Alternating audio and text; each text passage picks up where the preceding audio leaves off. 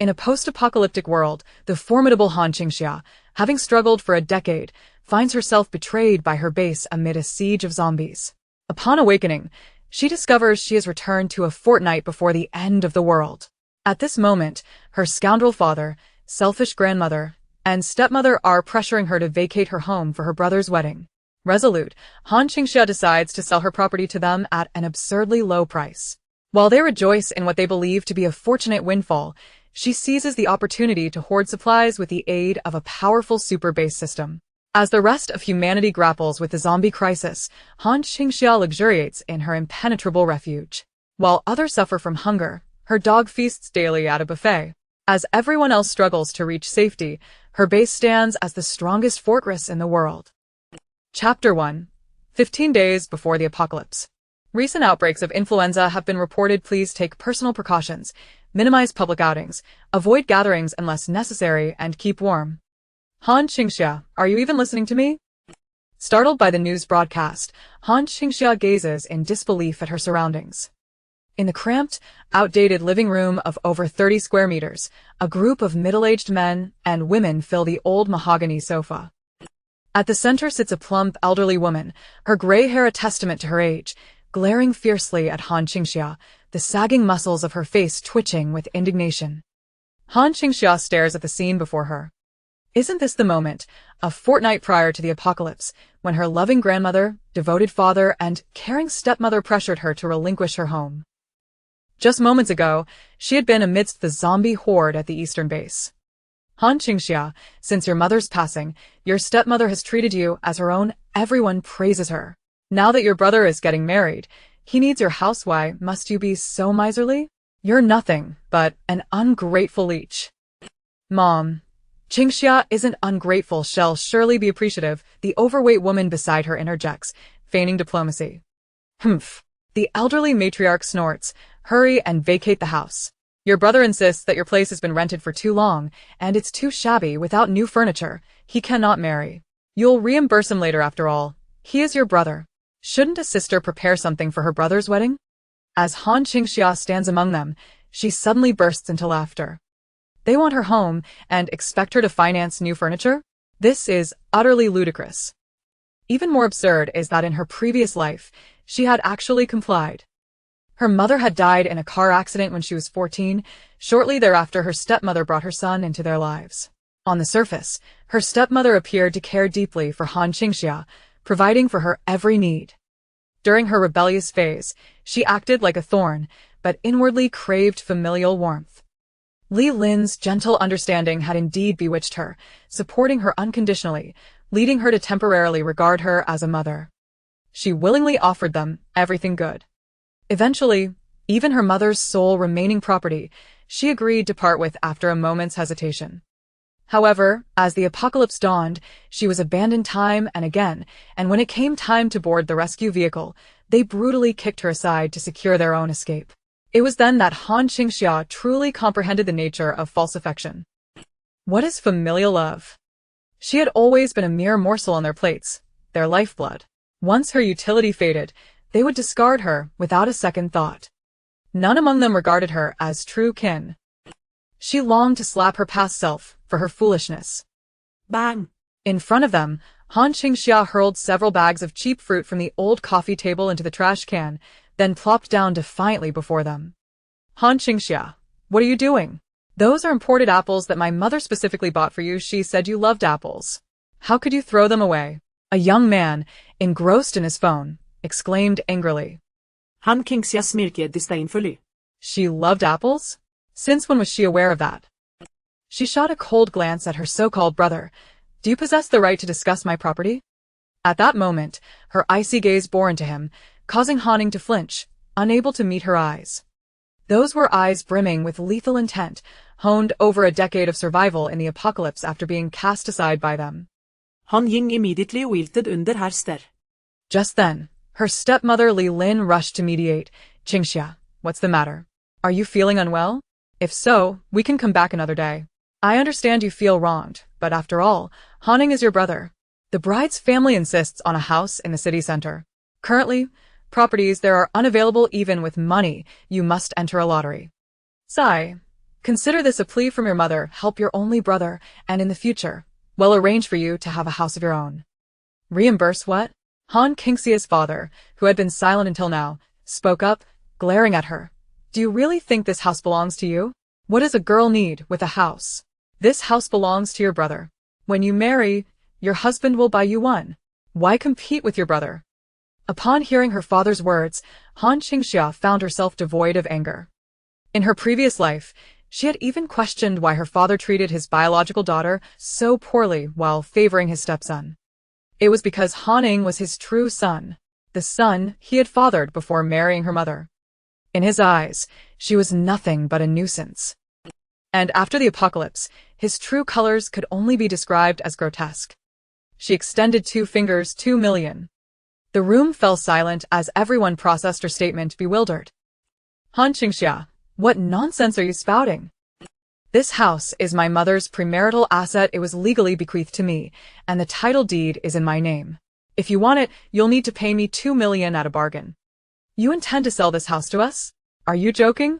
Besides, do we even have that much money? Han Qingxia lifted her wrist, displaying her electronic watch.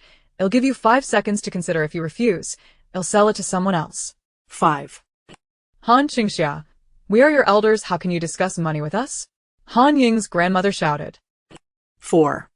You ungrateful wretch. Just wait until I... Han Qingxia shot a cold glance at the matriarch, hastening her countdown. 3, 2. I dare you. Han Ying's father stood, prepared to confront her. With a swift kick, Han Qingxia sent his chair flying, coldly watching as he landed unceremoniously on the ground. 1. Han Qingxia, you've grown audacious. You dare strike your father. Ignoring their furious outcry, Han Qingxia pulled out her phone to make a call. Manager Li, I wish to sell the house for 2 million. This property had been entrusted to an agency for rental until she turned 18, which is why it had remained intact. Since you want to collect it, Han Qingxia smiled at her adversaries, then Ni. Stop. We agree. Li Lin interjected hastily upon realizing Han Qingxia was about to sell. Qingxia, sell it to us. What a joke. This property was worth 3 million. 2 million would be a breeze to sell. Moreover, new properties in the city faced too many restrictions. Obtaining Han Qingxia's house would be a windfall. Though she had no idea why things had not unfolded as expected, the key was to ensure the bargain did not fall into outsiders' hands. At 2 million, while Han Qingxia was losing a bit, she needed quick funds. Time is money, and she needed both. Most importantly, after selling the house to them, they would be financially strapped. She calculated they had barely 2 million on hand. It is known that 3 days before the apocalypse, the government had issued warnings to stock up on supplies. She was eager to see what they would hoard. Beep, 2 million received in your bank account. Half an hour later, at the bank counter, 2 million appeared in Han Qingxia's account. Though Li Lin and the others were reluctant, they complied. Han Qingxia's phone buzzed incessantly with Manager Li's calls. She was disinclined to respond, fearing he might sell to the agency instead. The housing authority is closed for the holidays. Once they reopen, we can arrange the transfer, Han Qingxia informed them. No worries, Qingxia. We trust you, Li Lin said with a sly smile, her eyes narrowing like a cunning fox. The transfer isn't urgent. We'll notify you later. She feigned generosity and assurance, but Han Qingxia knew better. She was wary of her prospective daughter-in-law, fearing the title would bear her name. Currently, the deed bore Han Qingxia's name, allowing her to feign ignorance. Hearing this, a smile of satisfaction spread across Han Qingxia's face. This was splendid indeed. At that moment, Han Ying declared, Han Qingxia, since our family has purchased the house, you should leave immediately. Get rid of all your junk. I don't want any of it. I'll bring my wife over to buy new furniture. As they spent money, he instantly adopted a new demeanor. Yingzi, how can you expect your sister to move so soon? Allow her to stay a few more days. She is so considerate and will surely offer you some storage fee, not to mention replacing a few pieces of furniture. As her elder brother, you should be a bit accommodating. Mother, why do you still feel sorry for her? With that greedy demeanor of hers, she hardly deserves it. Hurry up and get out. And don't forget that mangy dog of yours. Take it away immediately. If I see it again, I'll have it for dinner. Mangy dog? Han Qingxia felt a shiver run through her at the thought of dealing with this group of people. Her beloved Xia Tian was still alive. She would no longer waste another second with them and dashed back to her home. Upon opening her bedroom door, a quiet German shepherd, pacing back and forth in the room, leaped into her arms. Woof woof. Xia Tian. As Han Qingxia embraced Xia Tian, tears of joy welled up in her eyes. Xia Tian was a retired military dog, a gift from her mother on her 10th birthday. It was incredibly perceptive and had been her companion during the most challenging times after her mother's passing. Her stepmother's family despised Xia Tian and had attempted to abandon it several times, yet Xia Tian would always return on its own. Eventually, they planned to give it away, but Han Qingxia was resolute in her determination to protect it. After several confrontations with her family, Li Lin decided to keep it for her stepmother's reputation, but it remained confined to Han Qingxia's room. It was only after Han Qingxia moved back into the house her mother left her that Xia Tian finally had some room to roam. However, upon the arrival of Han Ning and her family, Xia Tian was once again locked away. In her previous life, the apocalypse had not long begun when, taking advantage of her absence while searching for food, Han Ying's family had devoured Xia Tian, who was already aging. Han Qingxia had always blamed herself for failing to protect it. Xia Tian lickade Han Qingxias hand. Xia Tian, rest assured, I will never let you suffer again in this lifetime. Woof woof woof. Xia Tian barked, displaying its remarkable understanding. After ensuring Xia Tian's comfort, Han Qingxia began to prepare for packing. This house had been rented out for many years and had grown quite dilapidated, yet the furniture was all that her mother had acquired during her lifetime, purchased at a considerable expense. When her mother was alive, they had shared this space together. Though the items held little practical use, they were steeped in memories, and as Han Qingxia returned, her gaze lingered with reluctance. At that moment, a voice resonated in her mind. Ding. Super Lord system activated. Within 1 hour, for every item carried valued over 1,000 yuan, a reward of 1 cubic meter of space will be granted. Han Qingxia was taken aback. Her golden opportunity had arrived. Countdown, 59 minutes and 59 seconds. In disbelief, Han Qingxia absorbed the words echoing in her mind and casually grabbed the phone from the table to test it out. Beep. Mobile phone detected, valued at 4,999.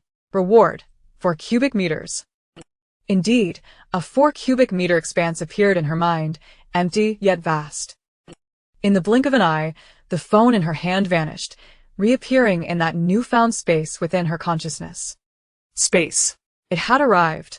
Chapter 2.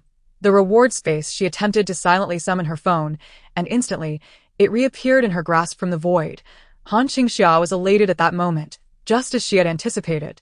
She had read her fair share of novels, and this was indeed the legendary system.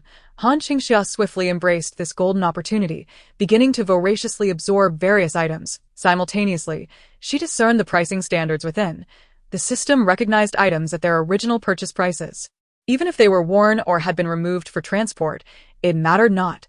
She immediately embarked on a fervent spree of moving and dismantling. Ding, detected gold jewelry, valued at 58,000 yuan. Reward, 58 cubic meters. Ding, detected a water cup, valued at 39 yuan. Ding, detected a calendar, valued at 10 yuan. Ding, detected a small desk, valued at 369 yuan. Reward, 4 cubic meters. Ding, detected a mahogany table and chair set, valued at 25,000 yuan. Reward, 25 cubic meters. Ding, detected a trash bin, valued at 15 yuan. In merely 10 minutes, from the smallest items like shoes, hats, and clothes, to pots, pans, and dishes, paper, pens, cups, trash cans, storage jars, collectible albums, and nail clippers, to larger furniture like tables, chairs, and cabinets. Everything movable was taken by Han Qingxia. Even the rotten apples brought over by Han Ning, and the others that day were picked up and tossed in. Ding, detected 5 kilograms of rotten apples, valued at 2.5 yuan. Upon hearing the price, Han Qingxia spat in disdain. What terrible luck! They brought in 5 mao per kilogram of rotten apples and claimed they were imported, all while asking her for 3 million for a house. What kind of outrageous family was that? Yet, she didn't mind. Even the smallest mosquito is still a morsel. She accepted it. Before long, her home was entirely cleared of movable items, and her focus shifted to the immovable. Ding, detected a toilet, valued at 1,999 yuan, With a surge of strength, Han Qingxia uninstalled the toilet. She had always possessed considerable strength, yet compared to her past life, where she had struggled for 5 years in a post-apocalyptic world, this current body felt significantly weaker. It seemed she needed to engage in some physical training during this upcoming period. After removing the toilet, Ding detected a wash basin, valued at 699 yuan. Ding detected a range hood, valued at 2,599 yuan. Ding detected a stove, valued at 489 yuan. Ding detected a security door, valued at 1,589 yuan. Damn it, she would dismantle everything she could. Not a single screw would be left for that bunch of miscreants. Ding detected a glass window, valued at 400 yuan. Ding detected flooring, valued at 150 yuan. In just 1 hour, Han Qingxia had completely stripped her home bare. Except for the walls, everything movable had been dismantled. The flooring was all ripped up, the windows and doors were removed, and even the non-transportable tiles were smashed and taken away. The countdown timer showed 3 seconds remaining. Han Qingxia, hearing the countdown, had a sudden thought and dashed to the doorway, standing on the railing to reach a small light bulb in the hallway. Ding detected a 10-watt light bulb, valued at 5 yuan. Time's up. Total reward, 289 cubic meters. Han Qingxia then turned to Xia Tian with a contented smile. Xia Tian, let us depart. Shortly after she left, Han Ning's family arrived with the newly pregnant bride, ready to settle into their new home. My dear, this is our new home, situated in the heart of the city, within a prestigious school district, spanning over 100 square meters, with only 2 households per elevator shaft. Our neighbors have yet to move in, granting us exclusive access to the entire corridor. The natural lighting is splendid, and this is the finest layout in the entire complex. It is merely 100 meters from your workplace. Should you wish to move in immediately, you are welcome to do so. The furniture and appliances are already in place. A throng of individuals ascended to the 3rd floor with great enthusiasm. Upon reaching the eastern unit, they were left utterly astonished. The entire residence was not merely bare but lacked even doors and windows. To add insult to injury, the light bulb at the entrance of the hallway had been removed. Han Ying's new bride, upon witnessing this, turned on her heel and departed, exclaiming, "Humph. You expect my family to undertake renovations for such a shell of a house. I must inform you that this house will not be considered for marriage unless it is adequately furnished. Moreover, my name must be included." Han Ying's grandmother was incensed to the point of feeling unwell. She contemplated calling Han Qingxia to inquire what on earth she had done. Although they had no interest in the existing items and planned to purchase new furniture and renovate, they could not possibly leave it in such a state of disrepair. They could simply acquire some new furnishings. After all, the flooring laid down by Han Qingxia's mother was quite commendable. How could it have come to this? Unfortunately, they were unable to reach Han Qingxia at that moment. Meanwhile, Han Qingxia found herself before an air raid shelter located in a tunnel on the outskirts of An City. Originally, this tunnel was intended for the construction of a mountain crossing highway, but due to insufficient funding and subsequent government replanning, the project was abandoned. After the cessation of the project, the government repurposed this location as a bomb shelter. "What do you intend to do with the bomb shelter?" inquired the intermediary who had accompanied her. Adhering to protocol, "I am starting a business, cultivating mushrooms," Han Qingxia replied casually. It was only in her previous life that she learned there are 3 categories of bomb shelters. The first category encompasses ordinary bomb shelters found beneath shopping malls, residential buildings, and underground hospitals. These locations are convenient, well-equipped, and capable of swiftly dispersing individuals. However, in a zombie apocalypse, they are utterly useless. In fact, areas with high concentrations of people are the quickest to succumb. The second category includes tunnel-style bomb shelters and specialized national defense facilities. The latter proved invaluable in the later stages of the apocalypse, with many stable large bases established around such facilities. Yet Han Qingxia could not lease one of those. The tunnel-style bomb shelter was perfectly suited for her needs. It was secluded, distanced from crowds, sufficiently spacious, and equipped with a comprehensive ventilation system and a sturdy iron door, exactly what Han Qingxia required. Furthermore, such shelters were easily rentable and quite affordable. The one Han Qingxia leased cost merely 2,000 for a year, with a minimum rental period of 20 years, by paying 3 years' rent in advance. She secured this expansive bomb shelter, which was equivalent to 5 basketball courts, for a mere 6,000. Upon hearing Han Qingxia's entrepreneurial aspirations, the intermediary regarded her as an unsuspecting fool, nearly bursting with delight. There truly are far too many Na'vi individuals. They focus solely on the low price without considering the remoteness of the location. Future transportation will be a hassle, he mused, noting that 9.5 out of 10 entrepreneurs are misguided. However, he refrained from sharing this insight with Qingxia. It was beneficial for him to have someone take over, and after collecting the payment, signing the contract, and receiving a 500 service fee, he departed without a word. Qingxia watched the intermediary leave with a beaming smile, equally silent. She gazed indifferently as the agent departed, realizing that she could not divulge even a single word of her true intentions. After 10 arduous years of survival in the apocalypse, the first lesson she learned was to refrain from forewarning the foolish about impending calamities, for the foolish themselves are a calamity. After sending the individual away, Qingxia led Xiadi and into the air raid shelter. She meticulously inspected the premises, and to her delight, in addition to a complete original ventilation system, she discovered a well left by a previous tenant and a length of electrical wire. Upon tasting the water from the well, Qingxia found it to be pristine mountain spring water, completely unconnected to the city's piping system. After the water treatment facility had been contaminated, tap water became utterly unusable. This well could provide her with a viable water source. Furthermore, the electrical wire, though currently inactive, indicated that circuitry had been laid out within. If she acquired a power generation device, she could activate the system here. Chapter 3. Stockpiling supplies. At that moment, she recalled that a significant portion of the tunnel was surrounded by barbed wire, although much of it had fallen into disrepair. It seemed entirely feasible to repair those barbed wires and restore electricity.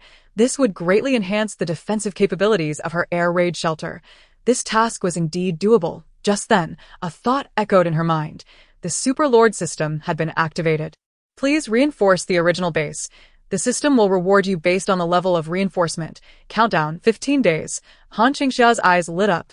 As she absorbed the implications of the new task, she received a system notification. Beep. Detected 1 base War Dog. Reward. War Dog's combat power increased 100-fold. Physical attributes enhanced 100-fold. Qingxia gazed in astonishment as she witnessed the transformation of Xiadi's physique before her eyes. His form grew robust, his claws elongated and sharpened to an astonishing degree, and the signs of aging that had previously marred him vanished, replaced by a fearsome, formidable aura. Woof woof woof. Qingxia was exhilarated. She had a small car left to her by her mother, ensuring reliable transportation. It was time to fervently fortify her base. She located a barbed wire factory and ordered 2,000 square meters of razor wire and circular barbed wire. This steel barbed wire could be wrapped around the existing fencing with minimal effort and remarkable effectiveness. 7 yuan per meter. Qingxia spent a total of 14,000 yuan. The order was substantial, prompting the owner to dispatch a large truck to assist Qingxia with the delivery. She guided them to an empty plot on the outskirts, instructing them to unload there. I'll call for a vehicle to pick it up later. All right. She was keen to keep the location of her base concealed, and fortunately, it was now dark. After the materials were unloaded in the desolate area, Qingxia enlisted Xiadi and to keep watch while she covertly transferred the items into her storage space. Taking advantage of the remote surroundings, today, her space had expanded to 289 cubic meters, with her own furniture occupying only a few cubic meters. Hence, there was ample room to accommodate the barbed wire. Once everything was stored, she drove back to the shelter with Xiadi and, along the way, she reflected on the necessity of renting an additional warehouse. Half an hour later, Qingxia returned to the air raid shelter. Upon her return, she commenced reinforcing a section of the dilapidated barbed wire. Working alone, she meticulously wrapped and secured it, while Xiadi occasionally fetched tools for her. The two toiled from dusk until dawn. At long last, she had successfully reinforced the entire 2 kilometers of barbed wire. Eagerly, she awaited the announcement of her reinforcement rewards. Just as she completed the final touches, a voice echoed in her mind. Reinforcement of barbed wire detected. Defensive effectiveness increased 100-fold. As the reward materialized, Qingxia marveled at the visibly thickened, denser, and sharper strands of barbed wire she had just fortified. Each blade of the razor she had purchased gleamed ominously, and the slender spikes had significantly lengthened. The previously flimsy barbed wire gate had now transformed into a formidable steel lift gate. She approached the netting and pushed with all her might. But it remained utterly immovable. She recalled that during her initial reinforcement, She had discovered that the barbed wire could effectively deter intruders. However, it would be futile against a vehicle's forceful entry or a massive horde of zombies. Now, even if thousands of zombies were to converge in an assault, they could not tear through her fortified barbed wire. Qingxia felt immense satisfaction. She was eager to purchase additional materials for further fortification. Yet a more pressing matter beckoned her attention. Goo goo, woof woof. She had grown hungry, and Xia Tian circled around her, visibly famished. You must be hungry too, woof. Xia Tian whimpered in agreement. They had only nibbled on a few morsels the previous day. Toiling the whole day, without officially stocking up on supplies yet, Qingxia recalled that she still had some food in her storage, thinking of the buns she had cleared from the house yesterday. With a flicker of intent, a steaming package of soup dumplings appeared in her hand. Still warm, Qingxia couldn't help but summon her refrigerator. Upon opening it, she was astonished to find that, even without electricity, it remained cold inside. Even in the absence of power, everything retained its original state.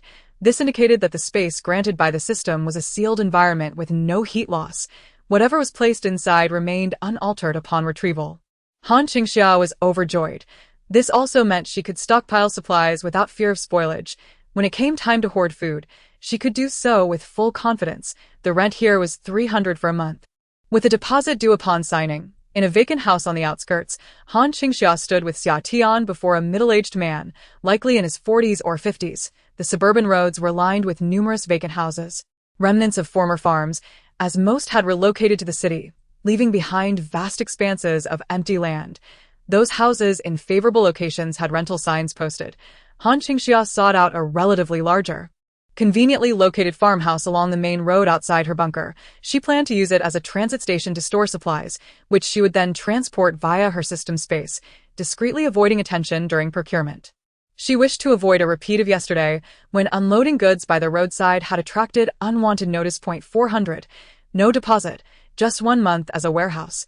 Qingxia negotiated with the landlord. That's not acceptable. If not, I'll seek another place. The landlord immediately halted her, conceding, fine, 400 it is, but you mustn't damage my property and you must vacate on time, no problem. Qingxia gladly paid the 400 and received the key. Upon the expiration of her lease, she was certain to vacate the premises, for she could not possibly wait until the designated day. Similarly, should she have provided a deposit, retrieving it would be an impossibility. Spending an additional 100 was certainly preferable to incurring a loss of 200. It was difficult to negotiate the price for the air raid shelter. This, however, was a matter that required frugality. Once she successfully secured the warehouse, she commenced the procurement of supplies. The first item on her agenda was food. She decided to divide her purchases among 10 stores, acquiring 400 bags of 50-pound rice from each. Stockpiling 100 tons of rice was her immediate goal. In truth, 100 tons was not an insurmountable quantity. Any regular wholesale grain depot could readily supply such an amount. Furthermore, a space measuring 5 meters in length, width, and height would suffice to accommodate this quantity. Her storage area was ample enough. The logistics of transportation were manageable. The total expenditure for this rice amounted to over 400,000 yuan, sufficient to sustain her for several lifetimes. Additionally, she intended to stockpile 1,000 boxes of instant noodles in various flavors, including Japanese tonkatsu, braised beef, seafood, spicy beef, and dry mixed noodles. She aimed to procure every conceivable flavor available on the market. With the onset of the apocalypse, instant noodles had become a luxury. Their ease of preparation, palatable taste, and rich nutritional content rendered them the ideal sustenance in such dire circumstances, eliminating the need to scour for seasonings.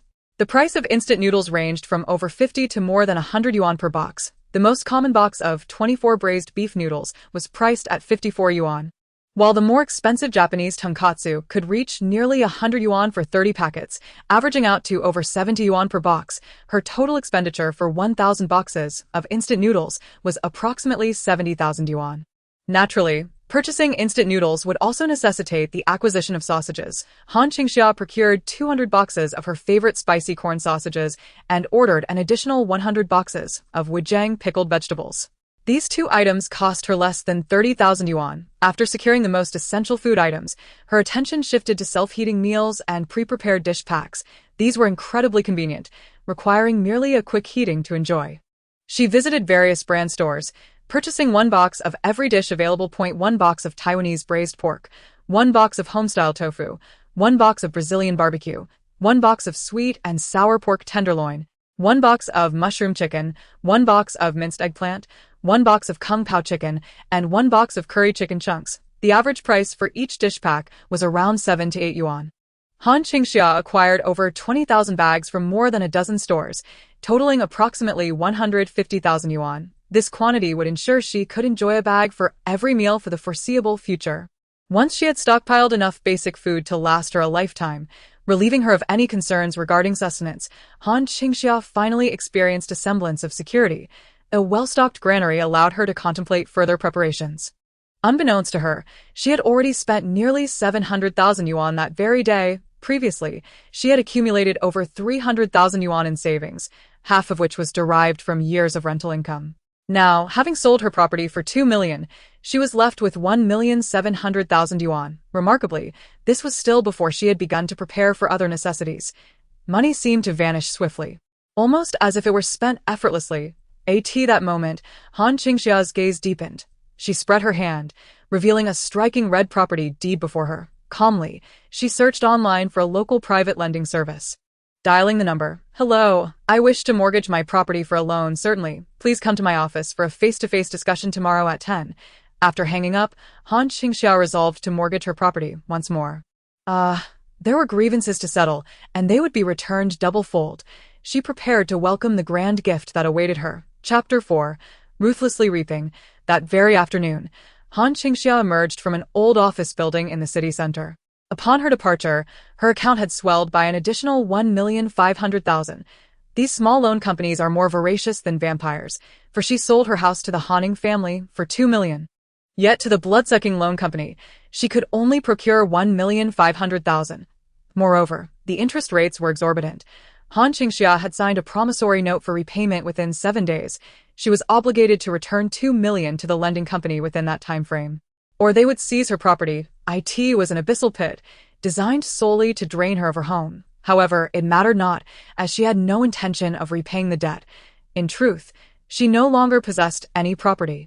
The 12-day loan cycle was perfectly timed, allowing the lending company to confront the Hanning family just before the onset of the apocalypse. By then, a fierce battle would ensue between the two parties. Neither was to be trifled with, yet it remained uncertain who would emerge victorious. Regardless of the outcome, in a matter of days, that house would devolve into mere vapor, with 1,500,000 now in her possession. Han Qingxia gazed at the funds deposited by the loan company.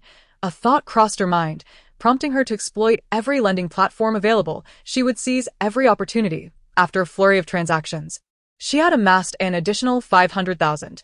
Purely for narrative purposes, please refrain from online loans. Stay away from online lending for a lifetime of happiness. Now, Han Qingxia possessed 3,700,000. She could now procure a substantial stockpile of supplies. With her coffers brimming, she first visited a building materials factory to fortify her fortress. Purchasing 40 to 50 surveillance cameras, she sought a vendor for generators. She required a power generation device. Generators come in wind, hydro, thermal, and diesel options. The first 3 were impractical, requiring cumbersome installations and significant time. With little to no stock available, custom orders from specialized manufacturers were necessary. While diesel presented a suitable alternative, "What kilowatt capacity do you require?" inquired the seller. "What options do you have?" 30, 50, 200 to 800, and over 1,000 is costly. Han Qingxia gathered insights on the attributes of diesel generators. The smallest, at 30 kilowatts, ranged in price from 10 to 20,000. A mid-range 200 kilowatt generator cost between 50 to 100,000. 300 kilowatts would exceed 100,000. With prices doubling thereafter, generators exceeding 1,000 kilowatts started at 1 million. Furthermore, imported models were an additional 20 to 30% more expensive. Purchasing domestic units is sufficient. Our domestic quality is not inferior to imports, and they are more durable and practical. Imports tend to be picky about diesel. What do you intend to use it for?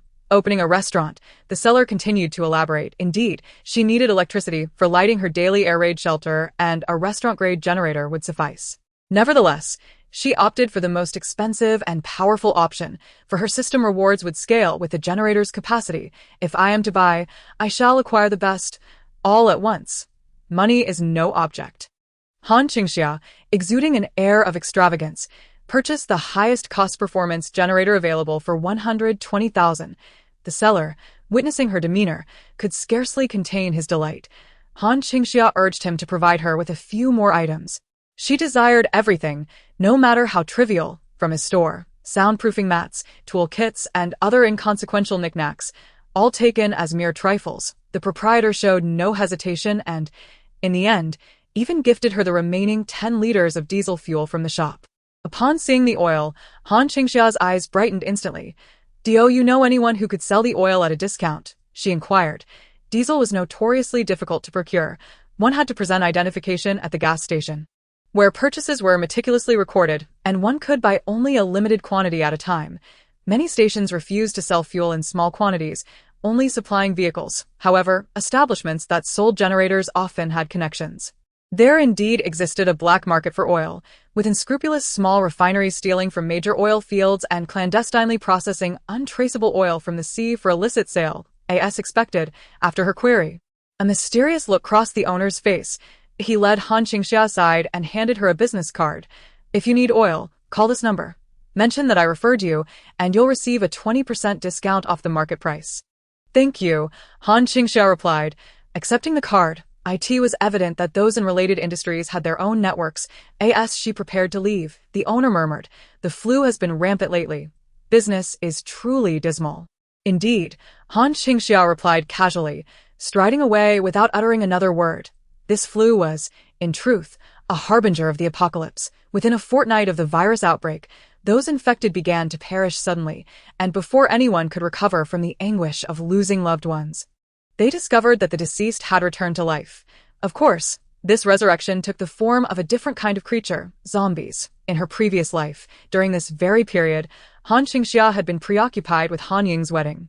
Han Ying's new wife had recently discovered her pregnancy, and Han Qingxia had been tirelessly assisting them in purchasing new furniture and managing renovations, while also accompanying her to the hospital on the day the apocalypse struck.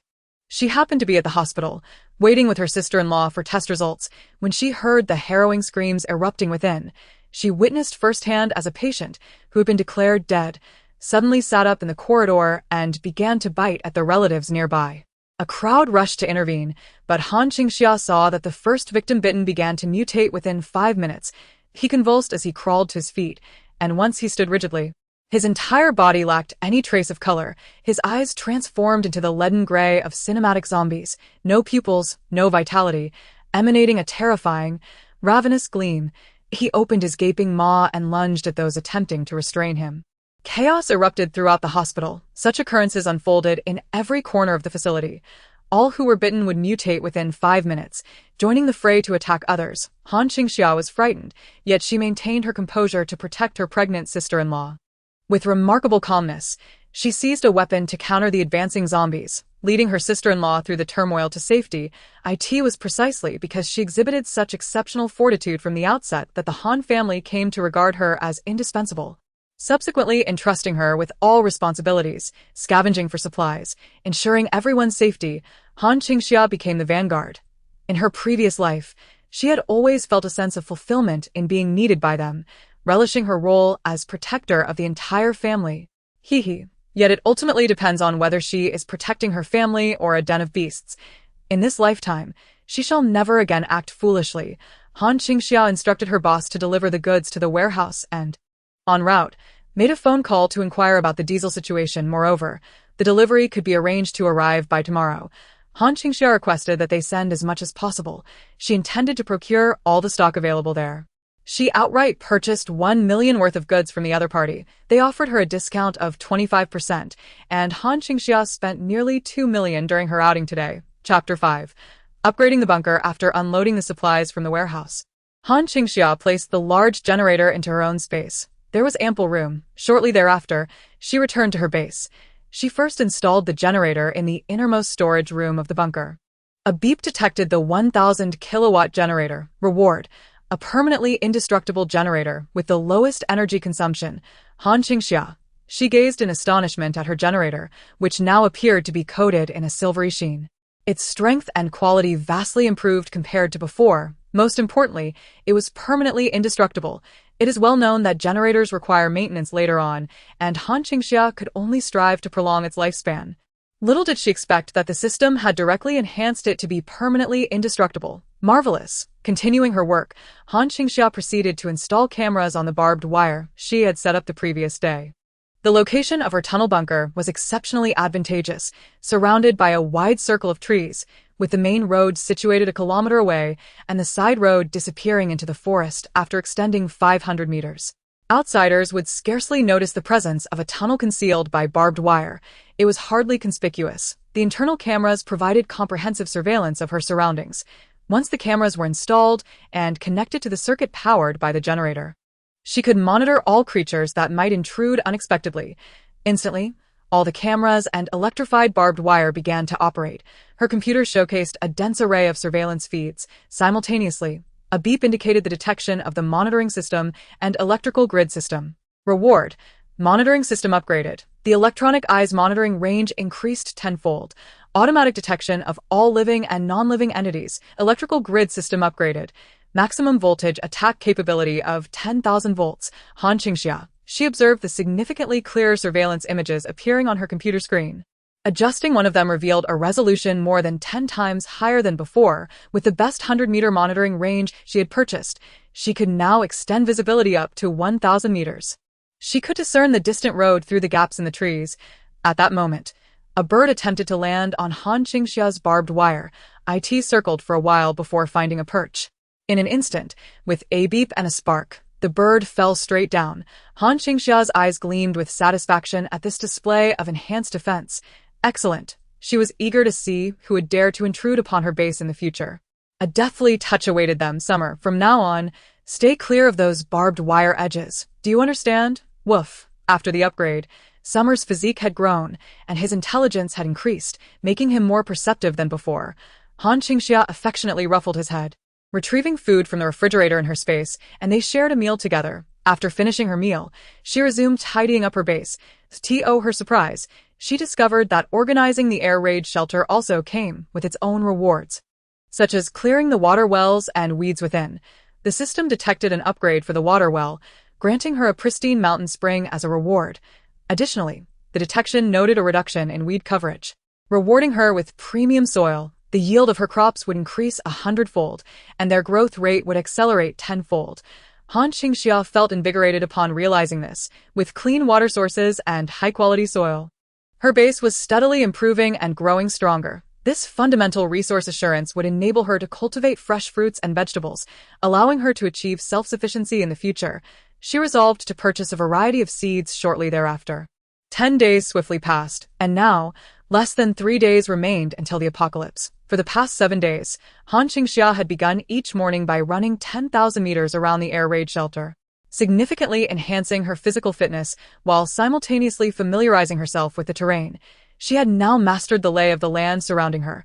Her tunnel-like air raid shelter was nestled within a mountain, with a circular wire fence built around it at a midway point on either side of the mountain slopes. The area where the wire fence connected to the mountain was a steep cliff, making it exceedingly difficult to bypass the fence. Approaching from the opposite side of the mountain was even more challenging.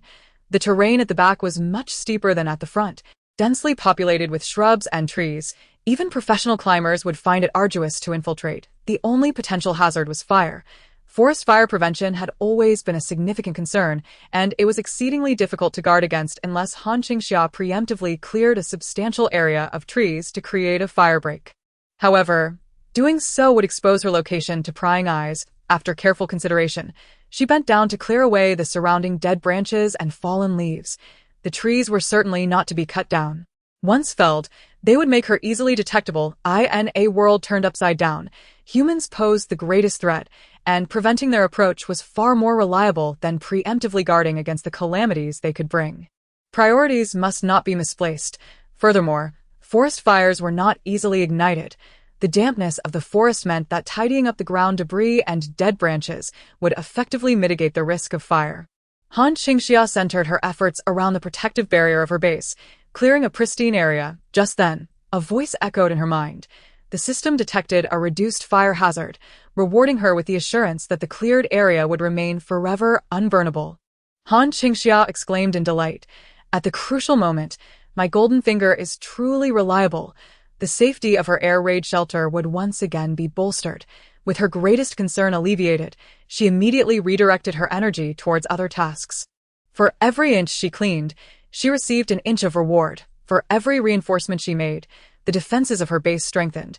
Her base was rapidly fortifying. Over these past few days, her deliveries had also been steadily arriving. After completing her daytime chores in the air raid shelter, Qingxia would venture to the warehouse at night to retrieve her items.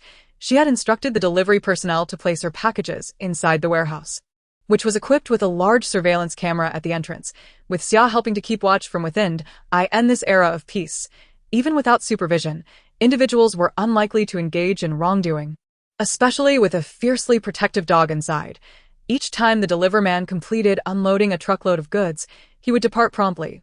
Qingxia would then retrieve her items at night, using her spatial abilities to transport them back to her base. The system detected that the warehouse was now fully stocked. Qingxia procured 100 tons of rice, 1,000 boxes of instant noodles, 200 boxes of ham sausages, 100 boxes of pickled vegetables, and over 20,000 bags of meal kits, all of which were meticulously arranged in the most spacious warehouse located at the back of her air raid shelter. This aptly named super warehouse ensures that food remains perpetually fresh. The grand door of the warehouse before Qingxia transformed in the blink of an eye into the kind of vault door one might see in a television drama. The sturdy metal door was impervious to even the most sophisticated explosive tools, opening solely through her own iris recognition.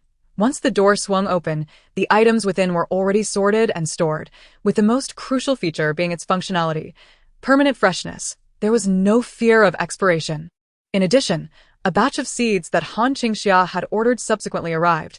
She had placed an order for common crop seeds and saplings. Almost all vegetable seeds were ready to be sown and nurtured, while crops like sweet potatoes required purchasing their seedlings.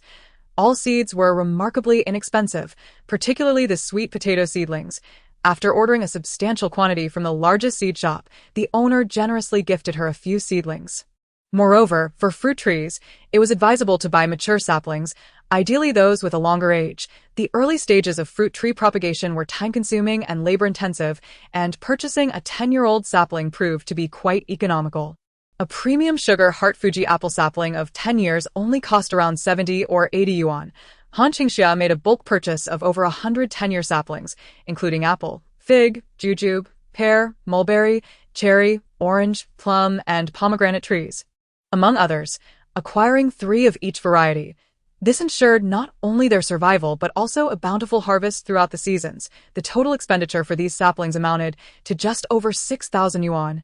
Occupying a mere half an acre of land, specifically, the vacant area to the right of her air raid shelter, on the left side, she constructed a state-of-the-art plastic greenhouse and shelves, into which she sowed a variety of vegetable seeds, leafy greens, cucumbers, eggplants, carrots, tomatoes, cabbages, scallions, and green beans. While many vegetable varieties can be conveniently grown from seedlings, Qingxia opted to cultivate seeds herself, considering that purchasing seedlings would only yield a single harvest, leaving her with no mature plants for the following year. For crops like potatoes, planting tubers sufficed. Fortunately, her land was of superlative quality, ensuring that once the seeds were sown, they would flourish without requiring excessive effort on her part. Within a mere 10 days, Qingxia's air raid shelter underwent a remarkable transformation, both inside and out, appearing entirely renewed. As time passed, only 3 days remained until the impending apocalypse. After planting the last sapling, Qingxia pondered what else she might require for a self-sufficient, secluded life. Even with an abundance of meal kits, nothing could compare to fresh food. Having dined solely on meal kits for the past few days, she felt that something was missing. She resolved to raise some chickens, ducks, and fish, allowing her the freedom to indulge in fresh meat whenever she desired. With this thought in mind, Qingxia promptly drove to the agricultural market. As usual, she left Xia in the warehouse to facilitate the delivery of supplies later. Having not ventured into the city for several days, she immediately sensed an unsettling atmosphere upon her return. Everyone wore masks, their faces etched with anxiety. "Little girl, what do you want? Hurry up, I need to close up and head home soon," came the voice of Qingxia, standing before a stall brimming with live chickens and ducks. Glancing at the dozen or so fowl, a mix of males and females, all appearing quite well fed, she said, "Then give me a discount, and I'll take them all." The vendor's eyes lit up at her words. You want them all? Yes. All right. I'll charge you 10 yuan per jean. Normally, my chickens are 15 and ducks are 11. Fine, did I? And total, there were 26 chickens and ducks, averaging 6 to 7 jean each, and Han Qingxia spent over 1,900 yuan after instructing the vendor to deliver the poultry to her warehouse. She continued her shopping spree. As she strolled through the agricultural market, she spotted an abundance of fresh fish. Han Qingxia's eyes glimmered. With a water source in the air raid shelter, she could easily create a small pond. She purchased over 30 fish from the stall, including carp, crucian carp, flower catfish, and grass carp, along with more than 40 jean of fresh shrimp. Han Qingxia adored shrimp, relishing dishes like oil-splashed shrimp, sweet and sour shrimp balls, and shrimp fried rice. She added a little extra to have them deliver a large plastic tank and oxygen supply to her warehouse, where she had them sent.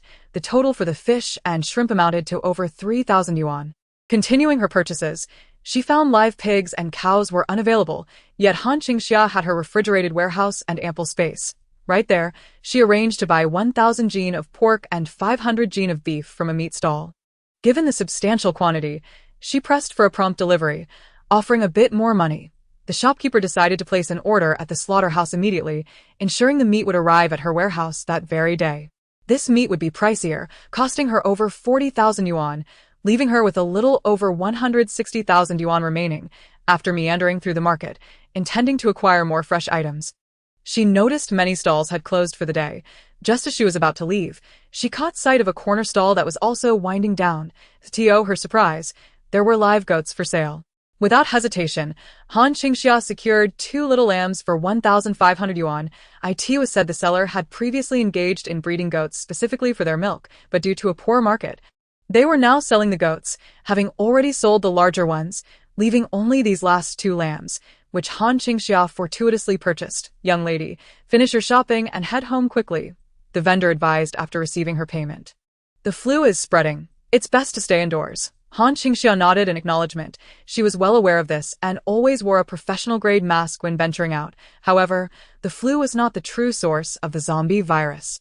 It merely weakened human resistance as it spread widely, allowing the zombie virus to infect those with compromised immunity, leading many to mistakenly believe that the flu was the real culprit. Han Qingxia had spent 10 arduous years in the apocalypse to gradually uncover such truths. Yet she remained in the dark about the origins of the zombie virus itself. There were whispers that the virus was the result of a divine hunting game, as it had brought about unprecedented changes in humanity. After ensuring the vendor delivered her purchases to the warehouse, Han Qingxia chose not to linger any longer at the market, with less than 3 days remaining until the outbreak of the apocalypse virus. She has resolved not to venture outside during this time. However, before her departure, she is determined to spend all her money. It would be absurd to hold on to such a substantial amount without utilizing it. Han Qingxia sought out a secluded spot devoid of surveillance, where she concealed 2 lambs in her space and drove away from the farmer's market with Xia Tian. En route, she encountered a farm tools store, where she procured an entire set of essential farming implements, including 20 shovels. Many are unaware that the shovel, as a cold weapon among agricultural tools, possesses formidable combat capabilities. During times of conflict, households without weapons would seize their own shovels. In rural brawls, wielding a shovel is no laughing matter. Today, among military-grade weaponry, the powerful military shovel has evolved directly from the shovel's original design. Particularly in apocalyptic scenarios, cold weapons often prove more effective than firearms. Han Qingxia amassed a considerable stockpile of shovels, more than sufficient for her current armament needs. Additionally, she acquired baseball bats, which also boast considerable striking power. Chapter 7. Raiding the Mall. Han Qingxia entered a sporting goods store. After purchasing several of the sturdiest and finest baseball bats, she also gathered a collection of adventure gear, flashlights, helmets, armor, protective gear, tents, protective suits, and tactical jackets. She ensured all outdoor necessities were covered. This expenditure totaled over 20,000. Furthermore, the store offered various emergency kit accessories, such as tweezers, pliers, bandages, thermometers, and more, prompting Han Qingxia to remember the necessity of a trip to the pharmacy. Upon exiting the outdoor gear shop, she headed to the pharmacy to replenish a stockpile of common medications: cold medicine, hemostatic drugs, antipyretics, vitamins, bandages, alcohol, iodine, and other essentials. She had no interest in prescription medications, as they were simply unnecessary. After 10 years of surviving in the apocalypse, those who required daily medications had long been eliminated. A small supply of emergency drugs sufficed. In such dire times, poor health is a grave sin. Upon leaving the pharmacy, it was already around 5 or 6 in the evening. The city was aglow with dazzling neon lights. At this point, Qingxia had gathered everything she could. She had ensured her basic needs, food, water, shelter, and other essentials, were met, and now she could consider replenishing her stock of daily necessities. She still had 1.57 million remaining. Time to indulge in some shopping, to revel in the experience. Whatever she saw, she would acquire. Before the end of the world, she would savor one last feast in this bustling realm. Qingxia first chose to dine at a Michelin-starred hotel. A luxury she had previously denied herself. She ordered an extravagant banquet featuring mushroom soup, garlic ribs, pan-seared silver cod, crispy chicken, and garlic shrimp, all the delicacies she had once deemed unaffordable. Satisfied with her garlic shrimp and filet mignon, Qingxia instructed the kitchen to prepare 10 portions for her to take away. She needed to bring some for Xia Tian as well. After securing a suite at the hotel, she continued her shopping spree at the mall downstairs. The mall was replete with an array of merchandise, with an enticing selection of food. Accustomed to hardship, Qingxia naturally gravitated towards the food section first, enticed by the fragrant egg waffles, takoyaki, Hong Kong-style cakes, pork floss pastries, fried skewers, fried chicken, fried pork chops, oden, ice cream, milk tea, and Cantonese sweet soups. The choices were overwhelming, and she realized just how much she wanted to buy. The primary constraints she faced were the lack of time and limited funds, which rendered these items unsuitable for her essential procurement list. In times of peace, they might have been delightful embellishments, yet in a post-apocalyptic world, they were mere trifles. However, in this moment, she could indulge freely in her purchases and revel in sumptuous feasting. Qingxia traversed from shop to shop, discreetly yet extravagantly approaching the staff, declaring her desire for all the snacks available. After settling the payment, she instructed them to deliver the bounty to her hotel room upstairs. Each sales assistant, upon hearing her request, widened their eyes in astonishment and hastily began to pack her orders. For instance, in the first bakery, every freshly baked item, bread, cheesecake, cream puffs, butter squares, mochi, cream rolls, durian milfai, egg yolk pastries, waffles, and butterfly pastries, was meticulously bagged for her. At the subsequent Korean fried chicken establishment, she ordered an array of flavors: sweet chili, amber sauce, garlic soy, honey mustard, and various forms of chicken, deboned pieces, drumsticks, wings, and whole birds. In the bubble tea shops, she sampled every flavor available: milk tea, fruit tea, ice cream tea, milk cap tea, and slushies. All of them. After completing her transactions and leaving her address, she slipped away without disturbing anyone else. By the end of her shopping spree, she had expended over 200,000 on snacks alone. Each store's stock typically amounted to roughly 10,000, while for those she deemed unnecessary to hoard, such as the cold noodle and egg waffle shops, she simply ordered one of each flavor, spending only a few hundred to a few thousand in those establishments, with her expenditure exceeding 200,000. She had effectively cleared out the small food stores on the second and third floors of the mall. Upon finishing with the snacks, she proceeded to the supermarket located at the very bottom. Naturally, this was a stop she could not forego. She initially pushed 2 large shopping carts, making a comprehensive sweep of the expansive warehouse-style supermarket. At the checkout, her carts were filled with a myriad of items, with each comprising only a single unit. For example, she took 1 bag each of various snack chips, a solitary pack of cookies and candies, a bottle of every beverage, and an assortment of ready-to-eat items like grilled sausages, roasted chicken, grilled fish, sushi, and rice boxes, all essential. She also ensured to procure semi-finished goods such as marinated chicken, pork chops, and fish fillets for her army stew. Household necessities included toiletries, face cream, and the almost forgotten essentials like sanitary napkins, disposable towels, and wet wipes. Of course, since this shopping spree was rooted in enhancing her quality of life, she also ordered indispensable home appliances such as a washing machine, a robotic vacuum, and a refrigerator. Previously, she would never have considered such expenditures, but now that she had the funds, it was imperative to indulge. After pushing her 2 laden carts out post-checkout, Qingxia directly approached the manager. She requested that he provide her with the entire inventory of the items in her carts, excluding the appliances. However, Han Qingxia had significantly underestimated both the stock and the prices of these goods. Before she could claim all that she desired from her 2 carts, her wallet was already empty. With 130,000, she had only managed to acquire a third of her intended purchases. How embarrassing! The prices of basic food supplies had been reasonable previously, but these processed items were exorbitantly priced. Staring at the sobering balance in her account, she ultimately resolved to settle for what she had acquired, deeming it sufficient. At worst, she could always create her culinary delights from raw ingredients in the future. She left her address with the manager, inquiring whether he could arrange for the delivery of the goods that very day. The manager assured her that it was entirely feasible. She gazed regretfully at the vast supermarket brimming with abundant supplies. Feeling a tinge of disappointment, after exiting the supermarket, she meandered upwards, exploring her surroundings. Thus far, she had only visited the food court of B1, B2, and the grand supermarket, AS for the clothing sections above. Her finances left little room for indulgence. She estimated that a mere 70 yuan remained in her account. 70 yuan could still afford a leisurely stroll. Even with limited funds, one could enjoy shopping. She first purchased a cup of iced cocoa for 14 yuan from a convenience store, and then ambled through one clothing shop after another. By the time she finished exploring the 3 levels of clothing stores, her iced cocoa was entirely consumed. During her wanderings, she had indeed spotted a few appealing garments. "How much is this baseball jacket?" she inquired. "Miss, it's currently on promotion. Half price, 2,000 yuan." Upon hearing the price, Han Qingxia fell silent. 2,000 yuan, even at half price, was still exorbitant. This was the finest mall in their locality, boasting high-end brands. It was truly beyond her financial reach. Leaving empty-handed, she caught a glimpse of manager Wang nudging the sales associate who had just quoted Han Qingxia. Why bother with her? Clearly, she's a penniless wretch. Did you not see her wandering through several floors with empty hands? She could never afford our merchandise. Be more discerning in the future. Learn to read, people. The chastised sales associate merely pouted and said nothing. Han Qingxia overheard their conversation but chose to disregard it, continuing on her way. Having struggled for so long in this post-apocalyptic world, she was no fool.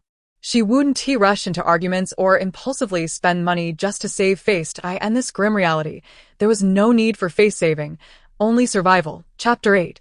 A severe reckoning for Haning. As Han Qingxia continued her exploration, she suddenly caught sight of 2 familiar figures. A young man accompanied a pregnant woman, striding ahead of her. Wasn't he that Haning and his wife, the very couple she had duped earlier? "Dear, please calm down. Today, buy whatever you desire. Just forgive me. Don't get too upset. It might affect the baby." "Haning, you have been deceiving me all along. Your family does not possess that house. You intentionally misled me. That house truly belongs to my family. Then what was that commotion earlier? The debt collectors arrived at your doorstep, claiming the house is theirs. They even sent your grandmother to the hospital, my wife. I am as bewildered as you'd. My mother genuinely purchased that house from Han Qingxia for 2 million. Once we find her, we can transfer ownership immediately. That cannot be right. Didn't your mother say that house still belongs to Han Qingxia? That it was gifted to you to live in, hence my name could not be added. How is it now that it's your family's and can be transferred? Darling, regardless, that house will be ours in the future. I am the only son in my family.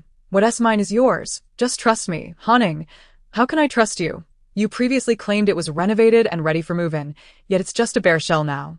You said it was your family's property, and now debt collectors are at your door. I can see clearly now. Your family is deceiving me. I absolutely will not keep this child. I'm calling it off right now." Darling. Han Qingxia stood at a corner, eavesdropping on their conversation, a smile involuntarily curving her lips. How delightful, how utterly delightful. And just 10 short days, the Han family had become embroiled in such drama, and now her grandmother had even been hospitalized. Yet, things could still become even more captivating. She observed Haning, who was desperately clutching the handrail of the escalator, racing after his wife, and mischievously let out a whistle in his direction. Haning, who was already in a state of utter disarray, turned his head upon hearing the sound and caught sight of a girl leisurely leaning against the glass railing, gazing over at them.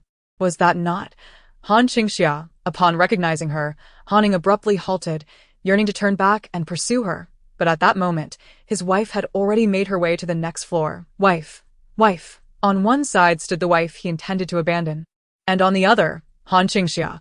Haning felt an overwhelming desire to split himself in two, After weighing his options, he ultimately resolved to chase after Han Qingxia. Damn it. If he could just capture that wretched girl and present her before his wife to explain, everything would be fine. He pivoted and sprinted up the descending escalator, hastening to pursue Han Qingxia. Han Qingxia strolled along at a leisurely pace, and as Hanning caught up, she had already circled around to the opposite escalator. Leading Hanning on a wild chase throughout the entire shopping mall, he pursued her all the way to the underground parking lot. Damn it. Where on earth do you think you're escaping to? You little vixen. Hanning, panting heavily, cornered Han Qingxia in the parking lot. You've schemed against me from behind. Just wait until I catch you today. At that moment, Han Qingxia, grinning mischievously at Hanning, casually closed the trunk of a car, implying that she was equally inclined. She emerged wielding a baseball bat. Upon spotting the bat in her hands, alarm bells rang in Hanning's mind. How dare you hit me? Before he could finish a sentence, Han Qingxia swung the bat with a resounding crack. She swiftly subdued Hanning, dislocating his jaw and rendering him speechless, dragging him into the corner of the parking lot for a thorough beating. Having fought for survival in the apocalypse for a decade, she had mastered various martial arts. With just 3 strikes, she could send an adult man into oblivion. However, she showed remarkable mercy towards Hanning. She pummeled him for a full 30 minutes, breaking his arms and legs, targeting only the most painful areas without taking his life. After half an hour, Hanning lay on the ground, barely conscious. Han Qingxia leaned against the car door, kicked his motionless form like a piece of dead meat, and bent down to retrieve his phone from his pocket, stepping on his head to call for emergency services using his own device. Look how benevolent I am, even dialing 120 for you. You ought to thank me. Hanning nearly spat blood upon hearing this. Damn it, if only she would move her foot off his head even slightly. He would have accepted her so-called kindness. You ungrateful wretch. Just like your grandmother, you'd better recuperate well in the hospital. With a firm press of her foot, she sent him into a 7-day coma. Han Qingxia tidied up the scene, extracting all of Hanning's personal information to ensure that the hospital would have no means of identifying him when they called for help. She also transferred all his money from WeChat and Alipay into her own phone. His phone was fingerprint secured, and she easily completed the transactions using his own fingerprints. After finishing her tasks, she transported him to a bar street outside the parking lot. The location from which she reported the emergency was also situated within the bustling nightlife of the bar district. Before long, the ambulance arrived, and she stood by as a mere bystander, observing the paramedics carry the injured away. Calmly, she leaned against a lamppost, using her Hanning phone to message her parents, informing them that she had been attacked and urging them to go to the hospital to find her. After completing these tasks, Han Qingxia sold her phone to a small roadside shop. Even if they were to report the incident, it was certain that within 3 days, they would not trace it back to Han Qingxia. By the time they investigated Han Ying's whereabouts and connected it to her, it would be too late. After confronting Hanning, Han Qingxia found herself with an additional 30,000 yuan in her account. With this newfound wealth, she replenished her supplies, emptying several shelves at a convenience store outside the mall and loading the goods into her small cart. Just as she was about to drive away, the door of her car swung open with a bang, revealing a man collapsed on her vehicle. Han Qingxia's gaze darkened as a group of stylishly dressed men and women approached, lifting the man off her car. Apologies, miss. My friend is just a bit inebriated. One burly tattooed man waved at Han Qingxia in explanation. Once they had hoisted the unconscious man, the group departed, laughing and chatting. Damn it, Lao San went down after just 2 drinks. He used to claim he could hold his liquor. Perhaps marriage has weakened him. Laughter erupted, echoing around them. Han Qingxia leaned against her car window, her eyes following the departing group, fixating on the young man who had been hoisted up. His head hung low, his body rigid, and the hand dangling limply by his side appeared unnaturally pale. However, he soon regained consciousness. What has happened? What is wrong? Drunk already? You're utterly useless. How little did you even drink? Must be the work stress. I really need to head back. Head back? No way, we're drinking until we drop. Tonight, we want to return until we're completely smashed. The group continued their jovial banter as they left. While Han Qingxia's expression grew increasingly profound, she glanced down at her phone to check the time. It was the 9th. The outbreak of the zombie virus in her previous life had occurred on the 11th. The apocalypse was imminent on 8.11, Chapter 9. The arrival of the apocalypse, she returned to her hotel room, which was already brimming with supplies, having arranged for the front desk to send items up. She opened the door to find every surface, The table, the floor, and the bed, laden with goods, including quite a few still warm fried chicken pieces. With a wave of her hand, Qingxia stowed everything into her storage space. She decided to spend the night there and leave the following day. One must not waste what one had paid for. Before sleeping, Qingxia engaged in 3 hours of physical training, pushing her body to its limits before finally taking a shower. She then checked the surveillance footage from her bunker and warehouse, ensuring everything was secure. Both locations appeared tranquil, and she exchanged a few words with her robotic assistant, Xia Tian, instructing it to keep an eye on her belongings as she would return early the next morning. Xia Tian responded with a human-like acknowledgement and settled down in its designated spot within the warehouse. Qingxia slept soundly in the hotel until 6 the next morning, awakened by the blaring sirens of police cars and ambulances. Residing in a centrally located hotel with excellent soundproofing, she was nonetheless quite sensitive, waking at the slightest disturbance. The moment she heard the wail of police sirens, she dashed to the windowsill, pulling aside the curtains to peer down. She was indeed met with a multitude of flashing police cars and ambulances. Not far from her hotel lay a bustling area filled with bars and entertainment venues, from whence these emergency vehicles emerged.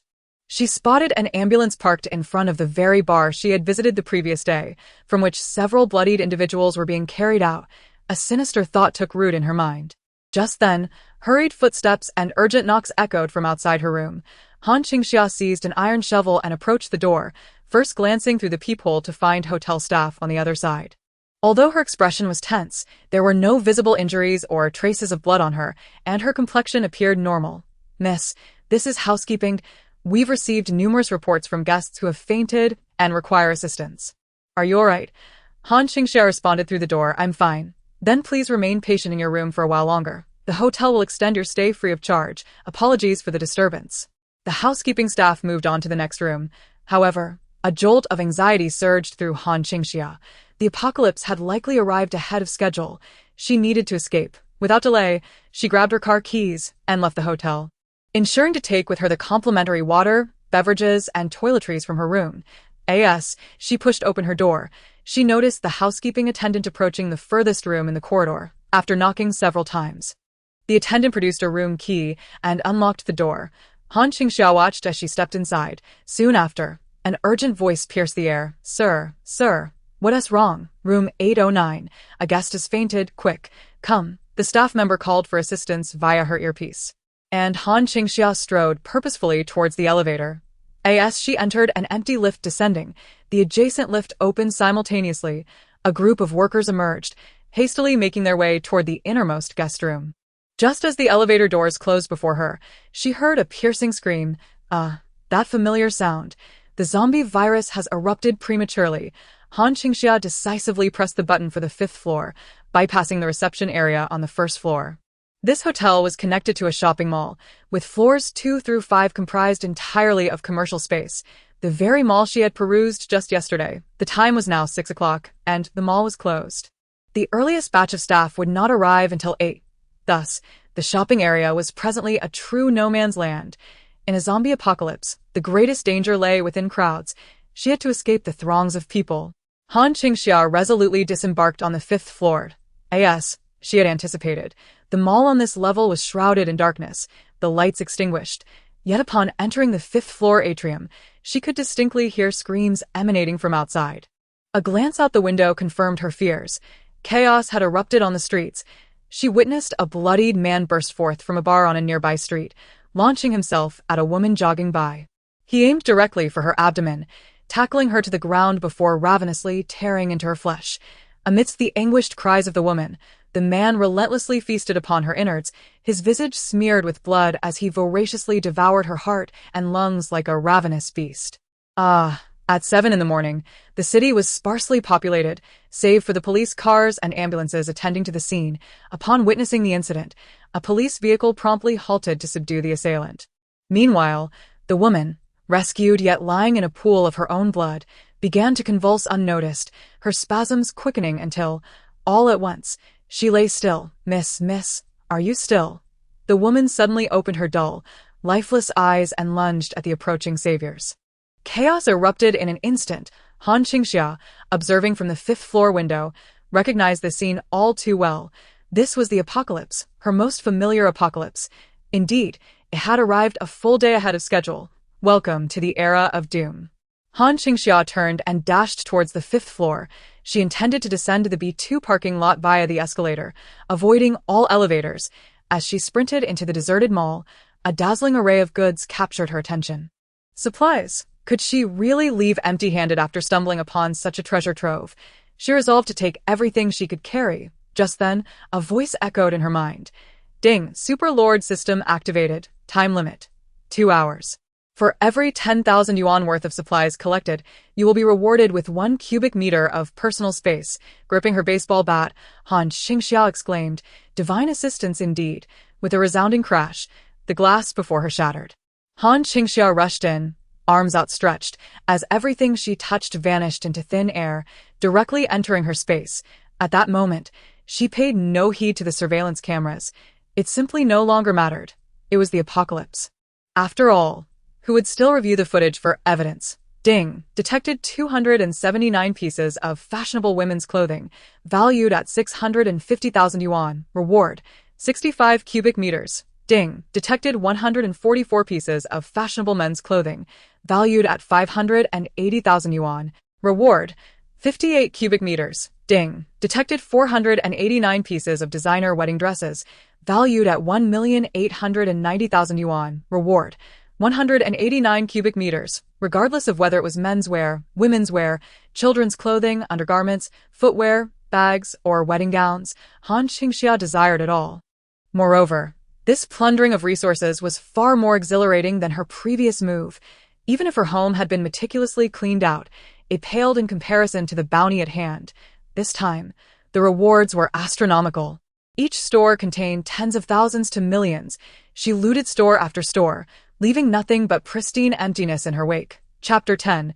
Zero-cost rampage through the mall. After approximately an hour, Han Qingxia had thoroughly ransacked the luxury boutiques across several floors. She spared nothing from women's wear to men's wear, children's clothing, athletic gear, footwear, bags, watches, cosmetics, including the grand jewelry and diamond emporiums below. The latest pineapple phones and computers were being eagerly absorbed. While America boasts Apple, China has pineapple. Previously unaffordable items like SK2, the small light bulb, and La Mer were now being eagerly claimed.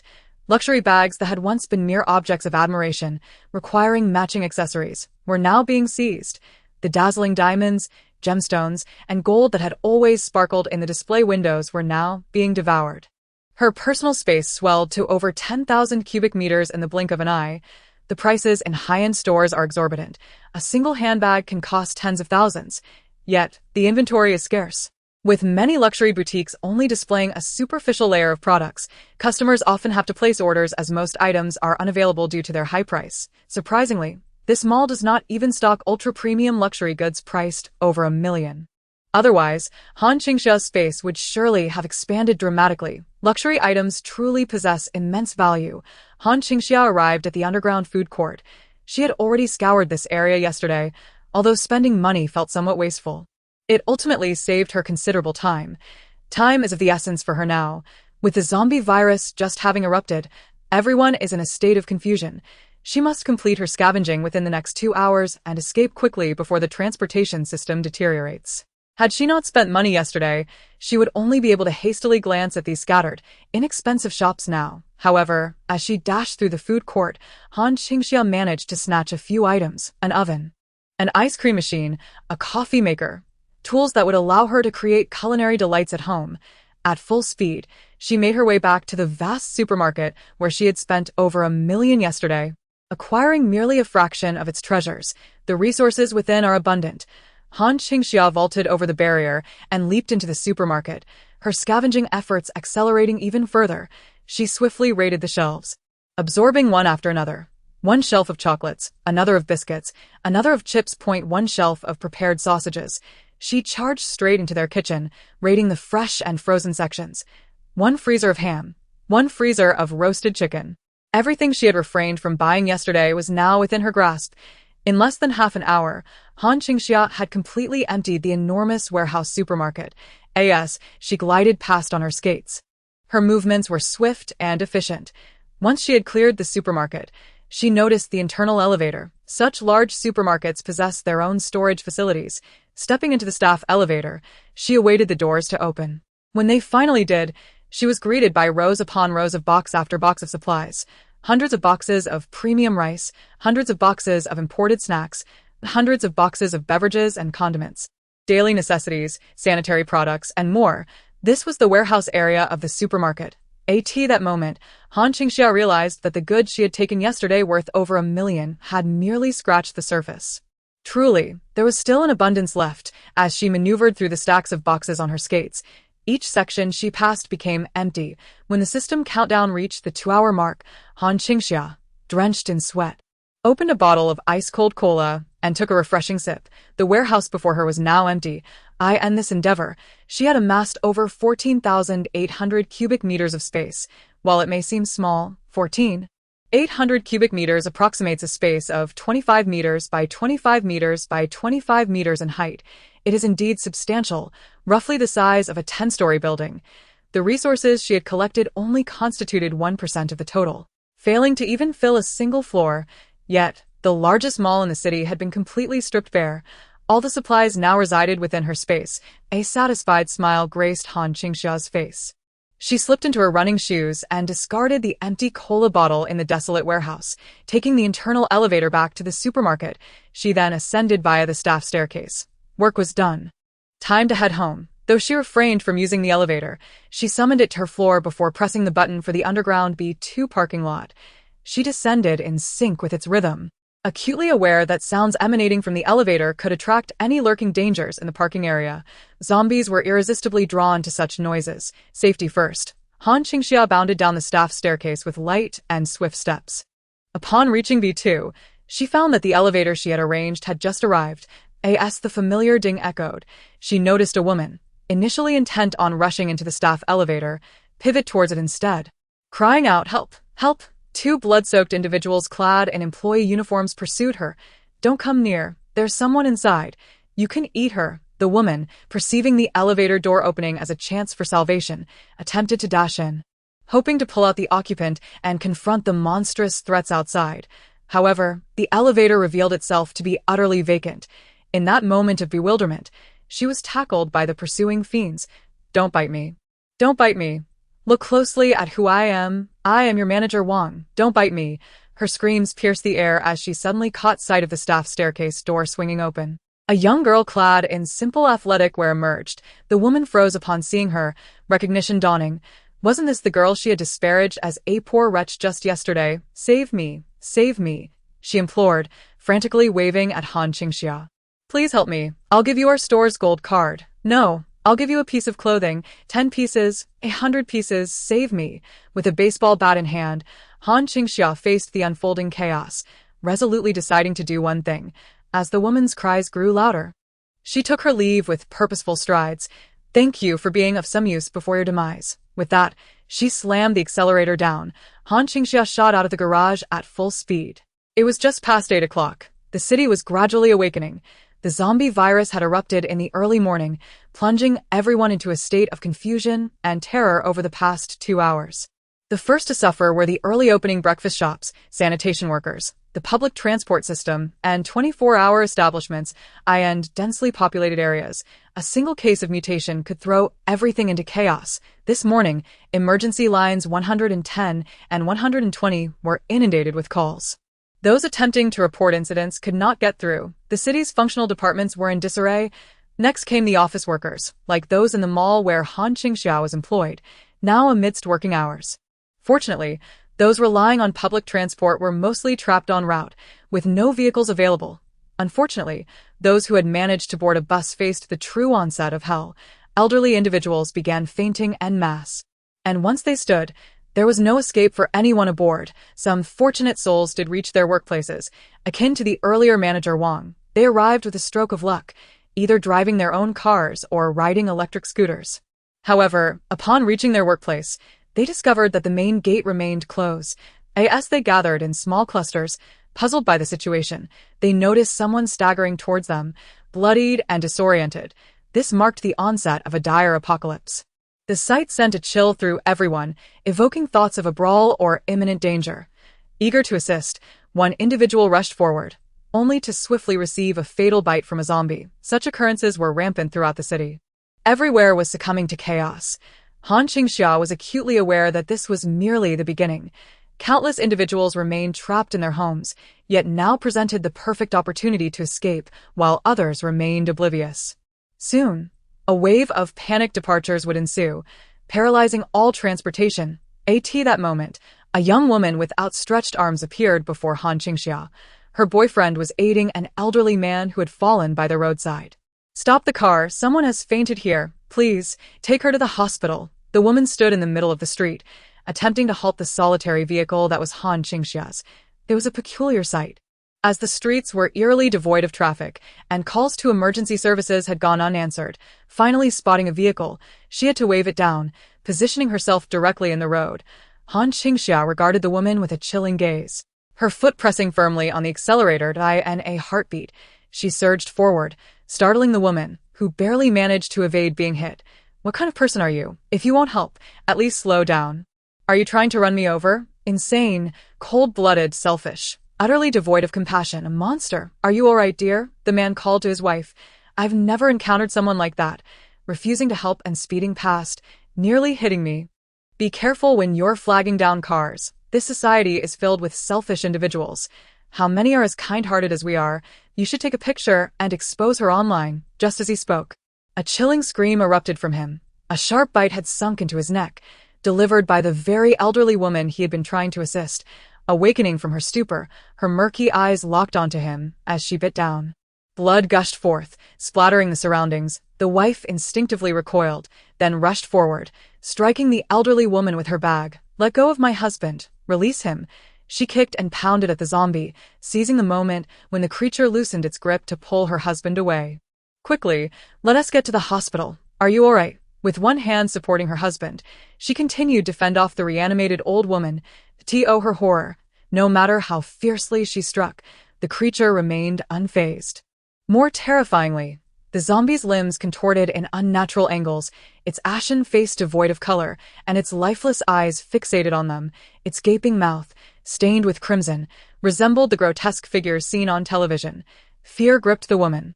Could this truly be a zombie? At that moment, she was violently thrown to the ground by her husband, now a creature of the undead, as he sank his teeth into her neck. "My dear husband, I am the one.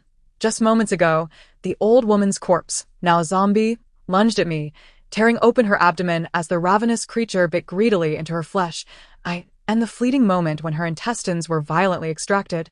The last image she beheld was that of a speeding car, its exhaust trailing behind. The vehicle had not ceased its motion. Qingxia caught a glimpse of the woman being overwhelmed and devoured in the rearview mirror. Quickly averting her gaze, kindness and warmth. Alas, such virtues belong only to paradise. Here, however, is hell. Qingxia pressed the accelerator to the floor. Whoosh! Boom! Crash! As she surged forward, Qingxia began to realize that the road ahead was deteriorating rapidly. An abundance of vehicles and panicked crowds were fleeing against her direction. Several overturned cars blocked a significant portion of the lane at the upcoming intersection. Maneuvering around the wreckage, Qingxia noticed clusters of zombies surrounding the open doors of the vehicles.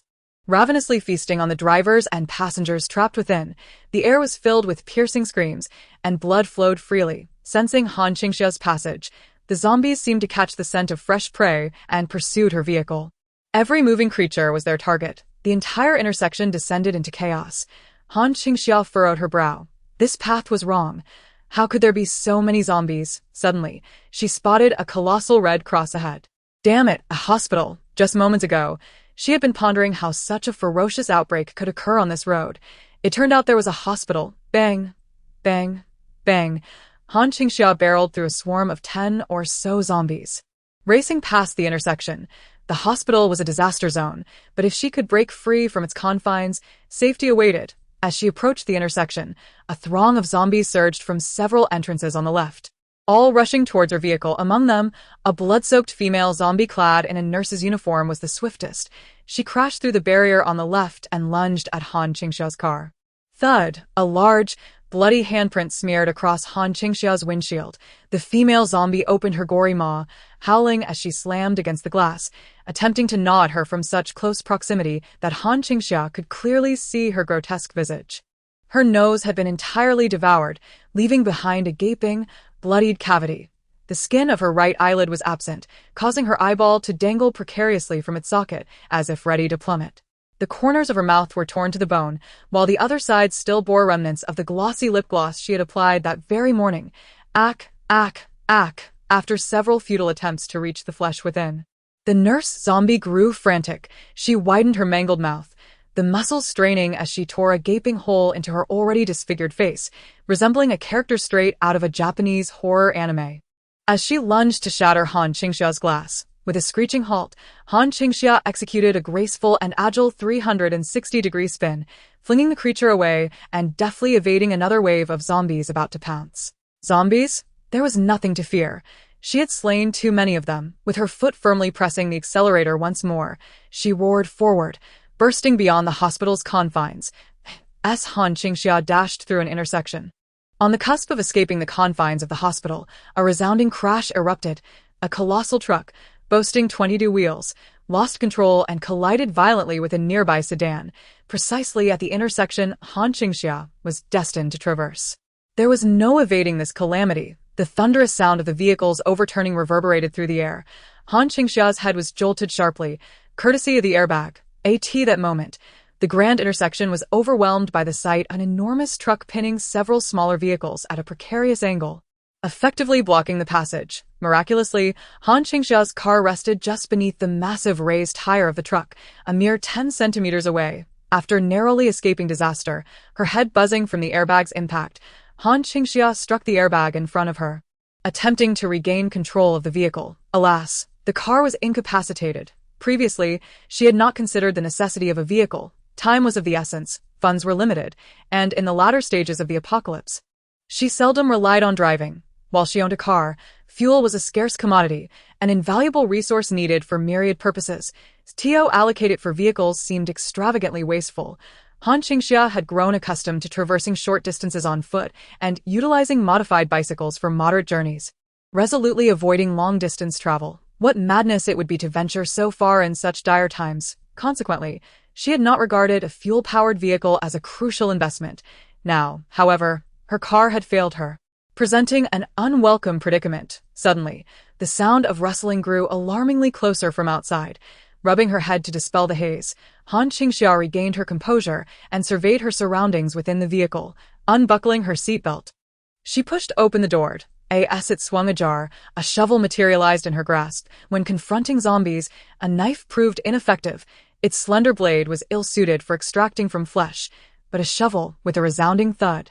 Han Qingxia brought the shovel down upon the nearest advancing zombie, a decrepit old man, flattening his head with brutal efficiency. Following that, a swift kick sent the shovel's blade penetrating into the zombie's skull, severing its brainstem. Thus, the creature was definitively dispatched. She twirled the shovel in her hand, slightly disheartened as she withdrew. It was still early in the outbreak, and the zombies lacked crystal cores in their brains. Thus, her method of extermination could be more primitive and direct. Bang, bang, bang. Identifying a less crowded area teeming with zombies, Han Qingxia wielded her shovel with lethal precision, clearing a path through the wreckage. The majority of the undead had congregated around the front of the accident. Drawn by the overwhelming scent of blood, with nimble agility, she moved swiftly and silently, capitalizing on the relative scarcity of zombies to make her escape from the disaster site. Just as she was about to break free from the intersection, a scream pierced the air from a nearby vehicle that had also been struck, yet its occupants were miraculously alive. It was an opulent sports car. She had killed. The girl in the passenger seat trembled, clutching her boyfriend's hand in terror as she gazed out at the carnage wrought by Han Qingxia. Casting a cold glance at their vehicle, she noted that its airbag had also deployed. Withdrawing her gaze, she deemed the car worthless, much like its occupants.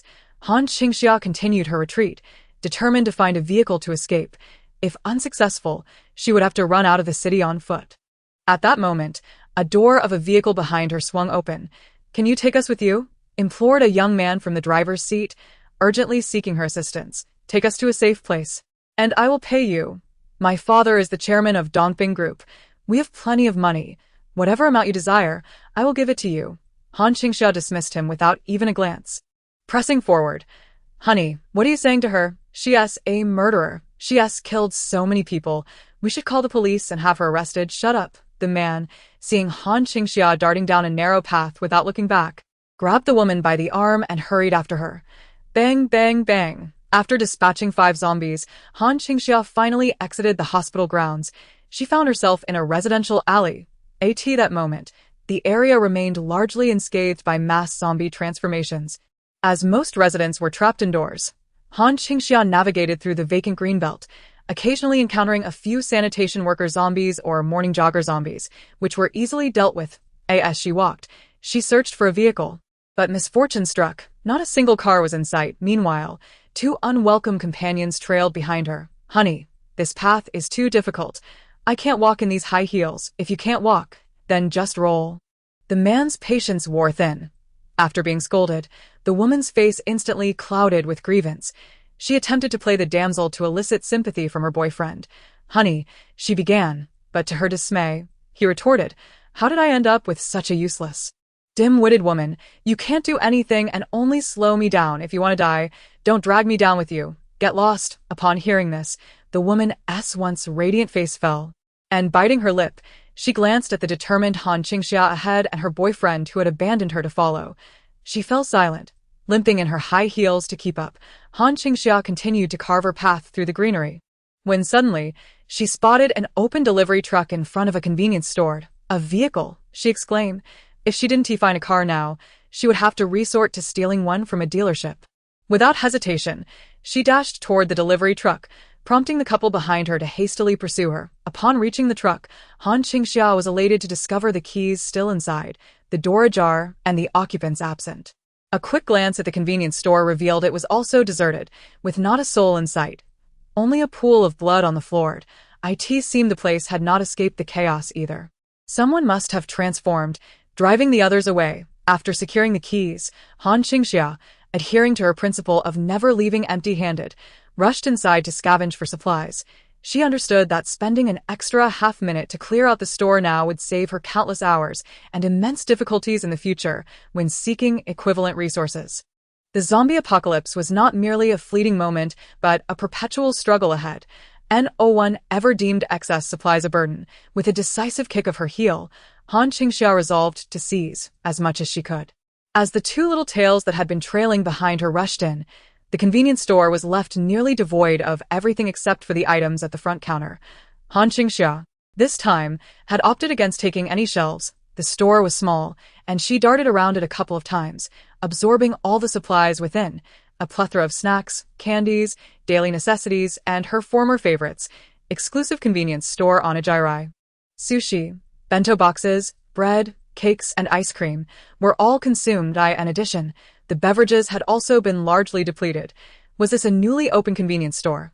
A woman burst in, panting, only to find the shelves nearly bare. Han Qingxia was aware of the little tails following her closely. As she prepared to leave, she pretended to carry 2 buckets of water and made her way to the vehicle outside, right in front of them. Hey, you didn't pay for that, and now we have nothing to eat. The woman shouted defiantly at Han Qingxia. Her words elicited nothing but a curt retort from the man beside her. Are you out of your mind? After scolding her, the man attempted to catch up with Han Qingxia. Miss, could you take me with you? To the Qingxia mansion in the west of the city. Once we arrive, I'll pay you 1 million. Han Qingxia got into her vehicle and slammed the door shut. Her interest piqued enough to reply, do you really think money is of any use right now? The man's expression soured instantly. At this moment, money was utterly worthless, of no use whatsoever. He watched helplessly as Han Qingxia drove the delivery truck away. Darling, look at her. She's ignoring you completely. What should we do? We must call the police. Fool, do you really believe the police and money still hold any value now? The man bellowed in anger. 40 minutes later, Han Qingxia successfully navigated out of the city and onto the suburban roads. As she distanced herself from the metropolis, the number of zombies and mutants on the streets significantly dwindled. The periphery appeared to remain unaffected for the time being. Zzz. Han Qingxia parked her vehicle in front of her warehouse. Woof woof. Xia Tian immediately sensed Han Qingxia's arrival and excitedly barked at her. Han Qingxia approached and affectionately ruffled its head, acknowledging its hard work. She then gathered Xia Tian and loaded a substantial amount of goods from the warehouse. These were the supplies she had procured from the farmer's market and supermarket the previous day. With a grand gesture, all the densely packed materials entered her spatial realm. Her space was capable of accommodating the chickens, ducks, and lambs she had acquired yesterday. This thought, she attempted to include Xia Tian within. Yet woof woof woof, it could not be done.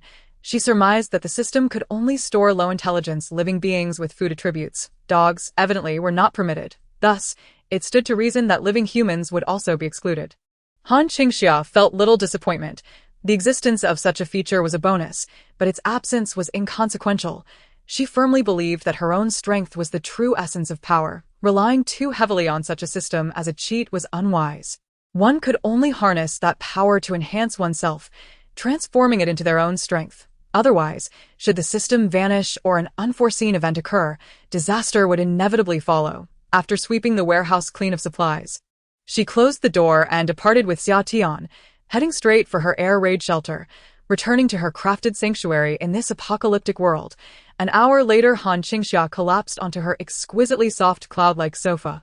Having just returned from a shopping spree at the mall, she opened a bottle of cola and heated up the delectable steak and shrimp leftovers from the Michelin-starred restaurant in the microwave. Together with her beloved dog, she sat in front of the enormous television, engrossed in the current news broadcast. Emergency report! Emergency report! This morning, a significant number of violent incidents resulting in bloodshed have occurred. Let us join our correspondent on site for further insights. And the on-the-scene interview. A reporter approached a restricted area marked by police tape, following the camera's focus. Within his frame, Chapter 12. National collapse was unmistakably the vicinity of the hotel from which Han Qingxia had fled earlier that morning. The bar street was cordoned off with prominent police tape. Inside the barrier, officers were desperately deploying smoke grenades and other crowd-dispersing measures to quell the surrounding tumult, yet their efforts bore little fruit. Amidst the thick smoke, a mass of heads bobbed, interspersed with intermittent screams. Vehicles were overturned or smashed, while ambulances were ensnared in the chaos. Medical personnel were nowhere to be found. Clearly, after the incident, a throng had attempted to escape but failed to do so. "Leave, quickly, leave," shouted the police at the periphery of the tape, urging those who dared to approach. The scene was undeniably gruesome, and the reporter, with a grave and anxious expression, surveyed the turmoil, uncertain of the underlying cause. Let us interview a witness. That moment, the reporter spotted an injured individual emerging from the smoke and promptly rushed toward him with the camera. "Sir, do you know?" A piercing scream erupted, causing the camera to jolt violently, spinning in disarray, as if the cameraman had also fallen victim to an attack.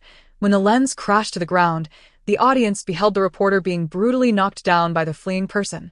Blood gushing forth in a sudden spray that splattered the camera. The screen abruptly went blank, and the live broadcast was cut off. The citizens watching this unfolding drama at home were left in stunned silence. Han Qingxia observed the halted broadcast with a slight arch of her brow. Her timely departure had indeed been fortuitous.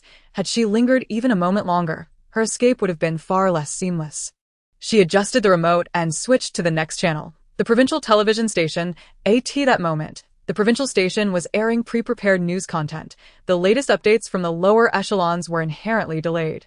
While the city station was capable of broadcasting live reports, the provincial station had yet to grasp the unfolding events. After delivering a segment on economic news, the host continued with a cheerful announcement regarding flu warnings. Due to the ongoing flu outbreak, we urge everyone to minimize outdoor activities to avoid cross-infection.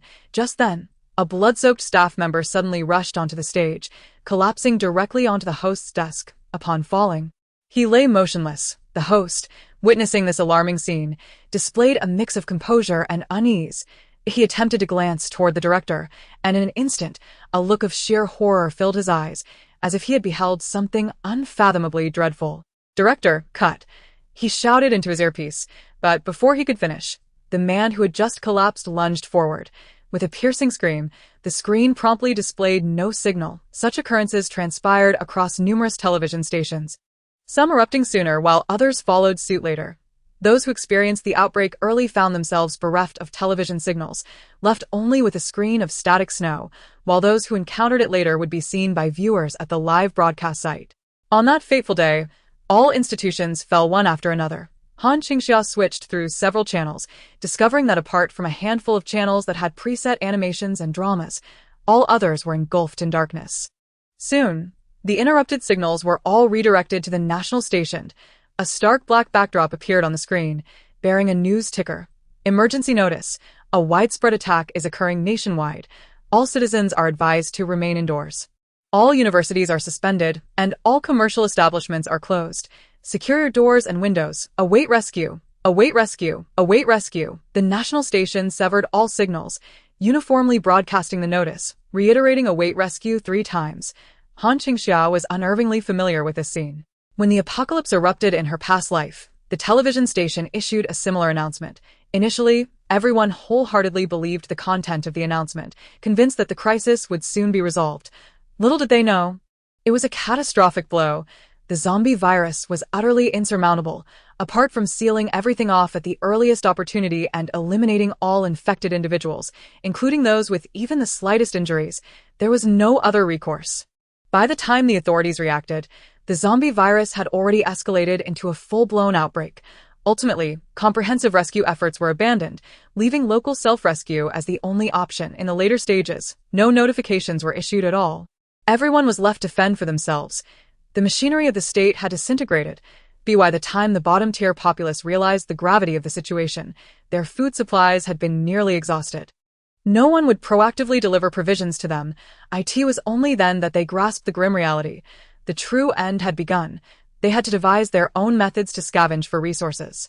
In her previous life, Han Qingxia was remarkably fortunate. Having witnessed the mutations at the first field hospital during the outbreak, she became acutely aware of the horror of the zombie virus. After returning home with her sister-in-law, she immediately urged her family to securely close all doors and windows, refraining from opening any. This stroke of luck allowed them to evade the initial crisis of the zombie outbreak. During that time, her community screamed for 3 consecutive days and nights. Any household that had dared to open their doors faced total annihilation. Gradually, people began to discern a pattern. Remaining silent and securing doors and windows could temporarily stave off the zombies. While everyone huddled in fear, Han Qingxia decisively ventured out to scavenge for supplies. At that moment, the zombies' attack power was still relatively low, and the vast majority of people had yet to react. All cowering in their homes, fully equipped and meticulously wrapped, Han Qingxia cautiously set out to raid the community supermarket for provisions. She navigated the perilous journey without incident and returned triumphantly. However, upon her return, Han's family initially hesitated to open the door, fearing that Han Qingxia might have been infected. It was her incessant calls from within that attracted more and more zombies, prompting their concern that the undead would surround their home. Only after confirming that Han Qingxia had sustained no injuries and had returned with a substantial haul of supplies did their expressions shift to one of eager admiration, circling around her with newfound affection. Han Qingxia regarded them as true kin. After a few playful jibes and self-reproaches, she shared her provisions with them, also imparting many invaluable strategies for dealing with zombies, seizing the opportunity while others remained paralyzed by fear. She took Hanning and her father on several expeditions to gather supplies for their home and other households. Supplies had long been depleted, and upon witnessing Han Qingxia's actions, they began to follow suit, ushering in the second phase of the apocalypse, the scramble for resources. Soon, the supplies at the local shops were completely exhausted, resulting in the demise of a significant number of residents during this tumultuous period. Throughout it all, Han Qingxia remained vigilant and cautious, fiercely repelling several waves of neighbors who came seeking their resources, steadfastly protecting her family until the arrival of the rescue vehicle. The third phase of the apocalypse emerged as hope glimmered with the promise of rescue. Han Qingxia learned from the radio that a rescue vehicle was en route, and without hesitation, she urged her family to head to the designated rescue point. Initially, the Han family was reluctant to leave. They felt secure with Han Qingxia's presence at home. The reports from the radio indicated that the rescue convoy would not simply drive to where the people were, but rather follow a singular path to designated safe zones where residents were to gather for evacuation. This situation posed considerable danger, especially as the Han family realized the rescue point was quite distant, leading to their profound resistance. What if something went awry along the way, with the elderly and pregnant among them? What would they do? Han Qingxia, however, implored them with reason and emotion. urging them not to succumb to the fleeting comfort of their current situation. At the rescue point, they would find genuine safety, with state-provided food supplies, ensuring that Han Ying's wife could give birth without worry, and that the elderly Han matriarch would have a secure place to live. Most importantly, Han Qingxia surmised that this wave of rescue would not last indefinitely. They needed to seize the opportunity, lest they find themselves unwanted in the future. After much deliberation, the Han family ultimately decided to heed Han Qingxia's counsel and gather all their supplies to leave. In truth, every one of Han Qingxia's predictions proved accurate. They managed to catch the last and only wave of rescue, as subsequent efforts to save the city were abandoned due to the overwhelming number of zombies. Leaving only a safe zone established as a base for human survival against the undead, this marked the fourth phase of the apocalypse, the era of base civilization. Their timely entry into the base was a stroke of extraordinary fortune. As they benefited from free supplies and housing in the early days, those who arrived later would be required to surrender all their possessions and find their own shelter. The later one arrived. The graver the circumstances became, it could be said that Han Qingxia had consistently walked the right path. However, her singular misstep was treating her family as true kin, investing her heart and soul into their welfare, only to be cast aside when faced with the threat of zombies. It was in that moment of betrayal that Han Qingxia awakened to a harsh reality. One must learn to truly love oneself and grow. One should never covet what does not belong to them. The notion of family had been nothing more than a delusion. Later, Han Qingxia, having narrowly escaped the sea of corpses and blood, found herself in another base. Her mentality irrevocably transformed, and no longer did she seek love or affection. She embraced a cold-heartedness and a rebellious spirit that lay deep within her.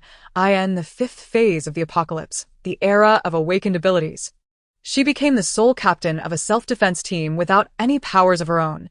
Standing firm among a throng of empowered individuals, she led her team to consistently secure the top position. It is well known that Han Qingxia, possessing even a modicum of extraordinary abilities, could easily dominate not only the self-defense forces, but perhaps the entire base itself. Her strength lies within her very essence. However, as time progressed, the conflict between humans and zombies became increasingly convoluted, with the fragmented bases devolving into chaos. Places where population swelled, schemes and subterfuge proliferated, ultimately leading to Han Qingxia's demise amidst the zombie siege of her own base. She dismissed such thoughts, resolutely affirming that she could never seek refuge in another's base. Rubbing her temples, she sought solace in her memories from a previous life. The splintered bases were far from sanctuaries for humanity. In the early days, there were no rules, and everything thrived in a savage manner. These were not havens for ordinary folk, but rather epitomes of the survival of the fittest. Truly viable bases, where people could live in relative peace, were few and far between. Han Qingxia had gained notoriety for her ruthlessness within her base, which had propelled her to a status that others dared not challenge. Without a fierce disposition, survival was nearly impossible. "This is my base," she declared, her gaze illuminating as she surveyed the air-raid shelter she had constructed. She was determined to fortify her base further, transforming it into her true fortress of steel. After briefly scanning the other platforms and confirming that all signals were disrupted with no useful information to glean, she rose to reinforce her base once more. She recalled that the reinforcement reward period for her base had yet to conclude. Having satisfied her hunger and thirst, Han Qingxia led Xia Tian to her vegetable garden. Designating a specific area, she utilized a collection of branches and dead wood gathered recently to erect a rudimentary enclosure for chickens and ducks. Once the enclosure was completed, with a flick of her wrist, she released the 20-odd chickens and ducks she had previously purchased into their new home. Additionally, she prepared a separate pen for 2 young goats. The system promptly detected the presence of farm animals, chickens, ducks, and goats. The reward for agricultural and livestock reproductive health surged to its zenith. Never to suffer disease, Han Qingxia was astonished as she witnessed a hen strut by, laying a steaming egg right before her eyes. What a tremendous boon! She pressed on with determination. Han Qingxia scoured the orchard for a suitable patch of land, primarily considering the proximity to a water source. Locating a lower-lying area near her well, and began excavating a pond. Digging a pond is indeed a labor-intensive endeavor. She toiled alone throughout the day, ultimately creating a pond of moderate size. As the excavation reached completion, she carved a waterway from her well, and once the channel was opened, a torrent of water surged forth. Upon filling the pond, she waved her hand to release fish and shrimp into their new habitat. To protect her shrimp from predation by the fish, she devised a partition within the pond, ensuring that the fish and shrimp were raised separately. The system detected the existence of both fish and shrimp ponds. The reward for their reproductive health and vitality soared to the highest levels, forever free from disease. Initially, Qingxia harbored concerns about fish and shrimp farming, as it requires a certain level of expertise. She feared she might not succeed. To her surprise, the system had meticulously arranged everything. Having a robust system was indeed advantageous. She could focus on her progress, while the system handled the rest. After organizing her chickens, goats, fish, and shrimp, Qingxia seized the opportunity to further fortify her base. Having served as a squad leader in the self-defense forces in her previous life, she possessed considerable expertise in infrastructure and security. Her most rudimentary defensive fortifications have been established, featuring high-voltage barbed wire, Okinawan razor blades, imposing iron gates, and basic bomb shelters. However, there is now a pressing need for some offensive installations, although she is unable to procure larger offensive structures. Crafting simple traps poses no challenge. She instructed Xia to watch over the home while she ventured into the forest, 500 meters beyond the barbed wire, to begin laying traps. The arrival of any intruder would serve as an ominous sign, compelling them to retreat swiftly.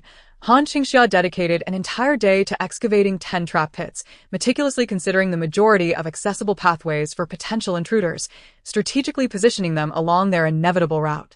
Upon completing the traps, a notification echoed in her mind. Ding! Trap detection 10. Reward. Trap attack power increased 100-fold. Before she could revel in her success, another message chimed in. Ding! Base foundational defenses completed. Commencing evaluation. Chapter 14. More dogs needed. Basic security measures finalized. Basic storage completed. Basic energy systems operational. Basic sustainable agricultural and livestock production established. Base combat strength configuration. 1 more dog. Completion rate 50%. Reward. A-grade gift package. Congratulations. Overall base safety increased by 100%. Precision crossbow tower 1. Short arrows 100 barrels. State-of-the-art high-functionality armored vehicle 1. Fuel 1,000 tons. As the system's rewards cascaded down, Qingxia's base underwent a remarkable transformation. The electrified barbed wire and gates were dramatically enhanced, doubling in height and thickness, instilling an immense sense of security. Above her bomb shelter, a tower-like arrow turret emerged. Her inventory now boasted 1,000 tons of fuel and an exquisite luxury armored vehicle. Qingxia promptly deployed her armored car, adorned with a camouflage pattern.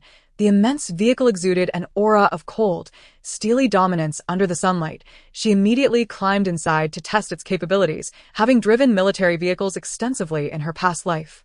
She was adept at operating armored cars, yet she had never piloted one of such exceptional quality. With superior off-road capability, robust protection, and fire support, the armored vehicle was equipped with a small-caliber flamethrower turret. Powered directly by fuel, the system-enhanced tires were sturdier than traditional steel tracks, while also providing agility and speed. The vehicle's structural integrity surpassed that of ordinary armored cars by 100-fold. Concealed panels adorned the chassis, allowing for a one-button activation from the driver's seat, enveloping the entire vehicle in formidable armor. Qingxia could charge through hordes of zombies without a hint of trepidation. This truly was the most advanced and powerful armored vehicle available. Incomparable to anything on the market, a true treasure. After taking a triumphant spin and familiarizing herself with all the vehicle's functionalities, Qingxia reluctantly exited her war machine. Upon disembarking, she made her way directly to the newly erected tower. The interior of her bomb shelter had expanded to accommodate a second-floor staircase. Ascending the stairs, she entered the precision crossbow tower. A recent reward from the system. 8 elongated windows provided perfect sniper vantage points, encompassing a radius of 1,000 meters around her bomb shelter. In the central position of the tower stood a crossbow capable of a full 360-degree rotation, with 10 neatly arranged barrels of short arrows beside it, each barrel containing 100 steel-tipped barbed wooden arrows. Qingxia picked up an arrow and placed it on the bowstring, aiming at a bird flying within her domain. Whoosh! The short arrow sliced through the air. Thud! A bird perched at the edge of her air defense shelter fell lifelessly to the ground. Without delay, Qingxia hurried with Xia to the spot where the bird had just been struck down. The creature lay motionless on the ground, its breath extinguished. a short arrow piercing through its body with formidable force. The sound was almost imperceptible, demonstrating a remarkable penetrating ability. This weapon was indeed perfectly suited for the apocalypse. Han Qingxia exerted some effort to retrieve the barbed arrow. After all, these were sustainable resources that needed to be conserved. Satisfied, she and Xia Tian made their way back, observing her increasingly fortified base. She recalled the moment when the system had issued her a reward, realizing she had only attained an A-grade reward.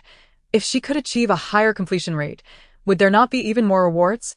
It then dawned on her that her base's combat power configuration stood at merely 50, as she possessed only one dog, Xia Tian. Did this imply that she needed to acquire more dogs? It seemed prudent to seize opportunities to rescue a few more in the future. Let us go, Xia Tian. It's time for dinner. Woof woof. Han Qingxia returned to her fully upgraded air defense shelter with Xia Tian. After a hearty meal, she began to browse the internet.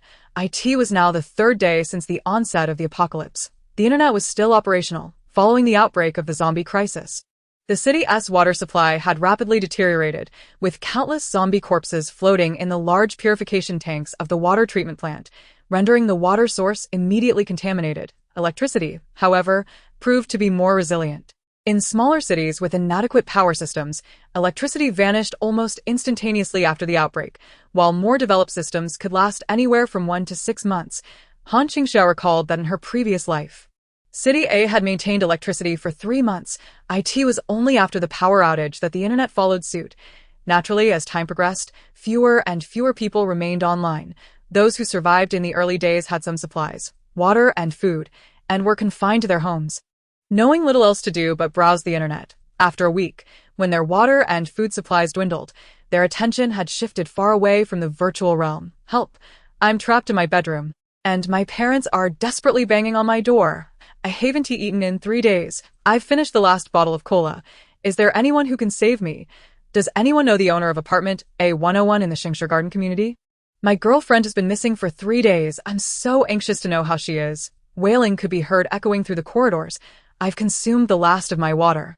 And while I still have some snacks, what can I do without water? Weren't there supposed to be rescues? How is it that I've been waiting for 3 days without any assistance? Documenting the third day of the apocalypse. The hallways are filled with cries. The refrigerator is nearly empty, and my father insists I go out to find food for my younger siblings. He says if I refuse, he will throw me out. At my age, I must contribute to the family. The elderly are old, and the young are young. Everyone wish me luck. Go. Qingqing. Han Qingxia gazed at the overwhelming array of posts and noticed a record by a girl named Desire for Eternal Sunshine. She opened the homepage of her published records. This girl had been sharing her life even before the apocalypse, and Han Qingxia noted that she, too, had lost her mother early on, with her father remarrying shortly thereafter.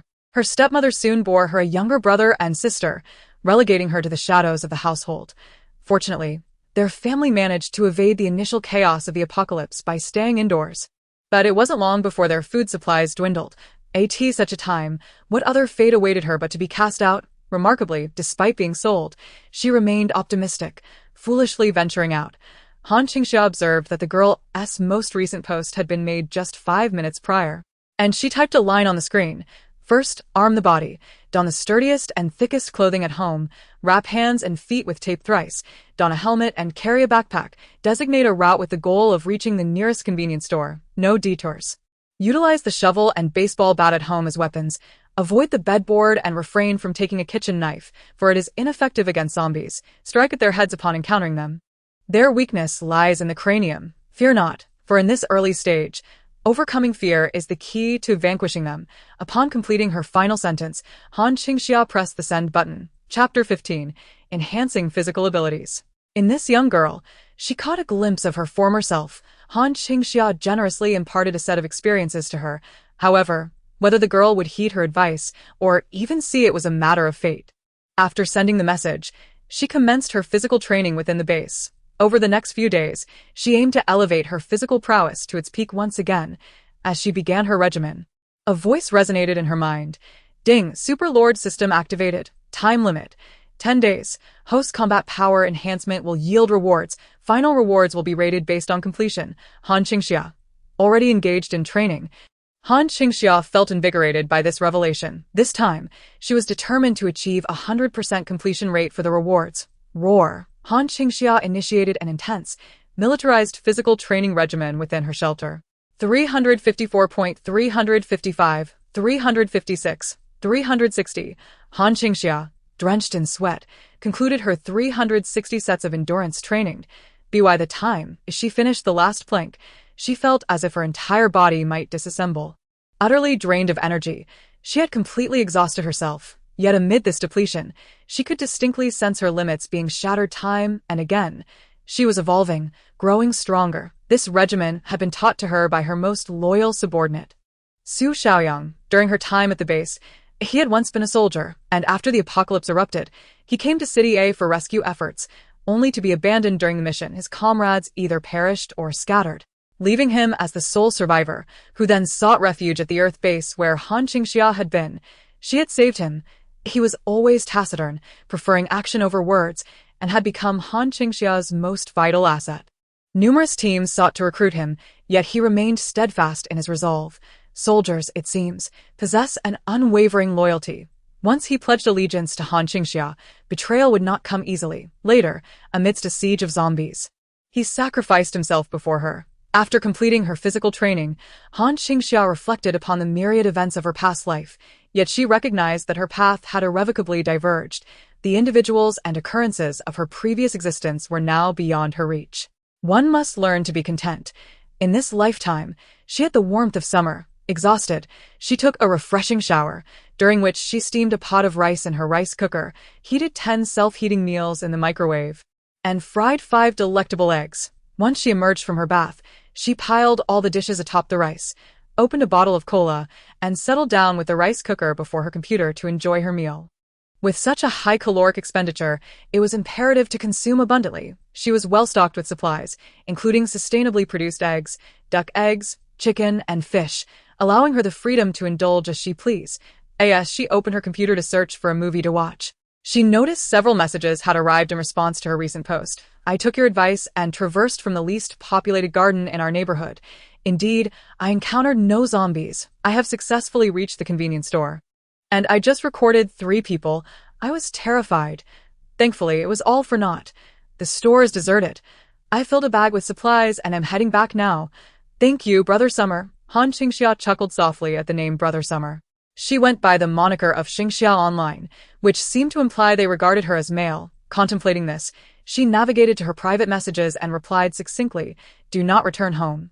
Block the convenience store entrance and stay in the employee storage area.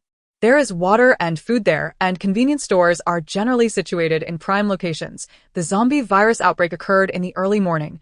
While the streets may appear teeming with zombies, the reality is far less dire. In this apocalyptic era, one must avoid crowds rather than the undead. By barricading the convenience store's front door and hiding in the narrow storage room, with provisions at hand, she could potentially be among the first to evacuate when rescue vehicles arrive.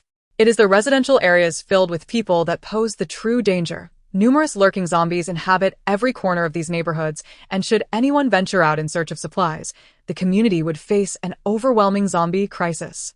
The key to safety lies in escaping the throngs. Yet, Han Qingxia's warning went unanswered. Perhaps she had returned home, fortunate enough to reach her abode, or, regrettably, met her demise along the way. She chose not to dwell on it any longer. Opting for a light-hearted film, she dined while watching. Additionally, she downloaded every available movie, television series, and novel, considering them all delightful accompaniments to her meal. After finishing her dinner, Han Qingxia took a stroll with Summer, inspecting the vicinity of her base and tending to her chickens, ducks, vegetables, and sheep. Upon returning, she resumed her training, which continued late into the night, leaving her utterly exhausted by the time she sought rest. The following morning, as she began her physical training, she acutely felt the increase in her strength and endurance. Her muscles ached, yet she gritted her teeth and completed the routine before taking a shower and preparing another meal. Once again, a large bowl of rice was prepared, though today as offerings included roasted chicken and military-style hot pot, delicacies scavenged from the grand supermarket. Placed within her confines, everything remained unspoiled. A splash of water, a flick of the switch, and the military hot pot simmered with steaming culinary delights. A generous pot brimming with an array of beef slices, Succulent shrimp, assorted meatballs, chicken and fish balls, various mushrooms like enoki, oyster, and shiitake, accompanied by a plethora of fresh vegetables in copious amounts. This was a feast sufficient for four, yet Han Qingxia consumed it all single-handedly, complemented by several fragrant, pan-fried eggs, freshly laid from her henhouse. She had checked that morning and discovered her chickens were now yielding around 20 eggs daily. Unable to consume all the eggs, she intended to leave some in the coop to hatch chicks, saving the surplus for future storage in her warehouse. After indulging in a hearty meal, she leisurely sipped on a cup of charcoal-roasted yogurt, aiding her digestion. Soon, she would need to engage in training to work off the feast. At this moment, who could possibly relish their situation as much as Han Qingxia? While others felt unsatisfied, she had to exercise merely to digest her meal. She turned off the movie she had been watching, finding it rather dull, and wandered onto the forum, only to discover her previous day's comments had gone viral, in the span of a day, like soared into the thousands, with a multitude of users addressing her as a big shot, urging her to share more insights. Some even questioned whether she was affiliated with the authorities, given her detailed knowledge. Han Qingxia paid no mind to these remarks, only noting that the original poster, a girl named Qingxia, had replied to her. Big brother Qingxia, I have safely returned home. Thank you. Han Qingxia raised an eyebrow at this. It seemed the girl had indeed made it back, choosing not to respond. She noticed Qingxia had just posted a new update. Day 4 of the Apocalypse, Chapter 16, Family Annihilation, 8:06:55 a.m. Thanks to Brother Qingxia's guidance yesterday, I successfully gathered food from outside. I managed to obtain 20 packets of instant noodles, a 4.5L bucket of water, 10 packets of bread, 5 packets of ham sausages, and 7 bars of chocolate. My father and stepmother praised my efforts, while my brother claimed that had he ventured out, he would have secured even more, particularly cheaper items. At 7:30 a.m. Oh no, my brother is adamant about going out now, and my father insists I accompany him. I truly don't know what to say. It's incredibly dangerous outside, and I dread going again. At 7:42 a.m. I must set off again. My father says to seize the opportunity while fewer people are around and gather more supplies. I'm taking my brother with me to bring back more resources. Wish me luck, everyone. Having read through her 3 updates, Han Qingxia noted the overwhelming response in the comments, some praising her, others chastising her brother, and yet more seeking her advice. She casually skimmed through, noticing the young girl had sent her multiple messages in private, but she opted not to reply, simply saving the post as if it were a live broadcast. After finishing her viewing, she returned to her physical training. With 10 days of intensive training ahead, every minute counted. She commenced her routine by jogging along the perimeter of the base, warming up while surveying her territory for any anomalies. Ensuring that none of her traps had been tampered with, satisfied that all was well, she returned to the base to continue her physical conditioning, pushing herself to the limits with each exercise. Within 3 minutes, she was drenched in sweat. 5 minutes later, she was drenched in sweat, the pain coursing through her muscles constantly reminding her of the brink of her limits. Breakthrough, breakthrough, breakthrough. Han Qingxia endeavored to extend each set of her training by just 1 more second. Fortunately, her regimen was based on the most scientific and effective methods, with well-timed intervals between each set to prevent her from overexerting herself. It was during this almost ascetic and extreme training process that her physical prowess was most effectively augmented. After 5 hours of rigorous training, she completed her session, took a hot shower, and then savored a meal of 10 packets of prepared food from her rice cooker. With consumption comes replenishment. She ate abundantly to fuel her body's energy transformation. All of this was destined to become a part of her robust physique. Upon opening her computer, Han Qingxia saw that a post she had saved had received a new update, posted merely a minute ago. I'm about to lose my mind. I went through so much trouble to bring my brother back, almost getting killed by him several times along the way, but thankfully there weren't many zombies on that road. We made it back, but upon our return, I discovered he had an injury. He refused to admit it until I noticed his finger was blackened, and then he confessed he had been scratched by a zombie's claw. What do we do now? Below this update was a picture showing her brother's finger, where the skin had been broken and now appeared a sinister shade of purple-black. The commenters quickly advised her to expel him.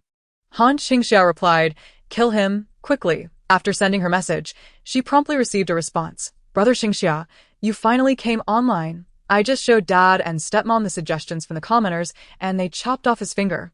saying the injury was small and wouldn't cause any issues. Upon reading this, Qingxia felt an overwhelming urge to scream at the foolishness of it all. Get away from him. Hurry after sending her message. She received no further reply. Qingxia stared at the screen with her spoon raised for a full 15 minutes until the rice in her spoon had grown cold, yet still no message arrived. The transformation time for a zombie ranges from 1 to 10 minutes. Those with weaker bodies could mutate within a minute, while the stronger ones might endure for up to 10. The notion of merely severing the bitten limb is absurd. The zombie virus infiltrates the bloodstream instantaneously, contaminating the entire system, leaving no chance for survival. Qingxia could almost predict the girl's fate. Her brother would first experience rapid breathing, followed by his entire body turning cold, blackening, and stiffening within seconds. If he were to be killed at that moment, they might still have a chance to live. However, that biased father and doting stepmother would surely prevent her from taking action. Those precious seconds of hesitation would lead them straight to hell together. Qingxia shook her head, decisively closing the forum page and seeking out a light-hearted family show to watch while she ate. She had extended her hand to that girl before. Had she only heeded her advice to hide in the convenience store from the outset and sever all ties with those people? Or had she forcefully eliminated her brother, she would not have found herself in such a predicament. Yet, 99% of people in this world are just like that. They are ensnared by the oppressive web that binds them. And even when they feel an overwhelming reluctance, they plunge headlong into their own inferno, foolishly repeating the mistakes of their past lives. Fortunately, in this lifetime, they are unlikely to tread the same path again. Whoever dares to oppress her shall meet their demise at her hands. She revels in her unrestrained freedom, pursuing her desires unabashedly, and in this apocalyptic world, she embraces her true self. Qingxia ceased perusing the posts. After finishing her meal, she resumed her training. She began with some digestive exercises, and once her stomach gradually settled, free of burdens, she embarked on a rigorous regimen to enhance her physical abilities. Time flew by, and 7 days had passed. During this period, Qingxia's routine consisted of training, bathing, eating, and training again. Out of the 24 hours in a day, she dedicated 18 hours to training. Her regimen was meticulously designed, and under the assurance of professionalism. The more she exercised, the more invigorated she felt. Her physical fitness visibly improved. Where she once gasped for breath after a 10,000-meter run, she could now complete it with ease. Her complexion unflushed and her heart steady. Her strength had doubled. Previously, she could lift 100 pounds of rice. Now, she could effortlessly hoist it with one hand. In terms of combat skills, she had reached a level beyond her former self. Capable of taking down 5 burly men simultaneously without weapons, with equipment at her disposal, she could deliver a lethal blow in a single strike. After concluding her training for the day, Qingxia indulged in some braised beef. She utilized the 500 pounds of fresh beef she had stockpiled before the apocalypse, seasoning it with various spices and simmering it in a pressure cooker. Once infused with flavor, she sliced it cold and paired it with dipping sauce. The braised beef was simply delectable. Her appetite had become increasingly discerning.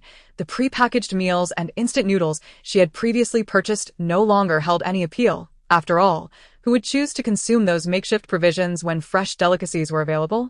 With an ample supply of resources, she had no qualms about indulging herself. As she savored the braised beef, she also prepared a large pot of broth for Xia, containing nothing but meaty bones and a pinch of salt. Whatever she ate, Xia would partake in as well. Together, they relished their meals in the base, a girl and her dog, delighting in their bounty. Meanwhile, the world outside had undergone a dramatic transformation. Chapter 17. Urban Cataclysm. It was now the 10th day since the onset of the apocalypse. This was markedly different from the initial days of the catastrophe. The radio's rescue announcements had ceased, and all national proclamations had been suspended. The populace was gripped by anxiety, and the near depletion of food in their homes had plunged them into despair. Over the past few days, residents had begun to venture out in search of sustenance. Either they would succumb to starvation or be devoured by the undead. Driven to desperation, the zombies had lost much of their fearsome reputation. However, with this surge of desperation, the number of zombies in the city began to escalate dramatically. Few were able to return unscathed from the throngs of the undead. Among those who ventured out for food, 9 out of 10 met their demise. This was no jest. The initial fear of the zombies, compounded by a lack of experience, rendered people incapable of confronting them directly. The zombies lurked everywhere, ready to pounce. During the search for food, an unfortunate encounter with a horde of zombies could spell disaster. The city's zombie population surged, and those within had endured hunger for a prolonged period.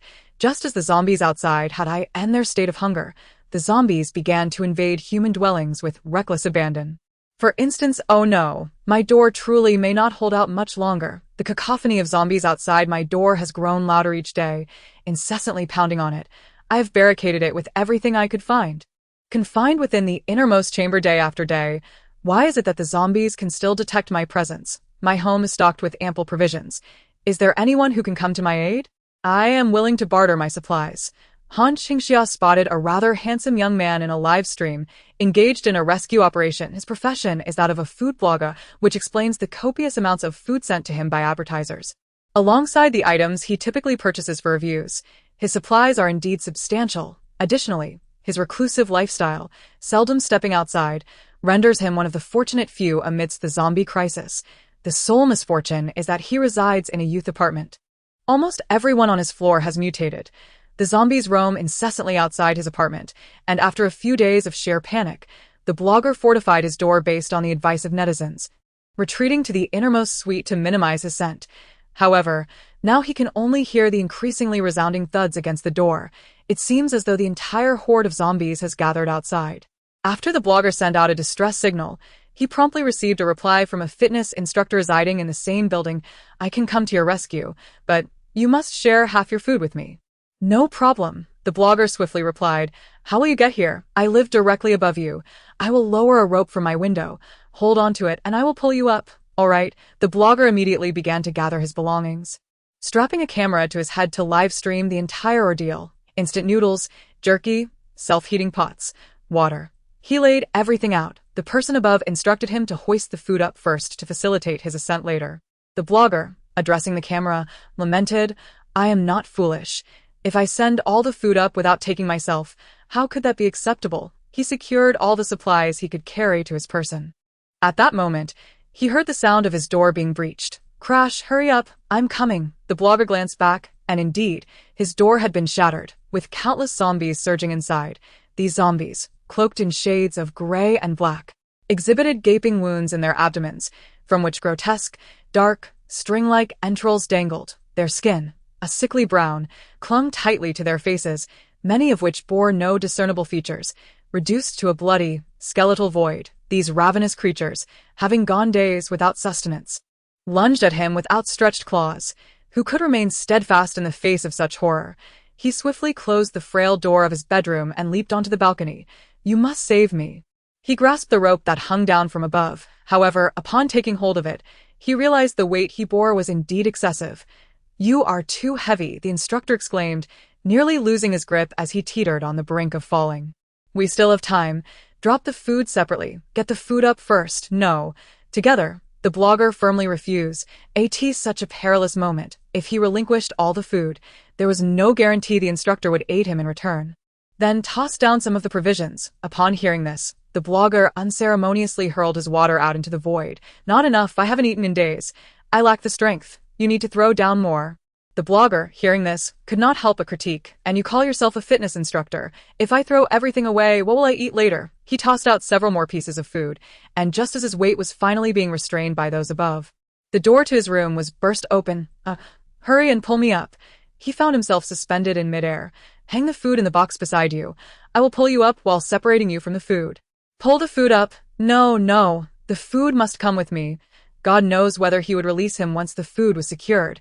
In this day and age, food is life. You must trust me, otherwise, you won't be able to ascend. At that moment, the blogger hesitated, but before he could think further, a withered hand grasped his ankle. The blogger thrashed violently, kicking and pulling. The pain and terror compelled him to climb upwards. I really can't pull you up. I'll give you food. Finally, he decided to relinquish the food, but it was already too late. The zombies, having caught the scent of human presence, crawled towards the windowsill, wildly reaching out. Some zombies fell, while others managed to cling to the ledge, the thronging horde trampling over their companions, surging towards the blogger suspended in the air. Sharp claws pierced his skin as an agile zombie seized his leg. With a powerful yank, It tore off his entire leg despite his desperate kicking. After one leg was torn away, the other was swiftly grasped and brutally ripped off, leaving behind two bloodied, bare leg bones. The piercing sounds and gushing blood incited the frenzied zombies below, who rapidly gathered in this direction, attempting to climb upwards. "We must eat. We must eat." The fitness instructor upstairs, witnessing the scene, could no longer concern himself with the food. He loosened his grip, letting the blogger plummet into the abyss. As he fell, the zombies clinging to the walls and windowsills pursued him like ravenous hounds, jumping after him. The moment he hit the ground, he was engulfed by the surging tide of zombies, swiftly dismembered and devoured. Chapter 18.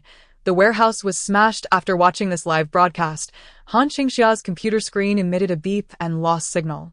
Of course, this was not due to any gruesome content being banned, but rather the website's server had crashed, the city's power remained intact, and the internet was still operational. However, the scattered servers across the country did not cease simultaneously. Some small servers located in the homes or offices of managers had already failed days before the apocalypse. Larger companies could endure for a while without management, but it was evident that this major video platform had met its demise. This also signified the gradual curtain falling on the online revelry. For some time to come, no one would be venting their emotions online. They would have to confront the realities of the apocalyptic era. After shutting down the website, Han Qingxia opened her downloaded film library. Fortunately, she had already downloaded all the resources she could find. Living alone and watching her stockpile of films would pose no problem. After finishing her meal and planning to pause the movie midway, her surveillance monitor emitted a series of alarming beeps. Han Qingxia immediately rushed to her monitoring console. All of her surveillance equipment was connected to the imposing computer before her. On the multitude of monitoring screens, a rather inconspicuous small display in the corner flickered to life. Han Qingxia was momentarily taken aback upon seeing the footage. It was the surveillance from the warehouse she had previously rented. After hastily evacuating the summer supplies from the warehouse on the day the apocalypse began, she had forgotten to dismantle the cameras. At that moment, the monitor was showcasing the scene of her warehouse's entrance being breached. Since she had purchased high-quality cameras equipped with audio, the conversations outside were now audible. "This woman rented the warehouse from me over 2 weeks ago. I've seen numerous delivery trucks coming and going from here recently. She must have supplies, but you rented it to her. Entering would be illegal, wouldn't it? What does legality matter at this point? Hurry up and seize it. Exactly. If she has something, it should be shared with us." With a loud crash, the entrance to Han Qingxia's former warehouse was violently forced open. The old landlord, accompanied by a throng of individuals, stormed inside with fierce determination. However, upon entering, they were left utterly dumbfounded. "What the hell? Why is it so empty? Daiha, is this what you claimed was overflowing with supplies?" The old landlord, surveying the vacant warehouse devoid of even a scrap of cardboard, repeatedly exclaimed, "This is impossible. I distinctly saw delivery trucks arriving daily during that period. She must have made several trips. How could she have taken everything? You must have misjudged. Just because trucks came doesn't mean all the goods were for her. A few packages and boxes, and she managed to take everything. This is just bad luck. We've been on edge, following you here for nothing." A chorus of complaints ensued as the group departed in frustration. Before leaving, the irate old landlord caught sight of the surveillance camera left behind by Han Qingxia and smashed it down with a swing of his arm. With a beep, one of Han Qingxia's cameras was destroyed. Observing the scene, she leaned back into her chair, feeling an overwhelming sense of satisfaction. She had anticipated that the influx of people would set their sights on her. Having prepared by renting the warehouse in advance was astute. Otherwise, amidst the outbreak of the apocalypse, with the darker aspects of human nature laid bare, if many were to discover the location of her base, they would undoubtedly come seeking it. Preparedness is the key to avoiding misfortune. Watching these individuals leave in disappointment, she felt a sense of relief and amusement. However, her inherently petty nature meant she would remember the old man who had smashed her camera. Chapter 19. The tide of escape. The following day, Han Qingxia was on the ground, her elbows supporting her weight, legs together, toes pressed against the floor, abdomen tightened, and every muscle tense. Beads of sweat, as large as peas, cascaded down her forehead. She had maintained this plank position for nearly an hour. Her entire body felt as if it had been submerged in water, drenched in perspiration. And just 10 short days. Despite consuming 3 large bowls of rice daily, Han Qingxia had slimmed down considerably. However, This weight loss was not merely in terms of pounds, but rather in her physique. Her entire form had become leaner, with well-defined muscle lines and a drastically reduced body fat percentage. Abdominal muscles were beginning to emerge. The formerly soft and flabby flesh replaced by a palpable sense of strength ready to burst forth at any moment. Simultaneously, her mental state had undergone a remarkable transformation. Maintaining an active lifestyle allowed her spirit to remain perpetually uplifted. However, Qingxia was inherently a villain with a propensity for violence. Her pair of bright, piercing eyes starkly contrasted with the fearful and dispirited ordinary people outside. Merely her gaze could subdue a multitude. This exemplified the distinction between a ferocious beast and a flock of sheep. Gritting her teeth, she persevered on the mat, every muscle in her body feeling as heavy as 1,000 pounds. The agonizing soreness causing beads of sweat to cascade from her forehead like rain. The pain, it was so intense that her muscles began to tremble. Yet, she could not afford to give up. Endure. With each additional second of persistence, she achieved a breakthrough in her physical endurance, and more importantly, the reward time was nearing its conclusion. Just as her jaw began to numb from clenching, on the brink of reaching her limit, a familiar voice resonated in her mind. Time for physical enhancement has ended. With a thud, Qingxia collapsed onto the yoga mat, gasping for breath. It was over. At last, she could rest. In that moment, not a single finger on her body could move. The excruciating effort had indeed yielded her rewards. Rating begins. Host's physical enhancement, 100% completed. Speed enhancement, 100% completed.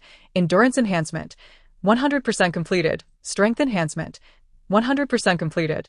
Congratulations on receiving an S-rank reward. Congratulations on doubling your physical capabilities, doubling your speed, doubling your endurance, doubling your healing speed after injuries. Reward. Super Era Combat Technique 1. Live to 100 years without significant injuries.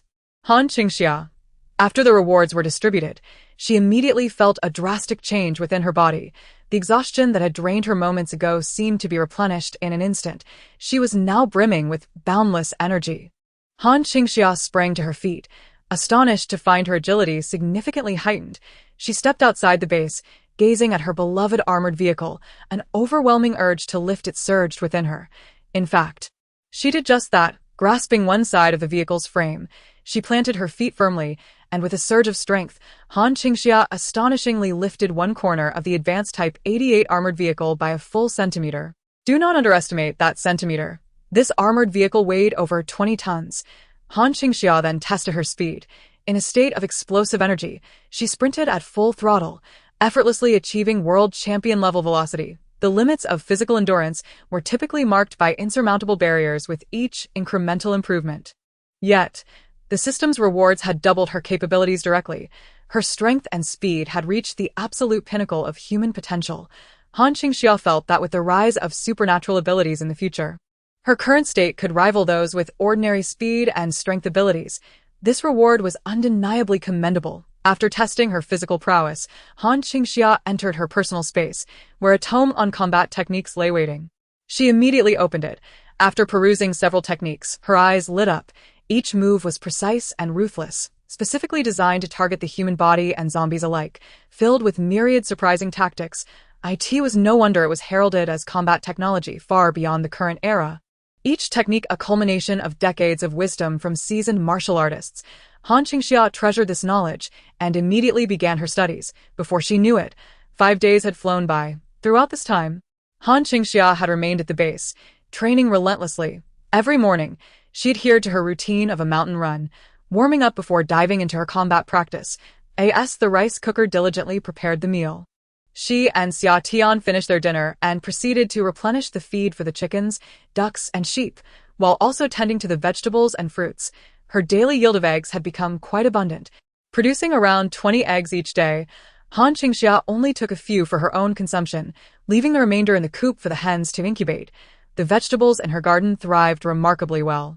Qingxia anticipated that within 10 days, the short-maturing crops like leeks and bok choy would be ready for harvest. The base was flourishing, progressing towards a promising future. Meanwhile, the external city was undergoing tumultuous changes once again. Yesterday evening, as Qingxia stood on her tower, surveying the surroundings and gazing towards City A, She noticed that just past 8 o'clock, the sporadic lights of the city flickered and extinguished in rapid succession. The power had been cut off prematurely. In her previous life, electricity had persisted for a considerable duration. This time, however, it lasted only about half a month. After all, the zombie virus had erupted ahead of schedule. And all uncontrollable factors were shifting, suggesting that the power plant was likely in dire straits.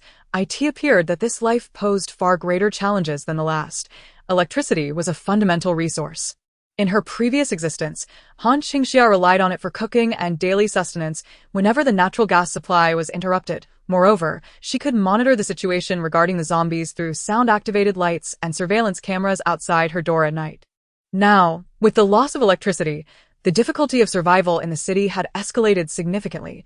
Standing atop the tower, she could almost hear the anguished screams and the cacophony of vehicles from the city below. Suddenly, she noticed, through the farthest infrared camera, several vehicles speeding along the road at the end of the path outside her shelter. They were fleeing the city in a frenzy, pursued by a long line of zombies.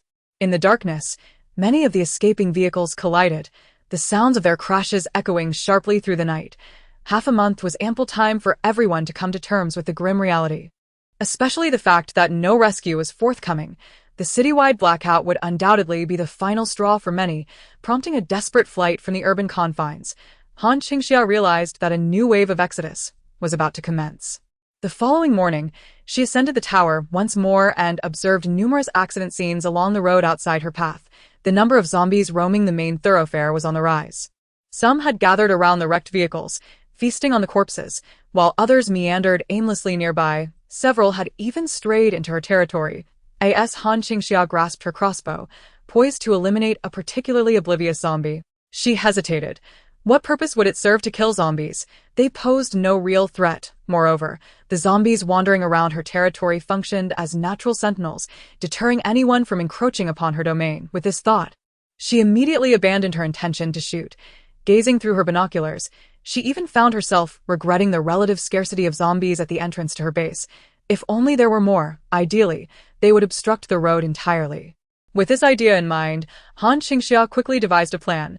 Half an hour later, she drove her armored vehicle to the outskirts of her territory. Parking amidst the trees, accompanied by Xia Tian, she disembarked and set off on foot toward the road ahead. The further they ventured, the more pronounced the scent of blood became. She stood atop a section of the embankment, gazing down at the road beneath her. The thrill of witnessing the scene up close was far more exhilarating than observing it through a telescope. Particularly the stretch of road just beyond the city limits. A multitude of vehicles fled the urban sprawl, each car inevitably pursued by a horde of menacing zombies. These creatures seemed utterly oblivious to the concept of fatigue, clawing and scrambling towards the moving vehicles with fervent desperation. Those unfortunate enough to experience a mishap, if their speed faltered even slightly, would be engulfed by the ravenous throng in an instant. They swarmed over the cars like leeches, violently smashing against the windows.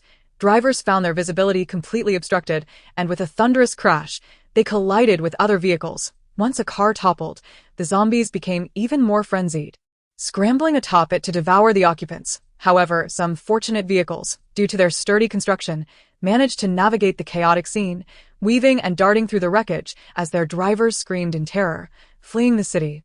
The stretch of road beneath Qingxia's feet was relatively devoid of accidents and zombies. A glance revealed only a few scattered crash sites and a dozen or so wandering undead.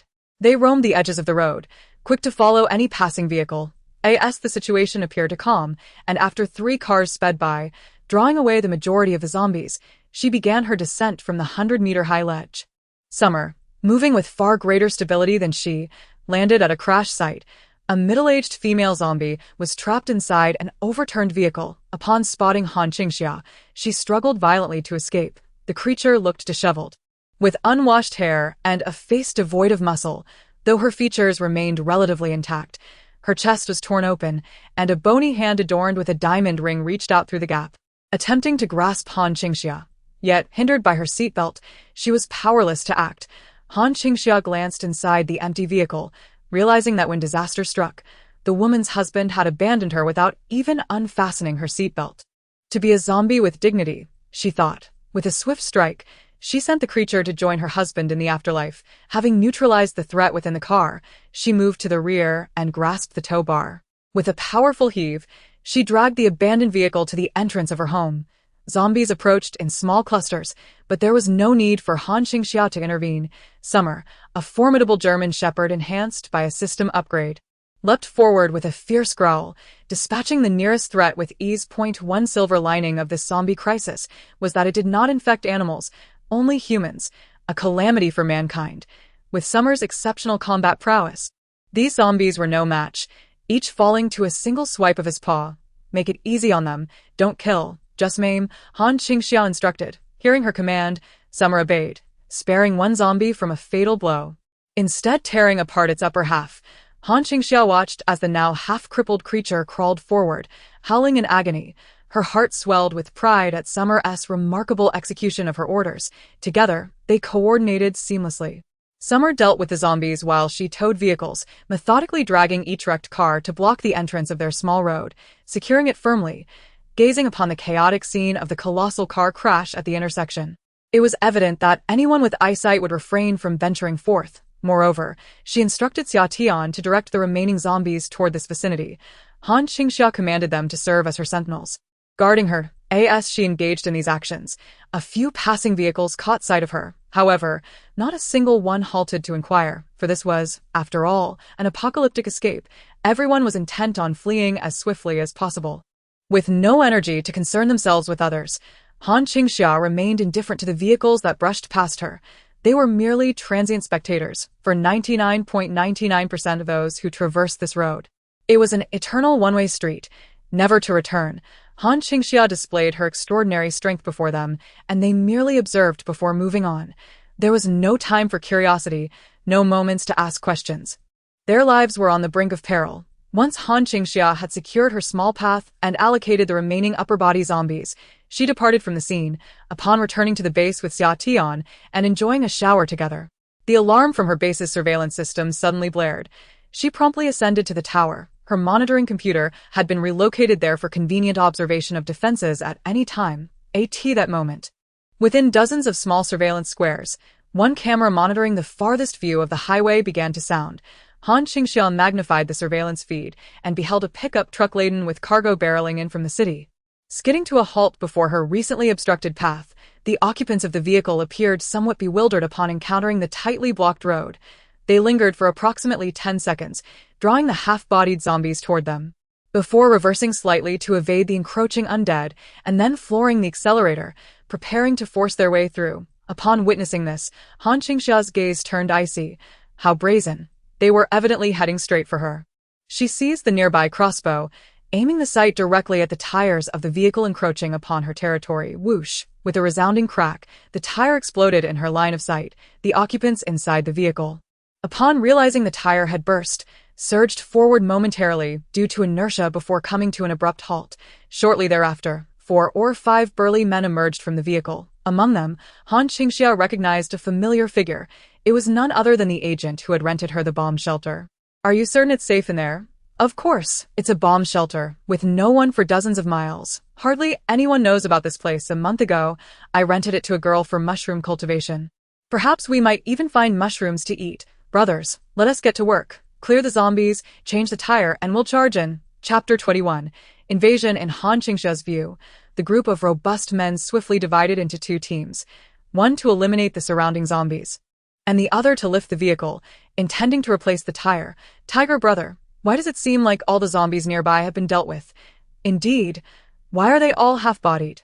Just then, one of the men crouching down to change the tire exclaimed, Tiger brother, wait, our tire has been shot to pieces. As his words fell, whoosh, boom, their other tire had burst. This time, anyone with a modicum of sense would realize that something was amiss. They had intruded upon another's territory.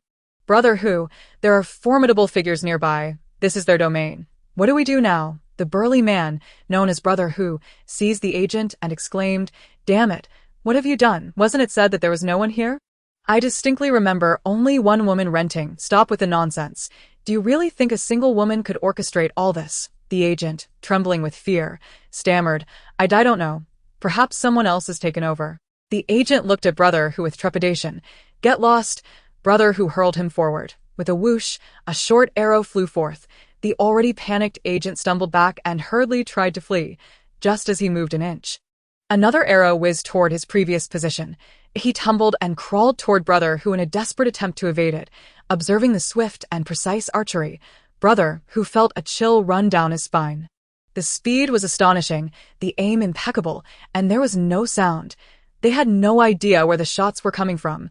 If the intent was to kill them, evasion seemed impossible, yet simultaneously, a realization dawned upon them. I see. Her range is limited. Exactly. The farthest she can shoot is to the front tire. Everyone immediately grasped the situation. Otherwise, it would be illogical for her to have only targeted their 2 front tires. And only shoot after the agent was pushed forward. That was precisely her maximum range. Brother Hu, what should we do now? Should we leave? Wang Hu's fierce eyes glimmered with a bloodthirsty light. Leave. How could that be possible? Not only is our vehicle incapacitated, but where could we possibly go? Unless we seize this place and eliminate those inside, we will have no foothold. He flung open the rear door and dragged out 2 disheveled young women with wild hair. You two, move to the front, go. Han Qingxia, through her crosshairs, spotted the 2 injured young women. They were herded like frightened lambs, bewildered and unsure of what to do, having navigated the harsh realities of the apocalypse. Han Qingxia was no stranger to such scenes, and this new world. Women quickly became subservient to men due to vast disparities in physical and psychological capabilities. The depths of human depravity were starkly revealed in the face of such overwhelming circumstances. There were no limits to what one could imagine, only to what one could enact. Yet Han Qingxia had not anticipated that, just half a month into the apocalypse, individuals would so swiftly challenge ethical boundaries and dehumanize women. TSK, TSK, TSK. This so-called righteous Han Qingxia could hardly bear to witness it. She prided herself on being the very foundation of human moral standards, and these actions were even more abhorrent than her own. Such individuals could hardly be considered human. For those who were not human, Han Qingxia shifted her finger away from the crossbow. She removed the short arrow, affixing a small device to it. It was time to send them a little gift. If you don't leave, I'll leave you here today. Hey, zombies, move forward. Wang Hu, driving the 2 girls ahead, noticed that they had entered the shooting range yet had not been struck, and his eyes gleamed with realization. You two, halt. Stay right there. He is now certain that the individuals inside possess a modicum of morality, refraining from harming innocent women. In that case, they would certainly be able to exert substantial pressure on her. Brother Hu, what should we do now? Have the vehicle towed out, change the tires, and let those 2 lead the way shortly. He instructed his men to swiftly tow the car to a secure area. Retrieve 2 spare tires from the supplies, replace them, and then bind the 2 women to the front of his vehicle. His actions conveyed a clear message. Should she attempt to harm them, it would be these 2 women who would perish first. If she truly disregarded the fate of these women, they would be able to escape from the vehicle at the first opportunity. However, should they succeed, they would ensure her demise. In this apocalyptic era, morality need not be upheld. Once they had repaired the tires and secured the hostages atop the car, they quickly boarded the vehicle. Observing the blockade created by Han Qingxia's vehicle, they charged forward with a roar, breaking through without hesitation. This time, the charge proceeded remarkably smoothly, as the opposition surprisingly refrained from firing, just as they reveled in this unexpected fortune. A short arrow, carrying a pouch of fresh chicken blood, whizzed through the air, embedding itself in the door of their pickup truck. The arrow pierced at an angle, half lodged in the vehicle, while the other half effectively jammed the door shut. Inside the vehicle, the occupants were left in shock. Simultaneously, both doors of their car were struck by arrows. Bang! Their tires were punctured once more, causing the vehicle to spin and come to a screeching halt. Vivid red blood splattered across the entirety of their vehicle, and the pungent scent of blood instantly transformed their car into a target for the horde of zombies. All surviving zombies along the roadside began converging towards them. They were trapped inside the vehicle like sardines in a can. Damn it, that person inside is a schemer. She deliberately deceived us. Is there any way out now?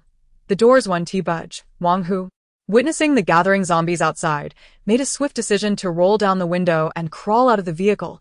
He didn't crawl aimlessly. He grasped one woman as a shield, using her as cover while he crawled out.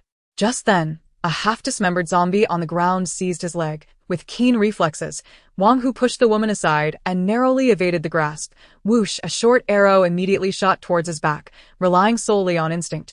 He sidestepped the projectile. Realizing he must not release the hostage, he remained hidden behind her and charged inward. Grasping the woman once more, He sprinted towards an air raid shelter he had spotted approximately 1,000 meters ahead through the forest. To his astonishment, the shelter was fortified with towering barbed wire, a network of surveillance cameras, and an impressively solid iron door. As he leaped over the barbed wire, he could faintly see crops growing and chickens and ducks being raised inside. He gazed in awe at the defensive structure and the comprehensive facilities within.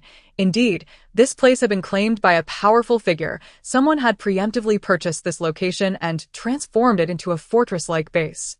Could it be that someone had foreseen the zombie catastrophe? This is inconceivable. Yet, just as he pondered this perplexity, the woman he had been gripping suddenly bit down on his chest. Chapter 22. She is the so-called boss through the crosshairs. Qingxia nearly burst into laughter at the scene before her. She had already witnessed the woman being bitten earlier. Thus, she had allowed Wang Hu to charge unimpeded to the entrance of her base. Watching the woman transform before him, she savored the moment as he received a bite in return. Truly, nothing is more satisfying than lifting a stone only to have it fall back upon one's own foot. Perhaps this is the universe's way of ensuring that justice is served.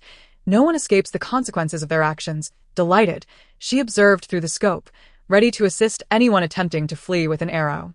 Here, they referred to the zombies. Qingxia was no benevolent soul. She was vengeful and ruthless, a harbinger of chaos in this apocalyptic world. Those who dared to offend her would face 100-fold retribution. From her vantage point atop the tower, she maintained a firm grip on the situation, her gaze fixed on the annihilation of the group below until it fell upon one individual still cowering inside a vehicle. To her surprise, the agent was still hiding within. How remarkably composed he was. While others fled in terror, he remained ensconced in the car, quaking in fear. Observing this, Qingxia calmly nocked a short arrow and aimed it at his window. Whoosh! Bang! The windshield of their pickup shattered upon impact. The nearby zombies, having just finished their feast on others, were drawn to the sound, including those who had already succumbed to the virus, like Wang Hu. They rushed towards the pickup, clawing at the shattered glass in a frenzied attempt to reach the sole survivor within. In that moment, the occupant truly grasped the meaning of suffocation. The weight of regret bore down upon him. Why had he brought this upon himself? Perhaps it was because he was the weakest link in this small team, compelled to provide the most valuable resources to avoid being cast out. His immediate thought was of the air raid shelter he had rented out a month prior. He recalled the girl who had rented it, a naive, young entrepreneur with a foolish dream of cultivating mushrooms within. He even mused that by the time this group arrived, the shelter would be filled with mushrooms and that lovely girl. If fate were unkind, she would have transformed into a zombie, and they could easily dispatch her. If luck were on his side, she might remain unscathed, and he could toy with her at his leisure. The girl was dim-witted, yet exceptionally beautiful. He never imagined that their venture would end in utter ruin. He hadn't even laid eyes on her, at that moment, amidst the throng of advancing zombies. He caught sight of a girl standing defiantly among the trees. She stood with her arms crossed, her expression cold and indifferent as she regarded him. In that instant, realization struck him. Tundi, he was the fool. That beautiful girl was, in fact, the very boss they had spoken of. She had been here all along, and this territory belonged to her. Alas, it was too late for regrets, as the encroaching zombies breached his chest. Woof, woof, woof. Summer drove the zombies away from the vicinity. Qingxia retrieved the arrows she had previously shot, making her way to the rear of the pickup. With a wave of her hand, she gathered the supplies and returned triumphantly. It was a day of bountiful returns, a fitting recompense from this group of blind fools. Qingxia also dragged the vehicle aside, reinforcing it as a makeshift barricade. This time, surely no one could breach the defenses. Upon her return to the base, she began to examine the spoil she had gathered. Chapter 23. New members. In the back of that group's pickup truck rested a total of 20 large cardboard boxes.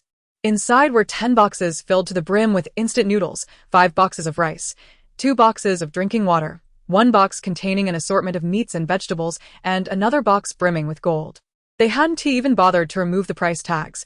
It was evident they had deliberately raided a jewelry store during their journey. Qingxia gazed in awe at the substantial haul of gold, weighing at least 30 to 40 pounds, and could not help but marvel at humanity's deep-seated fascination with the precious metal. Nevertheless, their choice to procure gold was astute, even in a post-apocalyptic world. It was the only commodity retaining its value. She meticulously categorized these supplies and stored them in her warehouse. In addition to seizing a police-issued handgun, it was clear that this band of marauders had plundered places they ought not to have. Han Qingxia felt like a true benefactor, ridding society of its scourge. After all, individuals imbued with such a sense of justice and altruism were becoming increasingly rare. Most ordinary folks would hastily flee upon encountering such thugs, desperate to avoid trouble. Yet, she not only bravely fought back and repelled the assailants, but also generously provided them with a delightful zombie meal set, ensuring they would not harm others. Otherwise, she could have simply frightened them away, expelling them from her territory without a second thought. There was no need for her to lure them deeper into danger, intent on their demise to a person as malicious, or rather, as virtuous as she was indeed a rarity. She deemed this a fitting reward for her gallantry. Otherwise, she would have found it intolerable. Han Qingxia accepted her spoils with pleasure. That moment, a notification sound echoed in her mind. Ding! Base defense battle detected. Successfully defeated 6 enemies and acquired 20 boxes of supplies. Congratulations, you have earned 26 points. The system shop is now open. Han Qingxia's eyes sparkled at the mention of the point shop. To her astonishment, a shopping interface materialized in her mind, showcasing a plethora of supplies. There were food items, medical supplies, firearms, and construction materials for the base. Each item bore specific attributes. For instance, among the food items, there was an energy bar, which could replenish stamina instantly, sustaining hunger for 10 hours, priced at 5 points, and bread, which also restored stamina, lasting hunger for 20 hours, priced at 8 points. Additionally, there was Yunnan Baiyao, effective for stopping bleeding and alleviating pain, available for 20 points. Flipping to the weapons section, she found an extensive array of firearms, each boasting additional damage and accuracy bonuses. Each item was a treasure. Yet the prices were exorbitant. Currently, she possessed only 26 points. Han Qingxia gazed longingly at these offerings, even beginning to anticipate further intrusions upon her territory. Just then, her monitor emitted another alarm. Approaching the computer, she noticed that the once bright sky had darkened, and several large vehicles had come to a halt just outside her surveillance range. The infrared camera captured a group disembarking from the vehicles. They surveyed their surroundings and began to eliminate nearby zombies. Han Qingxia felt a surge of excitement. Could it be that they were delivering themselves to her doorstep so soon? Observing their movements closely through the camera, she planned to act the moment they encroached upon her domain, yet she saw that these individuals were solely focused on dispatching zombies. They stood by the roadside, drawing all nearby zombies towards them. After dispatching their foes, they opened the rear door, releasing a pack of dogs from within. At that moment, Han Qingxia could not discern their appearances or attire, only able to gauge their shapes through the thermal images captured by her infrared detector. One thing she was certain of was that they had indeed unleashed a horde of dogs. Following the release, a few individuals seemed to engage in a dispute. However, swiftly, everyone boarded the vehicle once more, leaving only the pack behind. The dogs, observing the departure of the vehicle, gave chase at full speed. Han Qingxia's infrared camera view, both the vehicle and the sprinting dogs headed towards the city, eliciting a flicker of confusion within her. What on earth were they up to? The following morning, Han Qingxia rose early as usual to warm up. Even in the absence of system rewards, her warm-up routine must persist.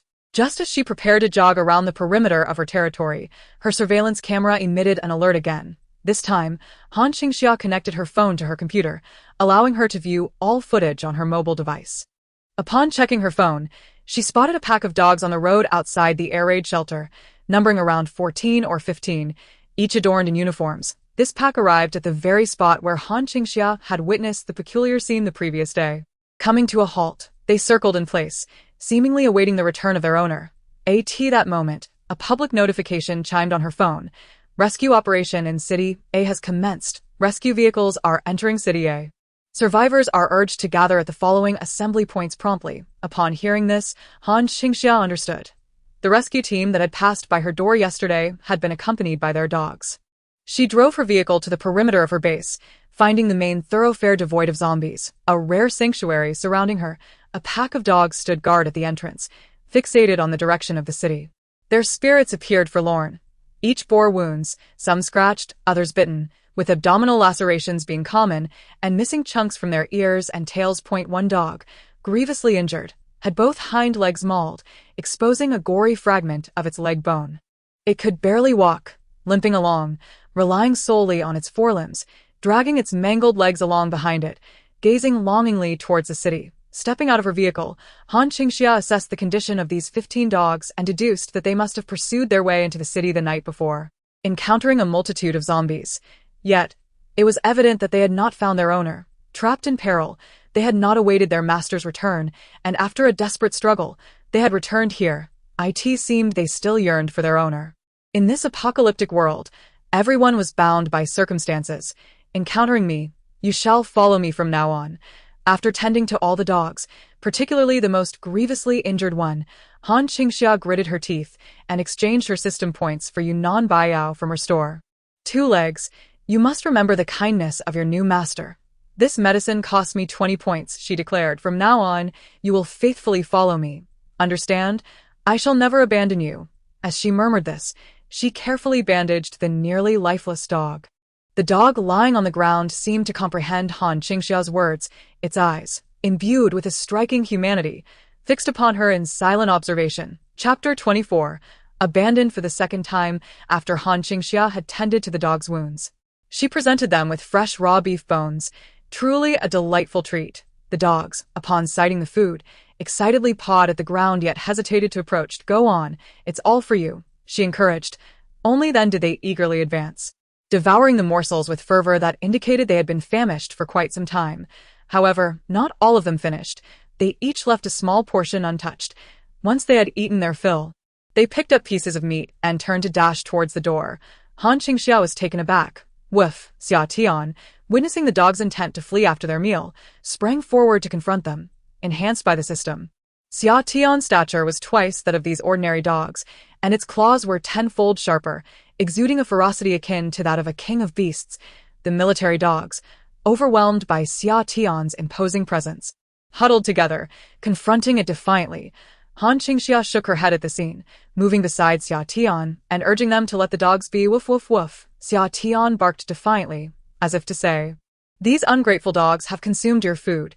Good dogs deserve no mercy." Han Qingxia affectionately patted Xia Tian's head, opened the door, and released the pack of dogs that were eager to escape.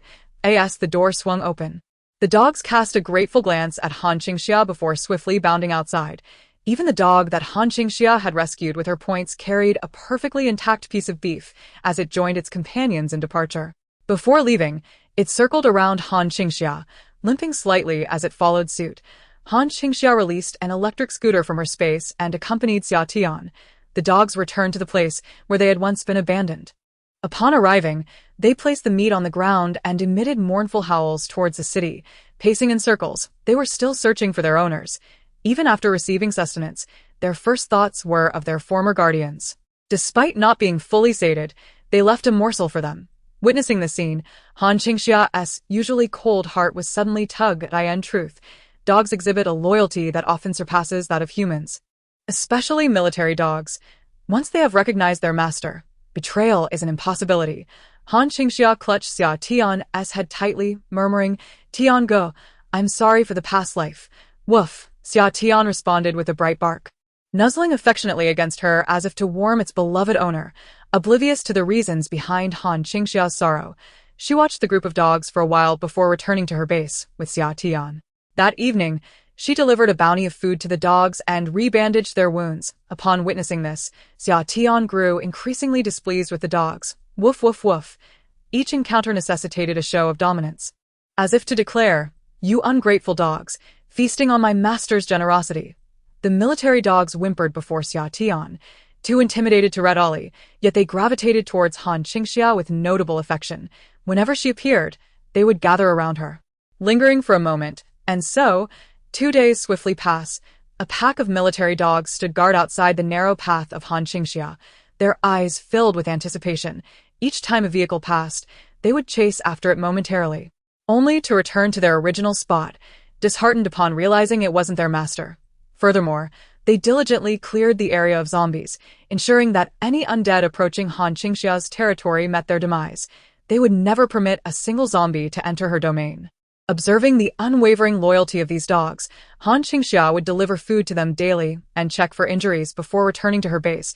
On the evening of the 3rd day, after attending to matters at the base, Han Qingxia came to see the dogs. From a distance, she noticed them sprinting eagerly ahead. She had never seen them so animated, their excitement palpable, accompanied by Xia Tian. She made her way to her usual vantage point and gazed into the distance, where she spotted a convoy of green canvas military trucks emerging from the city. And that instant, Qingxia understood. They had finally awaited the return of their master. The dogs raced towards the approaching trucks, their enthusiasm catching the occupants off guard. One of the vehicles, trailing behind, came to a halt, and a young man emerged from the driver's seat, embracing one of the dogs. The other dogs joyfully surrounded them, barking in delight. One particularly exuberant military dog dashed back to their former base, returning with a piece of meat in its mouth. The young man was taken aback by the sight of fresh beef, but soon released the dogs, equally famished, and returned the meat to them before turning towards his vehicle. They had received orders from the base to make room for survivors, which meant abandoning the dogs. This was a command, and they had no choice but to comply. As the military dogs witnessed this, they lunged towards the green vehicle, and from a distance, Qingxia could still hear the chorus of screams. "Ah! There are dogs! Get away! Get away! There's a virus! Terrifying dogs! Hurry!" The soldiers hastily climbed back into their vehicles, starting them up at once. The dog that had just been embraced charged towards the young man with the meat. But instead of a warm welcome, it was met with the cold steel of a car door. With a roar, the vehicle resumed its motion, swiftly following the convoy ahead. The pack of military dogs, now frantic, chased after the departing vehicles. But alas, the distance between them only widened until they could no longer keep up. When they returned from the end of the road, each dog bore the scars of their ordeal, their earlier anticipation extinguished. They wandered in a daze, stripped of their master. This was the harsh reality of the apocalypse. No one had the luxury of choice. If any chance existed, no one wanted to abandon them. In this grim world, where survival of the fittest reigned supreme, the base had made its choice. People over dogs. This time, you must follow me, Qingxia declared, appearing before them. "I promise, I will never abandon any of you. Trust me." Qingxia was no savior, noble and righteous. She sought not humans, but dogs. A group of defeated canines gazed at the humans who appeared before them, and for a brief moment, a silence enveloped the pack. Soon after, a two-legged creature, meticulously bandaged by Qingxia at great expense, emerged from the throng of dogs. It circled around Qingxia once before letting out a soft whimper and lying at her feet. As it joined, the other dogs rushed forward, surrounding Qingxia in a jubilant manner. Upon returning to her base with the military dogs, Qingxia was greeted by the familiar sound of the system notification echoing in her mind. Detected 15 more dogs at the base. Loyalty at 100. Reward. Base dog health fully restored. Base defense doubled. 150 points awarded. Upon hearing this prompt, Qingxia's eyes sparkled anew.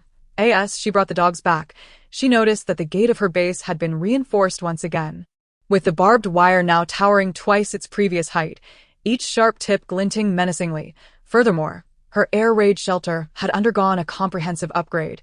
Every door within was revitalized, and the walls were fortified 100-fold. From an external perspective, her base now resembled a fortress. Chapter 25. Expanding territory. Moreover, Qingxia was pleasantly surprised to learn that by accepting this batch of military dogs, she had also earned an additional 150 points. This endeavor had undoubtedly yielded profitable returns. She promptly opened the shop interface, scrutinizing the offerings available for exchange. The food section now displayed 10 items, ranging from energy bars to a super energy elixir priced at 100 points, all designed for rapid replenishment of stamina, providing sustenance for several hours to several days. Qingxia had no particular need for food, but the medicine section had 2 new additions. In addition to the 20-point Yunnan Baiyao for rapid hemostasis, there was a 50-point super adhesive bandage and a 100-point emergency elixir.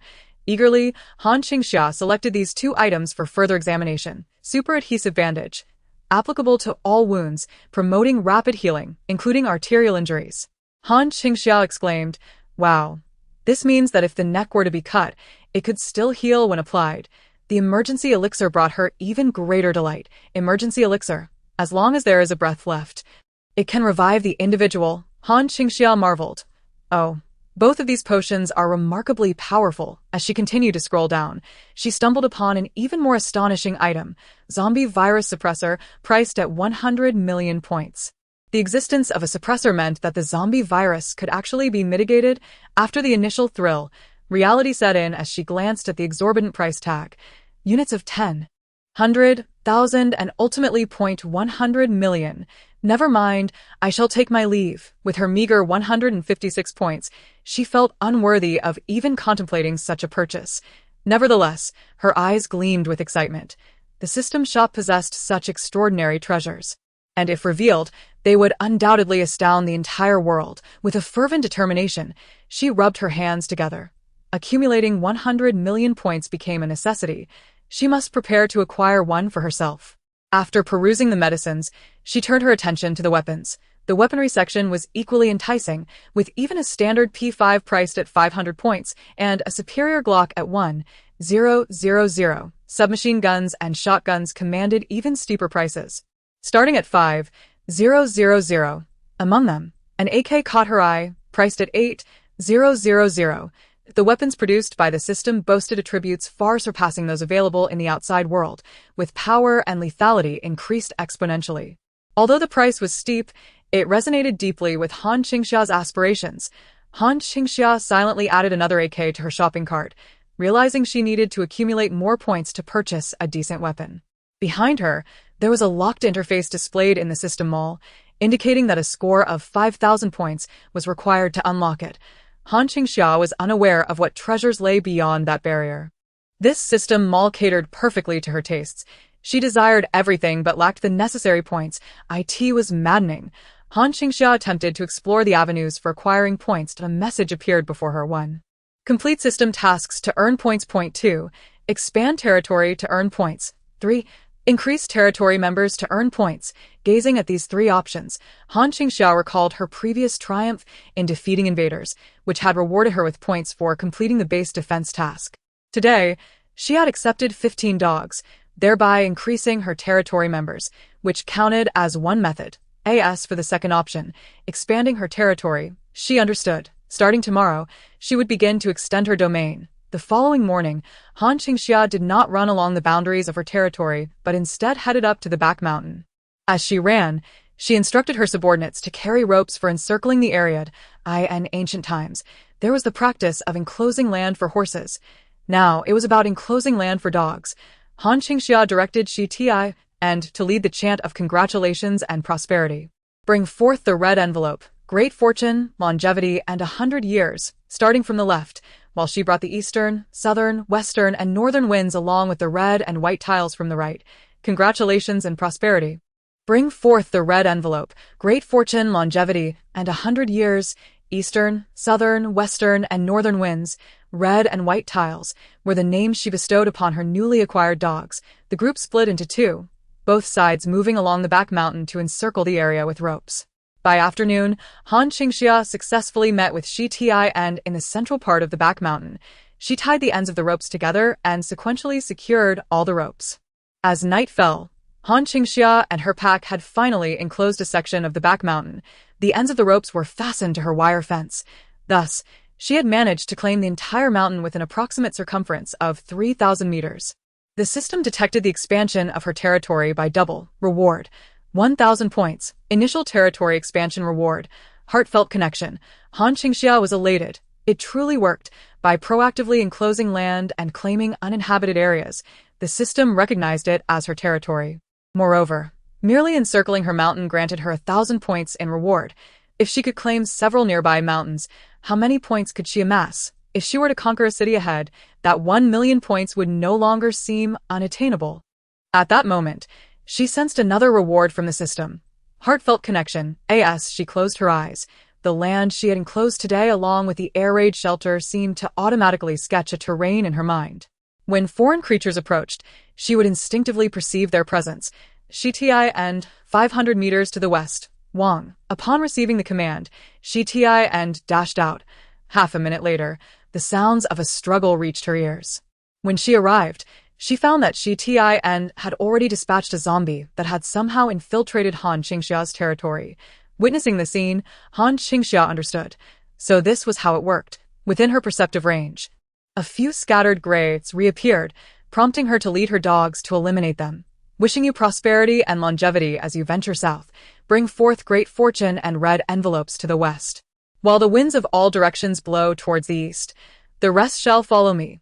Han Qingxia swiftly subdued the zombies within her territory alongside her dogs.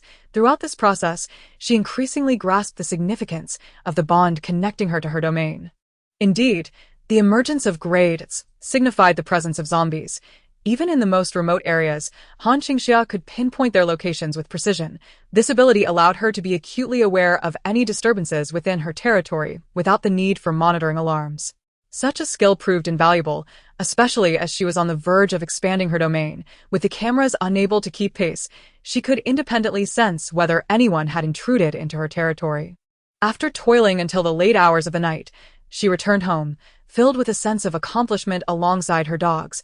Tomorrow, she would embark on the expansion of her new territory.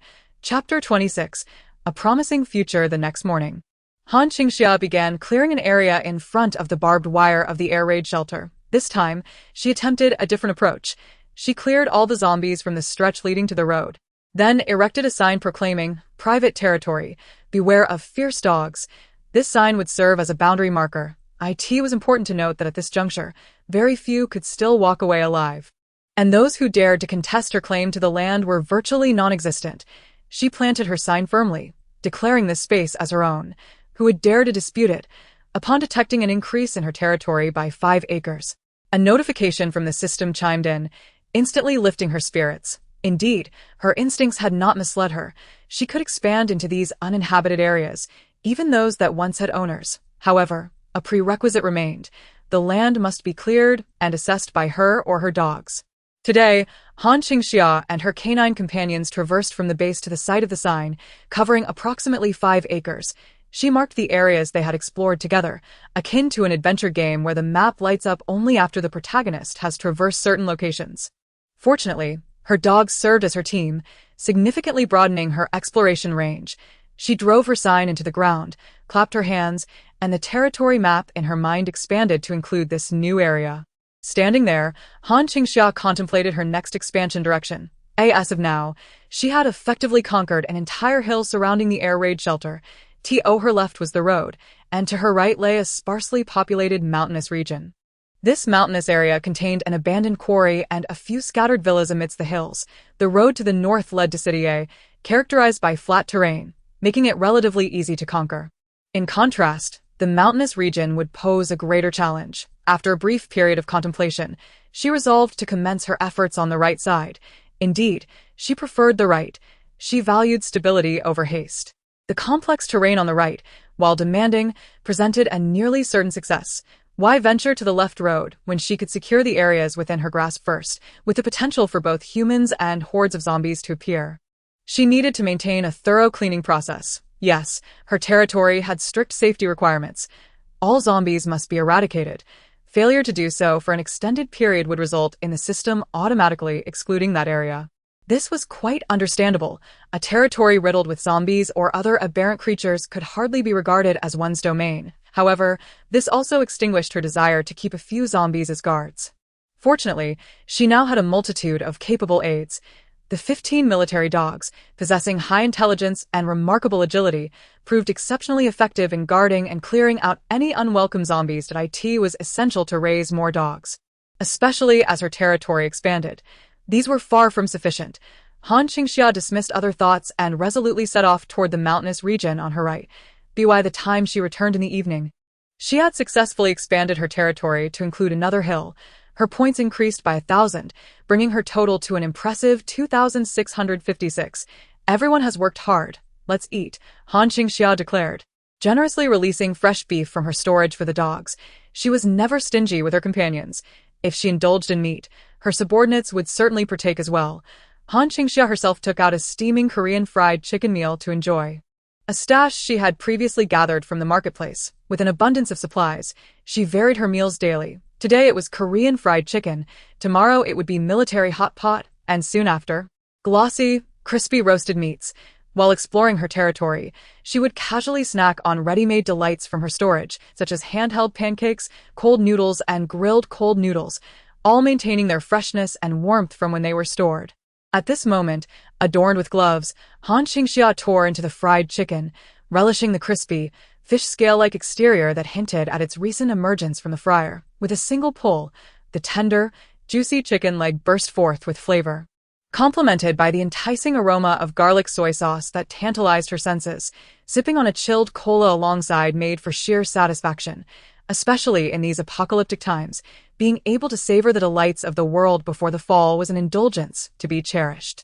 All weariness from the day ebbed away as she devoured the fried chicken, managing to consume enough for 3 people. Summer, attracted by the delicious scent, yearned to join in, and Han Qingxia, after finishing half, tossed the remainder to them. The dogs joyfully feasted around her. Once they finished, feeling pleasantly stuffed, Han Qingxia stood up to stretch, digesting her meal while tending to her chickens, ducks, fish, vegetable patches, and fruit trees. The eggs she had left in the chicken coop had been accumulating, and she was delighted to discover that chicks had hatched in recent days. The poultry, reinforced by the system, were robust and bred at an astonishing rate.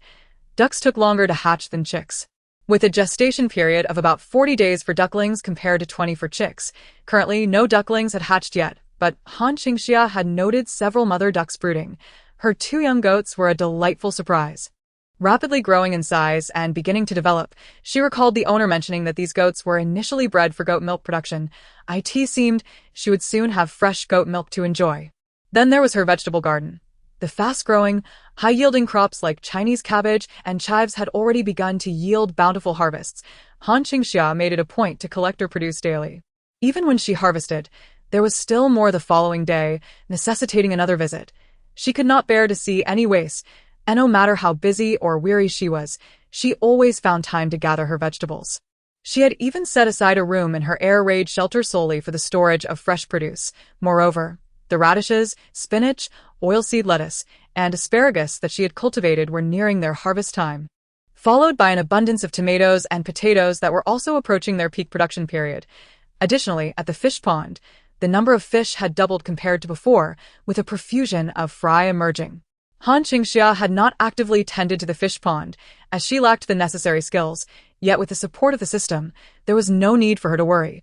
All the small fish were lively and growing plumper by the day. Everything at her base was progressing positively, and her territory was expanding. The future looked promising. The following day unfolded as usual. Han Qingxia set out to explore new territory, today driving her armored vehicle. She entrusted the 7 dogs, led by Xia Tian, to guard the base, patrolling the mountains and eliminating any zombies that appeared, while she took the remaining 8 to seize the next hill. Her target for the day was the villa district. The mountain villas had once been a highly regarded development, designed exclusively for the affluent. The entire estate consisted of only 10 villas, yet it was rumored that even half of them had not been sold. With almost no one moving in, Chapter 27, encountering the living. As Han Qingxia arrived at the mountainous villa area in her armored vehicle, her eyes fell upon the charmingly arranged villas nestled on the mountainside. These villas were spaced widely apart, offering remarkable privacy, perched on the slope and overlooking the entirety of City A, providing an unobstructed view. Those who could reside there were undoubtedly among the elite of City A. She first dispatched her dogs to ascertain whether any living beings were nearby. East wind, south wind, search the left side. West wind, north wind, investigate the south. Red central, white board, scout upwards. Point 2 prosperity, stay in place. Should anyone appear, alert me. The dogs promptly dispersed, executing Han Qingxia's commands. Unhurried, Han Qingxia retrieved a sign and inscribed upon it a warning. Private territory. Trespassers will face death. She refrained from mentioning vicious dogs, as this area would serve as her radiation territory, one she would not frequent often. The primary reason was the insufficient number of dogs to allocate. Erecting a sign as a boundary marker, she would eliminate anyone who approached after nailing the sign down. The dogs returned, yet no notification echoed in their minds. Han Qingxia surveyed the 10 villas, realizing that she needed to thoroughly scour each one. She left 4 dogs outside and commenced her search of the villas with the remaining canines from the 4 cardinal directions. The first villa was evidently unsold, the front door still secured with its original lock. Han Qingxia fished out a piece of wire from her space and deftly manipulated the lock until it yielded. Having spent considerable time in the apocalypse, she had acquired various skills. Upon entering, she found the interior in a bare state. After inspecting the premises, she left the character for Summer on the mailbox at the entrance, and a map materialized in her mind. Territory expanded by 500 square meters. Reward. 100 points. Han Qingxia smiled faintly. This felt right. She continued to scour the other villas, making her way to the ninth one. Of the previous villas, only 2 had been furnished, while the rest remained unadorned. Moreover, Han Qingxia had not encountered a single person.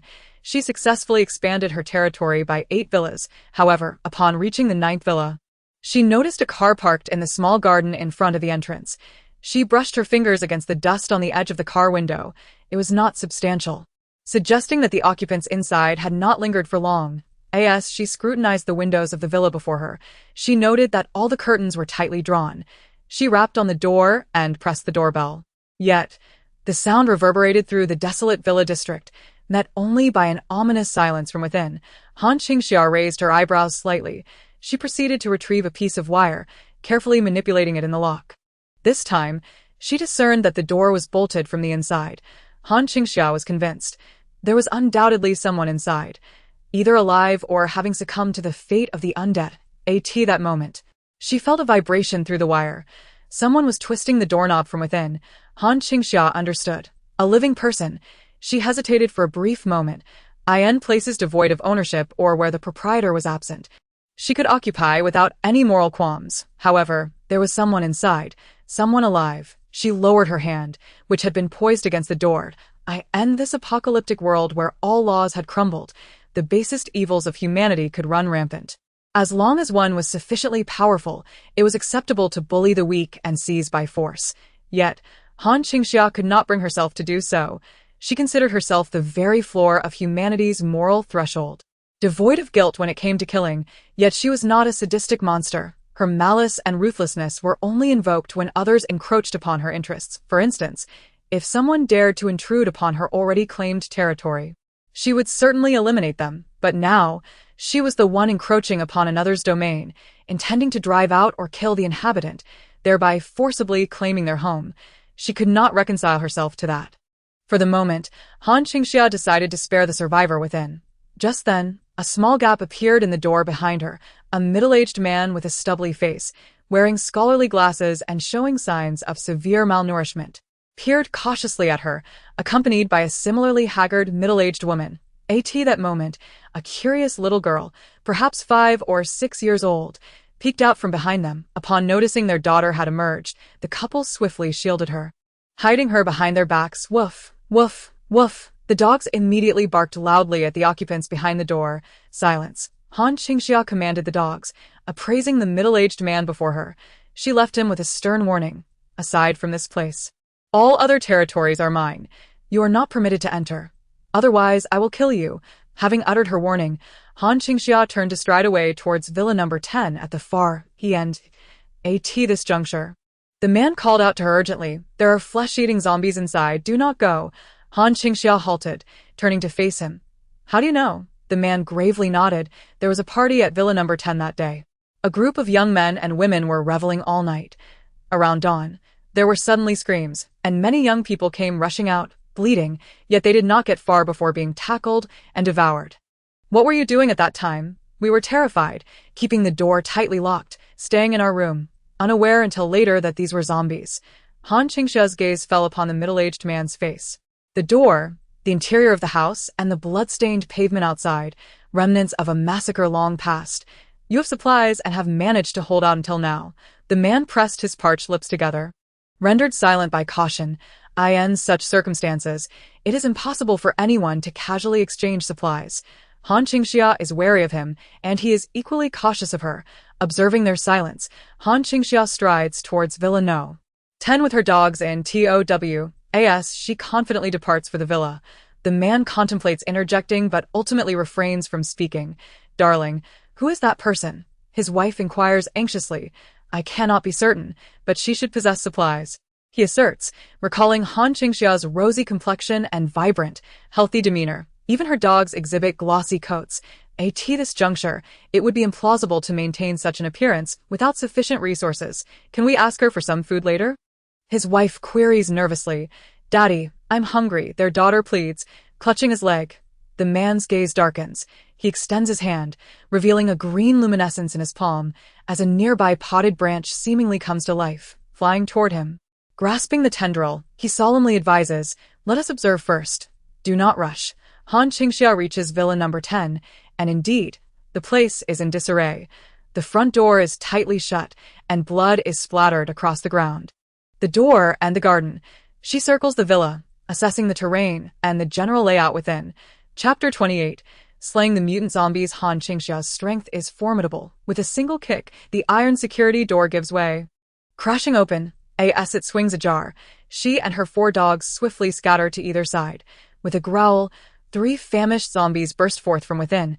Among them are 2 women and 1 man. The female zombie, once a great beauty, retains a semblance of her former allure despite her undead state, her face largely intact, though one leg bears gnaw marks revealing a patch of stark white bone. The other female zombie, however, is less fortunate, her face ravaged, with a prosthetic nose grotesquely dangling and one eye bulging, yellow maggots writhing amid the exposed flesh. The male zombie, clad in an elegant suit, has a gaping hole in his chest and frantically lunges forward. Drawn by the scent of fresh human flesh, the 3 zombies charge out. Han Qingxia swiftly dispatches one with her shovel. The other 2 are swiftly subdued by her 4 dogs, who are exemplary military canines.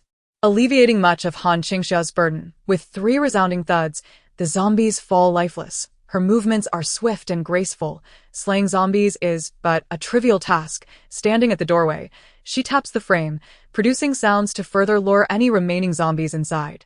Yet, silence prevails. It appears that these 3 were the only ones present. Cautiously, Han Qingxia and her dogs probe further inside. Even in the absence of zombies, her actions remain exceedingly careful and deliberate. This villa comprises 3 levels, 1 basement and 2 above ground. Lavishly decorated, the interior exudes the opulence of its wealthy inhabitants. However, chaos reigns within, with wine bottles and food platters strewn about, and a pile of exquisitely wrapped gifts amassed at the entrance. Han Qingxia casually picks one up. Reading the inscription, "Happy 20th birthday, Lu Menjiui," it appears to have been a birthday celebration, albeit an unfortunate coincidence that this ill-fated individual's birthday coincided with the outbreak of the zombie crisis. Han Qingxia swiftly unwrapped the gift box, revealing a stunning diamond bracelet from a prestigious brand. Adhering to her principle of never leaving empty-handed, she collected all the gifts, planning to savor each one later. Having gathered the presents, she ventured into the kitchen, intending to take away all the food. To her dismay, she discovered a distinct lack of provisions, suggesting that the occupant of this abode was a pampered young lady.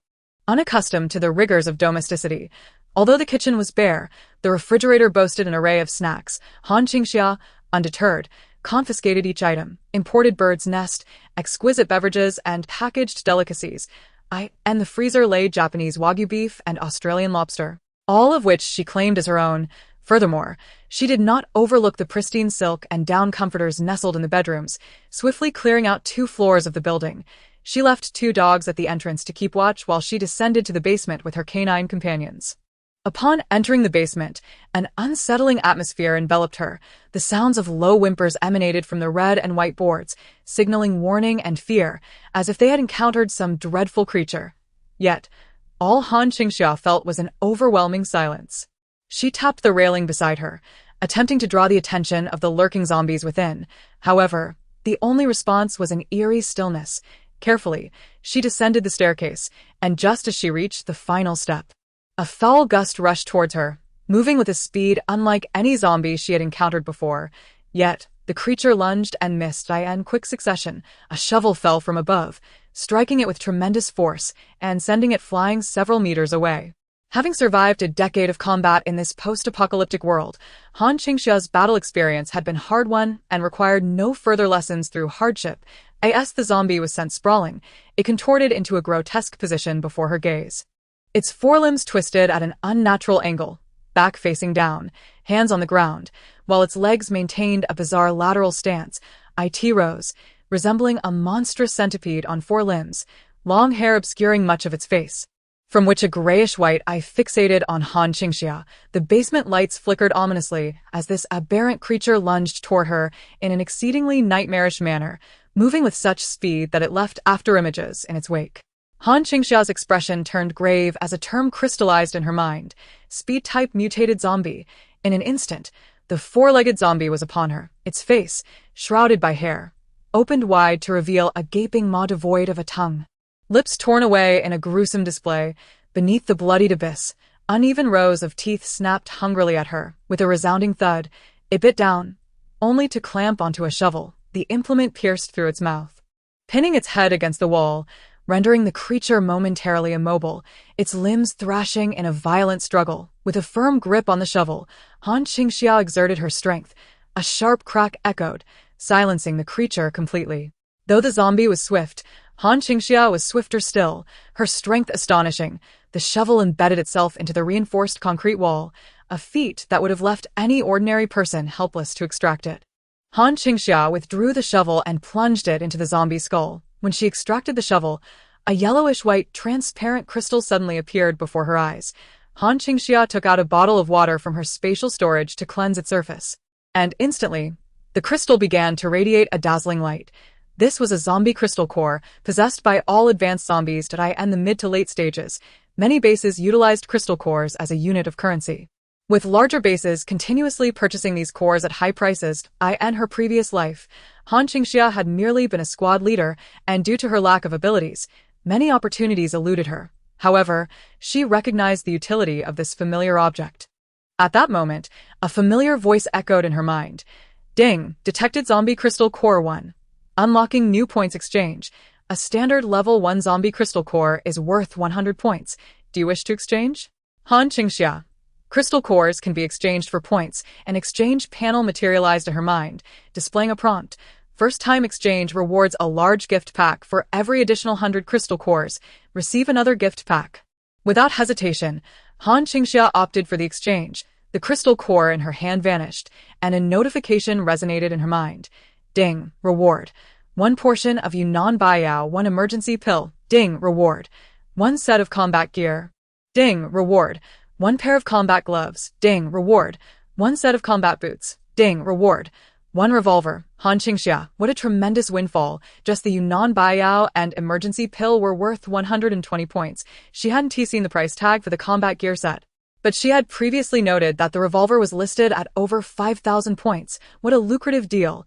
Qingxia secured the revolver at her waist, stored the combat gear in her spatial storage for later inspection, and then scoured the basement. Once more in the basement, she managed to loot a considerable amount, including a cabinet filled with valuable red wine, gold bars and jewels secured in a safe, along with a motorcycle and 2 sports cars, all with their keys intact. Qingxia returned triumphantly. As she departed, she inscribed a large character for Xia at the entrance. Consequently, her mental domain map expanded to include the area of this villa. Simultaneously, all villas in the vicinity, except for Villa Number 9, were overtaken and integrated into her domain map, leaving only the dark, unilluminated abyss of Villa Number 9. Upon exiting the villa, the occupants of Villa Number 9 immediately averted their gaze. They gazed in disbelief at Qingxia, who had returned unscathed, lost in contemplation. Husband, that woman emerged from Villa Number 10. Did you not say it was exceedingly dangerous? She is more formidable than we anticipated. The man asserted. He felt a surge of both fear and relief, grateful that they had initially presented a friendly demeanor. Otherwise, his abilities might not have sufficed against this woman. It was clear that he needed to recalibrate his strategy. As Qingxia left Villa Number 10 and stepped onto the main road, a family of 3 from Villa Number 9 appeared before her. Miss, may we propose a transaction? The man adjusted his black-framed spectacles and declared, I am a botanist, capable of cultivating novel crops. We wish to barter some food with you. He gestured for his daughter to present a large box filled with vegetables and bean sprouts. Qingxia raised an eyebrow at the sight, inquiring, Are you not afraid that I might seize all of these from you? The man shook his head, replying, Cultivating these is not complex for me. He lifted his hand, revealing a pot of bean sprouts within the box that was rapidly ascending in growth. Qingxia's eyes sparkled at this revelation. A wood-type ability user. No wonder this man managed to safeguard his family amidst the zombie crisis for over a month. He was indeed a capable individual. Simultaneously, Qingxia grasped the implications of his actions. Firstly, he was indicating that he was a resourceful person, capable of providing her with certain resources. Secondly, he was issuing a subtle warning, advising her against any rash actions that could jeopardize his family, for he possessed the means to protect himself. However, both of his implications were lost on Qingxia, for she had no need for them. You may keep it for yourselves, she declared, not even pausing to cast a glance at the pot of vegetables. Her own household was overflowing with produce. There was no necessity for barter. With that, she nonchalantly departed with her dog in tow. The man, witnessing this, was immediately taken aback, his expression one of bewilderment. Could it be? He was a clever man, having deduced from various news reports during the early days of the apocalypse that the situation was far from simple. When the zombie outbreak occurred next door, he had decisively locked his doors, sequestering his family away, not daring to make a sound, thus successfully evading danger. Subsequently, he had been fortunate enough to awaken his wood-type abilities, ensuring a basic level of sustenance for his family. Yet, mere vegetables would not suffice. The adults could manage, but the children were already suffering from malnutrition. Nevertheless, he was certain that the fresh produce he cultivated would be in high demand outside. How many survivors could access fresh vegetables? This was undoubtedly a commodity for trade. Yet, to his astonishment, the other party seemed to hold it in complete disdain. As Qingxia prepared to leave, the man called out, "Miss, what do you require?" "Money. We have that too. Whatever you desire, if we possess it, we can trade." Upon hearing this, Qingxia halted, a glimmer of interest illuminating her face as she surveyed their villa. "I want her house." The individuals opposite her were taken aback. What? In this apocalypse, what does she want at the house? It holds no value for sustenance or clothing.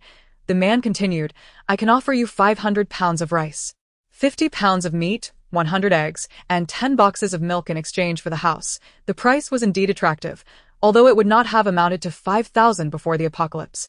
It was a considerable sum in these dire times. Such a substantial quantity of resources for their home was an excellent trade.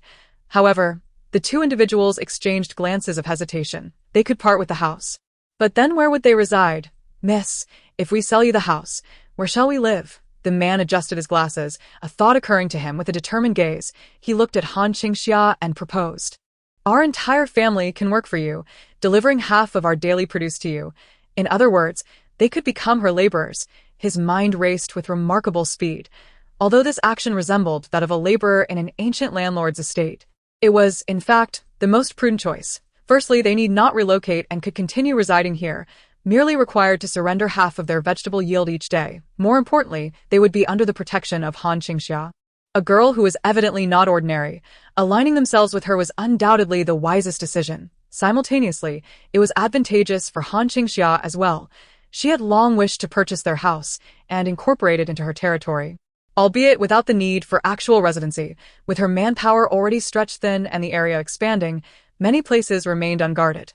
This family could oversee her domain while also contributing a portion of their food yield. Moreover, the man was a wood-type superhuman, making this transaction rather favorable. Just then, a notification echoed in Qingxia's mind. Detected the allegiance of territory residents. Accepting them will yield 300 points and special attributes. Qingxia. Special attributes? I consent. Upon her agreement, an invisible force bound her to the three individuals before her. Wang Yumin and his wife, for reasons unbeknownst to them, gazed at Qingxia as if she were a revered deity, instinctively compelled to submit before her. Meanwhile, Qingxia sensed an extraordinary energy coursing within her. She reached toward Wang Yumin's pot of vegetables, and instantly, the produce began to flourish at a rate surpassing even his own control. The couple immediately comprehended why Qingxia had looked down upon their crops. It turned out she was also a wood-type superhuman, and far more powerful than they. An unusual blend of gratitude and trepidation surged within them. How generous she was to accept them. Chapter 30. The Lord Qingxia arranged for the purchase of Wang Yumin's home. A large character for Xia was engraved on the mailbox at the entrance. With this, her map was finally complete. From this day forth, she declared, "I am your lord." She instructed Wang Yumin and his wife to oversee this land, forbidding any intruders from entering her territory. They were to cultivate the land diligently for her, and in return, she would guarantee their safety and reward them based on their contributions. Upon hearing this, the couple was overwhelmed with excitement, eagerly affirming her wishes. This was precisely what they desired, whether before or after the apocalypse. Ordinary people merely sought a secure place where they could be sheltered. Previously, they had relied on the machinery of the state for protection. Now, with that machinery dismantled, Qingxia provided them with genuine refuge as their lord. Qingxia then asked Wang Yumin's daughter, Wang Yunduo, to accompany her to gather supplies. Considering the girl's tender age and the fact that Wang Yumin likely could not safeguard much, she instructed her to take only a modest amount. A bag of rice, a box of milk, a carton of fresh eggs, and 10 pounds of pork. The items were loaded onto the cart, drawn by Hong Zhong and Bai Ban, who would also escort her back, in the future. All their produce would be delivered to her daily. Han Qingxia's acceptance of residence was akin to establishing a base in the apocalypse, albeit with a fundamentally different structure. She would not permit the newcomers to enter her bomb shelter. That realm belongs solely to her. The inhabitants under her protection can only dwell within the confines of her territory. Here lies the entity they revere. The following day, Wang Yunduo arrived to deliver the daily yield to Han Qingxia. A box of vegetables, half filled with bean sprouts and the other half with cabbage. The system detected a yield from a household within the territory, awarding 3 points upon receiving the box of vegetables. Han Qingxia heard the system's notification. By receiving the produce from the residents within her territory daily, she also earned points. In addition to the initial acceptance reward, their subsequent yields would also grant her rewards. The amount of rewards seemed to correlate with the population. The Wang family, consisting of 3 members, contributed 3 points to Han Qingxia each day. Han Qingxia was filled with delight as she returned, when Wang Yunduo presented her with rice, milk, eggs, and pork for the day. She also graciously offered a bag of seeds and a lollipop as a bonus. Go home and have your parents plant something else. Yes, my lord, Wang Yunduo replied sweetly to Han Qingxia. Accompanied by the guards in their whiteboard uniforms, she returned with the items of the day. After watching her depart, Han Qingxia took out a map and began strategizing the next area to conquer. It would be nearly sufficient to push left into the villa district. The mountainous area behind the villas led to another city, with a more complex terrain and a larger population, which would be somewhat troublesome to manage. If there were zombies there, it would take her half a day to traverse. To the right lay the highway. She picked up her binoculars and gazed toward the road outside. Ever since the rescue team evacuated a wave of civilians, the highway had experienced a new surge. The surviving populace, with the rescue vehicles paving the way, rushed out in their cars, heading towards the rescuers' base. If Han Qingxia remembered correctly, that was where Haning's family had initially boarded the rescue vehicle, situated at the back of B City, on a plain bordering A City. There, one of the 3 major eastern bases. K1 base had been established. Its military strength was formidable. However, according to her past knowledge, K1 base had always struggled with food shortages, dispatching numerous personnel daily to gather supplies. After expanding her territory northward, she might encounter individuals from K1 base. After contemplating for a moment, Han Qingxia decided to venture south, toward a city. Without hesitation, she set to work. During the day, she cleared approximately 20 acres of vacant land along the highway, exterminating all the wandering zombies within her territory and seizing a small amount of supplies. Most of the items were from vehicles involved in accidents on the road. In total, she collected 4.5 bags of rice, half a bag of flour, and 5 boxes of instant noodles. While discarding the spoiled meat, vegetables, and bread, the yield was somewhat meager. Nevertheless, the points awarded were substantial. 2,000 points. The conversion rate was approximately 1,000 points for every 10 acres. If it were a residential building, the points would increase. For instance, clearing an entire villa district yesterday ultimately rewarded her with over 3,000 points. That villa area was not larger than the uninhabited zone Han Qingxia had occupied today. In just a few days, Han Qingxia's territory had expanded 4 to 5 times, and her points had nearly reached 7,000. She was not far from acquiring her AK, just as Han Qingxia planned to seize the opportunity to redeem her AK. A cluster of reds suddenly appeared in her mind's eye regarding her territory. Reds. Zombies are represented as grades. After a moment of shock, Han Qingxia immediately realized the implication. Living intruders. In the vicinity of her underground shelter, an unexpected turn of events unfolded as Han Qingxia decisively gathered her dogs and drove back. Captain, hold on a little longer. According to the map, there should be a shelter ahead, she exclaimed. Why do I sense something is amiss here? A group of 7 or 8 men clad in base combat uniforms traversed the forest surrounding the shelter, growing increasingly wary of their surroundings. Indeed, there was not a single zombie in sight, as if the area had been deliberately cleared. Look, there are fresh tire tracks from vehicles coming in and out. It seems there are people inside. One of them remarked, if there are people, that's even better. The group of men, all bearing various injuries, continued onward, when suddenly their chatter ceased. Before them stood a colossal sign. Private property. Beware of vicious dogs. Look over there. One sharp-eyed individual caught a fleeting glimmer of silver. He hastened forward, parting the underbrush and maneuvering through dense trees, revealing a well-concealed base. Upon sighting the defensive structure, he and the others were left utterly astonished. A towering fence of barbed wire soared over 3 meters high, its apex adorned with razor-sharp Okinawa blades glistening coldly under the light, concealing numerous hidden wire blades. At the center loomed a massive steel door. Standing at 3.5 meters tall, its thickness suggesting that even a tank might struggle to breach it. Within the confines of the barbed wire, a lush array of vegetables flourished alongside domesticated chickens, ducks, and sheep, as well as sprawling orchards and fish ponds. Was this truly a paradise? An awe-inspiring defensive structure, brimming with abundant supplies. This was the fabled utopia described in books. Surely, there must be people inside. I shall seek her assistance. The man who had just spoken took off running. At that moment, their captain's voice rang out from behind. Be careful, but alas, it was too late. Thud! The Special Forces soldier plummeted directly before them. And by the time they realized what had happened, he had already fallen into a trap. Chapter 31. The appearance of Su Xiaoyang Daping, Qingxia. The remaining Special Forces members rushed to the edge of the pit, where they discovered that the cleverly concealed trap was lined with steel spikes and a large animal snare. The sight sent shivers down their spines. Damn, this is no ordinary civilian trap. It is undoubtedly a professional-grade military installation. A simple misstep could spell death for an unwary soul. Fortunately, their comrade was a well-trained Special Forces operative. Upon sensing danger, his instinctive reaction was to defend himself, resulting in his leg being caught in the snare, while both hands were pierced. Carefully, they worked to extricate him from the trap. Just as they succeeded, a pack of dogs surged forth from a small side door at the base. Woof, woof, woof, with 8 or 9 ferocious dogs led by an exceptionally fierce German shepherd. They encircled the group. Summer glared at the men before her, bearing elongated fangs and sharp claws. At this moment, they finally understood the meaning of "within lies a vicious dog." Could these creatures before them be anything but malevolent beasts? Just then, a female voice emanated from the base's loudspeaker. This is your only warning. Leave within 1 minute. Otherwise, I will not be responsible for the consequences. The crowd collectively gasped in shock upon hearing Han Qingxia's warning.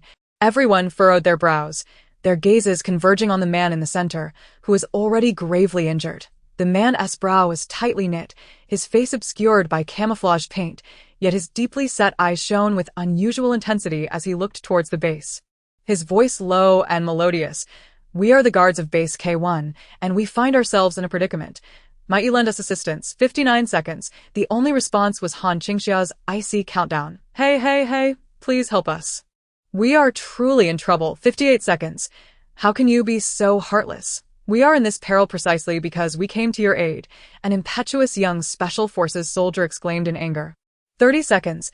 Han Qingxia abruptly halved the remaining time. The young soldier nearly burst into tears upon hearing this. Captain, enough, their captain replied, his tone losing its edge. Helping is a matter of goodwill. Not helping is merely following the rules. We cannot impose moral obligations upon others. Let us withdraw. But you are gravely injured, and we have no idea when help will arrive. We have nowhere to retreat. Leave. At that moment, the soldiers carrying their captain fell to their knees before the gate. Comrades inside, I, Su Xiaoyang, implore you, we shall not enter your base. We only ask that you save our captain. Whatever you desire, I will procure it for you. Meanwhile, Han Qingxia, who was driving, was taken aback. And the real-time footage on her phone. She saw a man she knew all too well. Su Xiaoyang. It truly is Su Xiaoyang. Thud, thud, thud. The sound of kneeling echoed as others joined Su Xiaoyang in pleading with Han Qingxia. The young man on Su Xiaoyang's back felt as if his heart was being tightly clenched by a gigantic hand. A pain more acute than his own injuries. He longed to urge them to rise, but before he could voice his thoughts, darkness enveloped him as he lost consciousness from blood loss. At that moment, a screeching halt echoed, scattering leaves in all directions. To their astonishment, the most advanced super-armored vehicle they had ever seen came to a stop before them. As leaves and dust settled, the door swung open, and a girl clad in combat attire leaped out. Her long, raven black hair was tied into a high, stylish ponytail, and her fair, rosy complexion was breathtaking, especially in her neatly fitted combat uniform that accentuated her tall and graceful figure. She was both beautiful and heroic, a sight to behold. After stepping out of the vehicle, this stunning young woman strode directly to the center of the group. She knelt on one knee and gently grasped the chin of the man before her, scrutinizing his face with a serious expression, leaving Su Xiaoyang utterly stunned and unable to move. As Han Qingxia rubbed her eyes, they grew ever brighter, each stroke unveiling a deeper astonishment. She grasped Su Xiaoyang's chin tightly, her excitement palpable. Su Xiaoyang, yes, it's me. Su Xiaoyang, caught in her grip, suddenly found it difficult to meet her gaze. Perhaps it was the intensity of her smile or the fervor of her touch that left him momentarily disarmed. Meanwhile, the other comrades around them stood agape at the scene unfolding before them. This is indeed possible. All right, come in. Han Qingxia waved her hand grandly, opening the door behind her to usher them inside. In that instant, everyone felt as though they had been transported into a dream. All eyes turned towards Su Xiaoyang, their expressions rich with intrigue. Having a visually appealing companion truly proved advantageous in critical moments. Su Xiaoyang's typically icy demeanor faltered under their scrutinizing gazes. He pressed himself against the team leader behind him, feigning calmness. Why aren't you all hurrying inside? At last, the group snapped back to reality and entered first. They supported one another, lifting the fallen Zhengping from the trap, and a collective of them followed Han Qingxia into her sanctuary. Upon truly stepping inside, they were even more astounded by the sights that greeted them. Outside, a scene of carnage lay strewn across the landscape, chaos reigning supreme, with food scarce beyond measure. Yet here, chicks and ducklings flourished in abundance. Merely a glance revealed nests brimming with eggs. The vegetables in the garden thrived spectacularly, seeming as though they might wither if not harvested soon. Not to mention the pond, teeming with fish and shrimp, bubbling with life. Congratulations on your prosperity. Bring forth the red envelopes. Wishing you great fortune, longevity, and let the feast begin. The collective gasped in disbelief. They watched in utter astonishment as Han Qingxia emerged from the bomb shelter, carrying a large basin of fresh, bone-in beef to feed her dogs. Wow, is she really this extravagant? They had long endured hunger outside, barely managing to eat, while this woman's dogs feasted like royalty. Su Xiaoyang, have you eaten? At that moment, having finished feeding her dogs, Han Qingxia turned her gaze to Su Xiaoyang. Called out. Su Xiaoyang felt his neck flush with embarrassment. We still have a little food left. That means you haven't eaten. I'll go cook. Han Qingxia turned back toward the bomb shelter. Su Xiaoyang hurriedly called after her. Miss, do you have any medicine? Our leader is in dire condition. Yes, can you please help save our captain? Han Qingxia lazily glanced at the person Su Xiaoyang was supporting, a smirk curling at the corners of her mouth. What's in it for me if I save him? Chapter 32. With the emergency elixir at hand, splendid. Miss, as long as you can save our captain, I will grant you anything within my power. Su Xiaoyang's earnest expression conveyed his unwavering promise. Han Qingxia's smile widened, a glint of mischief in her eyes. It's simple. I want you, Su Xiaoyang. His typically frosty visage blushed from neck to nape, leaving him at a loss for words. The expressions of his comrades watching him were equally complicated and unspeakable. What is this all about? In truth, it is merely that Su Xiaoyang is handsome, and he has caught the eye of this female tyrant, who intends to keep him as her captive husband, right? In that moment, everyone was at a loss as to whether they should sympathize with Su Xiaoyang or envy him. Miss, I am but a mere individual. Su Xiaoyang took a deep breath, gazing at Han Qingxia. What do you require of me? I want you to remain here, serving as my subordinate, pledging your allegiance solely to me henceforth. That is out of the question. I still wish to return to the troops with everyone. Han Qingxia lazily rose from her seat. Then take your time to consider. If you wish to save him, you must stay. Observing Han Qingxia's indifferent retreat, Su Xiaoyang clenched his fists tightly. Miss, can you truly save my captain? Of course, with the right resources, I assure you he will not perish, Han Qingxia declared with unwavering conviction. With the emergency rescue elixir at hand, confidence was hers. Upon hearing this, Su Xiaoyang fell silent for 3 seconds before responding earnestly. Very well. If you can save my captain, then my life, Su Xiaoyang, shall belong to you. Xiaoyang, Su Xiaoyang, a group of teammates watched in disbelief as Su Xiaoyang acquiesced, instantly panicking. You must want me.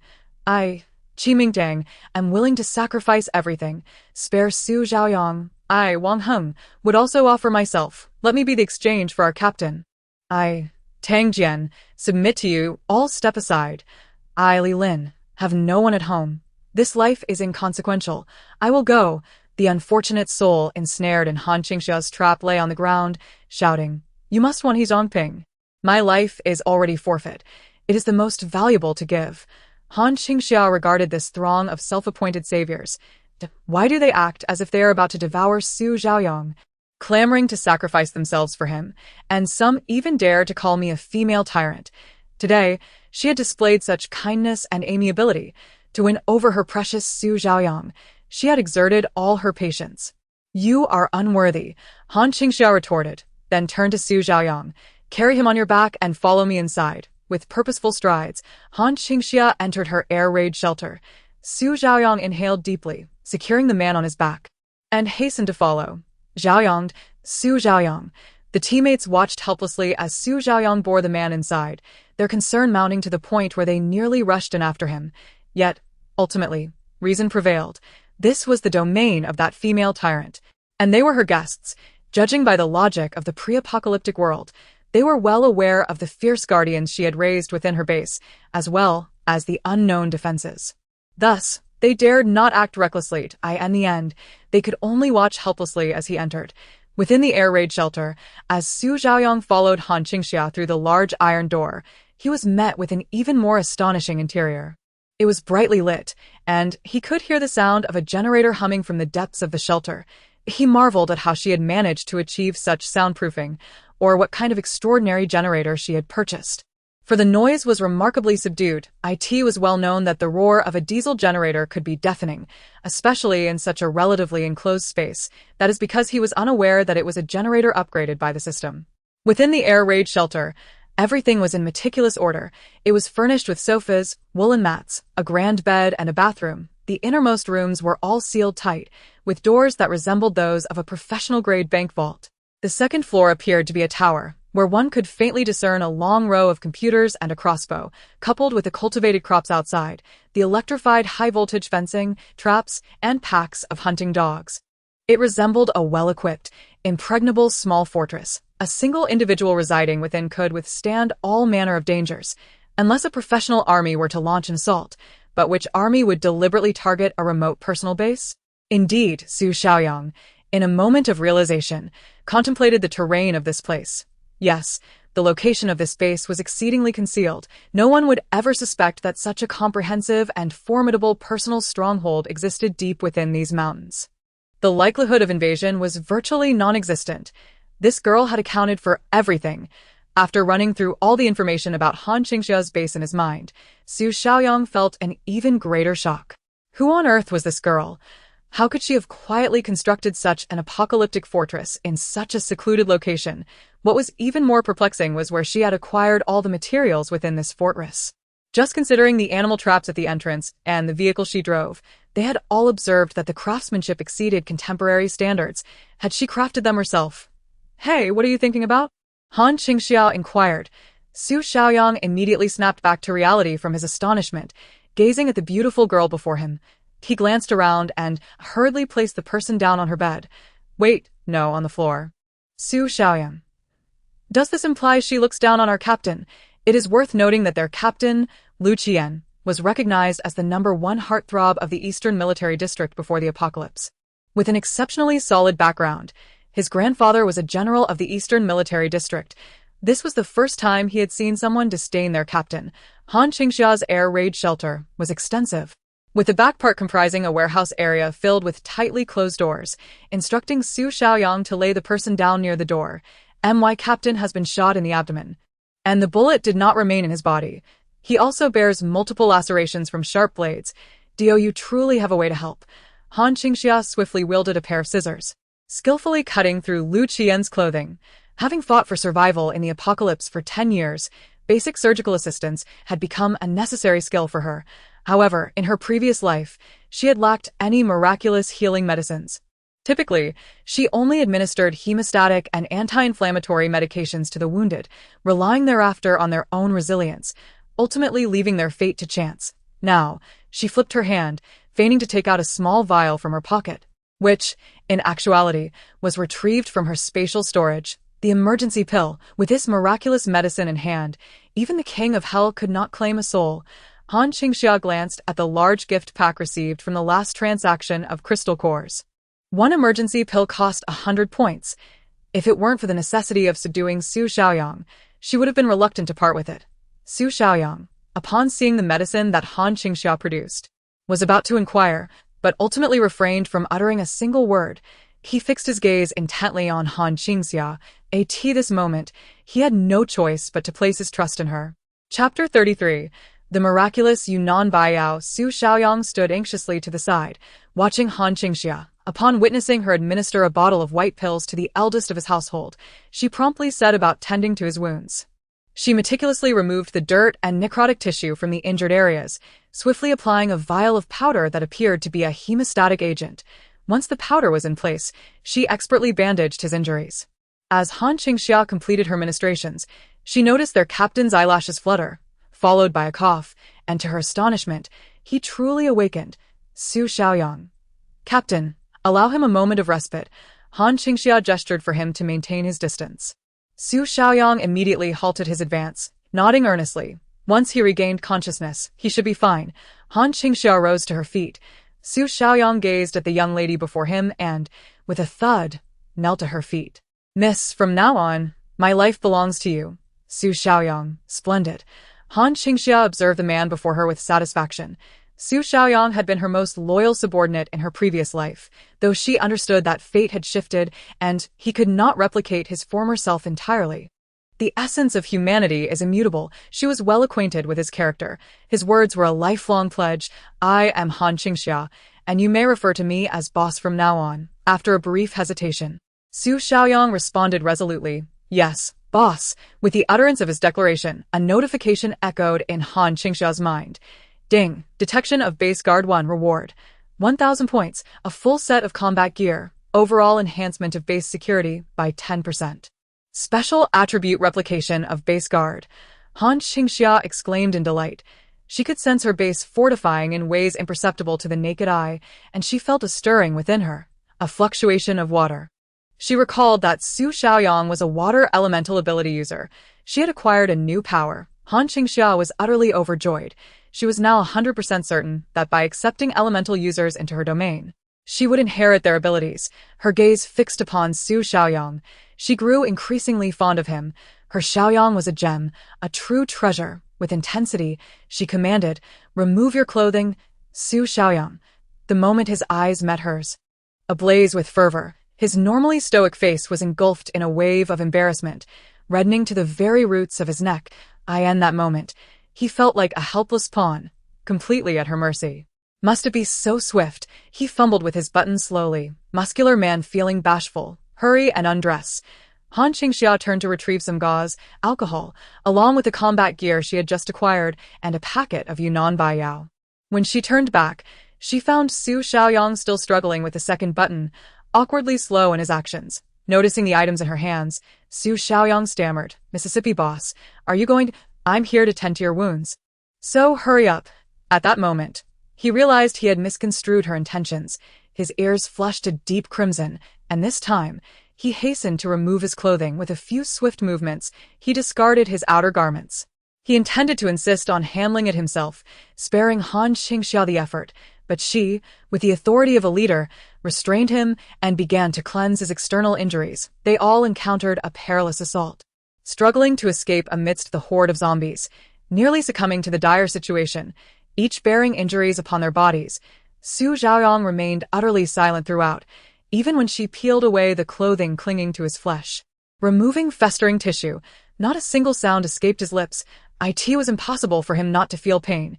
The agony of torn flesh and fascia could render anyone numb. Yet, he refrained from uttering a word. A true tough man never cries out in pain. He endured the torment, but when Han Qingxia finished cleaning his wounds and sprinkled a layer of white medicinal powder onto the injuries, an unprecedented coolness struck his numbed nerves. He gazed in disbelief as Han Qingxia applied the powder. Just a touch, and the pain dissipated. Soon after, an overwhelming sense of warmth enveloped his wounds with remarkable comfort. Once Han Qingxia had bandaged all his injuries, he felt as though he was on the verge of recovery. He looked at Han Qingxia in astonishment. Enough, stop staring at me foolishly. Go to the bathroom. Grab a damp towel to clean yourself, avoiding the wounds, and then change into clean clothes. Han Qingxia tossed him a set of fresh combat attire. Su Zhaoyang, momentarily at a loss for words, grasped the towel and clothing, and solemnly expressed, "Thank you, boss, go on." Han Qingxia waved him off, urging him towards the bathroom. When Su Zhaoyang emerged, freshly clad, he found Han Qingxia in the kitchen preparing a meal. That moment, he noticed the half-bottle of Yunnan Baiyao she had just placed on the table. Hesitating for a moment, he approached her and asked, "Boss, may I have the remaining medicine?" Han Qingxia, glancing over her shoulder while cooking, casually nodded. "Take it." Su Zhaoyang felt an overwhelming sense of gratitude as he glanced at his former captain in the room. Confirming he was recovering well, he then took the Yunnan Baiyao outside. Outside, he heard a voice. "Pingzi, hang in there, don't waste the medicine on me. Our supplies are limited." He Xiaoping lay pale against the wall outside the air raid shelter, his companions tending to the wounds on his leg. He had been severely injured by Han Qingxia's trap, exacerbating his already battered body. He understood that, in such times, with no rescue in sight, and relying solely on the scant medical supplies they had left, it would be a waste. Save it for yourselves. This medicine won't help my wounds. Stop talking nonsense. We will not let you die. Even if it can't heal, we must try. At that moment, a voice called out from behind them. Su Zhaoyang, clad in his new attire and carrying the Yunnan Baiyao he had requested from Han Qingxia, emerged from the air raid shelter. Upon seeing him, everyone exclaimed, "Zhaoyang! How is the captain? Where is he?" "In there resting. He is out of immediate danger." Hearing this, the clouds of despair that had loomed over them for days began to lift. Su Zhaoyang stepped forward, presenting the Yunnan Baiyao. "This medicine has worked wonders for both the captain and me." He Xiaoping glanced at the bottle. "That demon's medicine? I don't want it. That is my leader." "You are not permitted to defame her any further." Su Zhaoyang firmly pressed down on He Xiaoping's leg, exposing all of his wounds. Upon witnessing his comrade's fervent defense of Han Qingxia, He Xiaoping felt a surge of indignation, ready to retort, when an unprecedented coolness enveloped his entire being. He was instantly taken aback. Chapter 34. This is what I regularly consume. He Xiaoping's wounds were quite deep, having just received some hemostatic medication. The pain intensified with each passing moment. At this juncture, Su Zhaoyang applied the ointment to his injuries, and an indescribable sensation of relief washed away all discomfort. As the bandaging commenced, warmth began to radiate from the wound, yet it was not scorching. Rather, it felt akin to being immersed in a soothing hot spring. His previously taut nerves gradually relaxed, and his pallid complexion began to improve. What sort of medicine did that female tyrant possess? It feels utterly delightful, still referring to her as the female tyrant. Su Zhaoyang tightened the bandage with considerable force. "Ouch!" He Xiaoping immediately complied, realizing his error. I was mistaken. I shall call her Big Sister." Big Sister. Su Zhaoyang, exercising great restraint, released him and secured the dressing on his wound. Observing the remaining powder, he addressed the other comrades. "There's a little left. You should all apply it." Su Zhaoyang proceeded to apply the remaining powder to the most severely affected areas of his fellow soldiers. After using Han Qingxia's medicine, their eyes sparkled with astonishment. Qi Mingtang exclaimed in wonder, "Wow, this medicine is truly marvelous." Wang Heng's eyes gleamed. "It doesn't hurt at all after applying the ointment." Li Lin wholeheartedly agreed. "I have never encountered such effective medicine." Tang Jian remarked with a smirk. "It seems that despite her unpleasant demeanor, that female tyrant possesses some remarkable remedies." Tang Jian, Su Zhaoyang's face darkened ominously. "Indeed, just moments ago, we all beseeched her, yet she turned a blind eye to our plight. That not the very definition of a cold-hearted tyrant." Tang Jian was the young soldier who had nearly been moved to tears by Han Qingxia's earlier behavior. "My leader saved the captain, yet she merely turned a blind eye and allowed you to use her medicine. That was at the cost of your own well-being." "No, I willingly chose to follow my leader," Su Zhaoyang stated with utmost seriousness. Hearing this, Han Qingxia, standing by the entrance of the air raid shelter, couldn't help but smile subtly. Su Zhaoyang remained the same individual she had known in her previous life. "Zhaoyang, do not speak so. Did you not just praise our leader?" Han Qingxia interjected. "Once our leader recovers, we shall make our escape together. Yes, we shall slip away unnoticed. She will certainly not detect us, and if she does, We need not fear her. With so many of us, how could we be intimidated by a mere young girl? Indeed, we do not fear her, you all. Han Qingxia emerged with a large basin of food. Whom are you not afraid of? The fervent discussion abruptly ceased as the group caught sight of Han Qingxia, and they promptly averted their gazes, obediently silencing themselves. Not a single soul dared to meet her eyes. Han Qingxia surveyed the group of blusterous individuals and called out, "Zhaoyang, come and eat." Upon hearing the command, Su Zhaoyang obediently stepped forward. The other four, witnessing this, hurriedly attempted to dissuade Su Zhaoyang from approaching, urging him not to go, but none dared to voice their concerns in her presence. As Su Zhaoyang obediently approached, a collective sigh of regret echoed among the onlookers. Alas, their esteemed comrade and cherished ally had ultimately endured too many sacrifices. Yangzi, your efforts for everyone have not gone unnoticed. At that moment, a tantalizing aroma of braised pork ribs wafted through the air. Han Qingxia unveiled a large basin, brimming with succulent red braised ribs. The ribs, having been first seared and then simmered, boasted a golden red hue, their rich fragrance enticing, while the thick, savory sauce promised a delectable experience. A single bite caused the meat to effortlessly detach from the bone, the salty sweet flavor combining with a hearty texture, capable of inspiring one to devour 10 bowls of rice. Above, Han Qingxia had also fried 5 eggs and prepared a generous portion of stir-fried greens, the sizzling eggs and vibrant vegetables complementing the ribs in a manner that could make anyone's mouth water. This was especially tantalizing for the soldiers who had gone days without a proper meal. Wow, such a feast! Su Zhaoyang exclaimed upon seeing the lavish basin of ribs and the 2 steaming pots of fragrant rice beside the electric cooker, his heart momentarily stunned with emotion. There's truly no need to prepare such a splendid meal for me. I would be content with your usual fare. He was acutely aware of the current scarcity of supplies, let alone ribs. Many were struggling to secure a single hearty meal. The abundance of food Han Qingxia had prepared was evidently a grand welcoming feast just for him. This was truly unnecessary. Even if he were held in high regard, a modest stir-fry with a bit of meat would have sufficed. This was overwhelmingly extravagant. Han Qingxia took a rice cooker and settled beneath the trellis, proclaiming, "This is what I eat daily." Su Zhaoyang. The individuals behind him gasped in astonishment. "From now on, whatever I eat, you will eat too. Following your leader, I will ensure you commence each day at this standard." Han Qingxia declared loudly. The 5 nearby could only stare in wide-eyed disbelief. Could it be? This was the standard. This was the apocalypse. They could scarcely secure meat and vegetables even at the base. Han Qingxia intended to have Su Zhaoyang dine at this level. This seemed to starkly contrast with their prior imaginings of Su Zhaoyang enduring a life of servitude, while aligning himself with Han Qingxia. It appeared he was not sacrificing at all. His life was undeniably better than theirs at the base. "Let us eat our own food, quickly," Tang Jian scoffed. "We have our own provisions."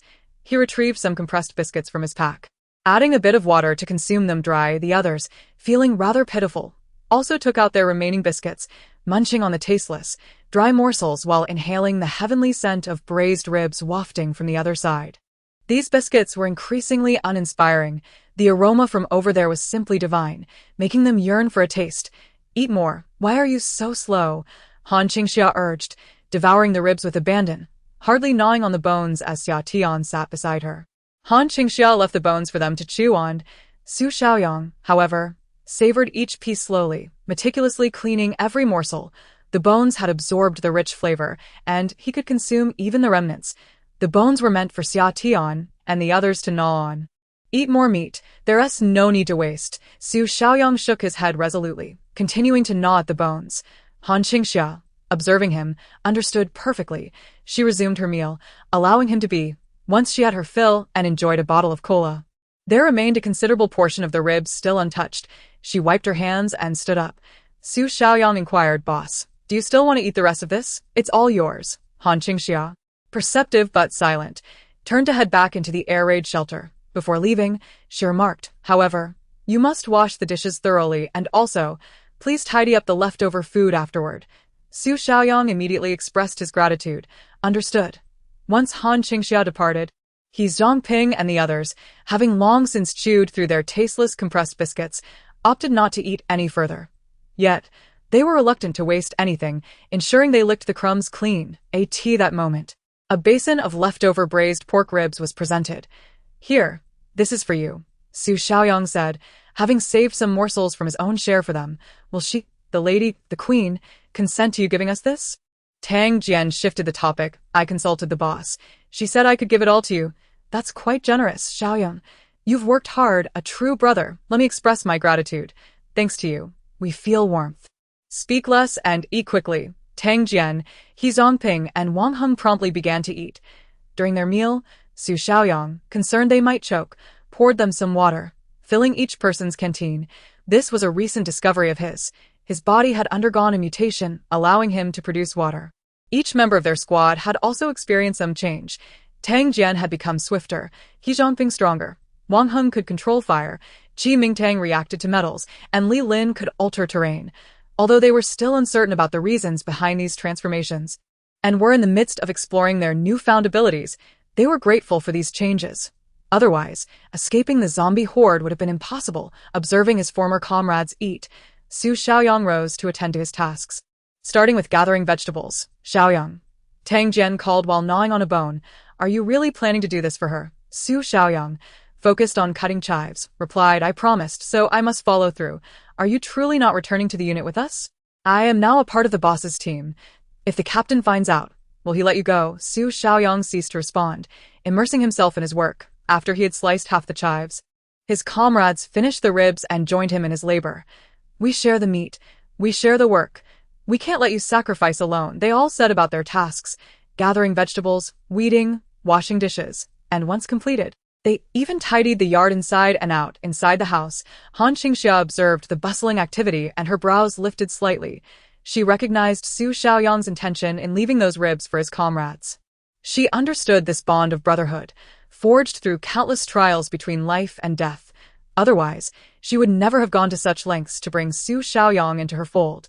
Their camaraderie, nurtured over years, even decades, could not be easily severed. Now, with the timeline altered, she recalled that in her previous life, when she first encountered Su Xiaoyang, he had been alone, never mentioning his past. In retrospect, it was likely that all his comrades, including that captain, had perished, leaving him the sole survivor. Picked up by her, unburdened and wholeheartedly devoted to her cause, in this lifetime, his companions remain steadfast, and he exudes a slightly brighter disposition than in his previous existence. Han Qingxia does not deliberately undermine his relationships with his comrades, nor does she wish for him to sever ties with them. Rather, she tacitly condones many of his actions, such as taking away the Yunnan Baiyao and the spare ribs, essentially granting him leniency. This benevolence extended towards Su Xiaoyang, as any other approach would only yield counterproductive results. Human beings are inherently emotional, and the fact that his teammates are alive will inevitably linger in his thoughts. Otherwise, it would be akin to uprooting an entire nest. Observing these diligent young men, Han Qingxia's eyes grew increasingly bright. Retaining these individuals to assist her seemed quite advantageous. As dusk fell, Han Qingxia sauntered lazily outside the air raid shelter. Having conducted a thorough inspection of her territory, the area within her domain had been revitalized. The vegetable garden was meticulously tidied, with all freshly harvested greens neatly arranged in a shaded spot. Each variety categorized with care. The weeds had been entirely removed, and the chicken and duck coops had been cleaned, with minor damages repaired and the overall sanitation addressed. Han Qingxia was thoroughly pleased with the results. The soldiers were indeed quite commendable in their labor. Boss, where shall we store these vegetables? No need to rush. Let us wash some vegetables first. We shall indulge in hot pot tonight. Upon hearing the mention of hot pot, the eyes of several comrades lounging nearby sparkled with excitement. Before long, Han Qingxia set up a pot in the open space. She first added fragrant beef bones and chicken drumsticks to create a rich broth, followed by the hot pot ingredient packages, half spicy and half tomato. An array of fresh meats, fish, vegetables, and frozen tofu was laid out, causing He Zongping and the others to salivate profusely. Boss, isn't that an excessive amount of food? What is this? I've said it before. Following me means that eating is fundamental. This is our daily routine. You must get accustomed to it. He Zongping and his companions' ears perked up, casting glances at Su Xiaoyang with newfound envy. Daily routine. Having emerged from the military, they carried with them merely a few compressed biscuits and a scant portion of canned beef. With food shortages at the base, they faced immediate supply reductions, resulting in a meager diet of one vegetable, one rice, and one soup. a broth barely worthy of being called so, featuring a mere hint of egg flour, hardly better than dishwater. Yet, even this was considered a luxury that many at the base could not afford, as countless individuals struggled to even obtain steamed buns. In stark contrast to Han Qingxia's provisions, their situation was like heaven compared to hell. Han Qingxia added generous portions of beef rolls, pork slices, shrimp paste, and fish into the hot pot. The rich, savory aroma drove them into a frenzy of salivation. "Let us eat as well." "I can't eat." Tang Jian turned his head away, finding it impossible to consume his compressed biscuits in light of such a sumptuous meal. "If you can't eat, just drink some water. Pretend you're eating." The group sipped water to suppress their hunger, hoping that once Han Qingxia finished her meal, Su Xiaoyang might bring them a morsel. However, once Han Qingxia completed her hot pot feast and wiped her mouth, she preemptively spoke before Su Xiaoyang could utter a word. "Xiaoyang, please put away the vegetables. I doubt you'll consume much." "I shall prepare less in the future." The others were left in stunned silence. Su Xiaoyang was taken aback by Han Qingxia's sudden remark. He had only eaten to about 60% of his capacity, hoping to leave some leftovers for later. This time, "Boss, I'm still not full." "Oh, not full? Then please continue eating. I shall step inside to digest." "All right, boss. I promise I will tidy up this place thoroughly." Su Xiaoyang watched as Han Qingxia departed. Once she entered through the main door, he immediately beckoned the others over. "Come, hurry and eat." Tang Jian, He Zongping, and the others wasted no time in devouring the remnants of Han Qingxia's meal with fervor. They even spared no thought for the vegetable leaves that had accompanied the meat. Everyone rubbed their hands together in anticipation, eagerly awaiting the steaming dishes to emerge, their faces adorned with childlike glee. At that moment, a profound female voice echoed from behind them. "Well then, who permitted you rascals to pilfer my meal?" Chapter 36, bringing the crowd to tears as Han Qingxia's voice resonated. The burly men, nearly 1,000 pounds in combined weight, froze in place, petrified. Good grief, they gazed at Han Qingxia, a seemingly fragile woman, and each of them resembled mice caught in the presence of a cat. If only there were a place to hide, they would have scurried away without hesitation. "What? Feeling hungry?" Han Qingxia approached her hot pot, surveying the group of quails before her. "We haven't eaten." Tang Jian was the first to stand, his youthful face turned towards Han Qingxia. He was the youngest among them, only 20 years old. Despite his relatively short time in the military, having enlisted at 16, he had excelled and seamlessly joined Lu Qian's Special Forces team. Yet, despite his commendable abilities, his youth and limited experience left him unprepared for a woman as cold-hearted and ruthless as Han Qingxia. Otherwise, he would not have nearly cried in her presence. "You haven't eaten. Yet what are you doing?" "We were merely sitting here, enjoying the aroma." "Isn't that permissible?" "Of course not." Han Qingxia replied languidly. "The scent of these dishes belongs to me. Who allowed you to savor the fragrance of my food?" Tang Jian exclaimed. "You know that during the boiling process of hot pot, a great deal of oil vapor is released, and these vapors are a part of the energy of my food. By inhaling the fragrance of my hot pot, you are effectively stealing my meal. What further justification can you offer?" I leave?" "Too late. You must compensate." Tang Jian stared in shock at the woman before him, who was as miserly as Huang Shiren, no, even more so, and felt the sting of tears welling up again. How could he possibly repay her? "Boss." At that moment, Su Xiaoyang stood up. "This was my doing. If anyone should be punished, it should be me. Shut your mouth and sit down." Han Qingxia shot him a glance before continuing to address them. "I am not unreasonable. You are all soldiers, after all, and certainly more adept at reasoning than I'd. So, what do you propose we do about this?" Tang Jian and the others exchanged glances. "At most, we shall compensate you with a pot of food." The eldest among them, Qi Mingtang, declared. "Yes, we will repay you with what? We can go out and find you food. Exactly the same dishes to reimburse you." "Huh, is there truly anything in this world that is identical? Moreover, I need it immediately. Hand over the compensation now." "You are utterly unreasonable. Indeed, you are bullies. How remarkable it is that you, a group of individuals, could brazenly steal from others and still maintain such an air of righteousness. Is it not evident that you are taking advantage of me?" A group of burly men found themselves rendered speechless by Han Qingxia's retort. They exchanged glances, and Qi Mingtang spoke. "Sister, how about this? You tell us how you wish for us to compensate you, and we shall comply with your demands." Han Qingxia, having gained the upper hand, nonchalantly settled herself before the hot pot. "Very well, since you have taken my belongings." you shall return them at your own expense. I shall be magnanimous and accept you as my subordinates.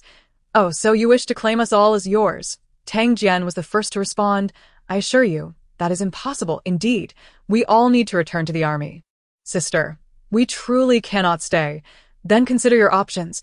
If you do not agree, you shall compensate me for my losses. If you refuse, you may as well await your demise. Han Qingxia ceased her discourse and turned to leave. The moment she departed, everyone was agitated. My goodness, I have never encountered someone like her. She expects us to compensate her. We are in an apocalypse, food is scarce, and we are not related. Why should we owe her anything? Have we eaten her hot pot?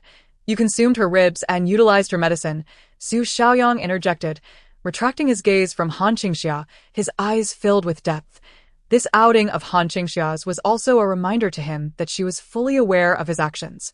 Yet, she had never confronted or reproached him, indicating that she was not a particularly petty or calculating individual. Otherwise, she would not have tolerated him so many times. All of this was a favor. And Han Qingxia was extending her goodwill through him. However, these individuals failed to grasp this. Boss, she is quite decent. She is a good person. You are all deeply mistaken about her. Xiaoyang, cease speaking on her behalf. Regardless of the circumstances, we cannot align ourselves with her. You may indulge her, but once the captain awakens, we must return. My mother is still at the K1 base. I must go back. Must I? It is imperative that I return. Han Qingxia observed the scene outside through the surveillance cameras within the base. She pulled over the earpiece and addressed the loudspeaker outside. I care not how you think or whether you wish to comply. As long as you remain here for a day, you are obliged to work for me. Tonight, all of you shall keep watch. Otherwise, be gone at that moment. The crowd outside fell silent. After issuing her commands, Han Qingxia turned and retreated to her bed to rest. She proceeded step by step, unhurried. The crucial point was that having consumed her provisions, they were required to labor for her. She descended to her sleeping quarters and on her way back, noticed Lu Qian still lying on the ground. After administering a healing pill and applying Yunnan Baiyao, his life was undoubtedly preserved. At that moment, he was steadily recovering. Han Qingxia cast a glance and strode past him, crawling into her blankets for slumber. When she awoke the next day, the air raid shelter outside was once again in perfect order. Although that bothersome group did not submit to her, they had managed to complete all the tasks. The vegetables in her field were being harvested at any given moment, and the chickens, ducks, and sheep were all well fed. Upon venturing out today, she discovered they had even expanded her fish pond. Han Qingxia couldn't help but think to herself that she truly needed a few more helping hands. It would be beneficial to have someone assist her in completing these tasks. Boss, where should I place these vegetables? Follow me. Han Qingxia led Su Xiaoyang into the air raid shelter, instructing him to stack the vegetables at the entrance of the large iron door, as she would deliver them inside later. The balance of power and responsibility must align. Since she had not yet assigned Su Xiaoyang any vital tasks, he did not merit access to her warehouse. This was not only for Su Xiaoyang's benefit but also for Han Qingxia's. One must exercise control gradually, only relinquishing authority once complete mastery is achieved. Han Qingxia recorded Su Xiaoyang's fingerprint information for the entrance and exit of the air raid shelter, allowing him to place the vegetables at the warehouse door after collecting them, while she would handle the subsequent arrangements herself. Su Xiaoyang expressed no dissent, only unwavering obedience. After Han Qingxia finished handling the daily vegetables, she heard voices emanating from outside. I am here to deliver vegetables to the Lord. A soft, melodious voice rang out at the door. Wang Yunduo had come with the supplies for the day. However, she noticed many unfamiliar faces today, standing timidly at the door. You've arrived, my lord. Chapter 37. The long-term worker of the landlord Wang Yunduo felt an innate sense of closeness toward Han Qingxia. Anyone who had been received into Han Qingxia's territory felt similarly, including Su Xiaoyang, who, since agreeing to serve under her, had developed unconditional trust in her. He viewed her through a lens of admiration. Unable to comprehend why his comrades spoke ill of her, Han Qingxia was a remarkably kind-hearted individual. My lord, you asked me to give the seeds I cultivated to my father yesterday. He said they would be ready in a week. Please be patient. All right, you must still have some supplies left at home. Correct. Not yet. My father said that the Lord need not provide us with supplies for now, as we cannot store them. May we exchange them at a later time? Very well. Han Qingxia nodded, then turned to call for her dogs but instead glanced at the few idle men nearby. You too, escort her back home. The group Two of them stepped forward to escort Wang Yunduo back to her home. After they departed, Han Qingxia looked at the remaining individuals. You all shouldn't be idle. Come over and help me, the group. Upon catching a whiff of her delicious hot pot, they felt compelled to serve her. Han Qingxia handed Su Xiaoyang a map along with a pile of markers. Take them to expand our territory. Expand a territory? Tang Jian exclaimed in shock at Han Qingxia. Why would we expand the territory? In this apocalyptic era, what is there to expand? Isn't everything just empty land? Han Qingxia shot him a glance. Just go and do as I say, by the end of today, at the very least. You must expand by 10 mu, erect markers declaring it as Han Qingxia's land. The group, understood, Su Xiaoyang replied decisively. Han Qingxia's expression softened slightly. Off you go. There will be food for you upon your return. Will we even be able to afford your food? Tang Jian retorted cheekily. Han Qingxia immediately flew into action, declaring if you love to eat, then eat. After all, you all still owe me, the crowd. Everyone dejectedly went off to toil for Han Qingxia. Only He Zhongping, who was most severely injured and still recuperating, remained. His leg was injured quite badly, making it unwise for him to move about for the next couple of days. Yet, Han Qingxia couldn't bear to see him idle. You come here and work, He Zhongping. They had indeed entered the domain of some landlord or slave master. Tempted by the aroma of her cooking, they had become her long-term laborers, utterly exploited. The most troubling part was that even this invalid was not spared. Little did he know, had there not been an unconscious person lying inside, if Lu Qian could move even a finger, she would not allow him to remain idle. Everyone was to work for her. He Zhongping dared not voice his indignation and obediently got up to prepare her meal. Han Qingxia, displaying a semblance of humanity, considered his mobility issues and assigned him lighter tasks, instructing him to wash, chop vegetables, and cook a large pot of rice. For once, Han Qingxia freed herself from labor. Reveling in the fact that she need not toil, she jogged a few laps around the entrance of her bunker to warm up, simultaneously restoring the traps that had been damaged earlier. During this time, she heard the system's notification sound. Ding! Detected an expansion of territory by 100 square meters. Reward 100 points. Upon hearing the system's alert and realizing the area of her territory had indeed increased, Han Qingxia knew her instincts had been correct. Sending her people out to expand their territory could indeed augment her domain. Suddenly, she pondered whether the migration of residents within her territory, if they occupied additional land, would count as her own. Han Qingxia was eager to test this theory. However, with only one household currently residing in her territory, she was rather cautious about accepting new residents. She had an aversion to humanity. After her run, she returned to her base and found herself at a loss for what to do. It was odd to feel idle. She couldn't even contemplate further territorial expansion, as there were outsiders in her bunker, and she would not leave their presence. After contemplating for a moment and leisurely warming up, she practiced her combat skills in the open space. He Zhongping, who was grumbling about cooking, heard the sounds of her training and turned to see Han Qingxia's explosive punches and kicks. In an instant, he thought, wow, she's incredibly strong. This lady's combat skills are impressive. The prowess of her techniques left even a seasoned soldier like him astonished. Each strike landed with power and precision. Merely watching her was captivating. What are you looking at? Planning to steal my techniques. Upon hearing this, He Zhongping was once again seized by a sense of dread and promptly lowered his head to resume his work. Yet, as he continued, he couldn't help but steal a few glances. She was remarkable, truly remarkable. She seemed to be even stronger than their captain. By afternoon, those dispatched returned. As Han Qingxia had previously promised, there was indeed food awaiting them.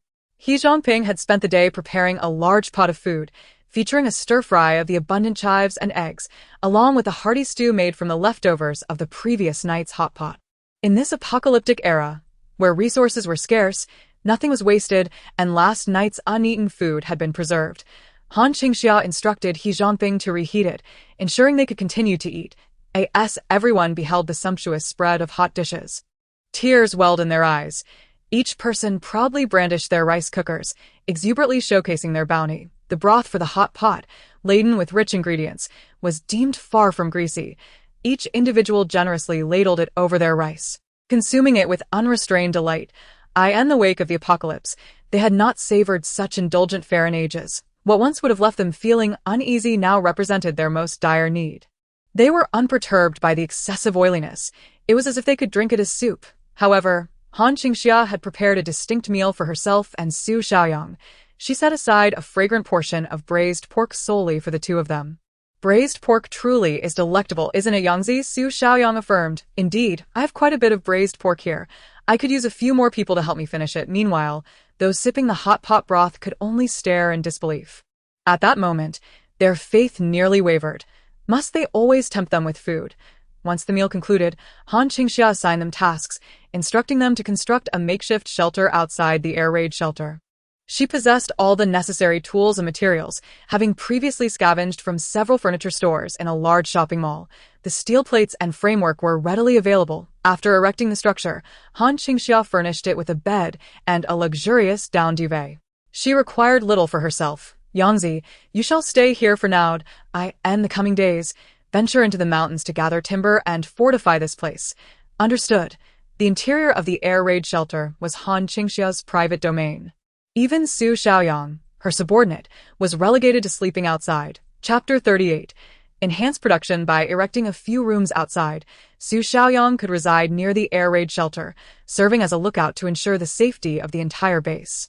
After delegating the tasks outside, she returned to the base for rest. At that moment, Qi Mingtang inquired, "Elder sister, how is our captain faring?" "He is still asleep." Before Han Qingxia emerged, Lu Qian had remained in a deep slumber. Although she found it peculiar that he had not awakened, she had examined his injuries and breathing. His external wounds had largely healed, and his respiration was steady, indicating he was merely in a state of deep sleep. "Could you allow our captain to stay outside? We will take care of him." "No," Han Qingxia firmly refused. Liu Qian was her hostage, with such a group of individuals who were not under her command within her territory. She could not afford to place complete trust in them. Just as this group had previously expressed, what if they attempted to flee and abscond with Su Xiaoyang?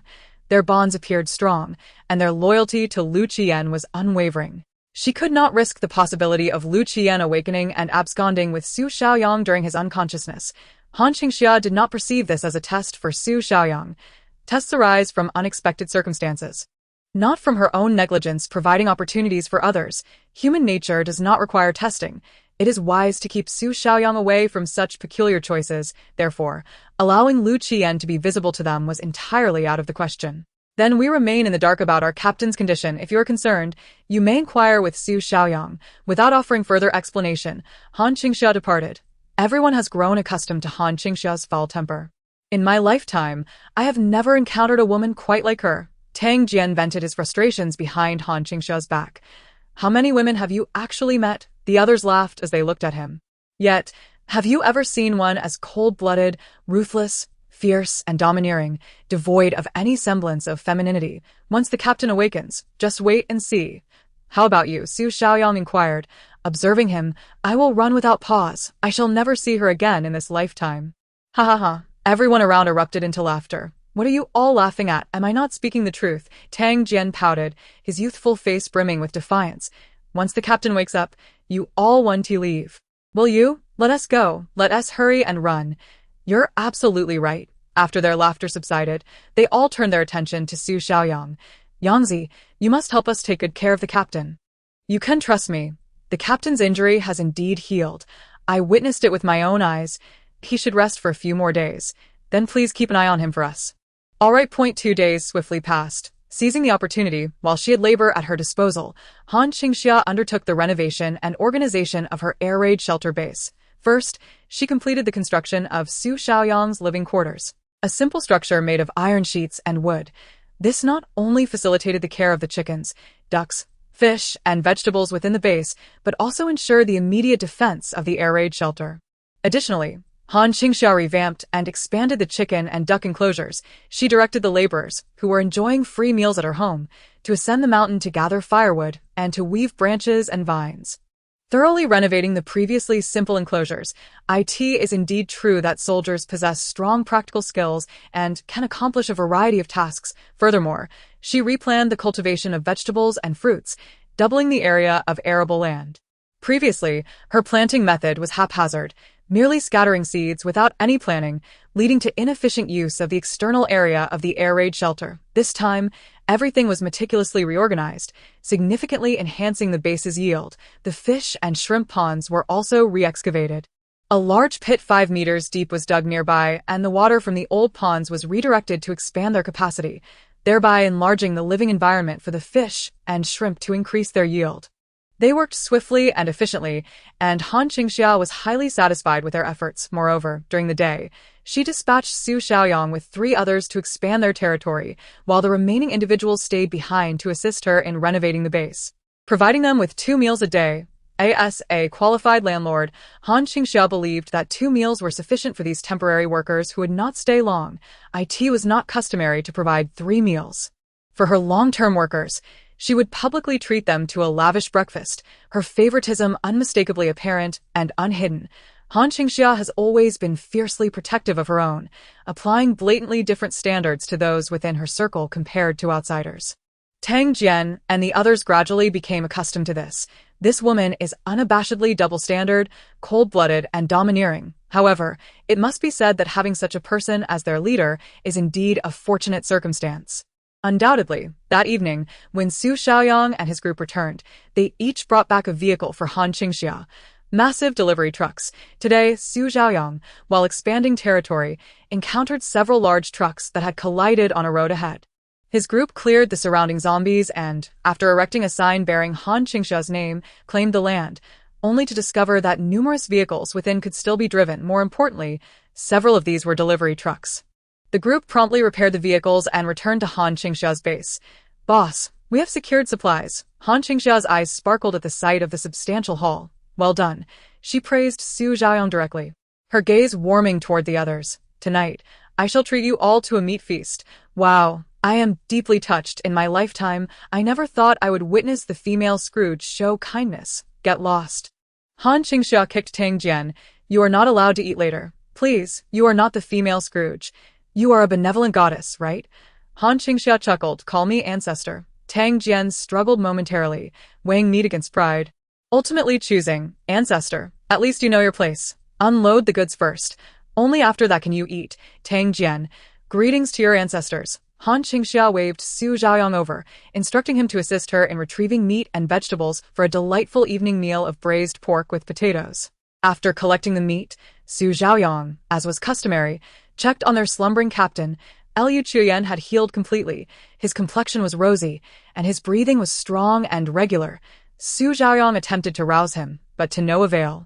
Given that there were no injuries to his head or spine, it seemed unlikely that there was nerve damage. Han Qingxia remarked, "However, I must tell you, we cannot dismiss the possibility of him being in a perpetual stupor." Upon hearing this, Su Xiaoyang's expression darkened. "I understand, boss." Chapter 39. Still want to dig her. Su Xiaoyang recognized that Han Qingxia had done her utmost. She was not a trained physician. Her promise was merely to save his life, never guaranteeing anything beyond that.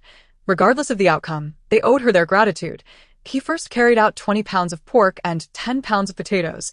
Han Qingxia glanced at the individuals on the ground and followed suit. As she turned to leave, the man lying on the ground moved his fingers slightly. Outside, Tang Jian and the others were exuberant, akin to celebrating New Year's. Together, they unloaded the cargo from 4 trucks. Managing to offload over 2,000 packages, the items varied in size and were organized by Han Qingxia on the open ground. When they saw Su Xiaoyang bring out the ingredients, they rushed forward, some washing vegetables, others scrubbing pots, and a few setting up tables. Han Qingxia approached the pile of packages to begin unpacking. She called Su Xiaoyang over to assist her. By the time the meal was prepared, they had nearly completed unpacking the deliveries. It was the most exhilarating experience of opening blind box deliveries. Within, there were over 600 food items, predominantly snacks, puffed foods, biscuits, cakes, beverages, and candies. The variety was so extensive that only Han Qingxia could fathom what had not been opened.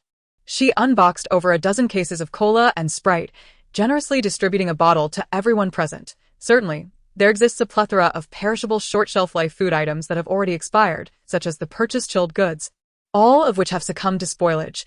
These were carelessly discarded by Han Qingxia. Additionally, there are toiletries, daily necessities, bedding, and other indescribable items. Han Qingxia is never particular. As long as something holds value and is not spoiled, she claims it all. There is also a considerable supply of cat and dog food, yet Han Qingxia has never fed them this dry food. They consume whatever she has. The discovery of these provisions was unexpected for her. And she decided to keep them. Furthermore, she unearthed a substantial collection of clothing, shoes, and socks, along with several of the latest model smartphones and computers, as well as multiple pieces of furniture. What she opened this time was a genuine treasure trove of express delivery mystery boxes, and the joy of unboxing them was quite delightful. Today, Han Qingxia was in exceptionally high spirits, joining them for a meal. What are you looking at? This is my meal. I must partake. She had anticipated that she would be cooking separately with Xiaoyang. I will eat as I please. Mind your own business. Han Qingxia lifted her own rice cooker. Everyone present had their own rice cooker. Thankfully, during her earlier foray into the shopping mall, she had also raided the electronics store. And it proved that these rice cookers were all highly functional. The communal meal was organized around these rice cookers.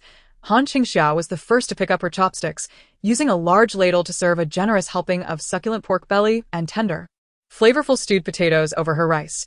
The rich gravy mingled with the white rice, creating a mouth-watering sight. Once she began to eat, everyone surged forward to partake, ravenous as if they were starved, their eyes gleaming with a predatory glint as they fixated on the hefty chunks of meat. The fragrant, marbled pieces of pork burst with flavor upon biting into them, coupled with a piece of potato soaked in savory meat juices, freshly harvested from the fields. These potatoes tasted exceptionally sweet and delicious. Unbeknownst to them, this was due to the upgraded soil in which Han Qingxia's potatoes were cultivated. They simply believed that everything from her side was delectable, with each mouthful of meat paired with potato.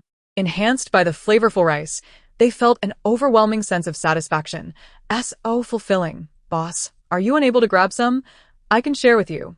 Han Qingxia, having consumed half a pot of rice, lost her appetite.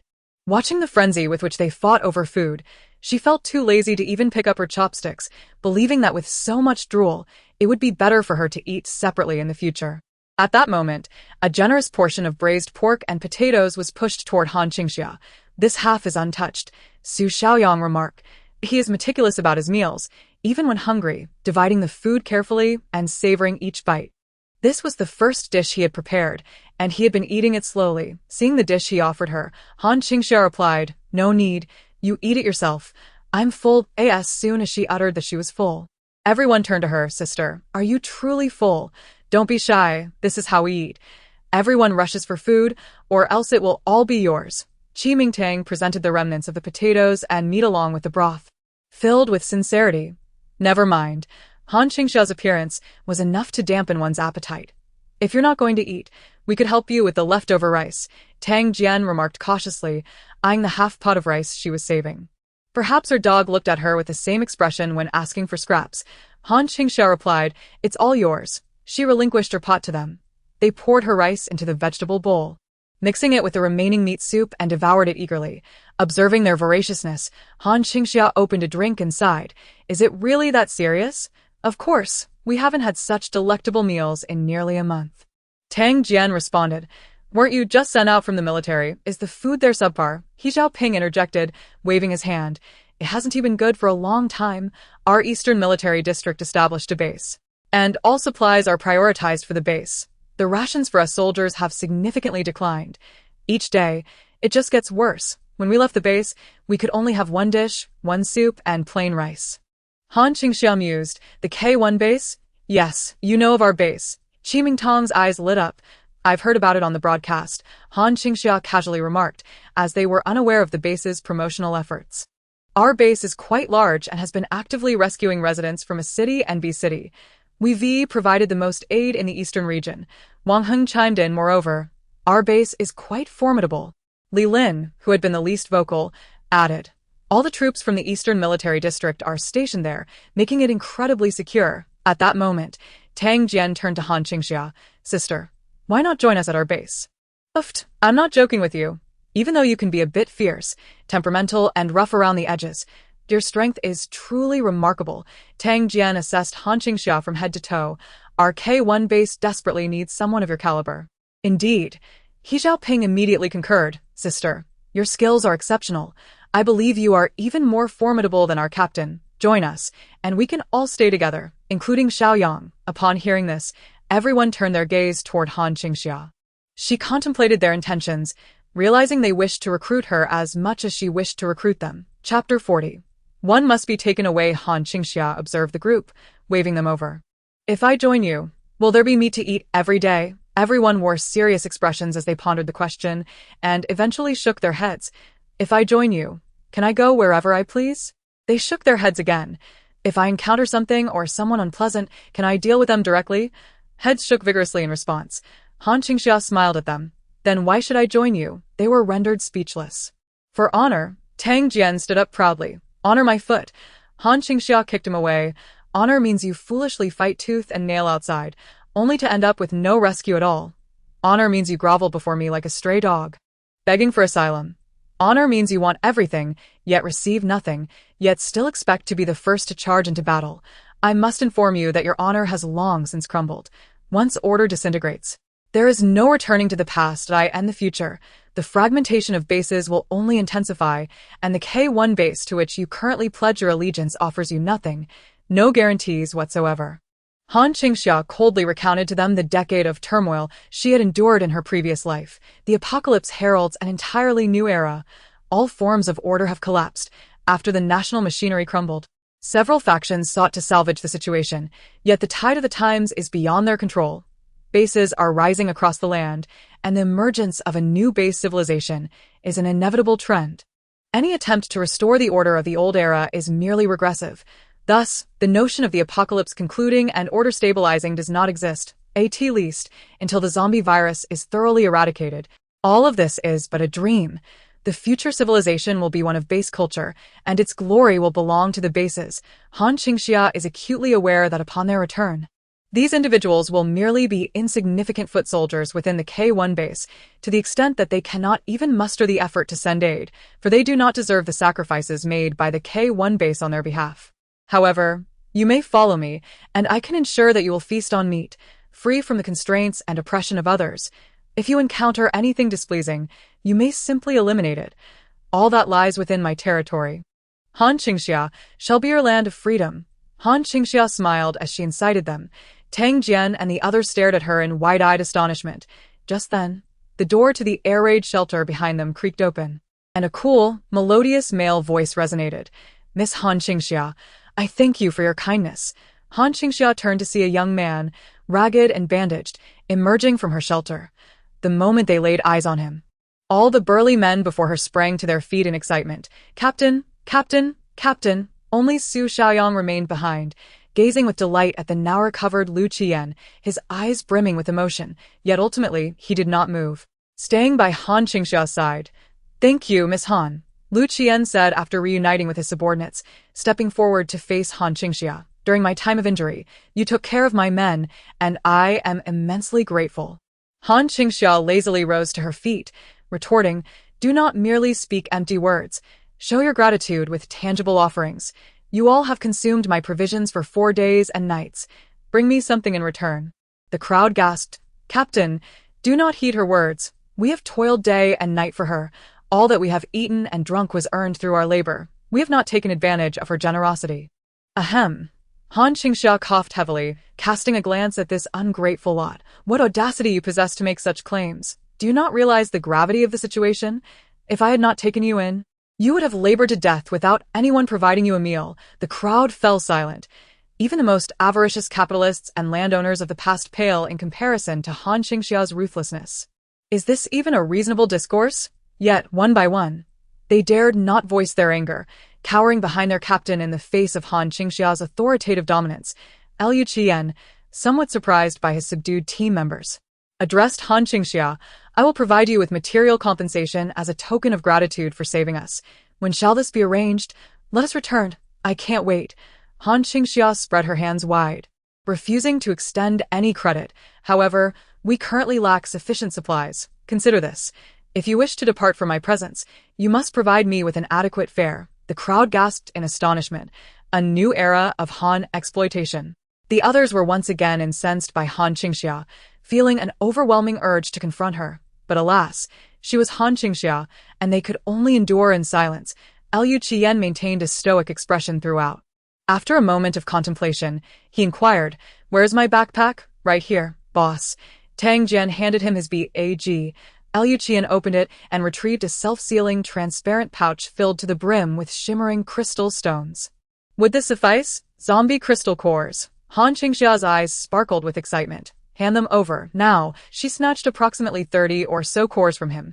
Very well, I suppose you've met my demands, you may go. Lu Qian observed as Han Qingxia effortlessly took the items from him. Her speed and strength extraordinary. This woman was indeed remarkable.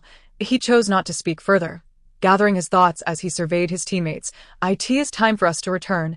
Everyone, gather your belongings. We set off immediately." Understood. Tang Jian and the others promptly grabbed their backpacks. At that moment, Lu Qian's gaze fell upon Su Xiaoyang, who remained stationary. "Xiaoyang, why aren't you moving?" "Captain, he can no longer leave." Tang Jian was the first to strap on his pack and approached. "He is now under the command of the queen." He Zhanping, fully recovered, chimed in energetically. Lu Qian's brow furrowed immediately. "Captain, Xiaoyang sacrificed himself to save you and was sold to Sister Han," Qi Mingtang explained. "Had he not caught her attention, we might not have been saved," Wang Heng added. "Indeed," Li Lin concurred. The more Lu Qian listened, the more astonished he became, his frown deepening. At that moment, Su Xiaoyang produced his badge from his pocket. "Captain, I cannot return with you. C1 Special Forces Su Xiaoyang." Su Xiaoyang stood firm, saluting sharply. Lu Qian gazed at him with seriousness. "Rejoin us." "Hey, who do you think you're commanding?" Lu Qian turned to Han Qingxia. "Miss Han, I assure you, I will repay the favor owed to you, but I must take all of my people with me. Not a single one of my men can be left behind. Neither can I afford to lose any of my people. 100 crystal cores," Lu Qian declared coldly. "Not for trade, 1,000 cores. No amount will suffice for a trade." Just as tensions escalated, Su Xiaoyang interjected. "Captain Lu, I am here of my own volition." Chapter 41. The goat begins to milk. Su Xiaoyang looked resolutely at Lu Qian. In return, Lu Qian regarded him with equal intensity. The bonds among the members of their Special Forces team were deeply profound. Before the apocalypse descended, they were the elite squad in the war zone, undertaking the most formidable special operations, border defense battles, overseas rescue missions, and surprise assaults in the wild. Lu Qian served as their captain, leading them through countless life and death situations, safeguarding their homeland, and guiding them all to the pinnacle of glory. Everyone regarded Lu Qian as the most trustworthy pillar, offering him unconditional support, trust, and allegiance, and he, in turn, would never forsake any member, regardless of the challenges faced. "Yet now, have you truly contemplated this?" Lu Qian inquired after the standoff. "Yes, Captain Lu." Lu Qian ceased speaking, accepting the badge from Su Xiaoyang's palm. "I shall temporarily safeguard this for you. Whenever you wish to return, feel free." Su Xiaoyang's gaze flickered with emotion, but he remained resolute. "Take care, Captain Lu." Han Qingxia observed the farewells of these individuals. She pursed her lips and lazily opened the door, allowing them to depart. As they left, each embraced Su Xiaoyang, as if parting for a lifetime, which, in truth, was a distinct possibility. We now dwell in an apocalypse, and none could foresee what tomorrow might bring. A separation could very well become permanent. Tang Jian approached the door, glancing at Han Qingxia. He greeted her, saying, "Sister, I am leaving. Do not bully Xiaoyang, that I shall feast lavishly henceforth and torment him." Tang Jian. As if he said nothing, as if he asked nothing, He Zhanping approached, addressing her, "Your Majesty, it appears we shall not meet again.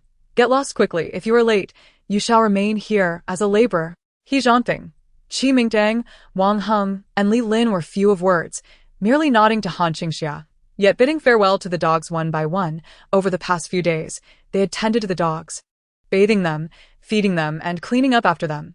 Unbeknownst to them, a bond had formed. "Farewell.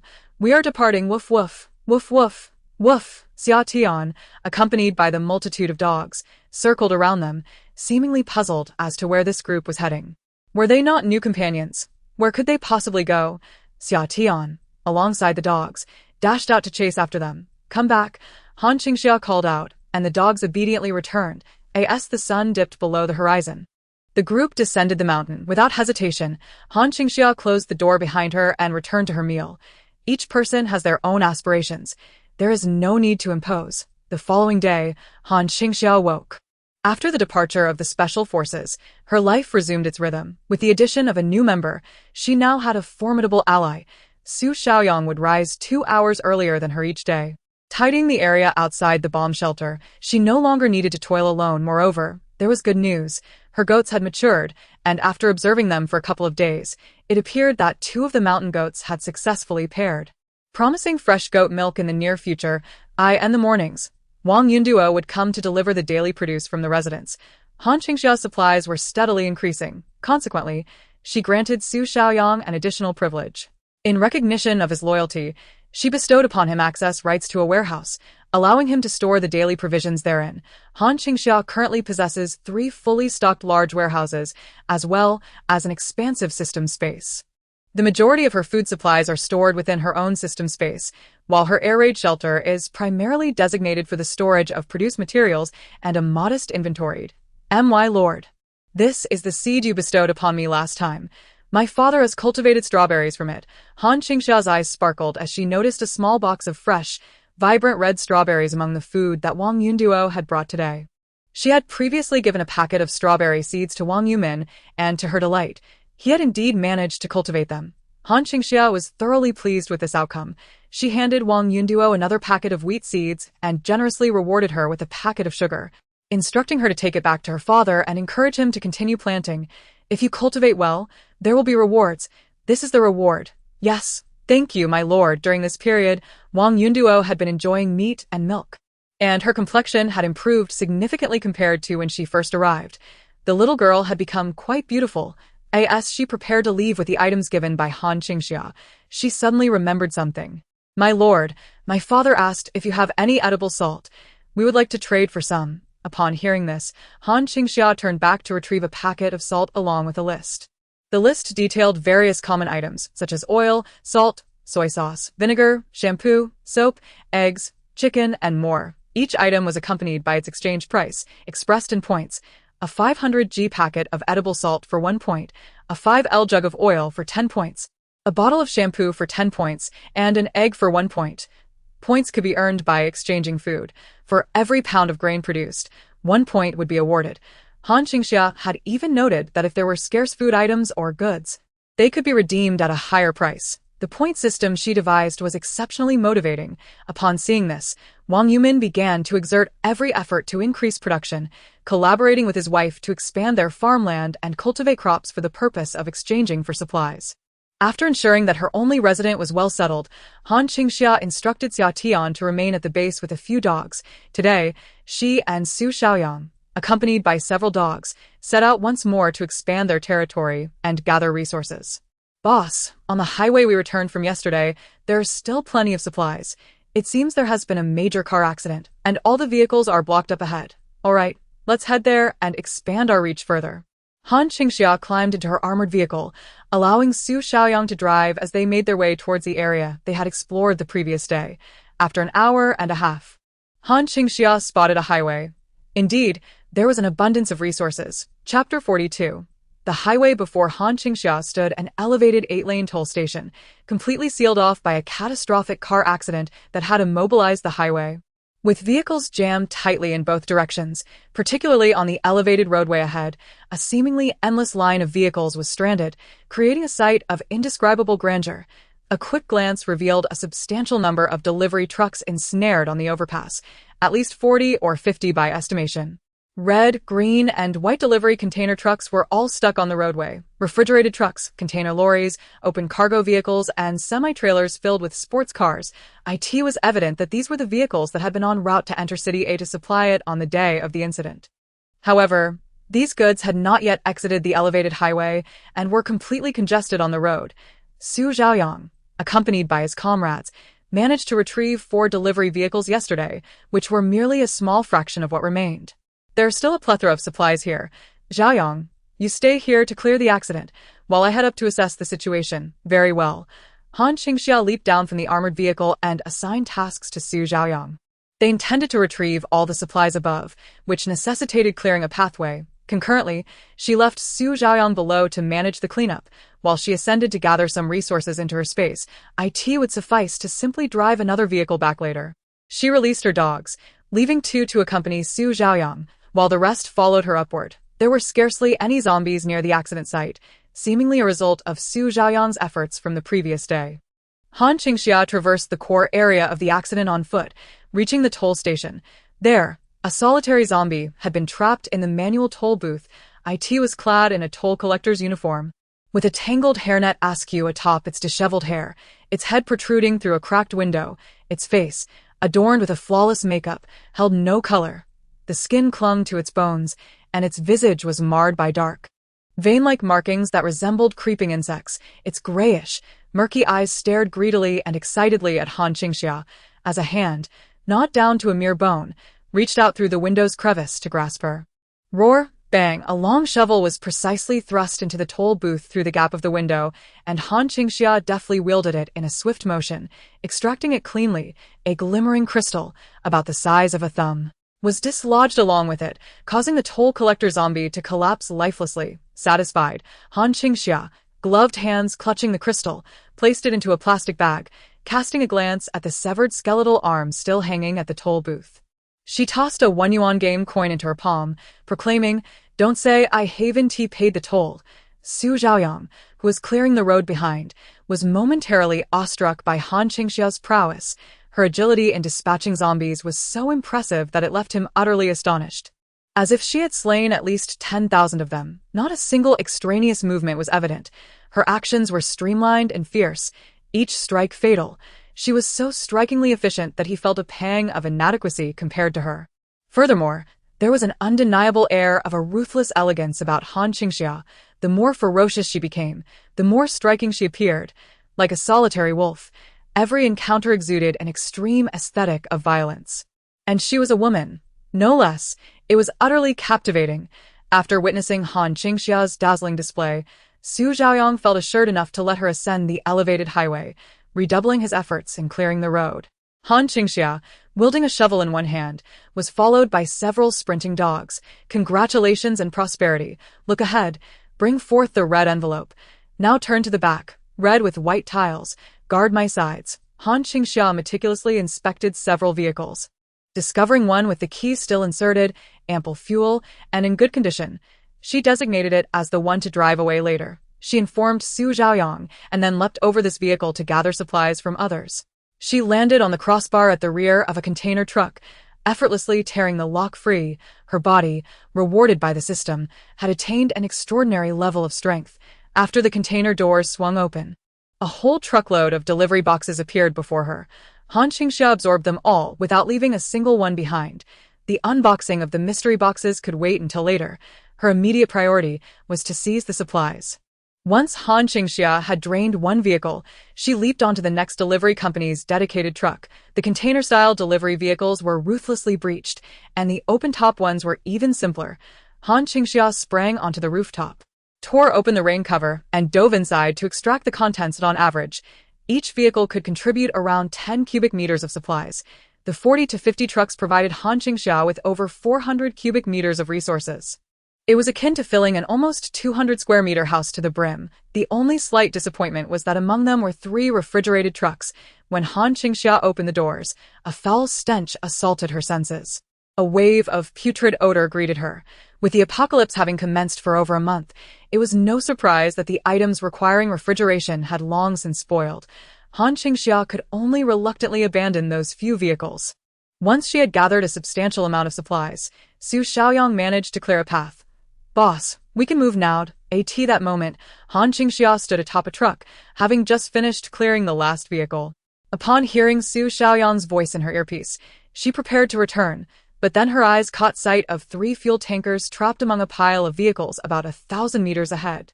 "A gas station, fuel. Yangzi first. Move the marked vehicle down. Then bring the armored vehicle up to clear the road. I need an elevated path to be made for the fuel tankers." Su Zhaoyang responded without hesitation. "Understood." Han Qingxia and her dogs dashed toward the gas station 1,000 meters away. As she approached, she finally spotted the shadows of zombies.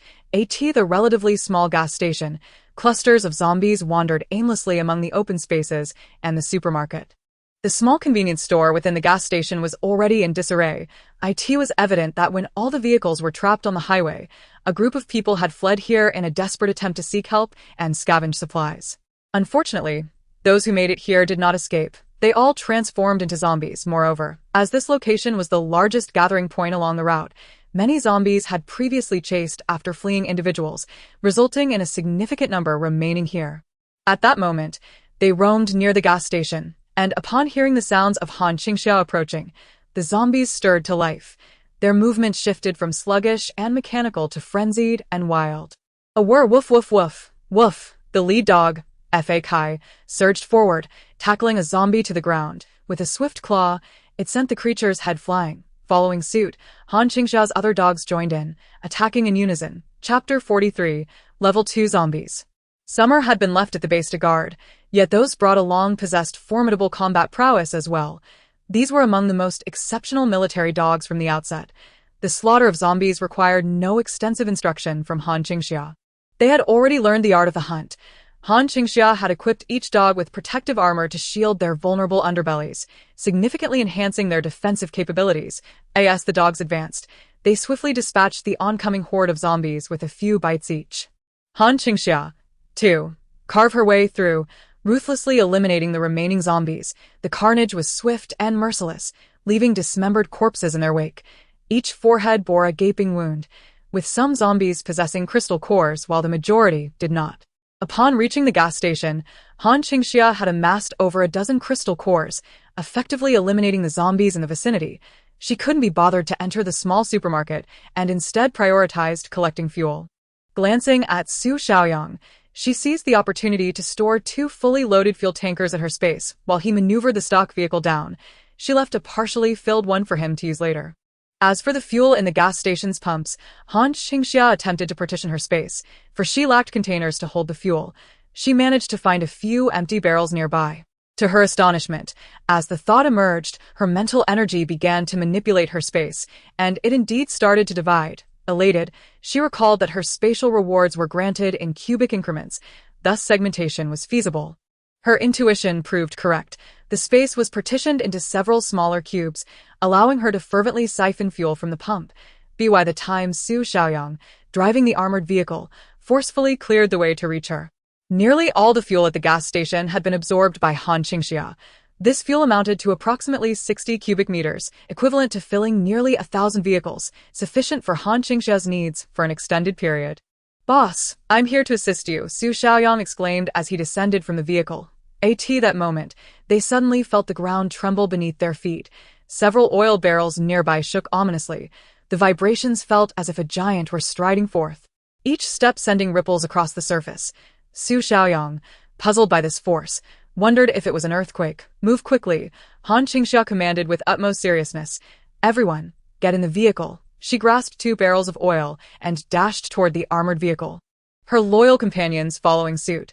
Just as they burst forth from the gas station, a thunderous explosion erupted. The very spot where Han Qingxia had stood moments before was obliterated. A humanoid monstrosity, weighing nearly 400 pounds, charged out of the gas station, its limbs pounding the ground as it lunged at the position Han Qingxia had just vacated.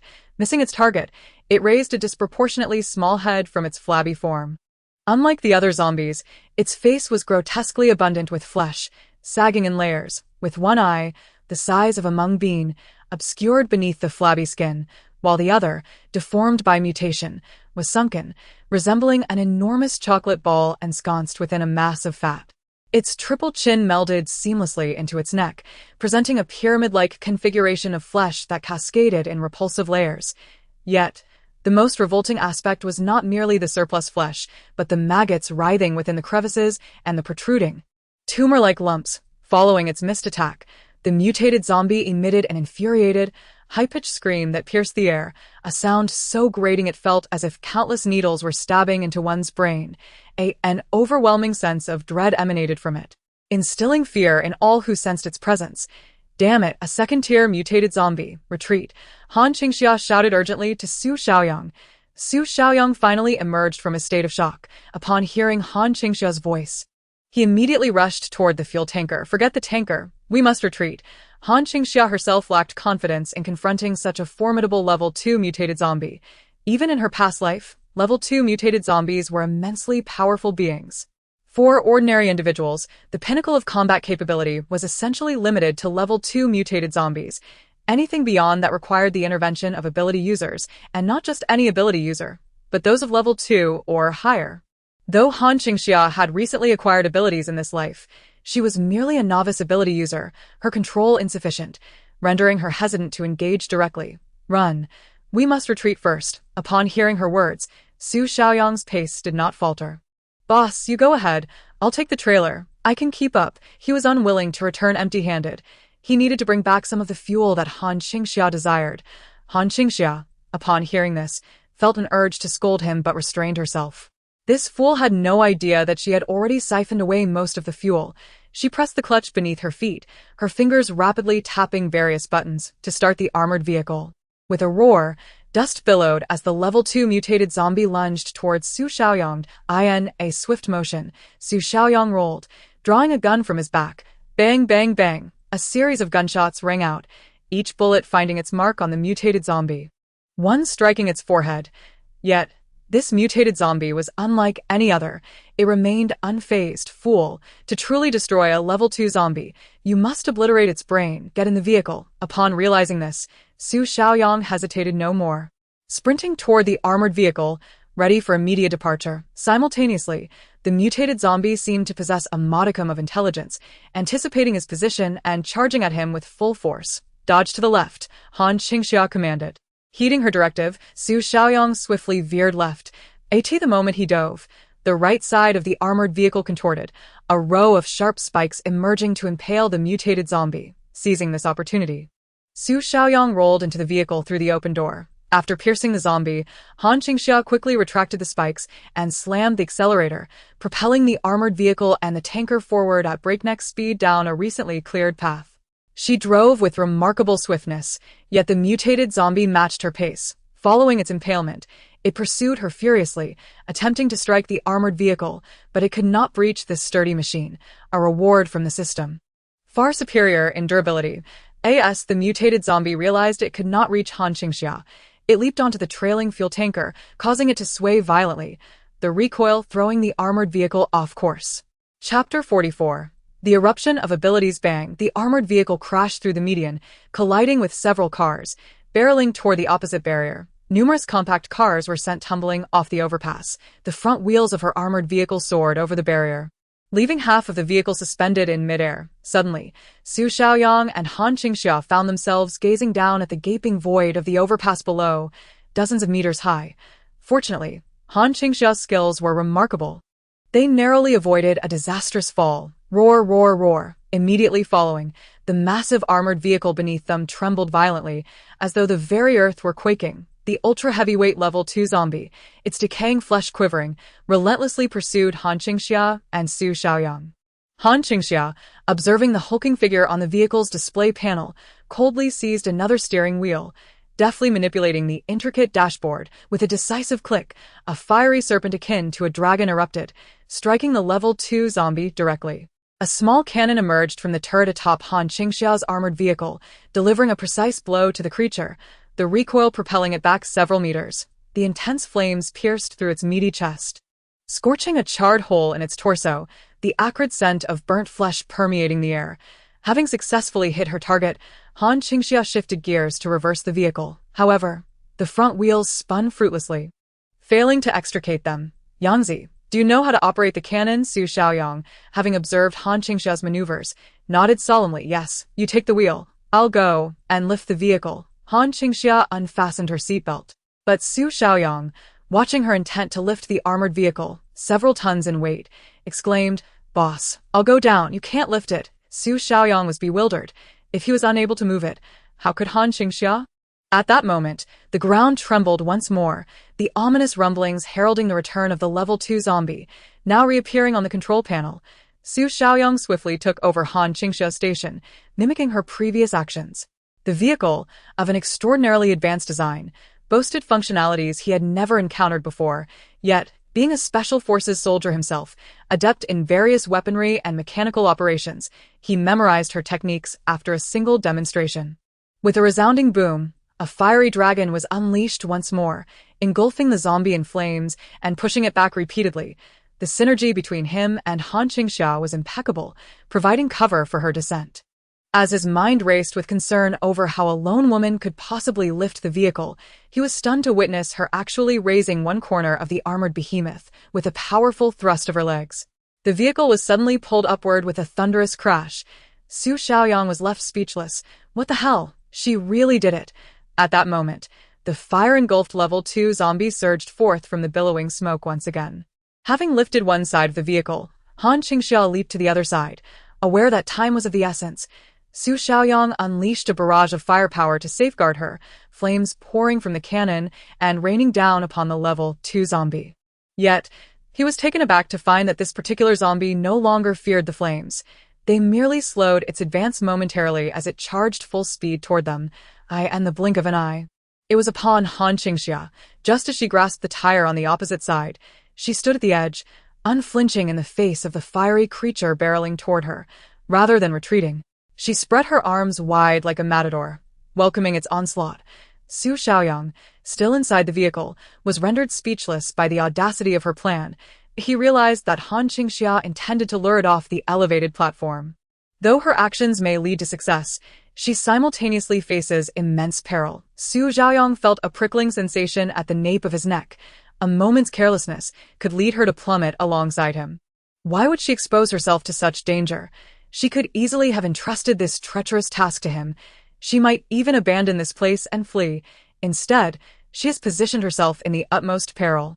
Pleading for their survival. No, Su Xiaoyang rolled down the car window.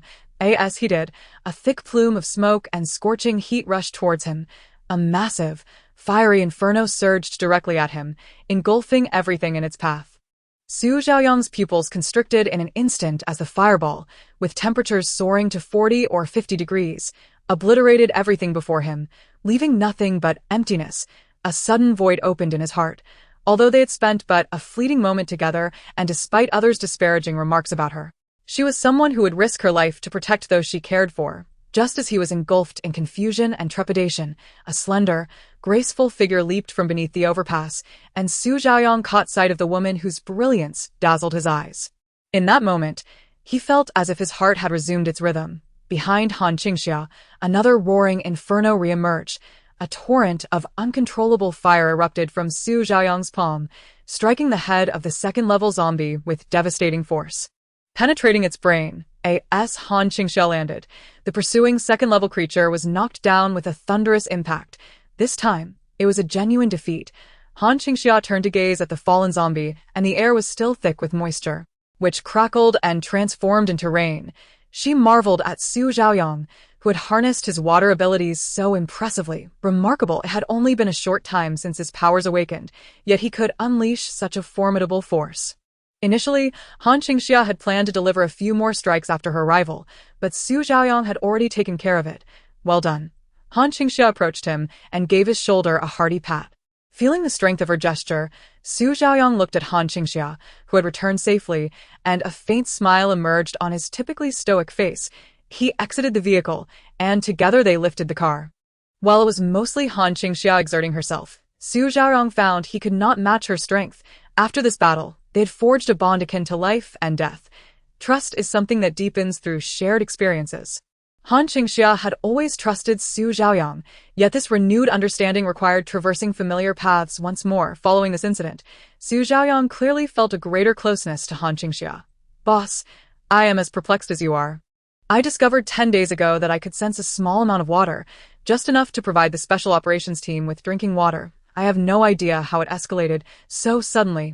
Su Xiaoyang recounted his previous experiences, detailing his transformations to Han Qingxia. This is an ability, Han Qingxia remarked as she drove down the overpass with the fuel tanker in TOW. An ability, Su Xiaoyang echoed, his brow furrowing at the term. Chapter 45. Evolution. Liquid extraction machine abilities are primarily categorized into the most common enhanced types, such as speed mutation and strength mutation, as well as elemental abilities encompassing the 5 elements: metal, wood, water, fire, and earth, along with the exceedingly rare mutated abilities. The mutant abilities encompass powers related to thunder, ice, healing, and mental prowess, as well as exceedingly rare and obscure abilities that one can only discover through encounter. Han Qingxia wholeheartedly educated Su Xiaoyang on this matter. What else is there to withhold? He is her own, not a stranger. By imparting this knowledge to Su Xiaoyang now, she also facilitates his future advancement. Initially, abilities are all at a basic level, but as one deepens their understanding and cultivates their skills, a hierarchy emerges. Nevertheless, regardless of the classification, a certain suppression exists within the abilities. Generally, Mutant powers possess a higher ceiling than ordinary elemental abilities and enhanced powers. In her past life, Han Qingxia was merely an ordinary person, having never awakened any abilities. The early stages were manageable, as the effects of abilities were not prominently evident. Han Qingxia, with her resolute character and firm hand, was able to carve out her own niche even without powers. However, as time progressed, the disparity between ability users and ordinary individuals grew increasingly pronounced. Han Qingxia found herself relegated to the position of a mere team leader within a small base. Had she possessed even one ability, she could have at least risen to a higher echelon within the base in her previous life. Consequently, she remained oblivious to many aspects concerning abilities. Abilities can indeed be enhanced. Yet due to her ignorance regarding the methods of strengthening them, she lacked any means to do so. The only thing she was aware of was that it might be related to crystal cores. In her past life, the universal currency within the base was crystal cores, which were sought after everywhere. Han Qingxia had attempted to study them herself and sensed the energy contained within, but alas, as an ordinary individual, she could not delve deeply into such research. Zila. Han Qingxia maneuvered the vehicle beneath the elevated roadway. She located the corpse of a level 2 zombie, leaped down, and rummaged through its skull until she uncovered a crystal the size of an egg. "This is the crystal cord, I know this," Su Xiaoyang remarked. "During my time in the Special Operations Team, we were instructed to collect these." Upon hearing this, Han Qingxia's eyes sparkled with intrigue. "Were you specifically sent to gather these?" Su Xiaoyang nodded. Their mission was not a standard rescue operation. Rather, it involved exterminating zombies. They were tasked with infiltrating the most critical areas to slay numerous zombies while providing assistance to the rescue teams. Even after the rescue teams departed, they continued their fight, as their superiors had yet to permit their withdrawal. It remained unclear what their true objectives were. Subsequently, they encountered peril and narrowly escaped, seeking refuge with Han Qingxia. Upon hearing Su Xiaoyang's words, Han Qingxia furrowed her brow in contemplation. Had the military discovered the crystal cores this early? In her past life, the K1 base was quite renowned. Aside from a constant food shortage, it excelled in many aspects, particularly in the cultivation of ability users. Those they trained were the strongest in the entire eastern base. Han Qingxia pondered whether this might be connected to their early research on crystal cores. "Let us return for now, all right?" Su Xiaoyang climbed into the large truck they had previously brought, while Han Qingxia drove the armored fuel tanker back to their base. Their excursion today had yielded bountiful rewards.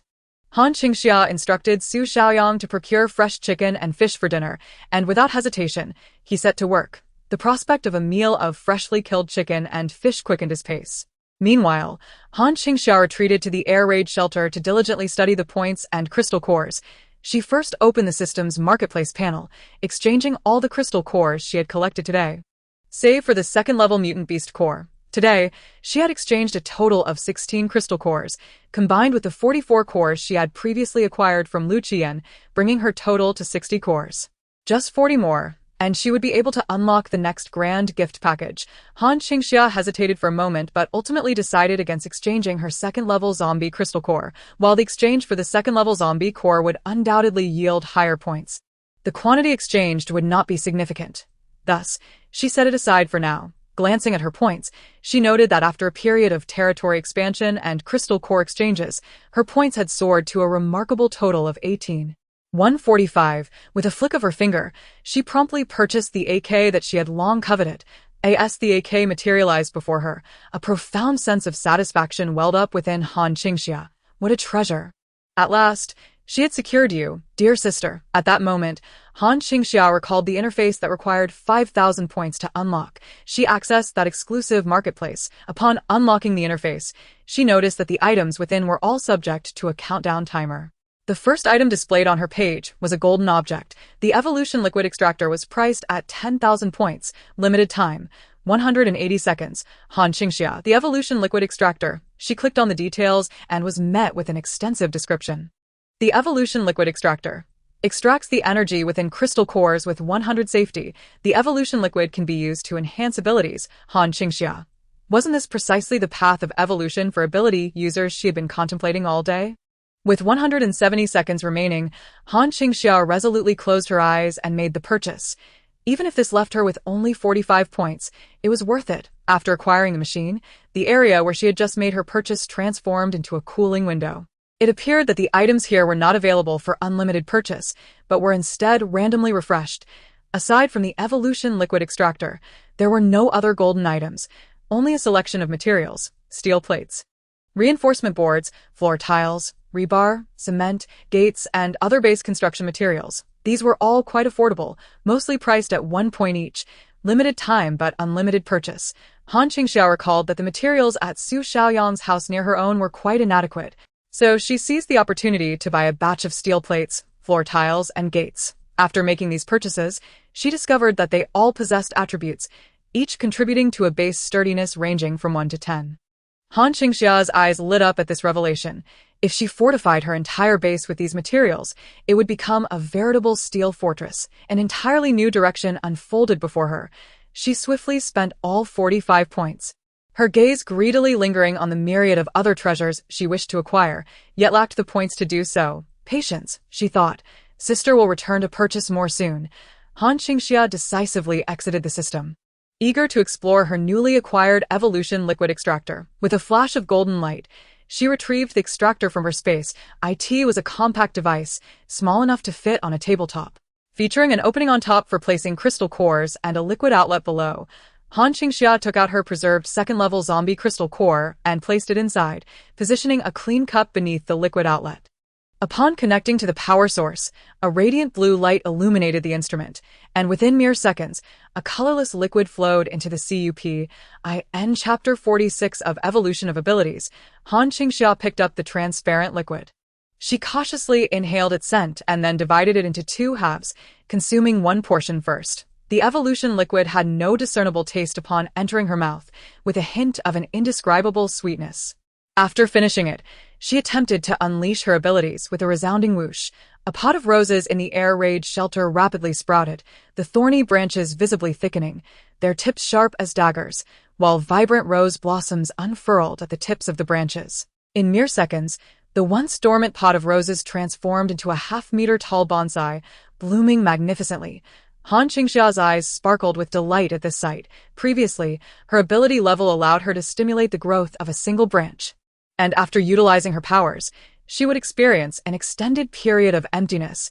She had long sought ways to enhance her abilities, only to discover that incessantly releasing her powers or practicing them did not elevate her limits.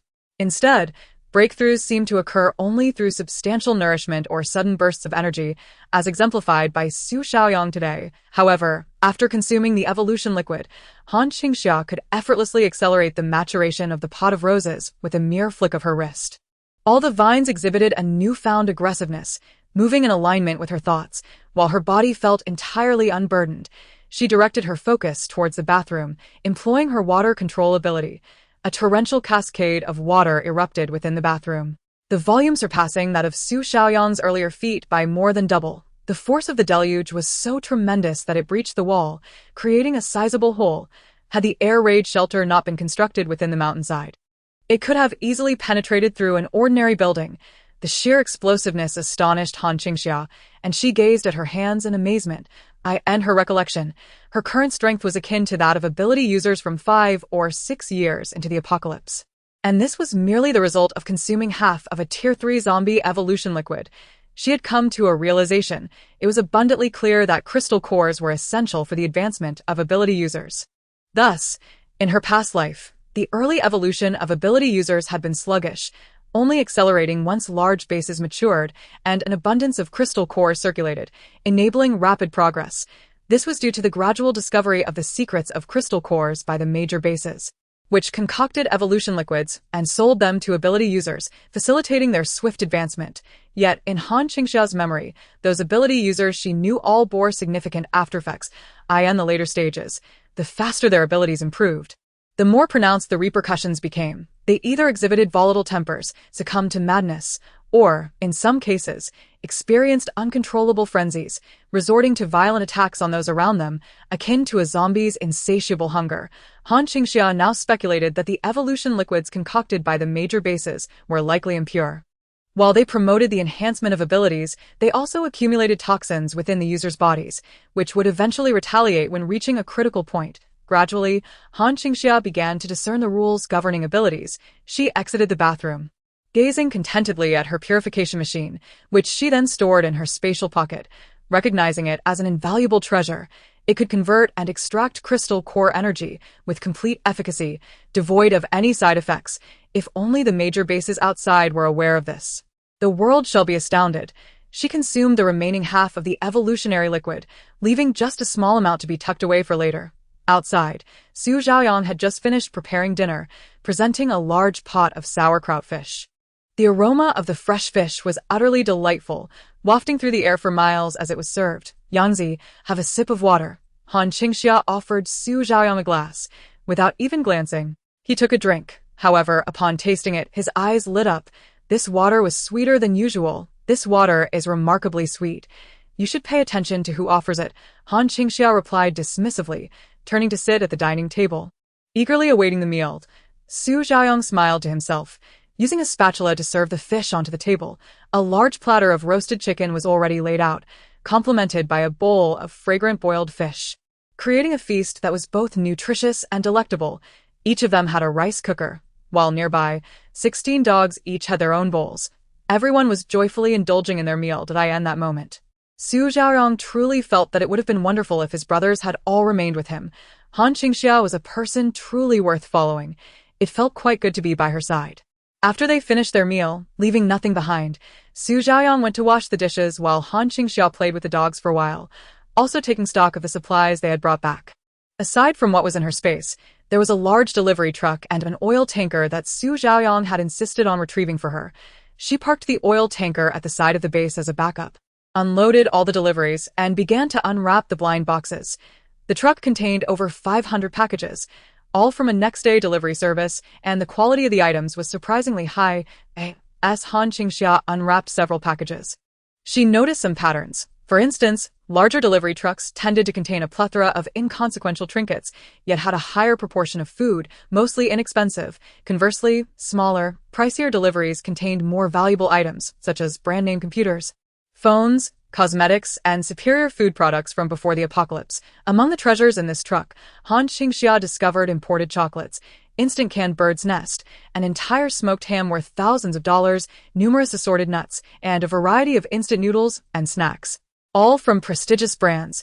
Naturally, there were also a fifth of expired short-shelf-life foods, which she discarded without hesitation.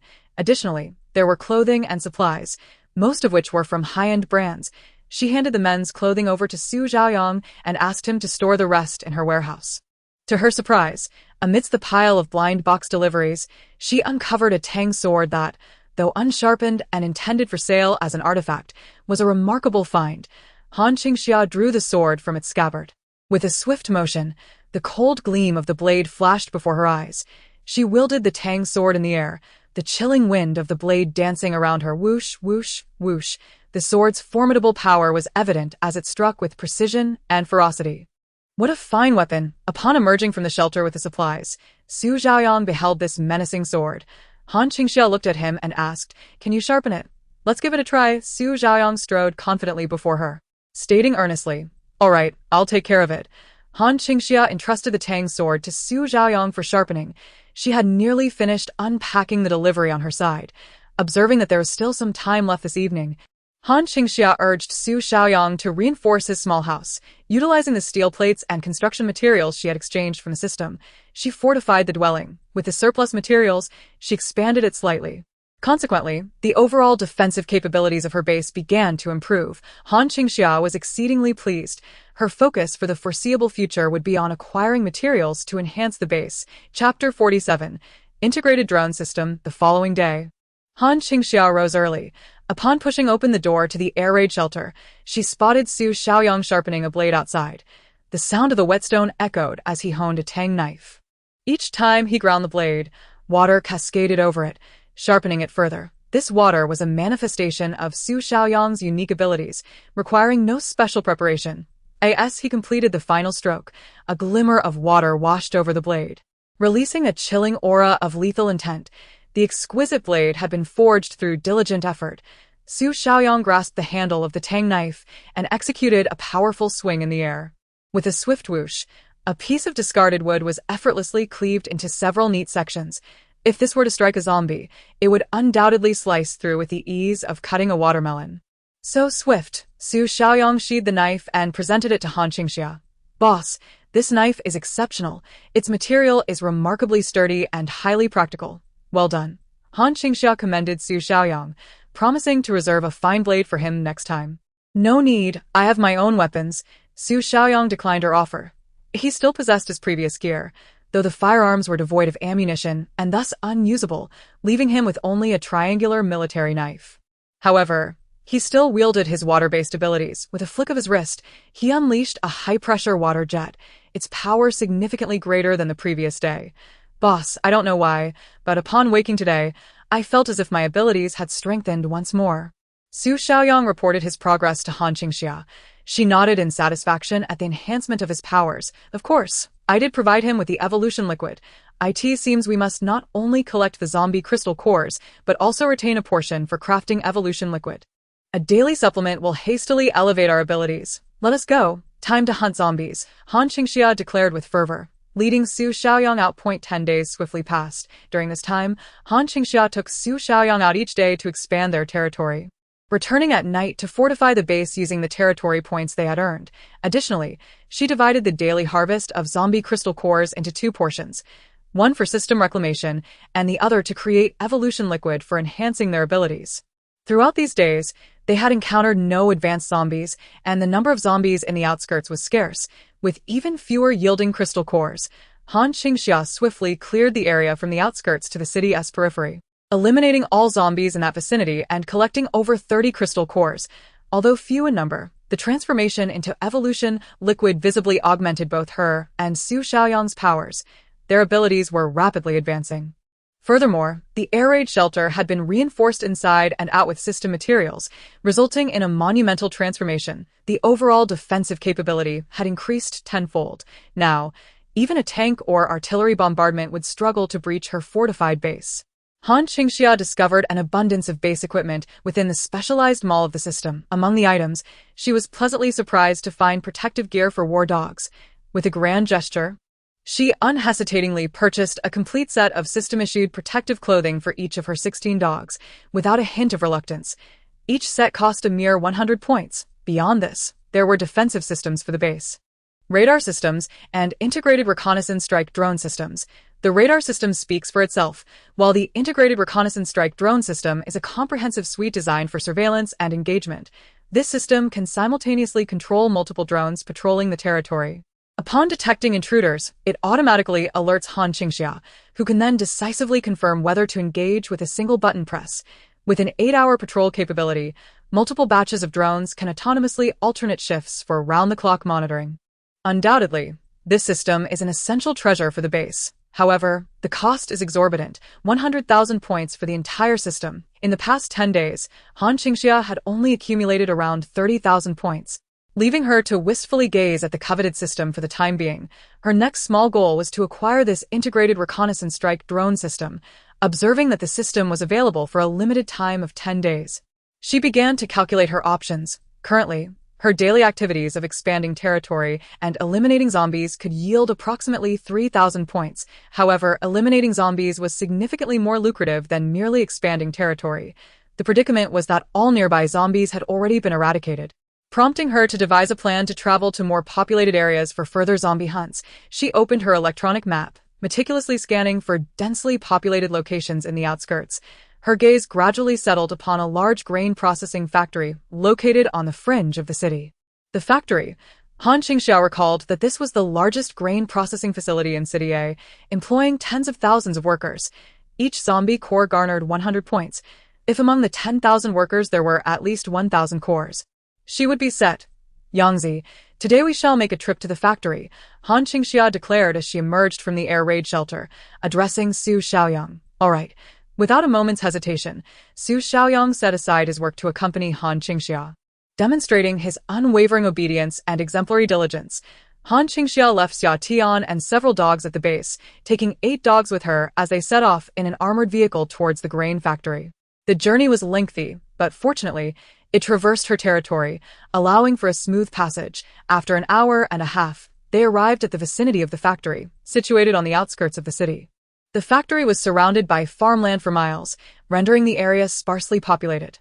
Thus, the workers lived in a fully enclosed environment, with meals and accommodations provided on site. During holidays, they would typically ride bicycles or take buses into the city for leisure. At that moment, the factory stood in eerie silence, with several abandoned vehicles littering the straight roads, all discarded by the wayside. A bus lay half-submerged in the fields, its doors ajar, revealing desiccated, darkened bloodstains within. Yet no souls remained. It was evident that when the incident occurred, fate had not been kind to this bus. Someone on board had mutated, causing the driver to plunge into the road, urgently pressing the door button. Chaos ensued as individuals fled, escaping or pursuing, plunging the area into utter disarray. Yet, the factory gates remained firmly shut. As Han Qingxia's vehicle approached the factory, a profound stillness enveloped the premises. Even the security booth stood deserted. Could it be that they had taken a day off? It is inconceivable that, even during a factory holiday, there would not be a considerable number of individuals present, especially since this is a fully enclosed dormitory. The workers rotate their shifts, and thus, the place is undoubtedly teeming with people. This area is certainly a veritable hotspot for zombies. Han Qingxia instructed Su Xiaoyang to accelerate, as their armored vehicle violently smashed through the gates. Entering the expansive factory grounds, before them soon stood an enormous row of interconnected buildings.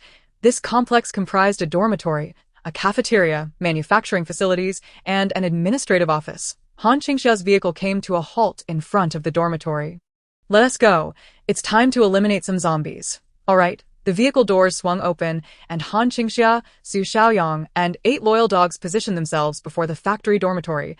"First, let us clear the map of those we can easily dispatch." Chapter 48. The Zombie Factory. Congratulations and prosperity.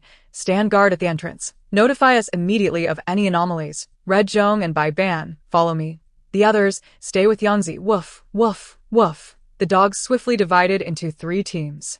2 gathered outside the dormitory, while Han Qingxia and Su Xiaoyang each took 3 dogs. Before them stood the wide-open entrance to the dormitory, beyond which lay a row of turnstiles. Entry required a card swipe. The turnstiles had long since lost power, and even if they were operational, Han Qingxia had no card. They would need to climb over. Cautiously, she and Su Xiaoyang observed their surroundings before vaulting over the turnstiles. The corridor beyond lay in silence, with all the doors on the first floor tightly shut. Han Qingxia tossed a heavy object forward. The thud echoed through the stillness of the dormitory. Instantly, commotion erupted behind the closed doors. Yet the hallway remained eerily quiet. A whir. Han Qingxia waited cautiously for 3 minutes. Splendid, they were all confined within their rooms. And zombies roamed outside. Once she confirmed the general situation, she and Su Xiaoyang proceeded to breach the first room. It was time to commence the slaughter. This strategy would prevent them from being unexpectedly ambushed by zombies from outside while engaged in combat. With a resounding crash, Han Qingxia kicked the door open. A wave of putrid stench assaulted her senses. 4 or 5 female zombies lunged towards the open doorway, drawn by the scent of fresh human life. They had gone far too long without sustenance. The bloodthirsty madness gleamed in their eyes, the pale, lifeless orbs terrifying to behold, as their decaying mouths emitted guttural sounds, eager to rend and devour the living. With a swift motion, a sharp tang knife gleamed in the air. Meeting them with a chilling flash of steel. 3 zombies had their heads severed cleanly, while the remaining 2 were pierced by powerful jets of water. All 5 zombies collapsed. The dogs surged forward, their formidable claws delving into the heads of the fallen, yielding 2 small crystal cores the size of rice grains for Han Qingxia. "Well done," she praised, patting the dogs on their heads while surveying the interior of the dormitory. Within this dormitory, there was a separate restroom and 4 sets of bunk beds, each adorned with bedding. She quickly deduced the following. The typical staff dormitory accommodates 8 individuals per room, complete with a restroom. There were 5 zombies present, suggesting that approximately half of the occupants were on the night shift. Furthermore, this particular building served as the female dormitory. She and Su Xiaoyang breached another room, confirming her suspicions. After familiarizing themselves with the structure of the dormitory building, they split into 2 teams, one heading left and the other right, to commence their assault on the zombies, with a thunderous crash as the main door shattered. The cold gleam of Su Xiaoyang's tang knife flashed within the dormitory. This blade, honed by Su Zhaoyang, sliced through the zombies as effortlessly as one would chop a watermelon. Han Qingxia's strength and speed had been augmented by the system to the pinnacle of human capability. And wielding the sharp and efficient Tang knife, she dispatched her foes with both swiftness and ferocity. The zombies could barely brush against her hem before meeting their demise, their heads severed from their bodies.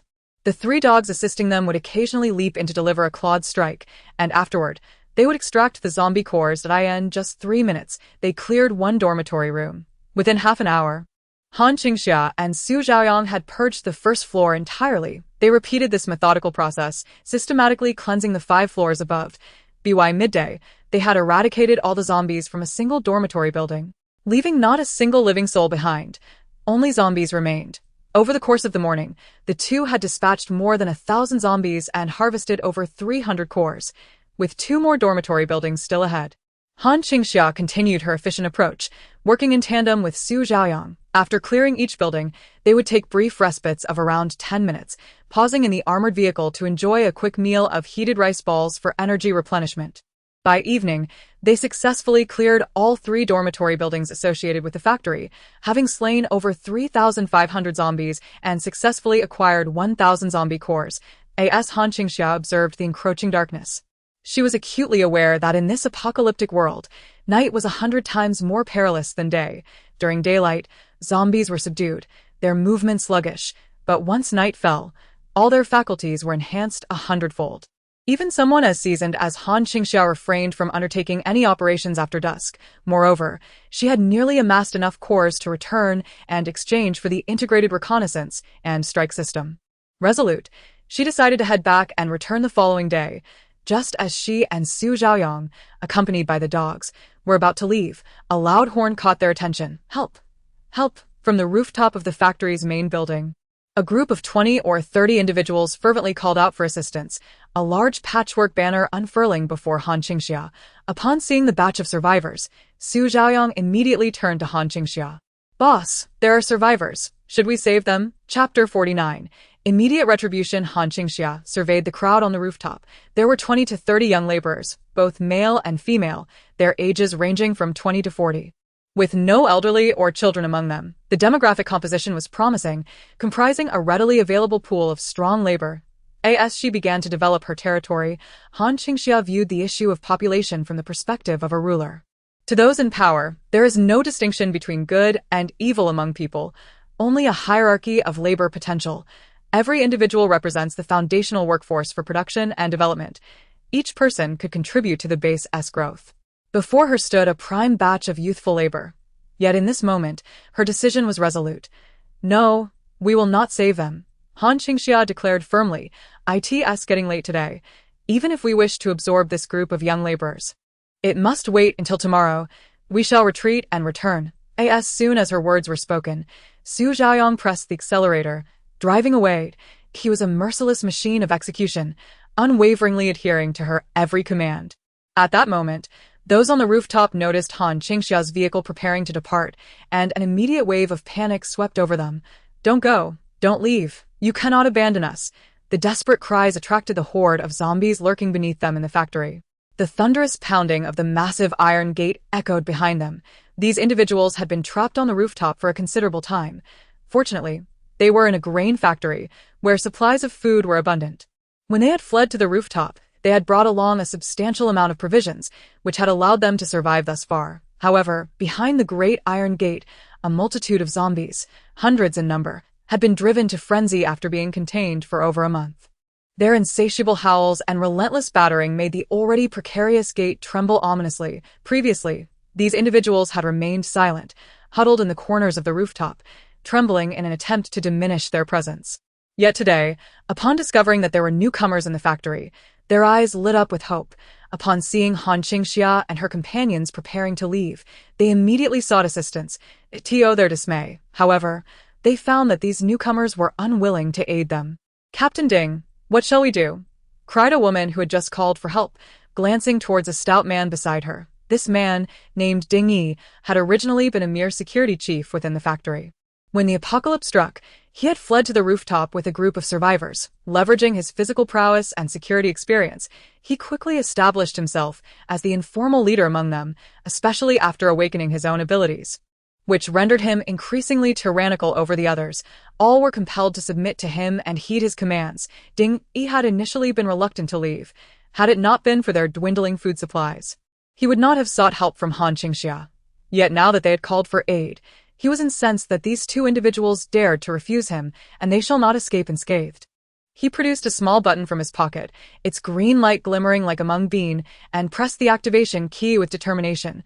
"Captain Ding, you mustn't do that. If you release the zombies, we will have no chance of escape," a thin man implored, attempting to intervene. With a swift motion, Dingy sent him sprawling with a slap, seizing his collar and lifting him off the ground. "If I cannot survive, then none shall," he bellowed. "Do you agree?" The others immediately chimed in. "Yes, they deserve to die for not saving us. Let us put an end to them. If we cannot live, they shall perish too." Satisfied, Dingy tossed aside the lone dissenter and pressed the button, causing the factory gates to swing open in an instant. A whir, hiss. The man who had been discarded found himself at the threshold of the factory as the doors opened, only to be swiftly engulfed by the ravenous swarm of zombies pouring forth. Starved for far too long, the creatures saw him merely as sustenance, and before he could even undergo any transformation, he was reduced to a heap of bones beneath their insatiable hunger. Hungry, so very hungry. Must eat. The screams were swiftly extinguished. The others on the rooftop watched in wide-eyed horror at the scene, yet within their hearts, a dark satisfaction bloomed. Yes, just like that, after Ding Yi unleashed the zombies.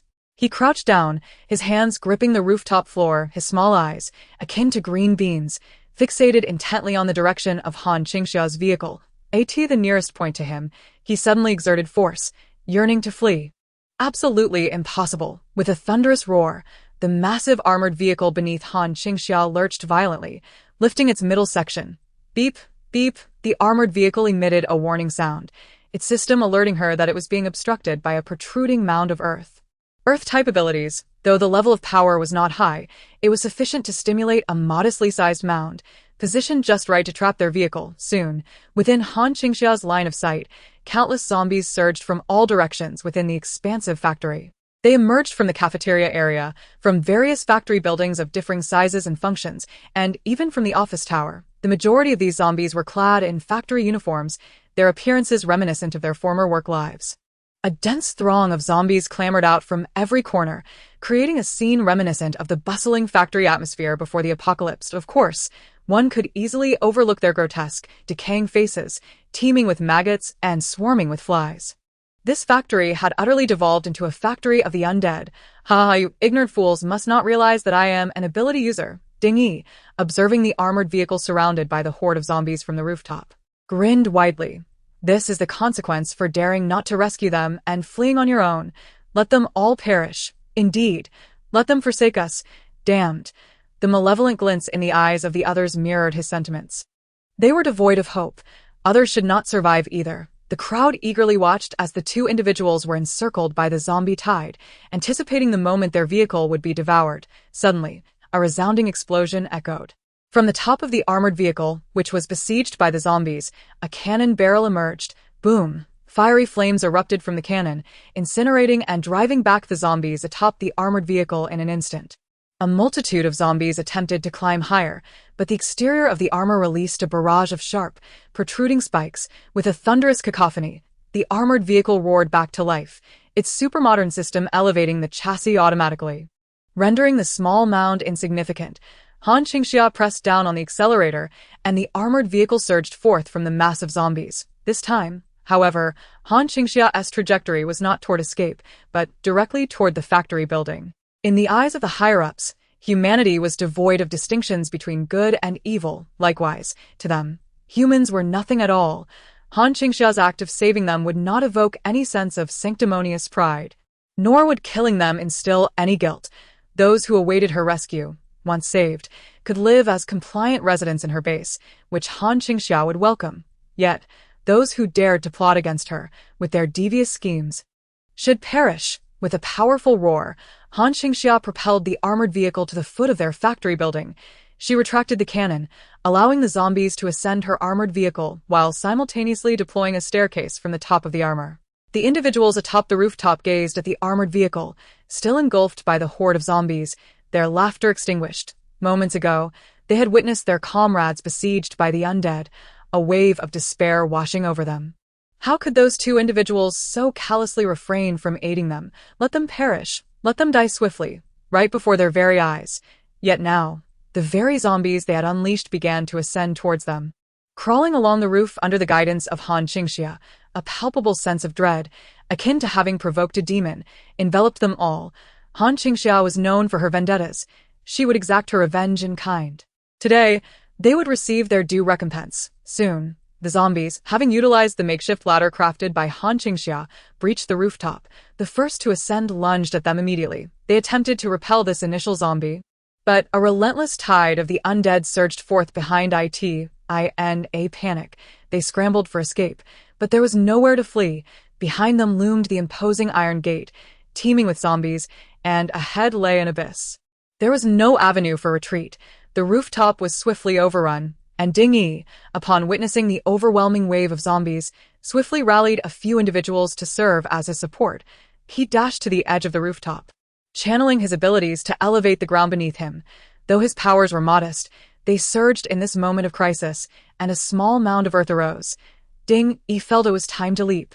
At that moment, Han Qingxia, her cold gaze fixed on the monitor, observed his actions. As he leapt, she languidly remarked, "Yangzi." In an instant, a powerful water column, exponentially more potent than his abilities, obliterated the makeshift ramp he had created. Ding Yi mid-leap, Han Qingxia shook her armored vehicle, retreating from the encroaching horde. As the sun began to set, the zombies would grow more aggressive. She withdrew from the factory of the undead and, at that moment, caught sight of a group of survivors atop a neighboring building. Chapter 50. Redeeming the integrated reconnaissance drone. This group of survivors had been observing them for some time. They huddled together like frightened lambs, trembling on the rooftop as they processed the recent events. Han Qingxia averted her gaze, gesturing for Su Xiaoyang to exit the factory. Once they departed, the group on the rooftop surged toward the edge. They had left. They had all departed. Leading them was a middle-aged man who, having regained his composure from the initial shock, realized they too possessed abilities, far surpassing Ding Yi's by 100-fold. They were formidable. The crowd, hearing his words, felt a pang of realization. This was not a mere rescue team obligated to assist them, willing to risk their lives for their sake, nor were they individuals to be trifled with or trampled upon. They were immensely powerful, equipped with professional gear and even stronger abilities. They could dominate in a factory overrun by zombies. They were the very entities to which all others could only aspire. Fortunately, they had refrained from calling for help, unlike Ding Yi and his group, who, after failing to solicit aid, resorted to destruction, ultimately meeting their demise here. Yet now they stared below at Ding Yi, who had unleashed the factory's zombies in a desperate bid to thwart Han Qingxia. As the sun dipped below the horizon, every corner of the factory teemed with wandering undead. As the sun descended and the night deepened, the movements of the zombies quickened. They sensed the presence of living beings within their building and, with guttural howls, surged towards the factory below. With arms outstretched, they pressed against the walls, striving to climb higher. Before long, the building was besieged by layers upon layers of zombies, rendering escape impossible. Li Gang observed that several of the undead exhibited a markedly higher speed than their counterparts. Their agility considerably enhanced. They trampled over their fellow creatures, scrambling to the highest points, desperately attempting to scale the rooftop where the survivors were ensconced. Fortunately, their building stood over 10 meters tall, its smooth exterior providing a formidable barrier. Unlike the reckless Ding Yi next door, who had unwittingly attracted the horde for the moment, the survivors on the rooftop appeared to be safe. These zombies were not adept at climbing. At this juncture, his wife, Wang Fong, nudged him, her voice trembling. "Husband, look over there." Following her gaze, Li Gang beheld a grotesque sight. The very spot where Ding Yi had plummeted to his demise now bore a zombie. Its belly hollowed out and face gnawed to shreds, staggering to its feet. After falling from the height of the rooftop, Ding Yi had not died immediately. Instead, he was swiftly encircled and devoured by the ravenous horde.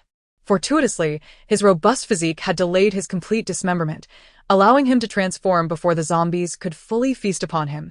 With a piercing roar, The newly transformed Ding surveyed his surroundings, fixating on the survivors atop the adjacent building. He charged towards them with alarming speed, reaching the base of the factory in an instant. Confronted by the mass of corpses blocking his path, he forcefully shoved his way through, unleashing a thunderous bellow. Instantly, a mound of earth rose to over 3 meters beneath him. The horde, upon witnessing the spectacle, frantically began to ascend the newly formed hillock. With a foothold established, the zombies now had a genuine chance to scale the heights. The survivors on the rooftop, witnessing this alarming turn of events, were rendered speechless. "What should we do, husband?" cried Han Qingxia, while Su Xiaoyang, along with their dogs, successfully returned to their base. They exited the factory.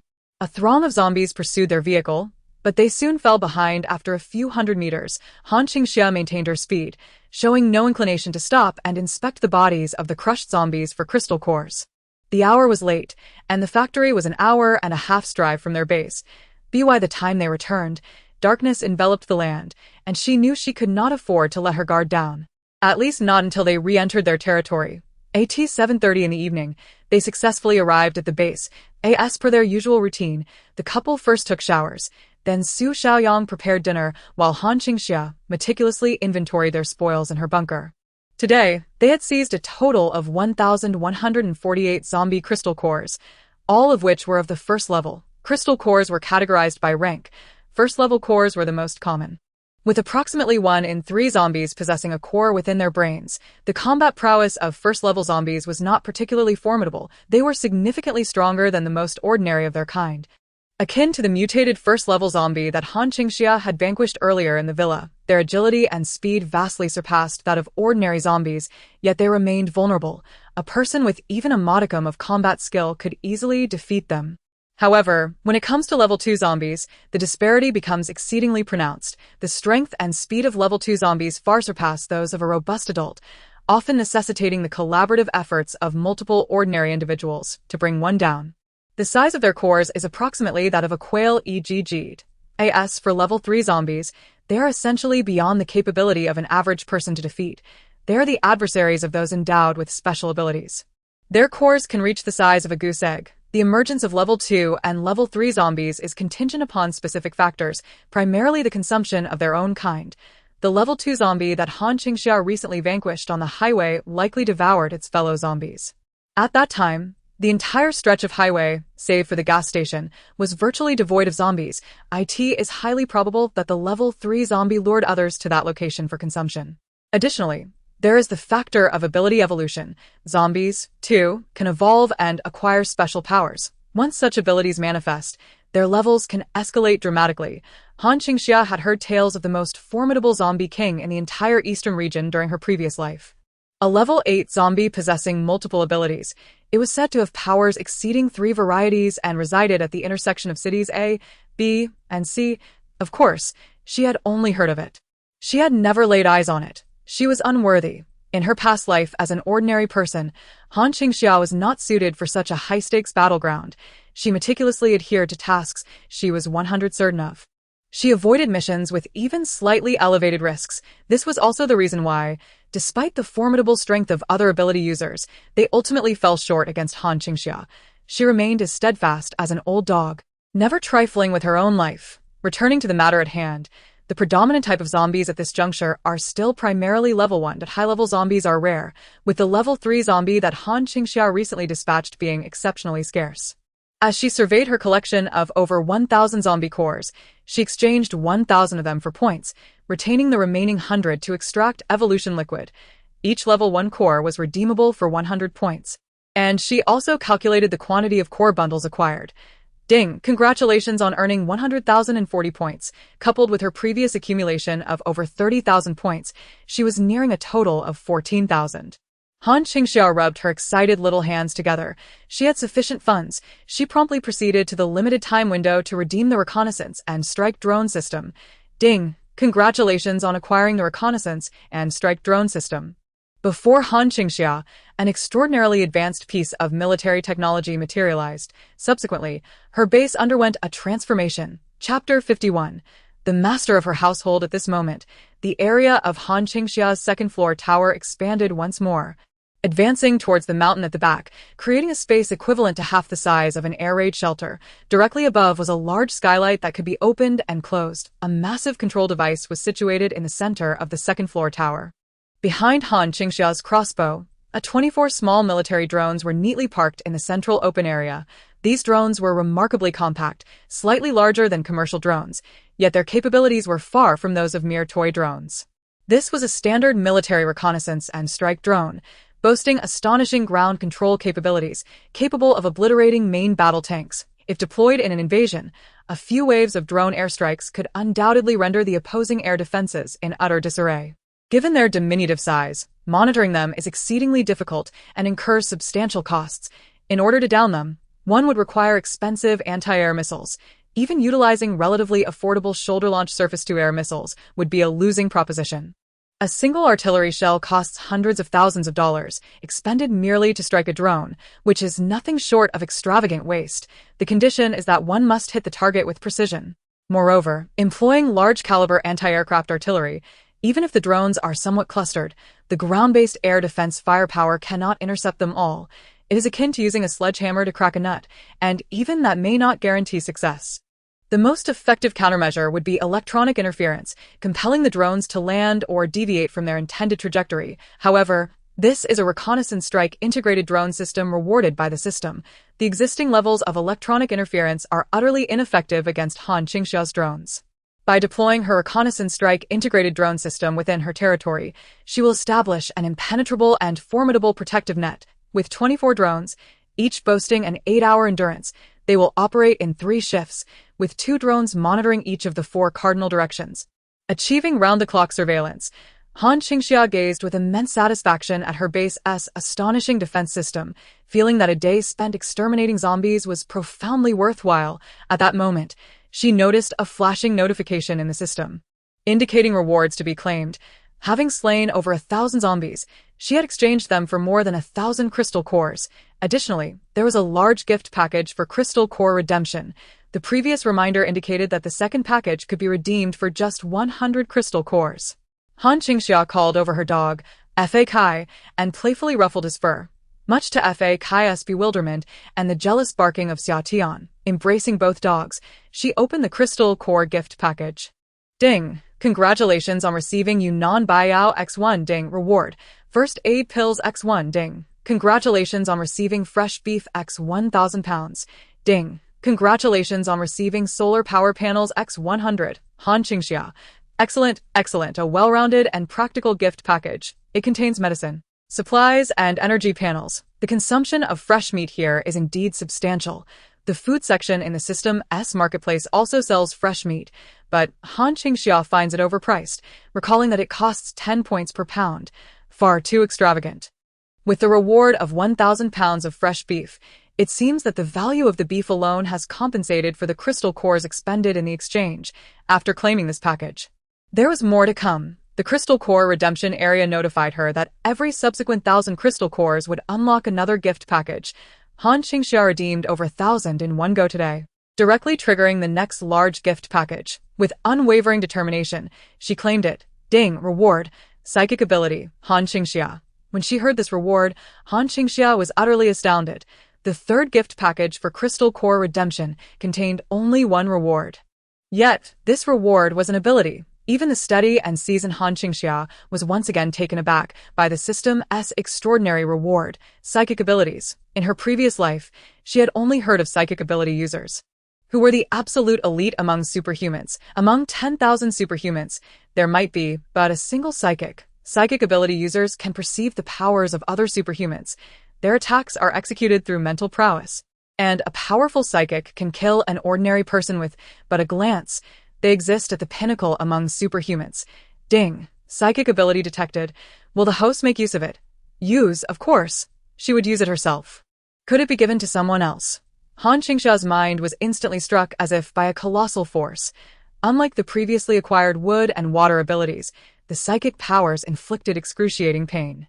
Her entire head felt blank, but as she gradually regained her senses, she discovered a remarkable transformation within her mental landscape. She glanced at the dogs beside her, observing a faint red hue enveloping them, with the color on Xia's body being the most intense.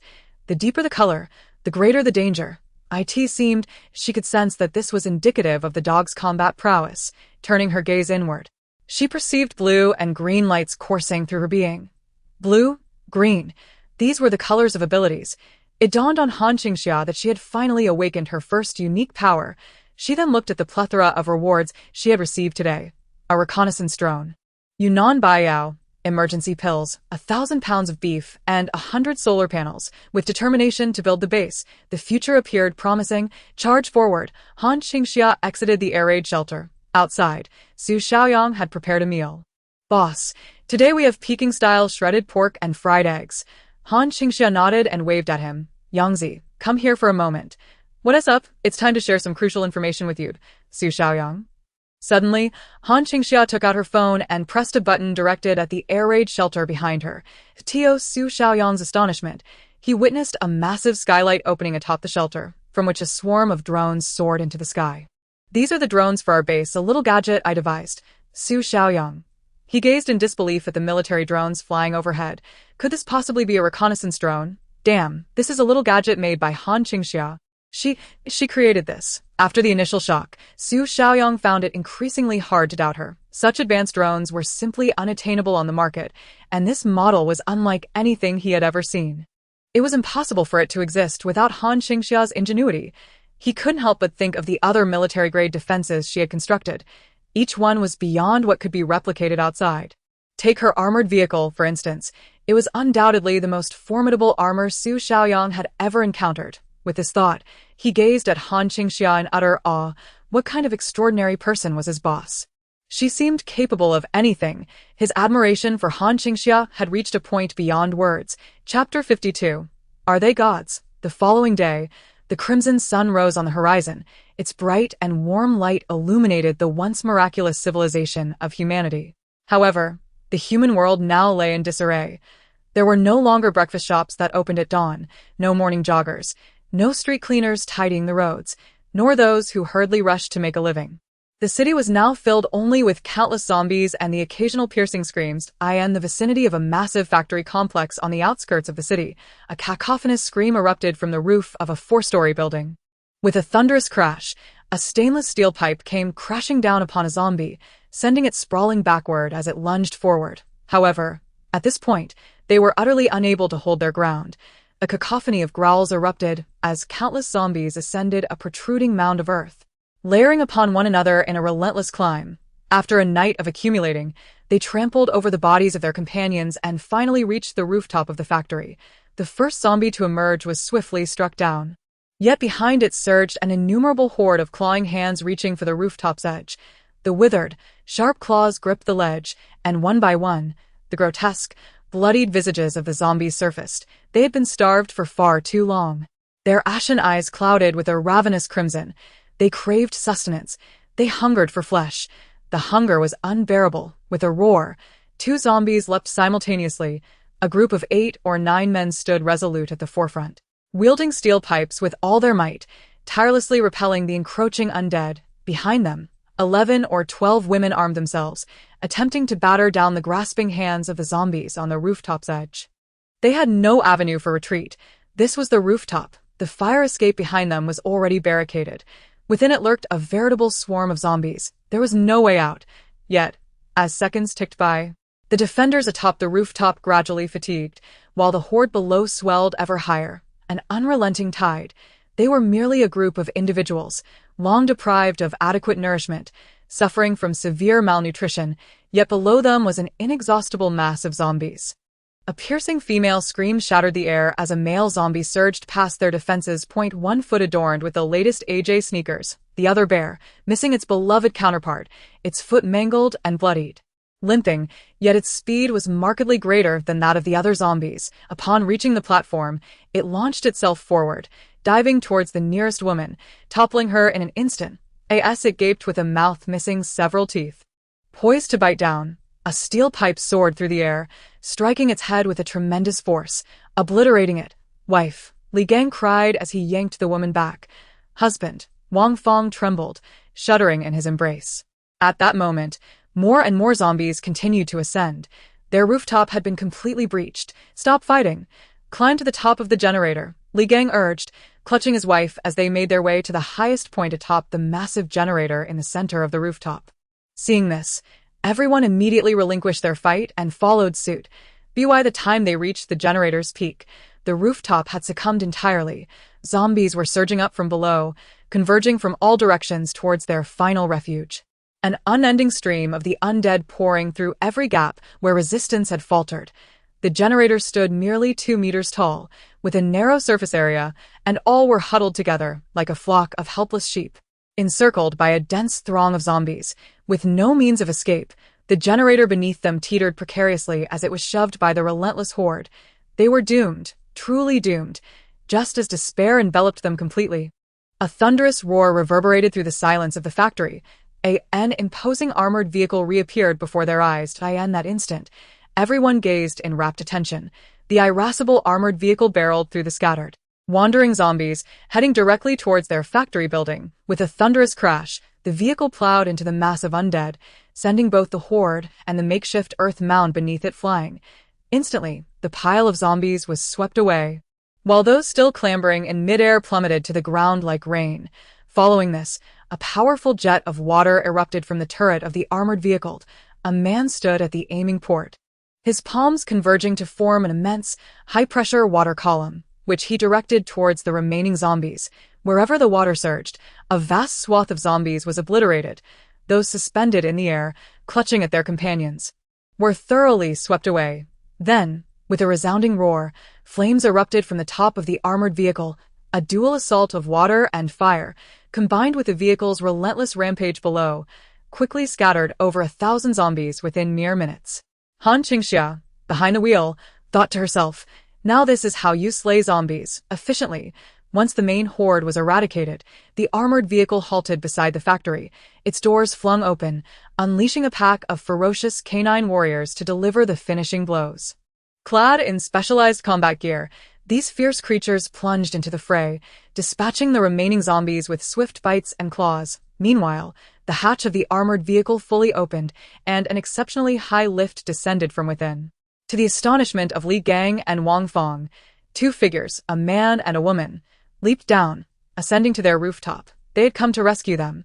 The man wielded an unending jet of water, while the woman brandished a tang sword, unleashing swift strikes against the zombies. Together, they were unstoppable. As Qingxia's blade cleaved through the undead, Su Xiaoyang's high-pressure water stream meticulously safeguarded her, clearing out any threats beyond her reach.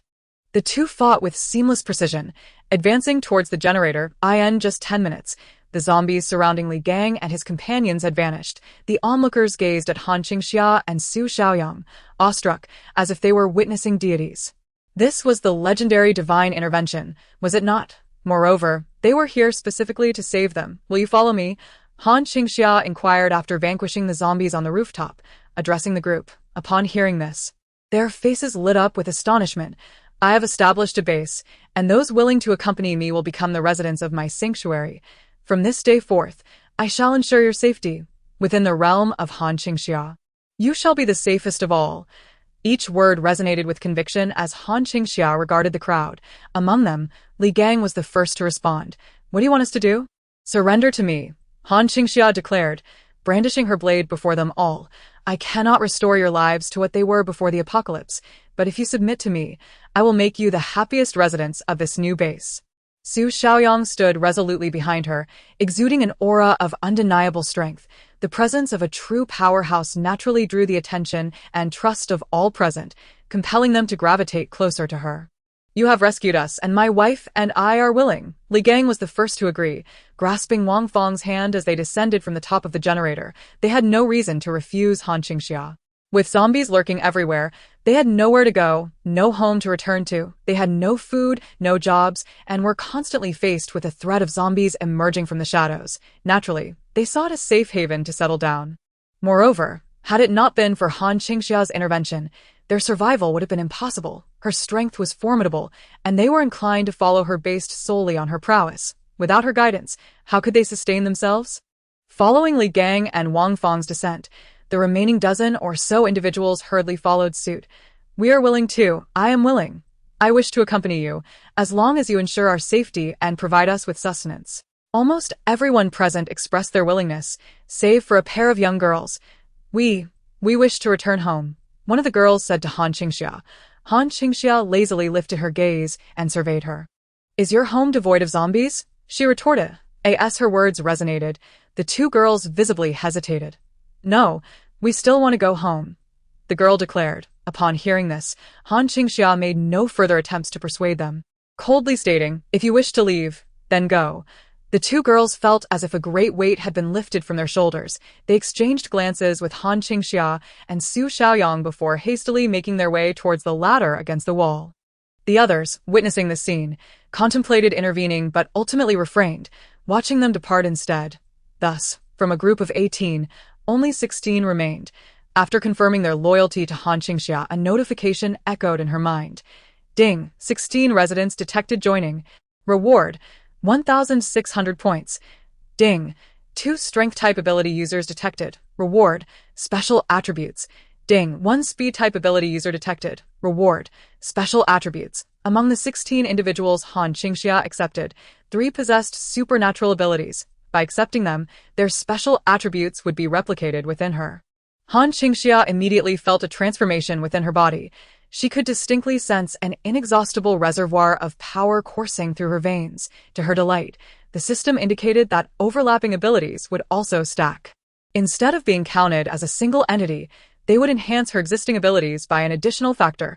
Han Qingxia successfully garnered a total of 16 residents, earning herself a commendable 1,600 points.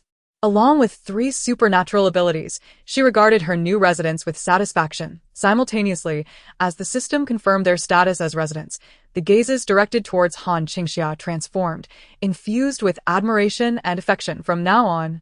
You may address me as the Lord. Yes, my Lord. Everyone affectionately called out to Han Qingxia. She surveyed the horde of zombies around them, commanding, everyone obey my orders, clear the zombies' brains and extract their contents, with casual precision. Han Qingxia pierced through a zombie's skull, deftly extracting a kernel the size of a grain of rice. As the sight unfolded, everyone's eyes sparkled with intrigue. The more you clear, the more you submit, the greater your rewards. Han Qingxia encouraged them once again. Everyone immediately commenced the frantic elimination of the zombies. After delegating the task of collecting crystal cores, Han Qingxia turned to Su Xiaoyang and instructed him to clear out all the zombies within the factory.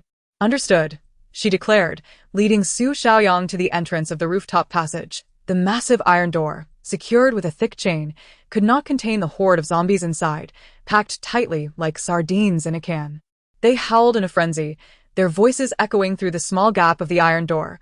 Upon seeing Su Xiaoyang and Han Qingxia approach, their excitement surged to an uncontrollable level. With a swift motion, Han Qingxia swung her tang knife at the chain. With a resounding clang, the chain fell away in 2 pieces, unleashing the zombies from their confines. They surged forth like a tide, but what awaited them was a formidable jet of high-pressure water. As the water made contact with the zombies, it rapidly dispersed into a multitude of water bullets, each propelled with such velocity that their impact rivaled that of bullets. The ensuing barrage of water bullets struck down every zombie that emerged. If other ability users were to witness this spectacle, they would be rendered speechless in sheer astonishment. This was utterly extraordinary. The current level of supernatural abilities generally allowed for the creation of small water or fireballs and clumps of earth. The ability of Ding Yi, who had previously obstructed Han Qingxia, was already considered formidable. Yet, Su Xiaoyang effortlessly conjured a powerful jet of water, displaying a mastery over its form that had evidently reached the level of a 3rd-tier ability user.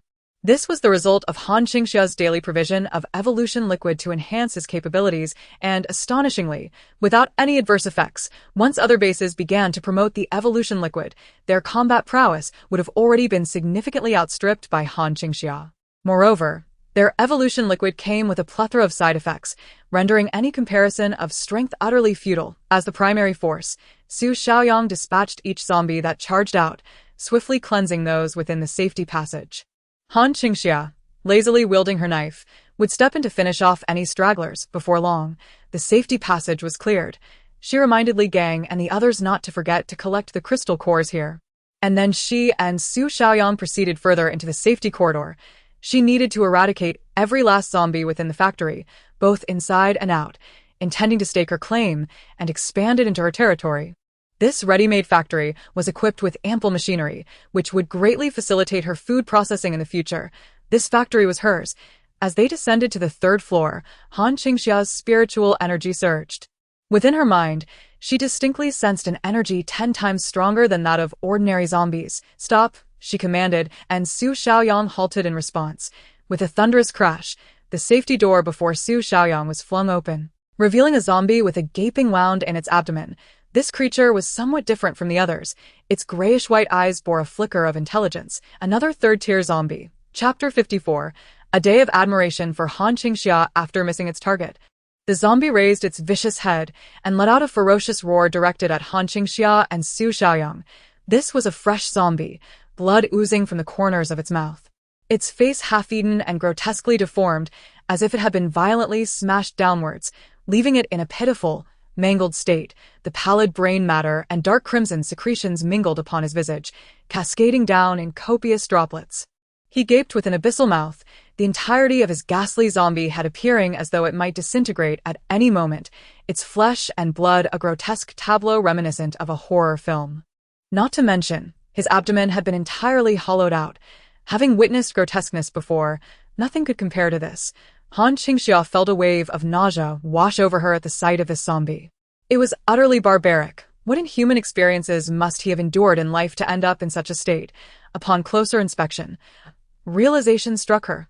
Oh my, could this possibly be the Earth-based ability user who had caused them trouble yesterday? Only to find himself in dire straits. "Boss, it's the Earth-based ability user from yesterday who has now turned into a zombie," Su Xiaoyang remarked. The ravenous zombie Ding-Yi glared menacingly at Han Qingxia and Su Xiaoyang. A flicker of hatred surfacing in his ashen, vacant-gazed it was as if a fragment of his former memories lingered, filled with animosity towards his foes. He lunged at Han Qingxia and Su Xiaoyang. Suddenly, a high-pressure water jet surged towards his head with a thunderous roar. To Su Xiaoyang's astonishment, the wall beside him collapsed with a resounding crash, creating an obstruction before the zombie Ding-Yi. The entirety of Su Xiaoyang's high-pressure water stream splashed against the wall. Almost immediately, a shadow darted toward him.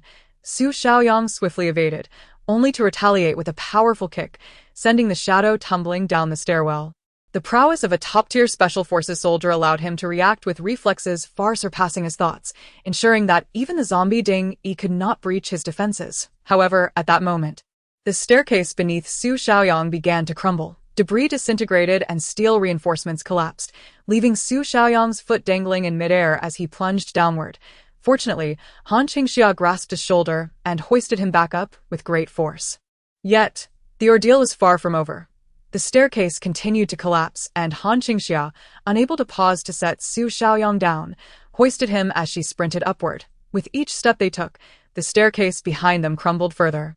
Massive blocks of concrete plummeted, layer upon layer cascading down in Su Xiaoyang's line of sight, where he caught a glimpse of a figure at the very bottom. "Boss, the Earth-based ability user has retained his powers even in his zombified state. And it seems to have intensified." "I am aware," Han Qingxia replied, charging towards the rooftop with Su Xiaoyang in her arms. At that moment, the final layer of steps before her disintegrated en masse. Han Qingxia found herself nearly losing her footing, but in the same breath, she propelled herself and Su Xiaoyang against the wall, with him clutching the third-floor corridor door. This time, it was Su Xiaoyang who clung tightly to Han Qingxia.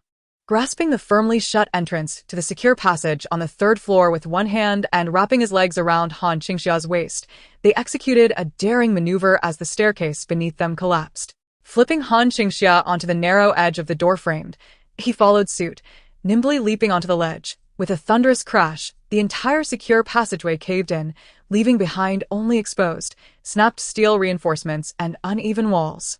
At this juncture, both Han Qingxia and Su Xiaoyang stood precariously at the entrance of the secure passage, on the brink of a narrow gap barely wide enough for a foot to fit sideways. Below them lay a chasm over 10 meters deep. A slight movement could send them plummeting into the abyss. Moreover, what compounds their peril is that behind them, in the securely locked passageway, lurks a horde of zombies. A cacophony of grotesque figures, their senses attuned to the duo's presence, crash against the safety door. The ghastly visage of a bloodied zombie is mere inches away from Han Qingxia, separated only by a fragile pane of glass. The thrill of this encounter is nothing short of exhilarating. Boss, the anomalous zombie has concealed itself. Su Xiaoyang has been desperately trying to sense the location of this creature, yet the earth-imbued zombie, Ding Yi, has adeptly vanished amidst the rubble. At this moment, he feels utterly helpless, his water-based abilities rendered useless in this dire situation. With the enemy hidden and the battleground firmly in their control, he finds himself utterly powerless against them. They are ensnared in a perilous predicament. An abyss looms before them, while the undead stalk from behind. It appears there is no escape. In this critical juncture, Han Qingxia closes her eyes. As her eyelids descend, her mind swiftly constructs a vivid tableau of the terrain surrounding her. Her formidable mental prowess radiates like a radar, probing in all accessible directions. Within her mental domain, the individuals around her are enveloped in deep blue, while a cluster of 17 or 18 ashen figures lurks behind her. The blue represents Su Xiaoyang, and the grayish-white indicates the zombies.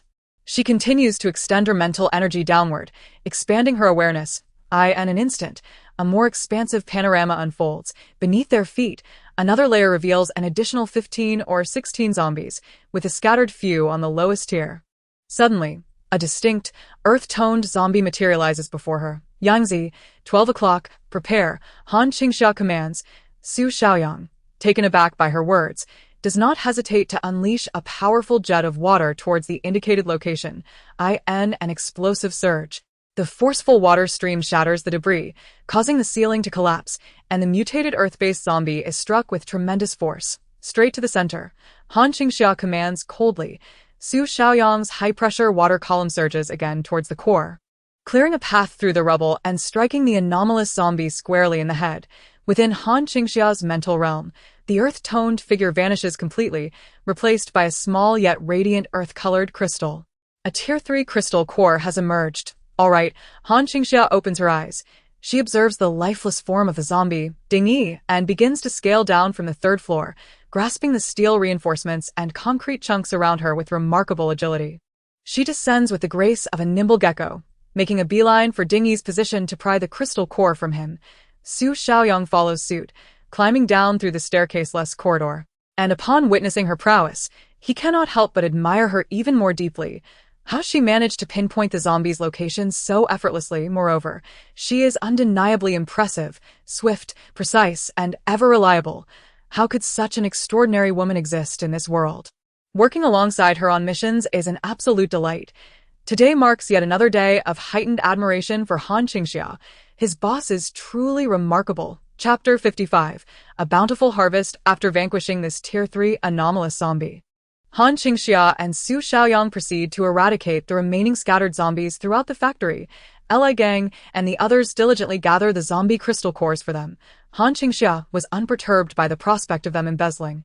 Firstly, because they were unaware of its significance and thus harbored no thoughts of misappropriation, and secondly, and most importantly, because she possessed psychic abilities. She could perceive the color of the crystal cores. With just a glance, she could ascertain whether any of them were hoarding them. My lord, this is what you seek. Li Gang presented all the zombie crystal cores collected by everyone to Han Qingxia. She surveyed the 16 individuals present, noting that none of them were concealing any crystal cores. Han Qingxia nodded in satisfaction. This time, a total of 1,208 crystal cores were obtained, along with a Grade 3 crystal core. Please tally the crystal cores collected by everyone. Reward them with corresponding points. Points. Indeed. Follow me to my base, and I shall explain how the points work. Upon hearing this, Li Gang and the others were elated. Yes, Han Qingxia discovered a plethora of operable vehicles within the factory. There were numerous cars in the factory, most of which were intact and functional, albeit lacking keys. However, this posed no challenge for Han Qingxia. After a few moments of tinkering, she successfully started several vehicles for everyone to use. Before departing, she thoroughly scoured the factory. Under Li Gang's guidance, she swiftly located all the production workshops within the factory. This was the largest grain factory in City A, producing a vast array of food-related items, such as wuchang rice, rice oil, flour, noodles, white sugar, and wide noodles, diverse in variety and all food-related. In total, the quantity exceeded 100,000 tons. Han Qingxia instructed Su Xiaoyang to repair the factory's main gate, erecting a sign bearing her name, along with a flag emblazoned with her name, officially marking the factory as her territory. Meanwhile, she quickly gathered all the food stored in the factory's warehouse. Every box of pre-packaged food was collected. By the time she had emptied the factory of its products, her storage was filled to 3/4 capacity, equivalent to a 10-story building, every corner brimming with supplies.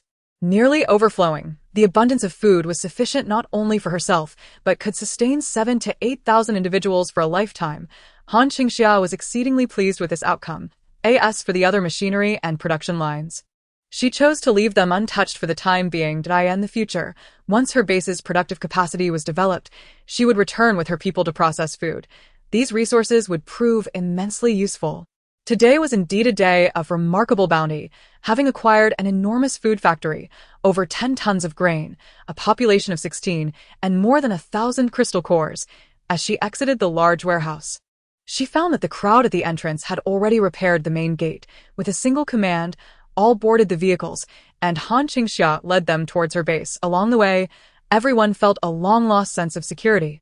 As though they were under protection, their convoy left the factory and entered the main thoroughfare. A sudden scream echoed from outside. A group of 3 or 5 scattered zombies surrounded a woman, voraciously devouring her. Another woman was desperately sprinting toward them, having spotted their convoy, rushing forward to seek their help. Help!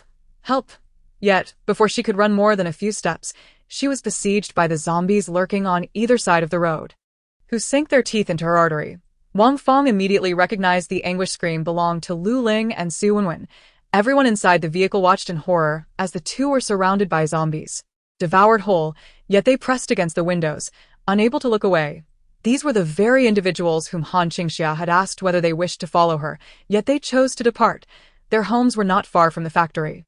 Despite Han Qingxia's warnings about the presence of zombies in their neighborhood, they refused to heed her advice and insisted on returning. It was evident that they had made a futile trip home, only to discover the zombies and hastily attempt to return. But how could they possibly evade the ravenous undead that surrounded them? The moment they appeared, they were targeted by the insatiable hordes, leaving them with nowhere to flee. Before the eyes of all, these two were consumed by the zombies, who then began to convulse and mutate right before their gaze. Everyone stood frozen in disbelief at this horrific sight. Suddenly, the armored vehicle at the forefront revved its engine and violently crushed through the 2 piles of zombies, clearing a path and ensuring the road was safe. All the vehicles followed the route established by Han Qingxia as they retreated. Once they had safely distanced themselves from the grotesque scenes of carnage, a profound sense of security and overwhelming relief washed over them. They felt grateful for their resolute decision to follow Han Qingxia. Unlike those 2 foolish individuals who had attempted to return home, outside, zombies were indeed everywhere. There was not a single safe haven. They could not afford to harbor even a shred of false hope. By aligning with Han Qingxia, she assured them that as long as they remained within her territory, they would be able to live safely. The convoy swiftly made its way toward the outskirts, eventually coming to a halt in a cluster of villas. The moment Han Qingxia appeared, the residents of Villa 9 rushed out to greet her. "My lord, you have arrived." Han Qingxia spotted Wang Yumin with his wife and children and nodded in acknowledgement. She gestured for the occupants of the 5 or 6 vehicles that followed to disembark. "From now on, you shall all reside here." Han Qingxia turned to Wang Yumin. "You will lead them in cultivating crops and engaging in production.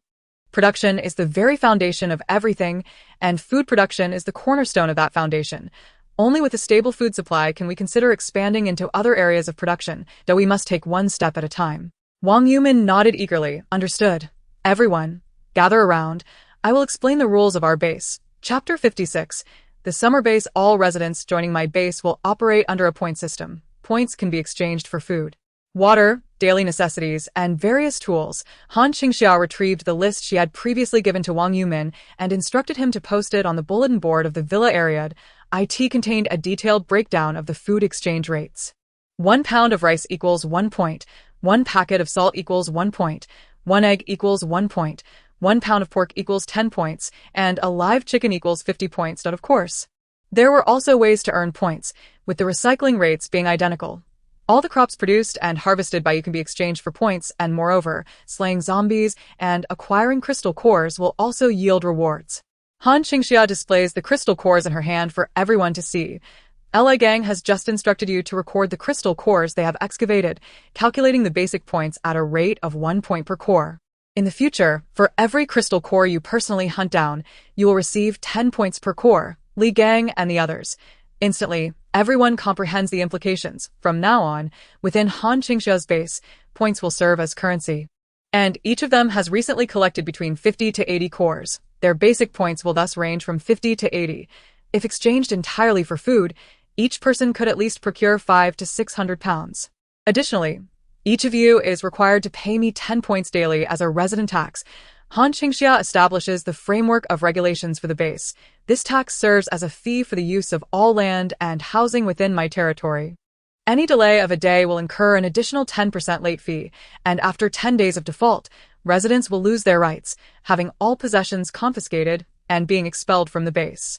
Everyone can supervise one another. Should anyone discover a tax evader and report them, there will be a reward.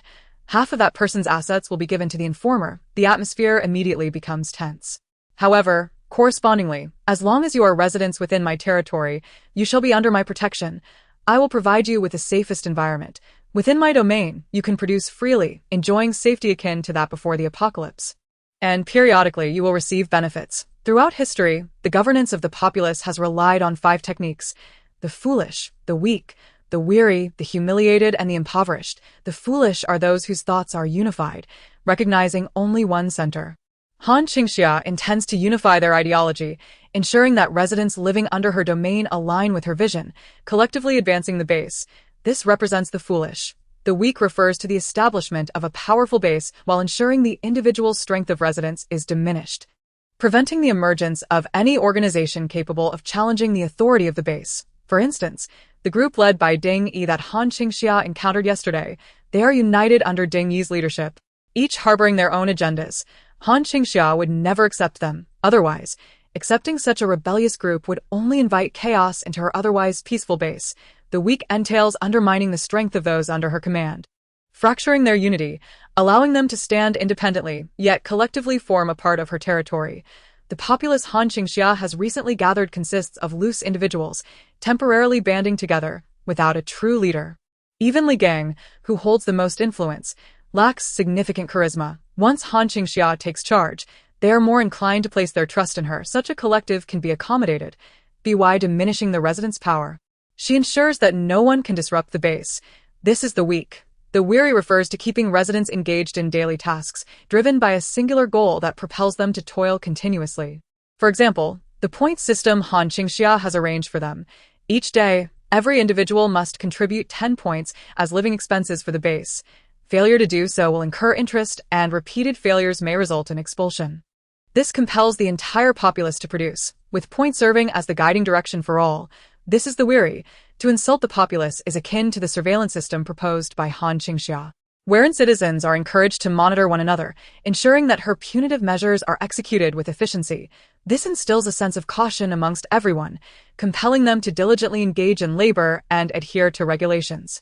In the end, the impoverished are those rendered destitute, stripped of any surplus beyond their basic means of survival. Much like the pre-apocalyptic era, society is filled with individuals living paycheck to paycheck, where the toil of a lifetime scarcely accumulates personal wealth, and the majority find their earnings barely sufficient to cover their living expenses, with no avenues available to earn more.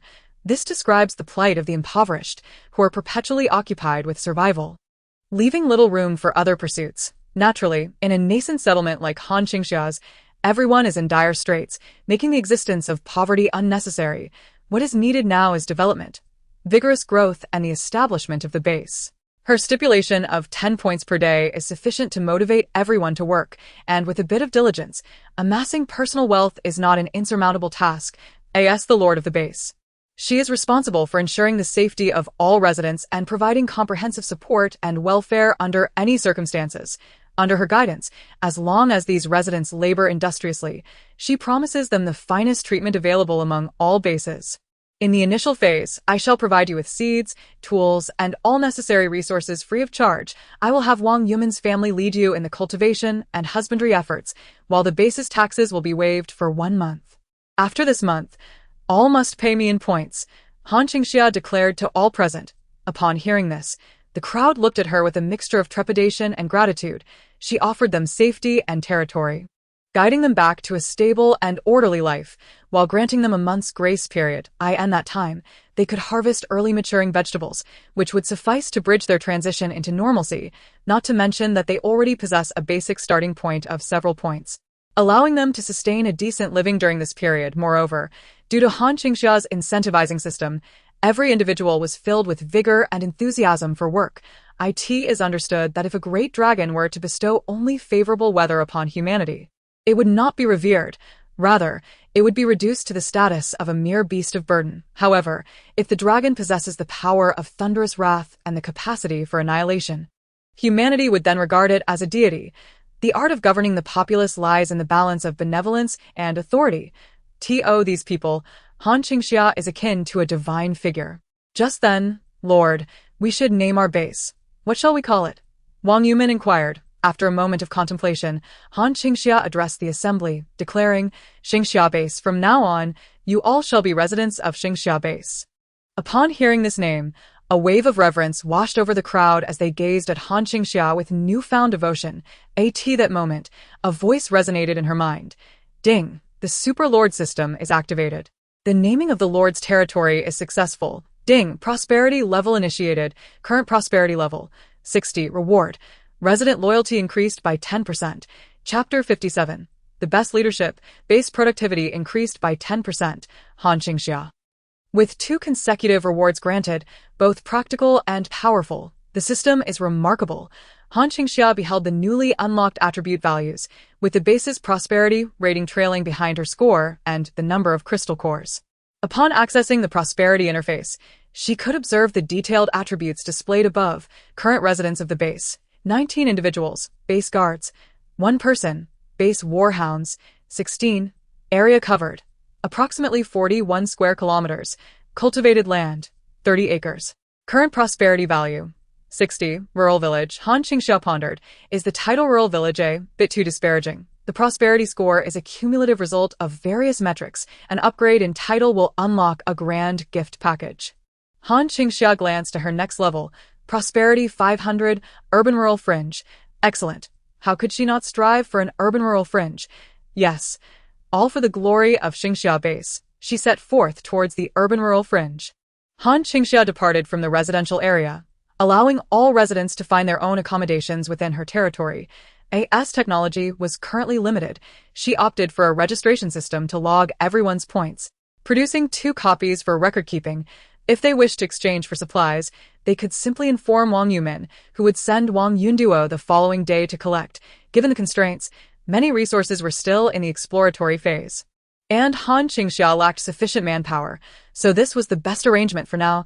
To facilitate this, she granted the Wang family 100 points as a subsidy, with subsequent rent deducted at 10 points, eliminating the need for daily output delivery. Once everyone was settled, she distributed a batch of seeds for Wang Yumin to plant, and then she took her leave. On the way, Su Xiaoyang frequently cast glances in her direction. What are you looking at?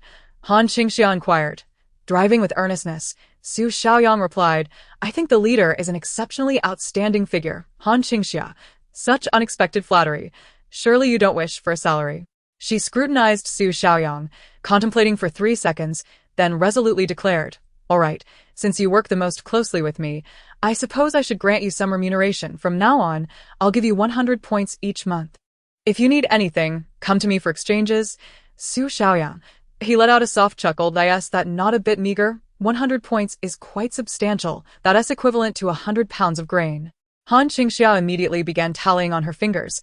Do not forget that you are essentially in my service.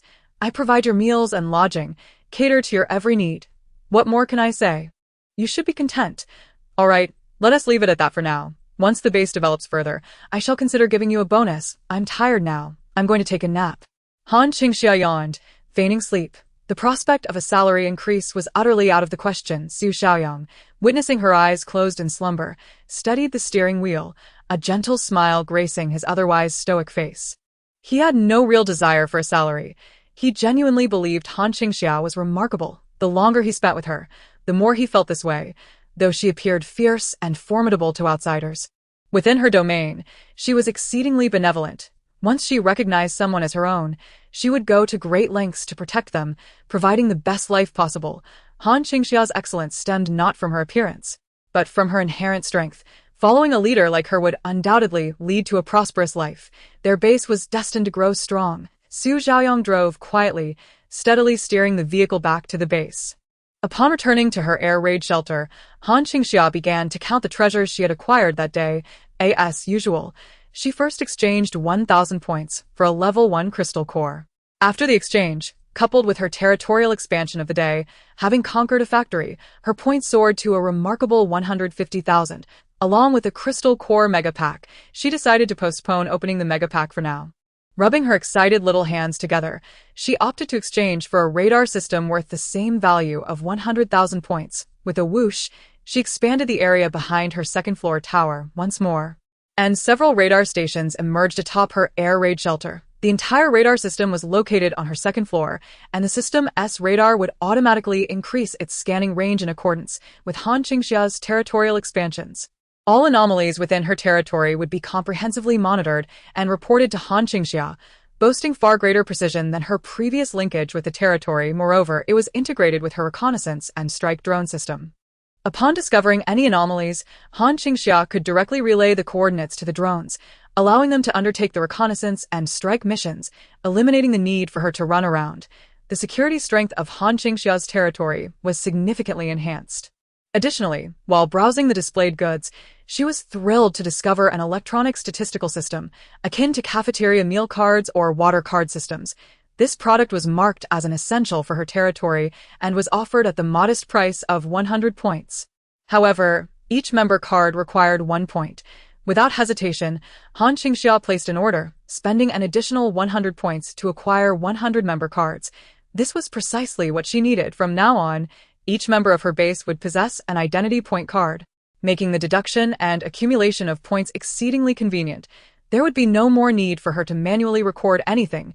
The system would automatically log everything. The Lord system indeed aimed to cultivate exemplary leaders. Fully aware of Han Qingxia's requirements, before long, the entire set of items appeared before Han Qingxia, each card elegantly inscribed with the characters Midsummer, in truth. Such devices were not particularly challenging to create. Before the apocalypse, many programmers could have written the code, paired it with a sensor and a chip card, and produced a complete system. But now, in this post-apocalyptic world, where could she find programmers to develop software or locate the necessary chip components? Yet, what the system provided was simply flawless. The identity cards were beautiful, the system was swift, and it didn't produce bugs. Truly remarkable. Upon receiving this point system, Han Qingxia promptly entered the information of her existing 19 members, along with their respective points, intending for Wang Yunduo to distribute them the following day. Thus, the embryonic structure of her midsummer base was genuinely established. After organizing the residence points, Han Qingxia utilized the evolution liquid machine to extract evolution liquid from the level 3 crystal core. She consumed the evolution liquid from the level 3 crystal core and prepared a vial of level 1 zombie crystal core evolution liquid for Su Xiaoyang. Observing the vial, one could hardly find another exemplary boss like her in the world. And for those seeking a raise, that was out of the question here for you. Having finished cooking, Su Xiaoyang saw Han Qingxia extend a cup of water and a card towards him, without a moment's hesitation. He accepted the offering and drank. The taste was as sweet as ever. The water provided by his superior was simply unparalleled. "What is this?" Su Xiaoyang inquired after finishing the drink, glancing at the card. "Your identity card signifies that from this day forth, you are an official resident of the summer base, endowed with 100 points. Chapter 58. Not even the donkeys of the production team can match his capabilities." Su Xiaoyang took hold of the identity card in his hand, bearing the number 002, marking him as the second citizen of the summer base. He grasped the card and gazed upon the number. A warmth surged within him. 002. This must reflect his standing in Han Qingxia's heart, second only to 001, which belongs to Han Qingxia herself. The sensation was quite subtle. Han Qingxia regarded him as someone exceptionally close.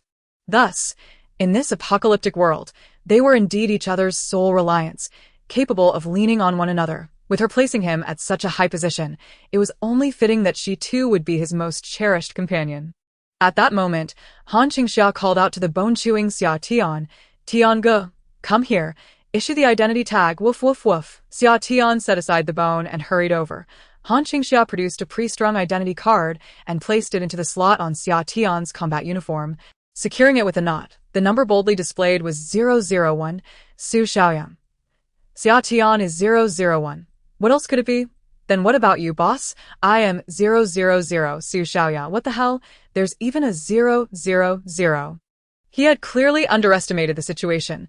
Furthermore, Han Qingxia had arranged identity documents for her dogs as well, numbered 003 through 017. Each received a custom dog tag, adorned with the emblem of the summer base. Placed in the slots of their combat uniforms, Han Qingxia, her dogs were no different from humans. They were her comrades and even more trustworthy allies. They must possess the identity cards of the summer base. Days passed swiftly. Han Qingxia had been preoccupied with the construction of the base. Establishing and managing a base is an exceedingly intricate and troublesome endeavor, particularly in its initial stages. She needed to resolve issues pertaining to water sources, power supply, and essential resources for the residents. Previously, only the Wang Yumin family resided there. Their needs were modest, and they could endure a few inconveniences. Now, with the increase in residents forming a village, fundamental livelihoods had to be addressed. Han Qingxia installed the 100 solar panels she had won from the previous lottery within the villa area, providing the residents with a stable power supply. The electricity output for this area was now secured. Furthermore, should any issues arise, they could simply call the air raid shelter, alleviating Wang Yunduo from the burden of running about daily. As for the water supply, this area was still connected to the water company. Previously, the Wang family collected rainwater, but with more people now, rainwater would undoubtedly be insufficient. Han Qingxia organized the residents to dig wells, utilizing the water system connected to her air raid shelter. Her water system had been reinforced through systematic enhancements. Ensuring its safety, the water source issue was swiftly resolved. With the two fundamental aspects of livelihood, water and electricity, improved, the residents' loyalty to Han Qingxia soared, along with their sense of belonging. As Han Qingxia's life flourished. She also addressed the issue of resource exchange. With a severe shortage of manpower, the daily back and forth for exchanging goods was inefficient. Thus, she organized a market for the base. Besides the most essential supplies, on the 1st and 15th of each month, she would hold a unified market for everyone, allowing all to partake in trading essential goods on those days, encouraging them to shop to their heart's content. In this time of acute scarcity, individuals are encouraged to contact Wang Yunduo, inviting her to her air raid shelter for resource exchanges. Her territory, however, remains off-limits to all. To facilitate her efforts, Han Qingxia has graciously provided the young girl with a small bicycle. In this extraordinary era, every individual is called upon to contribute to production, and even children are regarded as vital human resources. Furthermore, Han Qingxia has exempted Wang Yunduo from taxes, treating it as compensation. This cannot be construed as bullying a child. In times of resource deprivation, every person must prove their worth. In the small base where Han Qingxia once resided, children were employed as adults, while adults were reduced to servitude. With no semblance of protection for the young or the elderly, if one lacked the capacity to labor, they would be summarily dismissed from the base. A base has no need for individuals who can only serve as burdens. Children, too, must work. Yet, if outsiders from other bases were to witness the industriousness displayed within the midsummer base, they would surely clamor to join. Other bases are rife with chaos, inundated by a flood of refugees, food shortages, and strained resources, leaving many to struggle merely for a morsel to survive. Here, the children have tasks to fulfill and points to earn.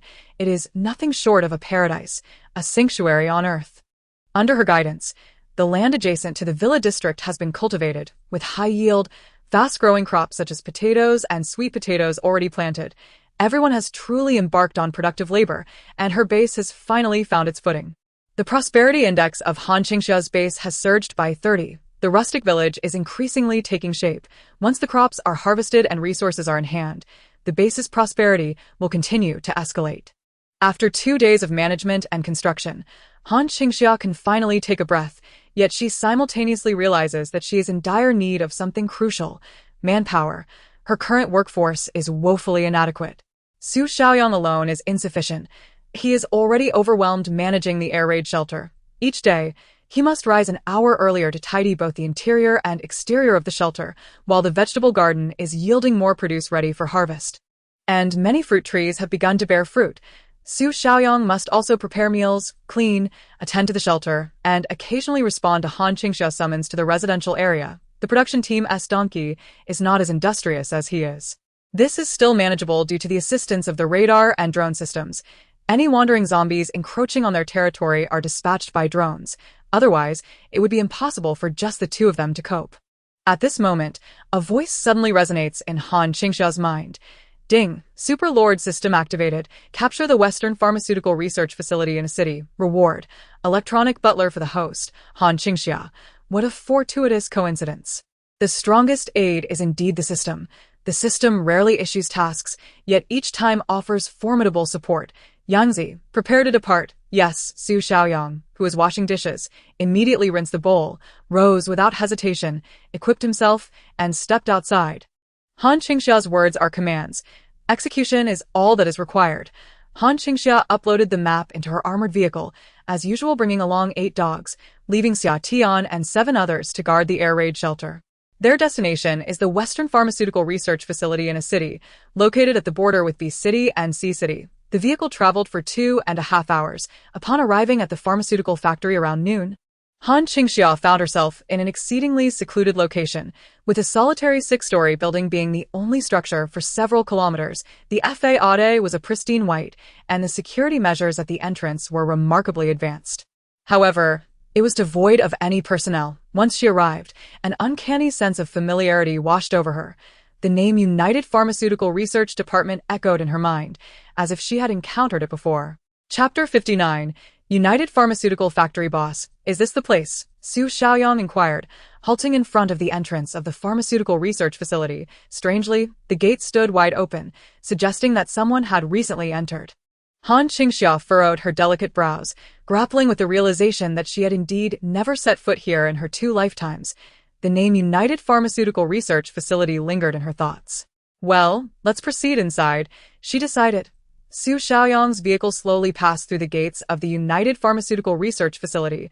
Han Qingxia remained vigilant. Upon entering, she instructed Su Xiaoyang to drive around the exterior of the building to ascertain the layout, identifying the number of entrances and exits, their general locations, and potential escape routes in case of danger. She was not one to recklessly venture inside. Despite her formidable capabilities, she understood the importance of caution. After circling the building, she gathered the following information. There was only one entrance, the main gate. From the outside, the structure appeared to consist of 6 floors. However, Han Qingxia noticed signage indicating an underground parking garage adjacent to it. As a seasoned survivor of the apocalypse, she was wary of entering the parking facility. Firstly, underground garages are typically cramped and dimly lit, posing a higher risk. Secondly, exploration should progress from the simple to the complex. She needed to secure the areas she could handle before advancing into more perilous territory. To charge recklessly into the underground garage, only to encounter danger and then discover that the seemingly safe area outside had become compromised, would be akin to digging her own grave. After 2 laps around the building, she parked the armored vehicle at the main entrance. She had confirmed that there were no zombies outside and intended to investigate the interior before descending to the basement. With a thorough search, she could claim the research facility as her dominion. Let us proceed, she commanded. Understood. With utmost caution, Han Qingxia and Su Xiaoyang stepped inside, leaving 2 of their companions to guard the vehicle, while the remaining 6 followed closely. Each accompanied by 3, as they delved deeper, Han Qingxia was astonished to find that all the doors within the pharmaceutical research facility stood ajar. The numerous security doors, each requiring a specialized access card akin to bank-level security, would typically present a significant challenge. Yet, it seemed as though fate favored them, an uninterrupted passage awaited them. Not only did they traverse the building unhindered, but astonishingly, not a single zombie was present across all 6 floors. Han Qingxia felt as though she had stumbled upon a fortuitous windfall, as if the system were bestowing upon her some unexpected boon. The duo meticulously navigated the secure passageways, inspecting every room from the 1st to the 6th floor. Confirming their findings, they realized that indeed, there was not a soul, nor a single zombie within.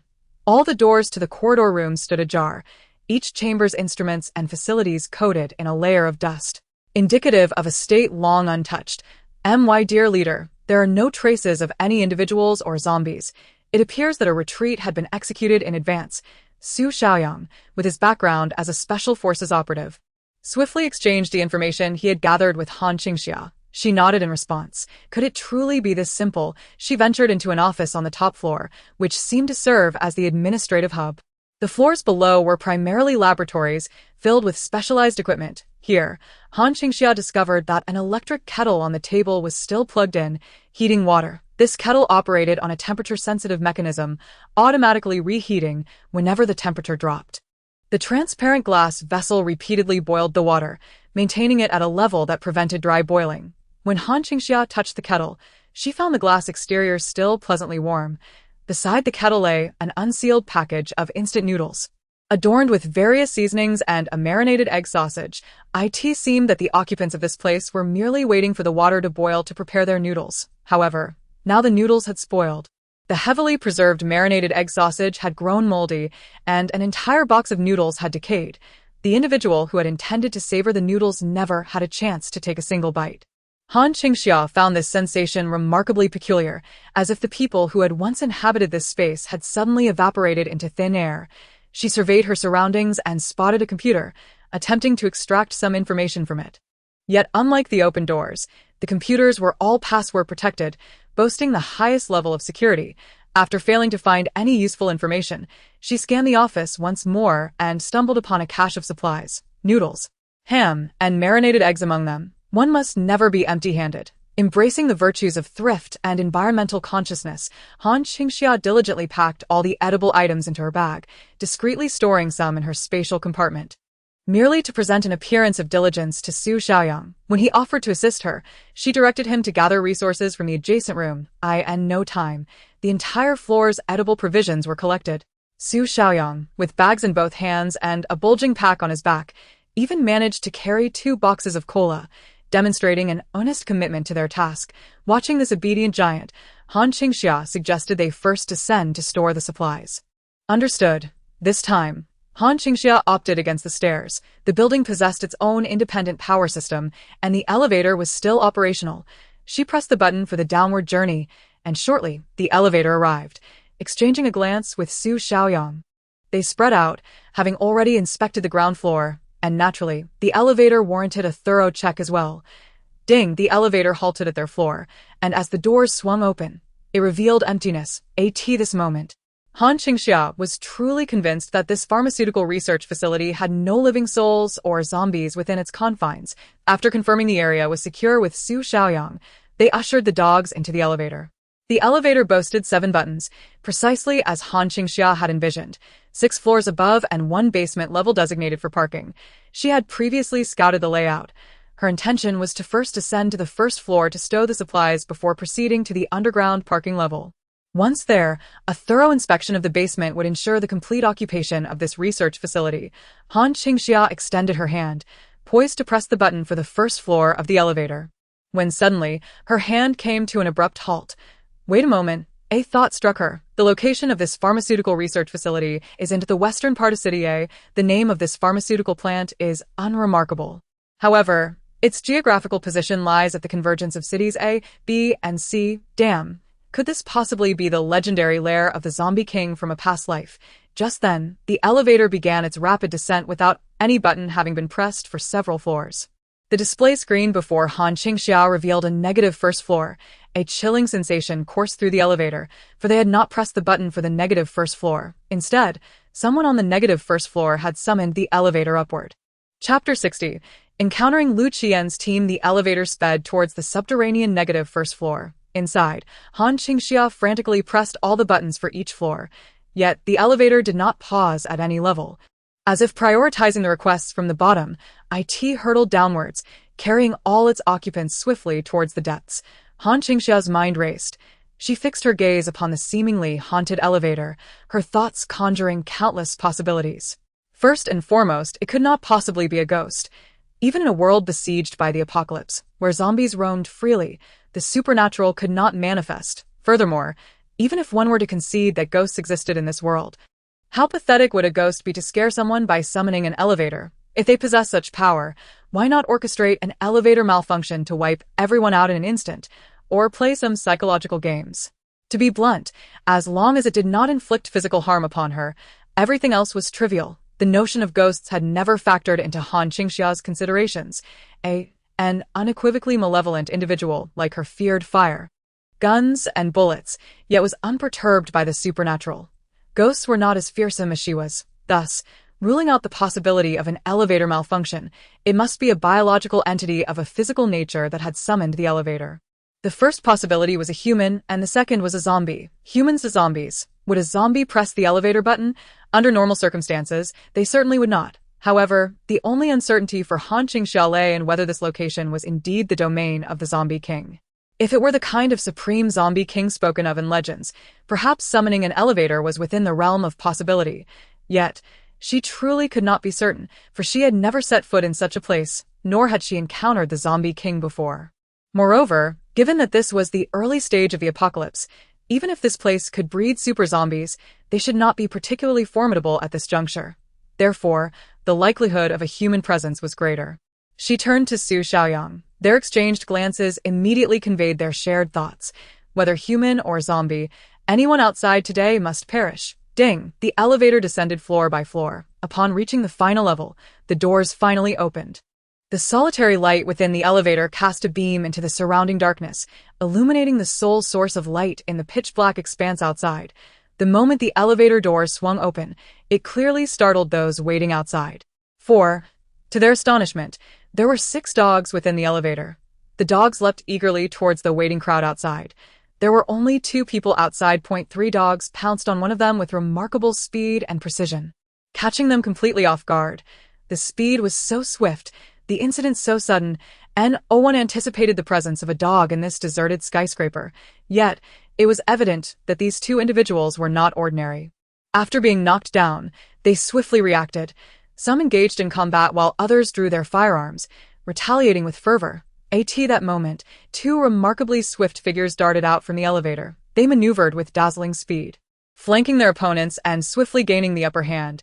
Their actions reminiscent of elite special forces, coordinating seamlessly with the dogs. In less than 3 seconds, they confiscated the weapons of the 2 individuals overwhelmed by the dogs. With a sharp click, a long gun was cocked, and Han Qingxia pressed the dark muzzle against one of the assailants' foreheads. Having secured the situation outside, she finally had a moment to discern who was before her.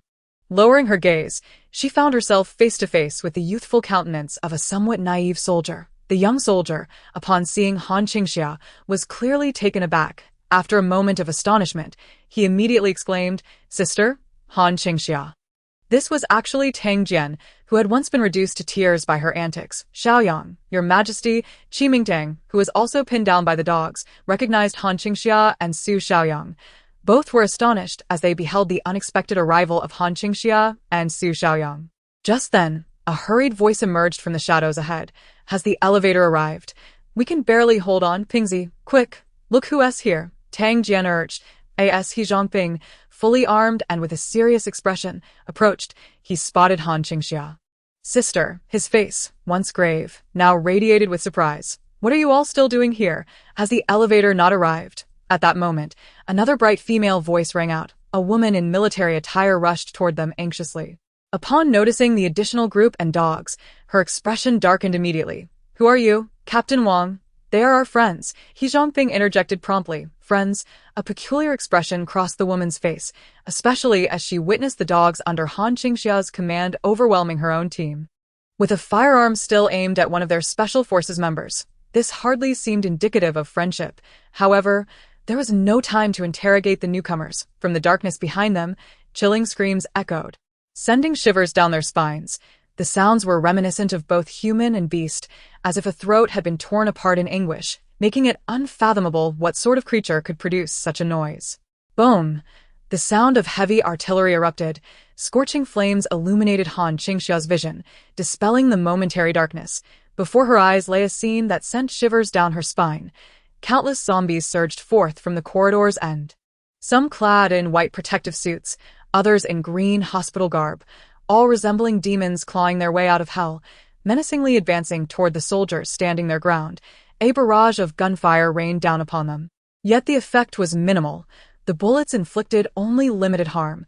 Unless a shot could sever their heads, they would not be subdued.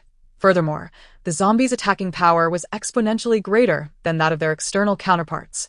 They pounced upon a fully armed soldier, capable of shredding through his specialized protective gear with a single swipe, and with a powerful tug, could extract his still-beating heart, devouring his flesh and blood with voracious appetite. They cannot hold. These individuals cannot withstand. Hurry. In an instant, Han Qingxia swiftly ushered her dogs into the elevator. Get in the elevator. Retreat. Simultaneously, a familiar male voice resonated from ahead. This voice issued a command in unison with Han Qingxia, prompting Tang Jian and the others to rush into the elevator as well, while simultaneously providing fire support for their comrades behind. Within mere seconds, Han Qingxia spotted several familiar faces. Wang Heng, Li Lin, and Lu Qian. Indeed, it was Lu Qian's squad. Among them were 4 or 5 soldiers whom Han Qingxia did not recognize. Upon entering the elevator, these soldiers were evidently taken aback to see Han Qingxia inside. But there was no time for inquiries. Everyone was racing against time to retreat. Behind them was a horde of mutated zombies. Charge! Charge! Charge! Retreat! Retreat! Retreat! Just as they all stepped into the elevator, before they could even catch their breath, the elevator began to sound an alarm. Beep! Beep! Beep! Overload. Chapter 61. Overload. This was a large elevator designed to accommodate 20 individuals with a maximum weight limit of 1.6 tons, and on Han Qingxia's side, there were 6 dogs and 2 people. Her dogs were exceptionally well fed, each weighing between 70 to 80 pounds. Adding to that, there were 12 individuals from Lu Qian's group. They were teetering on the brink of exceeding the weight limit. Overload. Upon hearing the alarm, Wang Mengwei immediately commanded the furthest inside Han Qingxia, urging her to quickly push her dogs out. At this, Han Qingxia's eyes flared with rage. So, it was an overload. Within the confines of the cramped elevator, she delivered a swift kick to Wang Mengwei. Get the hell out. Wang Mengwei was forcefully kicked out of the elevator, but fortunately, a group of soldiers still engaging in sniper fire at the elevator's edge quickly caught her, pulling her back in. Meanwhile, at the far end of the elevator, Lu Qian, shouldering a shoulder-fired missile, declared resolutely, "Throw away your weapons." The horde of zombies was now less than 10 meters away from them. As his command fell, a shell was launched, sending the entire missile tumbling across the zombies' path, momentarily halting their advance. Witnessing this, the other soldiers, filled with reluctance, also discarded their weapons. The zombies struck by the discarded arms let out agonized cries, only to be swiftly overwhelmed by the advancing horde behind them. It was akin to a piece of wood tossed into a torrent of rats, providing only a fleeting pause before they scurried over it, relentlessly pursuing their prey, let alone a mass of zombies. However, Lu Qian's decision proved to be prudent. By casting aside their weapons, the elevator was no longer overloaded. The elevator doors began to close inch by inch as Wang Mengwei frantically pressed the close button. Just as the doors were about to shut, a female zombie clad in a white lab coat lunged towards them from the ground in an exaggerated manner.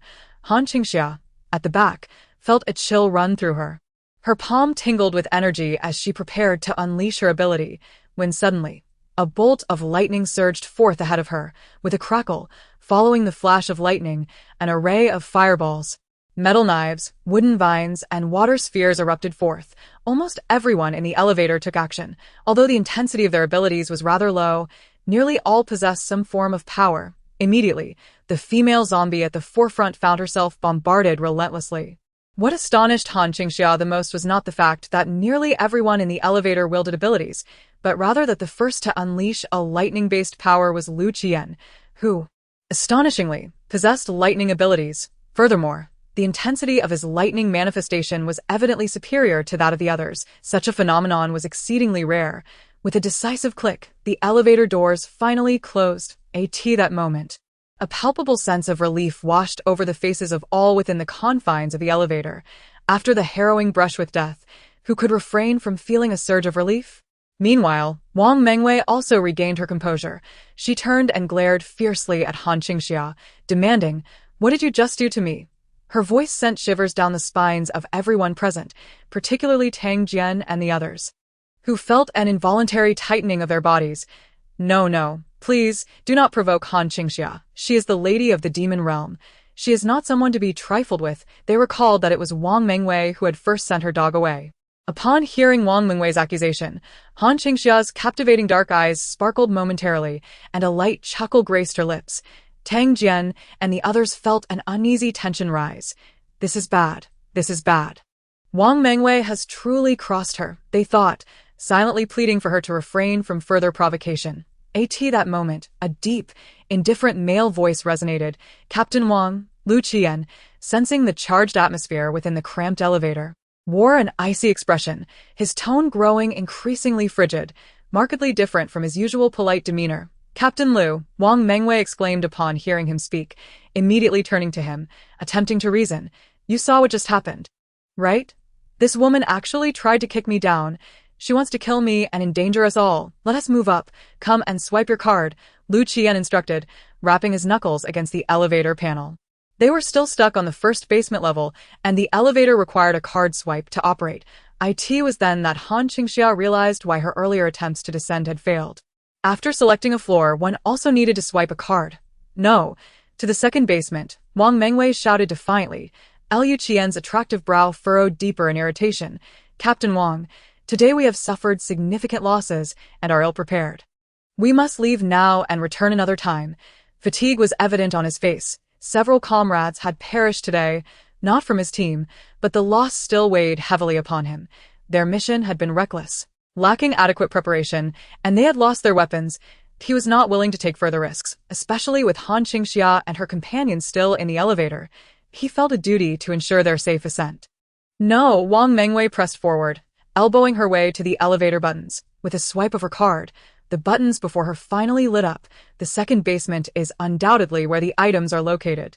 And it must be safe there. We simply miscalculated the floor, Wang Mengwei asserted with certainty, reminding them not to forget that in this operation, they were merely assisting them.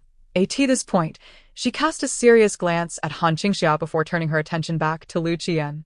We must take the items with us. If we don't seize them now, who knows what dangers may lie ahead, she urged. Captain Lu, hurry and swipe the card.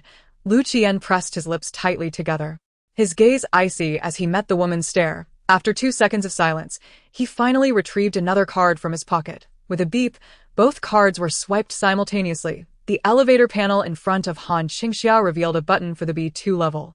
Han Qingxia's brow furrowed in surprise. Was there yet another floor? This pharmaceutical research facility indeed held secrets. It required 2 administrator cards to access the concealed elevator. Her expression grew pensive. This place was undoubtedly extraordinary. Perhaps even at that moment, her gaze met another pair of eyes. Standing at the front by the elevator buttons, Lu Qian looked at her. We will take you up once our business is concluded, he stated. Han Qingxia locked eyes with him. But what if something happened to you? How would we ascend? Naturally, you would accompany us to the grave. Wang Mengwei chuckled, bemused by her. After all, who invited you in here? At this juncture, Han Qingxia could no longer hold her tongue. She contemplated sending this woman to meet her maker right then and there when a slender finger reached across the crowd, offering her a card. This is my access card for you. If we do not return, you must go up by yourselves, Lu Qian declared. Han Qingxia promptly accepted the card without a moment's hesitation. Wang Mengwei, witnessing this, grew anxious. How could you? She began, but was abruptly interrupted by Lu Qian's frosty tone. Captain Wang, your only responsibility is to focus on your duties. At that moment, the elevator chimed, indicating they had arrived at their destination. Wang Mengwei, feeling thwarted, was left with a sense of indignation, akin to having swallowed a fly. She shot a withering glare at Han Qingxia, who was provocatively waving the access card Lu Qian had given her, which nearly made Wang Mengwei's blood boil. Her father was the current head of the K1 base. No one had ever dared to treat her in such a manner throughout her life. That insufferable woman had just kicked her down the elevator. Once her mission was complete, she would ensure that Han Qingxia would pay dearly. Ding! The elevator doors slowly opened. Instantly, everyone inside became vigilant. Those standing at the outer edge, including Lu Qian, assumed defensive stances, their palms brimming with gathered abilities, prepared to react at the slightest anomaly. Ding! The elevator doors swung wide open. Silence enveloped them, an eerie stillness. Not only was this level illuminated, but the lights shone as brightly as day, casting a clear view of the underground B2 level ahead. The scene revealed a pristine expanse of white, gleaming white porcelain tiles stretched from the elevator's forefront, leading into an expansive area where an enormous glass security door stood at the corridor's end. Through the glass, numerous offices could be seen, all vacant and desolate. This is it, Wang Mengwei exclaimed with delight upon witnessing the hall. Lu Qian exchanged cautious glances with his teammates before carefully stepping out of the elevator. A professional special forces team, renowned for their expertise, meticulously ensured that there were no dangers outside the elevator before allowing the occupants to exit. Han Qingxia emerged from the elevator, instructing her 2 dogs to remain nearby, resembling a leisurely inspection. Accompanied by Su Xiaoyang and the 2 dogs, they casually followed the team led by Lu Qian. Upon noticing their presence at the entrance, Lu Qian promptly inquired, "What brings you here?" "Just taking a stroll," casually observing, was the nonchalant reply. The others were taken aback, realizing that amidst a critical mission, 2 seemingly inconsequential individuals had decided to tag along for a leisurely walk. This was hardly appropriate, yet, for Han Qingxia, this was fortuitous. Her intention was to infiltrate the research facility, and now she had a group of scouts to pave the way. Why not take advantage of them to glean information about the facility? Moreover, it was evident that this group had a better understanding of the research facility. Following them would undoubtedly save Han Qingxia considerable effort. "You need not concern yourselves with us. We will not interfere with your duties," Han Qingxia remarked politely to the leader of the expendables, Lu Qian. After all, should any issue arise, she could swiftly retreat, abandoning the mission if necessary. She was known for her reasonable and amiable demeanor. "Who permitted you to follow us?" Wang Mengwei interjected vehemently. "Take your dogs and leave at once. No one is allowed here." Suddenly, her voice faltered as a swift figure darted through the crowd, appearing before her. In an instant, she found herself lifted by her throat, gasping for breath as the crushing grip rendered her as fragile as a chick awaiting slaughter. Panic-stricken, she gazed at the woman before her. Han Qingxia was known for her rationality, predominantly conveyed through her fists, especially in apocalyptic times where excessive dialogue was unnecessary. Meanwhile, the special forces, belatedly reacting, drew their weapons, nearly half aiming their firearms at Han Qingxia. Su Xiaoyang and the dogs responded immediately, rushing to shield Han Qingxia. The atmosphere became tense, both factions poised in confrontation. Tang Jian and the others remained motionless, bewildered by the rapid turn of events. Uncertain of whom to support, "Lower your weapons," Lu Qian commanded, his gaze shifting from Han Qingxia to the now feeble Wang Mengwei. "Release her. I permit you to accompany us." After a brief moment of contemplation, Han Qingxia complied, and with a resounding thud, Wang Mengwei was thrown to the ground. "Captain Wang." Her team rushed to her side. Gasping for air, Wang Mengwei coughed violently, her vision still blurred. Her heart felt as though it might leap from her throat, and she could hear the frenzied rush of blood coursing through her veins. Despite this, an involuntary shiver coursed through her body, cold sweat beading on her skin, a distinct 5-fingered mark visible on her pale neck. It took her nearly half a minute to regain her senses and awareness, her body trembling uncontrollably. "Just moments ago, I truly came perilously close to death. That woman was genuinely intent on killing her." "How are you?" Upon hearing Lu Qian's voice, Wang Mengwei was instantly engulfed in fury, wishing to command him to eliminate Han Qingxia. However, upon seeing the beautiful woman before her, who was smiling faintly, she immediately trembled, as if shaken by a sieve. Fear emanated from the depths of her heart. In a hoarse voice, her tone quivering, she replied, "I'm fine." Anyone who had nearly been choked to death could hardly feel devoid of fear. She promptly subdued herself. "It's fine. We are about to set off." Lu Qian regarded her with indifference, devoid of any semblance of compassion or intent to seek justice for her. Wang Mengwei took a moment to regain her composure on the ground, and this time she quietly followed Lu Qian, no longer issuing commands. Tang Jian and others acquainted with Han Qingxia exchanged glances, collectively shaking their heads with sighs. Look, yet another individual cruelly tormented by the formidable demoness Han Qingxia. It is evident that provoking Han Qingxia yields no favorable outcome. She is certainly not a soft persimmon to be easily squeezed. Rather, she is an unrestrained, lawless brute. Observing the submissive Wang Mengwei, who still clung to her life, Han Qingxia felt somewhat pleased. For now, this would suffice. Should she misbehave again, there would be consequences. Han Qingxia was accustomed to a measured approach, always maintaining control of the situation. She required these individuals to serve as cannon fodder, and going too far by killing their captain before their eyes was not something she considered permissible, especially since it could jeopardize their future actions and delay her own. Yet, one thing was certain, Han Qingxia would not tolerate any disrespect. This bothersome woman must be dealt with. Noncompliance would be met with correction until obedience was achieved. Han Qingxia was never one to possess a gentle temperament. At this moment, as her gaze met Lu Qian's, he looked at her and said, "Let us proceed." Chapter 63. In this day and age, who can afford to eat eggs? Very well. Han Qingxia was in high spirits at this moment. She led her team and the dogs, trailing behind their group. Ding. Wang Mengwei swiped her card, and the previously closed door swung open. It was at this moment that Han Qingxia finally beheld what lay beyond. She realized that this underground level was far more extensive than she had anticipated. Directly ahead was a vast hall, with office areas flanking both the left and right sides. Each office section was comprised of rows of neatly arranged glass-walled offices. The entire underground level, by estimation, boasted at least 100 offices. It was considerably larger than the single-floor area of the building above. It appeared that this was indeed the true core of the pharmaceutical research facility. Han Qingxia felt reaffirmed in her judgment. She needed to remain with Lu Qian and his team. Left or right? Lu Qian turned to Wang Mengwei. Her face remained pale, having just endured a brutal encounter with Han Qingxia. Her spirit considerably diminished, and her tone softened. "I don't know. The information only shows here. Let us search room by room." Lu Qian found himself burdened with a rather inept ally.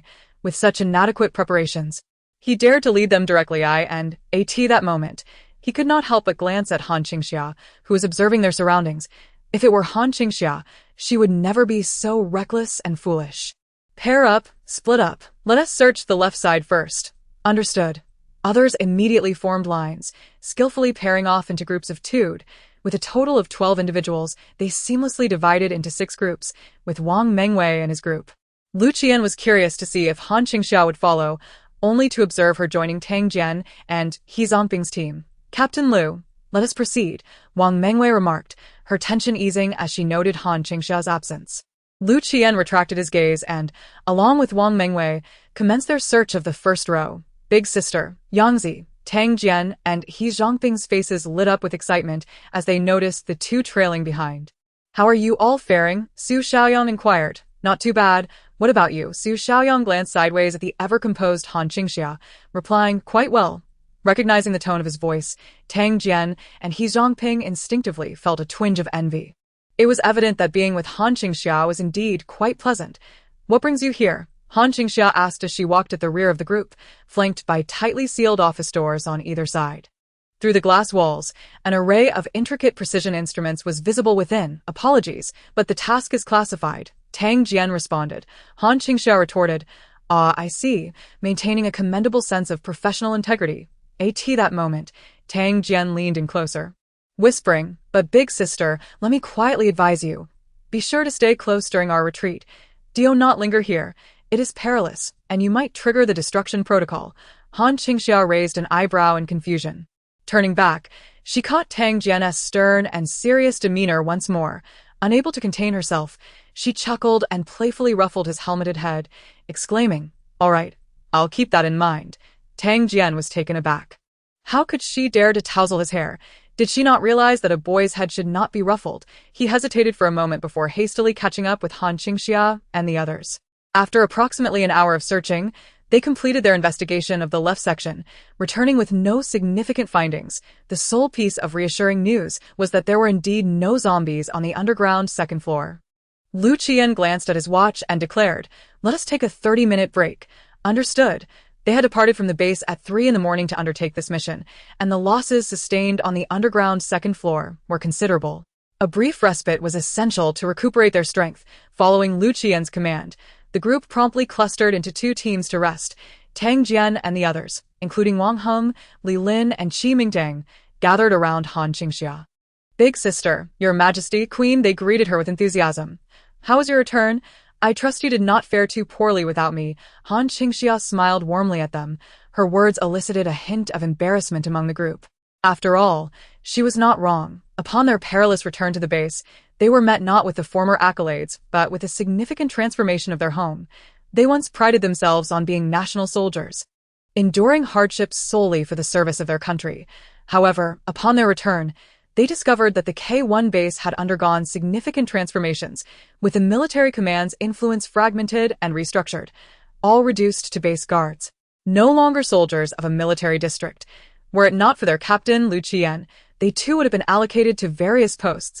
Han Qingxia had previously informed them that the future belonged to the civilization of the base. And the glorious era they once knew had long since passed. She was not mistaken. If it were not for Lu Qian, they would have been utterly clueless as to whom they were currently serving. Moreover, the living conditions within the base had plummeted, far from the culinary standards of Han Qingxia's household. As they came to collect their rations, they heard an order emanating from Lu Qian's direction. Standing beside Wang Mengwei, who had brought nothing with her, Lu Qian commanded, and instantly, a multitude of supplies materialized in her open palm. This revelation led Han Qingxia to realize that Wang Mengwei was indeed a spatial ability user. After presenting the supplies, Wang Mengwei provocatively cast a glance towards Han Qingxia. Meeting her gaze, Han Qingxia offered a subtle smile, causing the formerly proud and boastful Wang Mengwei to turn away, dissuaded from further confrontation. Shortly thereafter, Tang Jian and the others brought their portion of supplies over, 5 steaming boxes of meals, evidently prepared for them by the K1 base before their departure that very day. Sister, we used to eat from your provisions. Today, we shall share ours with you. Yes, let us all partake together. Tang Jian and his companions placed the 5 boxes in the center, lifting the lids to reveal a dish of cabbage stew glistening with oil and 2 coarse steamed buns. Within the dish, 2 meager slices of pork could be discerned. Even so, they offered this modest meal to Han Qingxia and Su Xiaoyang to share. At that moment, another voice broke through from above. I am not hungry. You can have my portion. Liu Qian, having approached unbeknownst to them, produced his own serving, which contained an extra egg compared to the others. In such circumstances, this was undoubtedly the most heartwarming gesture. How could Liu Qian not be hungry? He simply wished to ensure his subordinates were fed. After all, sharing a meal meant 7 people would be eating from 5 portions, certainly insufficient. Not to mention, he had even given away an egg. In this day and age, who could still afford to eat eggs? All eyes were drawn to this scene, eagerly awaiting to see if Han Qingxia would be dazzled by the sight of the egg and devour it ravenously. Instead, the woman languidly addressed Su Xiaoyang behind her. Yangzi, take out our meal. Yes, Su Xiaoyang set down his backpack. First, he retrieved a portable military pot equipped with an alcohol heater. Then 1 box, 2 boxes, 3 boxes, 3 large iron containers. The first box was filled to the brim with expertly prepared, marinated cold-cut beef. The second box contained ribs that glistened enticingly, having been deep-fried to a golden crisp and coated with rich cheese. The third box, the largest of them all, weighed a staggering 10 pounds. Upon opening it, they were greeted with a bountiful display of fresh raw meat. Wang Mengwei and the others stood there, utterly spellbound. Holy cow, meat. It's all meat, beef, ribs, and such top-quality cuts.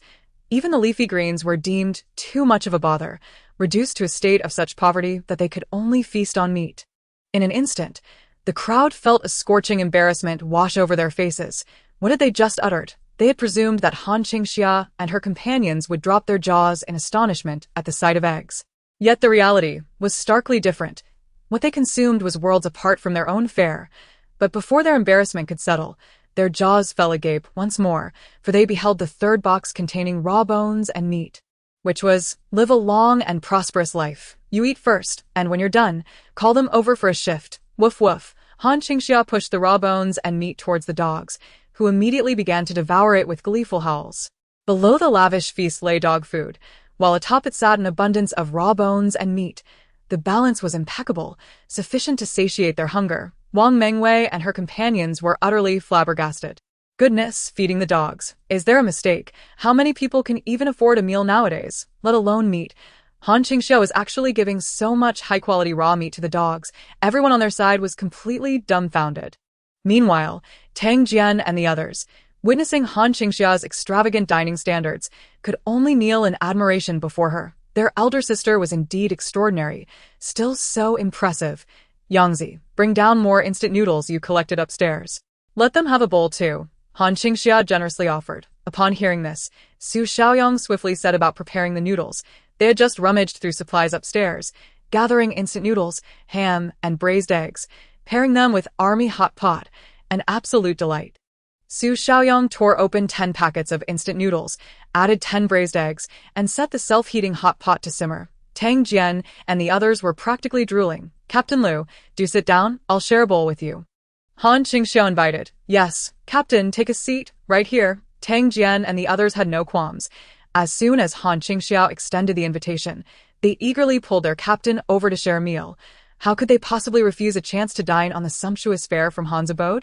That would be foolish. Lu Qian gazed at the steaming army pot and his subordinates. No, you all enjoy your meal here, he replied, reclaiming his bland box lunch. After all, he was a figure of authority at base K1 and had to consider the others back there. He instructed everyone to eat with Han Qingxia and turned back to his own side. Han Qingxia did not attempt to retain him with any further words. It was up to them whether they wished to eat. She instructed Su Xiaoyang to lift the lid of the pot, and in an instant, the aroma of the army pot filled the entire space. The cheese melting over the ribs coated the golden strands of instant noodles, complemented perfectly by the expertly braised cold-cut beef and ham eggs.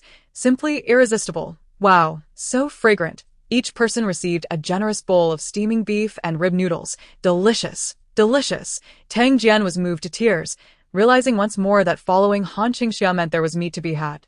Sister is amazing. The soldiers near Wang Mengwei, enticed by the mouth-watering aroma and the sounds of slurping broth, glanced enviously at their own meager grain buns and bland cabbage and meat stew. Their appetites whetted beyond measure, feeling increasingly dissatisfied with their own meals. Their hearts were a tumult of emotions. How could the people next door be so extravagant? They longed to partake in a taste as well. The envy was unbearable. Meanwhile, Wang Mengwei wore an extremely uncomfortable expression, glaring toward Han Qingxia's side. Her teeth gritted in frustration. This fare. Is this a joke? She has never eaten this well. How can that wretched woman indulge in such luxury? What gives her the right? At that moment, she glanced at Lu Qian and suddenly thought, Captain Lu, since your people refuse to partake in the meals provided by our base, bring the food back. The supplies of the base must not be squandered. Lu Qian shot her a frosty glance and replied, Captain Wang, provisions are allocated per head. Whether they choose to eat is their own affair. If your people abstain, it is their prerogative. Wang Mengwei felt her anger intensify upon hearing this. That detestable Lu Qian is always siding with others. If it weren't for the fact that his grandfather was a former high-ranking general in the Northern Military District, standing in equal power to her father, she would surely make him regret his insolence. She gnawed on a coarse bun, quickly losing her appetite, even disregarding the morsels of meat she had secretly added to her own lunch. After all, compared to the lavish feast of Han Qingxia next door, was this truly fit for human consumption? She refused to eat any longer. Who is that woman? On Han Qingxia's side, she was enjoying her meal while observing the unfolding drama, inquiring of those around her. Tang Jian and the others were indulging heartily, and upon hearing Han Qingxia's question, they all gathered closer to her. Her name is Wang Mengwei. Her father was a high-ranking official in the political arena before the apocalypse. And now he is the administrator of the K1 base. Tang Jian whispered, she is space-type ability user. Han Qingxia continued to probe. The group nodded in affirmation. This was no longer a secret, especially since Wang Mengwei had always regarded herself as the sole space-type ability user in the K1 base, a fact known to all. Her father had secured his position as the administrator of the K1 base largely due to her powers. Then why didn't you let her take the excess items earlier? Her space is quite limited, He Zhongping remarked, looking at Han Qingxia. She can only store 1 cubic meter of supplies. Upon hearing this, Han Qingxia understood. Space-type ability users are rare, and leveling up is particularly challenging. However, their abilities are incredibly useful, serving as mobile storage. No matter where one is, they are invaluable. Thus, bringing along someone like Wang Mengwei, who appears to be of little use but actually possesses a mobile space, was a strategic choice. Are you here to find something? Han Qingxia asked with a smile, her eyes sparkling. How did you know? Tang Jian blurted out. Realizing his slip, he immediately regretted it. He had fallen into her trap. Han Qingxia was no ordinary genius. With a triumphant smile, she ruffled Tang Jian's hair playfully, saying, Be good, and tell me what you're looking for. I'll give you some meat, Tang Jian. Is she not the proverbial big bad wolf trying to lure children? He shook his head vigorously. That moment, the others also kept their lips sealed. As soldiers, they must uphold their integrity. Even while consuming Han Qingxia's provisions, they could not disclose anything. Well, if you choose not to speak, I will eventually find out, Han Qingxia stated, refraining from further inquiries. Their determination to remain silent only endeared them to her more. If they were willing to divulge internal matters simply because they had eaten her food, they would be unworthy of her trust. With that, she truly ceased her questioning, and Tang Jian and the others, touched by her kindness, felt an increasing sense of indebtedness. They had dined on her food without revealing any secrets, and she bore no resentment in the future. They would surely find a way to repay Han Qingxia. Han Qingxia is a person deserving of gratitude. Their admiration for Han Qingxia has soared dramatically. It resembles the affection Guan Yu held for Cao Cao. In less than half an hour, they swept through, consuming Han Qingxia's hot pot down to the last drop. At that moment, Lu Qian also issued an order. Chapter 65. Return, I agree. The break time has ended. Everyone assemble. The group around Han Qingxia quickly tidied up their belongings. They neatly arranged their uneaten box meals, intending to offer them to Han Qingxia. However, they hesitated, thinking that someone who dined on lavish meals daily would hardly appreciate such fare, so they each kept their portions, planning to give them to their captain later. After all, food was scarce at the base, and their captain would certainly not turn it away. They continued in pairs, searching the right side. Lu Qian glanced at his watch. It was already 1 o'clock in the afternoon. They should be able to finish and depart before 5 o'clock in the evening. As his words fell, everyone promptly dispersed to commence their tasks. Han Qingxia, as usual, followed closely behind Tang Jian and He Zhongping. Han Qingxia had likely surmised the purpose of Lu Qian's expedition. This pharmaceutical research facility must possess vital supplies, which warranted the dispatch of Lu Qian and the space-type ability user Wang Mengwei. Yet, what could hold such significance here? And could the zombie king from her previous life have originated from this place? Suddenly, a loud thud resounded beside Han Qingxia. A zombie clad in a green patient uniform lunged at her, crashing against the glass wall of the office to her right. Instantly, a blood smear appeared on the glass before Han Qingxia. It opened its gaping maw, its crimson mouth gnashing at the glass like a ravenous demon. With its nose, mouth, and cheekbones pressed against the glass, distorting in its hunger, the pristine glass wall soon became streaked with blood. Crack, crack. In an instant, everyone around Han Qingxia became alert. Tang Jian and He Zhongping swiftly drew their firearms. Having lost their heavy weaponry, they were left with only light arms. The commotion attracted the attention of several nearby teams. What is happening? Captain, there's a zombie here, Tang Jian exclaimed. Immediately, Lu Qian, accompanied by the others, rushed over. Wang Mengwei, observing the line of zombies in the office, asserted, "It's here, are you certain? This is a laboratory. It must be among this row. I cannot specify which room. You all search here," Wang Mengwei declared. Lu Qian once again felt that Wang Mengwei was a liability. He gestured for everyone to commence their inspection along the row. Han Qingxia trailed behind them. This row of office spaces was starkly different from the left side. The walls were no longer lined with precision instruments, but resembled a ward, each room furnished with hospital beds. As Han Qingxia walked through, the sounds of zombies crashing against the doors echoed from the labs on either side. Each room housed at least one zombie, with some containing 4 or 5. Sensing the movement of the living, they all lunged forward, clawing and gnashing against the glass. The sensation is utterly surreal. Merely a pane of glass separates the two sides, and they traverse an area besieged by zombies. Should even a single shard of glass shatter, the scene would take a thrilling turn. Following the vanguard, Han Qingxia observes intently, her mind racing with thoughts. Her first observation reveals that all the zombies within are intact, devoid of any bite marks, indicating that these creatures did not undergo transformation due to bites. Rather, they are a result of self-mutation. Yet, the question arises, why are there so many imprisoned zombies that have already mutated? Is it conceivable that research on these entities commenced prior to the outbreak of the zombie virus? Han Qingxia is not inclined to believe that the origin of the virus stems from this modest research facility, for she is aware that the zombie virus erupted globally in unison. Had it originated from a small institute, the outbreak would have been a ripple effect, starting from City A and expanding outward until it infected the world, rather than the simultaneous global chaos currently observed. However, this does not entirely dismiss the possibility that the government had detected and studied the virus before its outbreak. After all, there was a prolonged period of influenza prior to the emergence of the zombie virus. And even a decade later, the exact source of the zombie virus remains elusive. One thing is certain, however. This pharmaceutical research institute is undoubtedly extraordinary. Lu Qian hails from the once mighty K1 base, renowned for its evolution serum, and they have come here in search of something. There seems to be a connection between the two. As Han Qingxia ponders this, a sudden voice pierces through her thoughts. Found it. This is the one. Wang Mengwei confidently strides to the forefront, revealing an entirely sealed room with a metallic door. It bears a slight resemblance to the radiation rooms from her past life. Wang Mengwei produces her card, and with a beep, a line of codes materializes before her.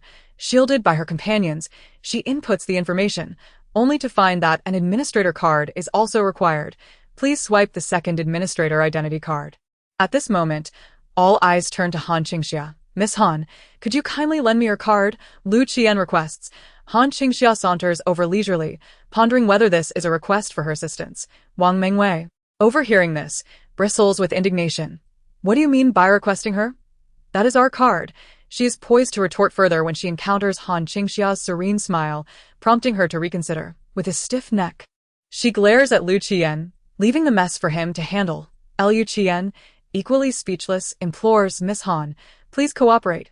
If you wish for my cooperation, I have a condition. Han Qingxia replies nonchalantly, approaching with the access card in hand. I want to enter and take a look as well. No way. If that's the case, I shall take my leave. Xiaoyang, let us go. Han Qingxia turns on her heel, embodying a rogue, entirely unconcerned about the obligation to return someone else's card. She strides away decisively. Lu Qian gazes at her retreating figure, utterly impressed, muttering under his breath, "Come back." I agree. Chapter 66. All are dead. Beep. Click. With the terms agreed upon, Han Qingxia returns, swiping her card, and the great door before her opens slowly. Steadfast, Han Qingxia positions herself behind Lu Qian. She gazed intently at the room that had materialized before her. It was devoid of light. Enveloped in utter darkness, the corridor's illumination cast its glow upon a narrow strip at the entrance, revealing a compact waiting area clad entirely in steel. At the center of this waiting room stood an immense glass pane, but the insufficient light rendered the interior obscured, hinting at a vast expanse beyond. Silence reigned, an oppressive stillness. Yet, within this pitch-black chamber, Han Qingxia felt an inexplicable sense of pressure, as if an unknown entity lurked within. She was a psychic ability user, a rare breed among her kind. Her powers granted her acute perception of her surroundings, particularly when she was intensely focused, allowing her to sense both the undead and other psychics, while also providing her with a keen foreboding of danger. As she descended to the underground level 2 with the group, traversing corridors once teeming with zombies, she felt no alarm. However, upon the opening of the door before her, her heart suddenly raced. A profound sense of oppression assaulted her senses. She attempted to penetrate the barrier with her psychic energy, only to find it nearly impossible to infiltrate the radiation-proof isolation chamber. At her current level, her psychic force simply could not breach it. The only message it communicated to Han Qingxia was a resounding warning. Intense pressure, danger, danger. Han Qingxia halted at the threshold, hesitating to enter. Wang Mengwei, noticing her reluctance, taunted, "Aren't you coming in? A gentleman does not stand upon a perilous wall." "I have no desire to proceed," she retorted. Wang Mengwei scoffed, "A gentleman, my foot. You're just a coward. Fine, not going in is perfect. Captain Lu, let's move." She strode confidently inside. At that moment, Lu Qian paused, turning to Han Qingxia. "Do you sense danger within?" Han Qingxia regarded him with a knowing smile, extending her hand. 100 crystal cores can provide you with a crucial hint. Lu Qian met her gaze, contemplating for a full 10 seconds before feeling as though he had lost his mind. Retrieving a bag of crystal cores from his pocket, "But I only have 78. Han Qingxia snatched it from him. "All right, whatever you have will do. I'll give you a discount to prevent your demise from being a waste." Lu Qian replied, "Thank you. What lies within? I am uncertain. Save for the fact that it is exceedingly perilous." Lu Qian pondered. Did he just purchase solitude with his 78 crystal cores? Just then, Wang Mengwei's voice echoed from within. "Captain Lu, what are you dawdling for? There can't possibly be any danger inside. Hurry and assist me." Lu Qian fell silent, raising his weapon as he stepped inside. As they brushed past one another, Han Qingxia, still gripping his bag of crystal cores, earnestly cautioned, "Remember, it is extremely dangerous in there." Lu Qian cast a deep glance at her before proceeding without anyone else. This was the core area of the mission, and no one was permitted entry. Once he crossed the threshold, Han Qingxia promptly produced her access card. "Yangzi, first, get the dogs and supplies onto the vehicle and park it at the entrance." "Understood." Su Xiaoyang shot a worried glance inside before turning to lead the dogs upstairs. As he departed, Tang Jian and the others immediately surrounded Han Qingxia. "Sister, is there something dangerous inside? What exactly is in there?" At that moment, the lights in the isolation chamber before Han Qingxia flickered to life, revealing a horrifying scene through the observation glass. Instantly, everyone was rendered speechless, for behind the glass lay a chaotic array of bodies, grotesquely contorted and dismembered. Some were reduced to mere leg bones, others had their abdomens hollowed out, and some had suffered severe mutilation to their heads. The chamber was smeared with darkened blood, and the entire area was in disarray, resembling a gruesome crime scene straight out of a horror film. Yet, what struck them with the utmost shock was the sight of a small child within. "Look quickly," Tang Jian exclaimed in astonishment, pointing to a corner where a child was clutching a female corpse. The child appeared to be merely 5 or 6 years old, nuzzling against the lifeless body as if it were her mother, playfully seeking affection. However, as the child turned her head, a collective gasp echoed in the room. The face that met them was far from that of an innocent child. It resembled a ghastly visage from a horror movie. Her countenance was shadowed and ashen, with eyes that should have exuded childhood innocence now hollow and menacingly gray. Her little white dress was drenched in blood, and she clutched a doll tightly in her hands. Sensing the presence of the living beyond the glass, the zombified child tilted her head curiously. As she opened her mouth, dark blood oozed forth, and a piece of decayed flesh fell from her lips. She had just been gnawing on a corpse, before Tang Jian and the others could recover from the shock of witnessing a zombie child. A chilling sight unfolded before them. They saw 1, 2, 3.12, 13. Emerging from the disarray of bodies were several small undead creatures, all fixated upon them with unblinking eyes. Han Qingxia's gaze deepened with intensity upon seeing the child zombie, for she was acutely aware of a disconcerting truth. These small undead were far more formidable than their adult counterparts. The mutated child zombies retained their agility and flexibility, making them even more ferocious in their attacks. Additionally, the degree of mutation in these young zombies was significantly greater than that of ordinary ones, often enhancing their strength and speed. Thud, thud, thud, thud. The small zombies in the isolation chamber, sensing the presence of the living, excitedly hurled themselves against the glass wall.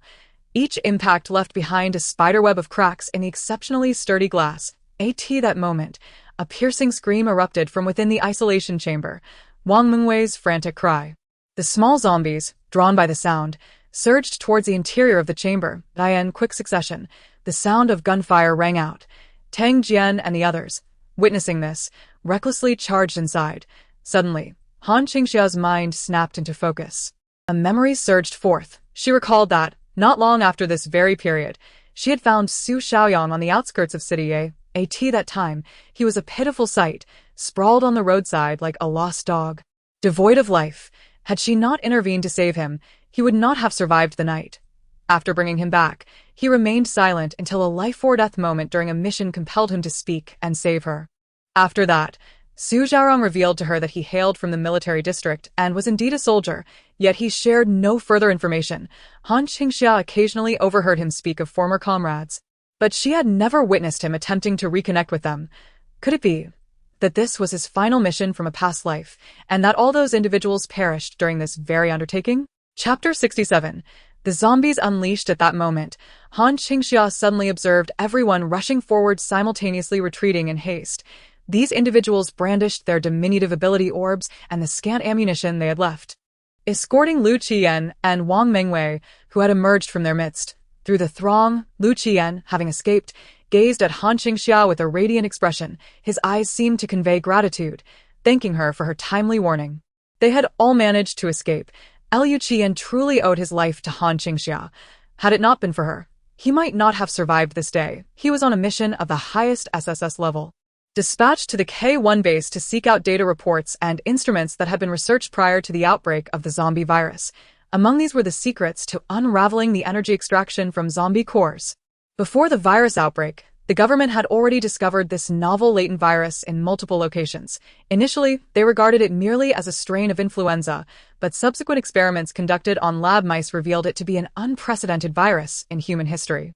They were astonished to find that this virus harbored the ability to sever cells from their normal ecological state, transforming them into a form of immortal energy. Should they decode it, it would mark a pivotal advancement in human history. Regrettably, before their research could yield significant findings, catastrophe struck. This longevity virus rendered humanity into zombies. Even with prior preparations, the nation could not withstand the overwhelming assault of the zombie virus that transcended all human dimensions. In an instant, the globe succumbed. Fortunately, there was a foundational base, as this research institute had been designated by Wang Mengwei's father as the central zone for virus research, accumulating vast amounts of data. Armed with this data, Lu Qian was sufficiently qualified to be elected as a manager at the K1 base controlled by the military. This time, Lu Qian was tasked with personally escorting Wang Mengwei to procure materials and instruments. Yet, who could have anticipated that Wang Mengwei would prove to be a complete liability? All the information she possessed was erroneous. She claimed that all personnel and zombies within the research facility had been eradicated. But in reality, the first sublevel was teeming with infected staff. Upon reaching the second sublevel, Wang Mengwei remained adamant that there were no zombies present. It was entirely safe. She then led everyone further down into a life-threatening situation, endangering them all. Even Lu Qian found it challenging to manage such a troublesome teammate. Fortunately, he encountered Han Qingxia today. Had she not provided him with her insights before entering, he would have undoubtedly faced dire consequences in the isolation chamber due to Wang Mengwei's blunders. He had taken every precaution, meticulously guiding Wang Mengwei to locate the required items, yet this incompetent teammate turned on the lights upon entering, screamed upon discovering the zombies, and nearly forgot to utilize her spatial abilities. Thanks to Lu Qian's exceptional professionalism, coupled with Han Qingxia's timely reminder, he maintained an extraordinary level of special forces prowess throughout the ordeal. In the quickest possible time, he dispatched several minor zombies, thereby securing precious moments for Wang Mengwei to gather her belongings and make her escape. The instant he stepped out of the quarantine room, he realized that this time, it was undoubtedly due to Han Qingxia.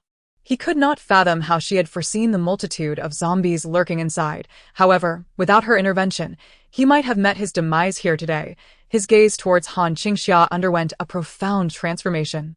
"Retreat swiftly," commanded Lu Qian.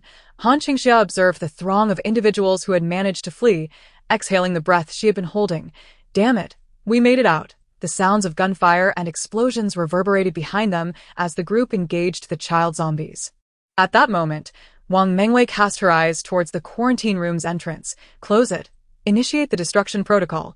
Without waiting for the remaining individuals to exit, she dashed to the control panel and frantically pressed the door shut button. Han Qingxia could no longer tolerate the foolishness of this imbecile. She delivered a swift kick, sending Wang Mengwei sprawling. Full 3 seconds, she positioned herself by the door, regulating its closure and speed, addressing everyone inside. 3. A horde of small zombies surged forth from within. Many others were violently battering against the glass panel. Point 2. The glass began to splinter, forming a web-like pattern as the creatures repeatedly rammed their heads against it. Each collision compressing their skulls further, their faces contorted into grotesque expressions. Point 1. With a crash, the glass shattered, sending shards cascading to the ground. At that moment, the last Special Forces soldier burst forth. Boom! The quarantine door slammed shut with a resounding thud. "Thank you," Lu Qian gasped for breath, gazing at the woman who had sealed the door for them, a hint of warmth breaking through her otherwise cold demeanor. The others looked at Han Qingxia with overwhelming gratitude. "Sister, we owe you our lives. What exactly was that destruction protocol you mentioned?" Han Qingxia replied, "The pharmaceutical research facility has a destruction mechanism. After we depart, these will be annihilated." Just as Lu Qian finished speaking, they heard the ominous sound of the glass doors ahead clicking open. Suddenly, the lights on the second underground floor flickered and went out, leaving only the illumination from the elevator shaft before them. A woman, clutching her abdomen, gazed smugly at Han Qingxia and the others. "My father said, if possible, let all of you perish. How fortuitous. You wretched creature are also here. You shall accompany them to the grave." Haha, perhaps some individuals possess a deliberately treacherous tendency to sabotage their teammates. Otherwise, how could she repeatedly allow Han Qingxia to follow? With a vigorous swipe of her card across the door, an alarm blared throughout the entire underground level. Self-destruction mechanism will activate in 30 seconds. In that instant, all doors on the second underground floor swung open, revealing the previously sealed rooms containing zombies. Wang Mengwei grinned wickedly at them all, sealing the main entrance to the underground level as she sprinted towards the elevator. In her final glance over her shoulder, she offered an unmistakably provocative gesture towards Han Qingxia, daring her to retaliate. Let her perish. She gazed with unparalleled pride at the crowd encircled by zombies as she closed the door. Intent on escaping via the elevator, suddenly, a figure appeared before her. Yangzi, kill her, Han Qingxia uttered in a voice chilled to the bone.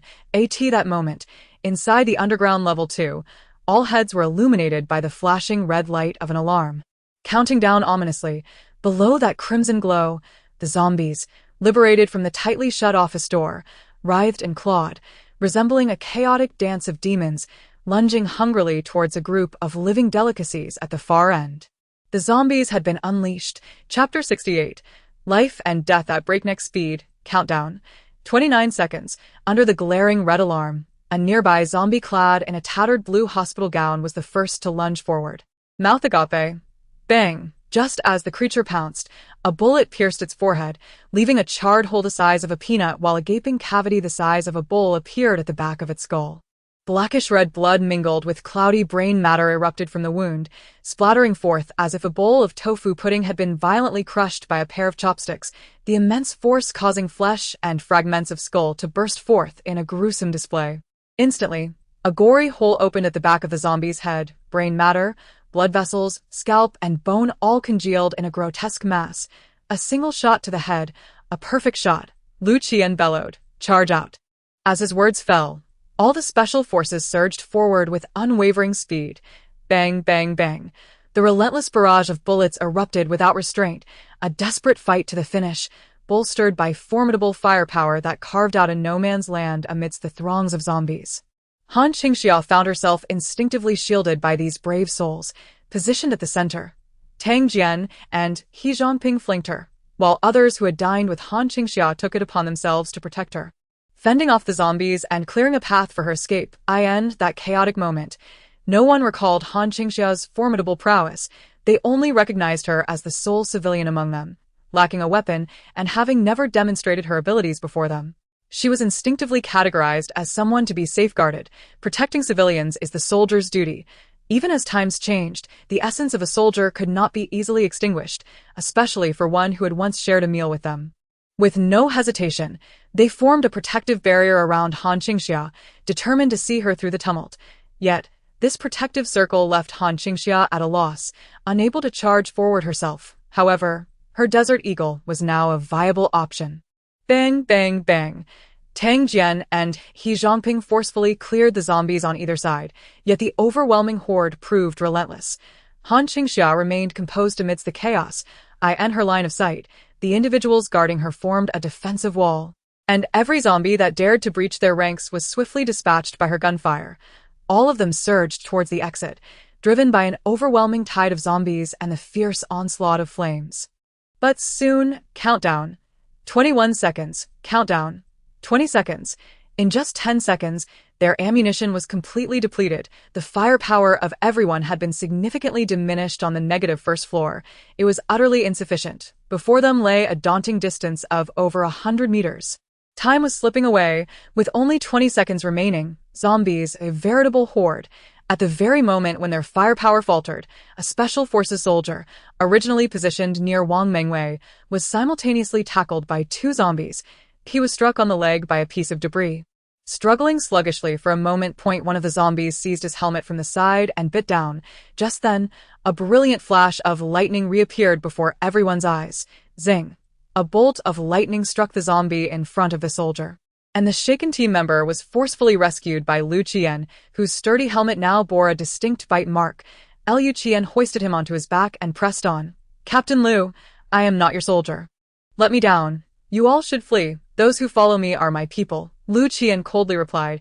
At that moment, Han Qingxia understood why Tang Jian and the others were reluctant to leave Lu Qian. This man, though icy, possessed a remarkable sense of humanity. Crackle, crackle, crackle. The electric light in the air fell in succession, and the other team members discarded their weapons, resorting to their abilities. Bang, bang, bang, bang. Water orbs the size of eggs. Fireballs and metallic blades soared through the air at breakneck speed. Their abilities were not particularly powerful, but at this moment, they utilized every ounce they had. Those without elemental abilities were speed-type and strength-type mutants. They wielded military tridents, leveraging their augmented physical prowess to engage in close combat. Bathed in blood, they charged forward. Countdown, 15 seconds. The distance was still 70 meters. Countdown, 12 seconds. The distance was 50 meters. Countdown, 10 seconds. The distance was 40 meters. They could see the way out through the throng of zombies, but the soldiers at the forefront faltered. Their abilities dwindled, and as they attempted to unleash them, they found they could not gather the energy. Their powers were exhausted. Their abilities were too weak to withstand such intense consumption. Everyone's speed abruptly slowed, shifting from an offensive to a defensive stance. Supporting one another, they were weak, while the zombies were strong. Humans tire, but zombies do not. Howl. Over on Han Qingxia's side, Tang Jian's fireball dissipated midair, and a zombie seized the opportunity to pounce. There was no escape. Bang! Han Qingxia pulled Tang Jian aside and kicked the zombie away.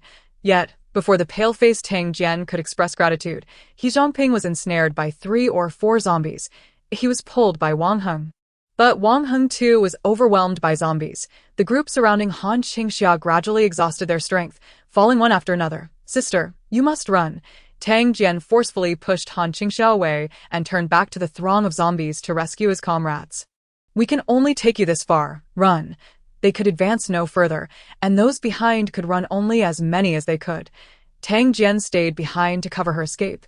At that moment, several bolts of lightning descended in furious synchrony, toppling the zombies surrounding Tang Jian and his companions. A man stood rooted to the spot, his eyes transformed to a brilliant silver.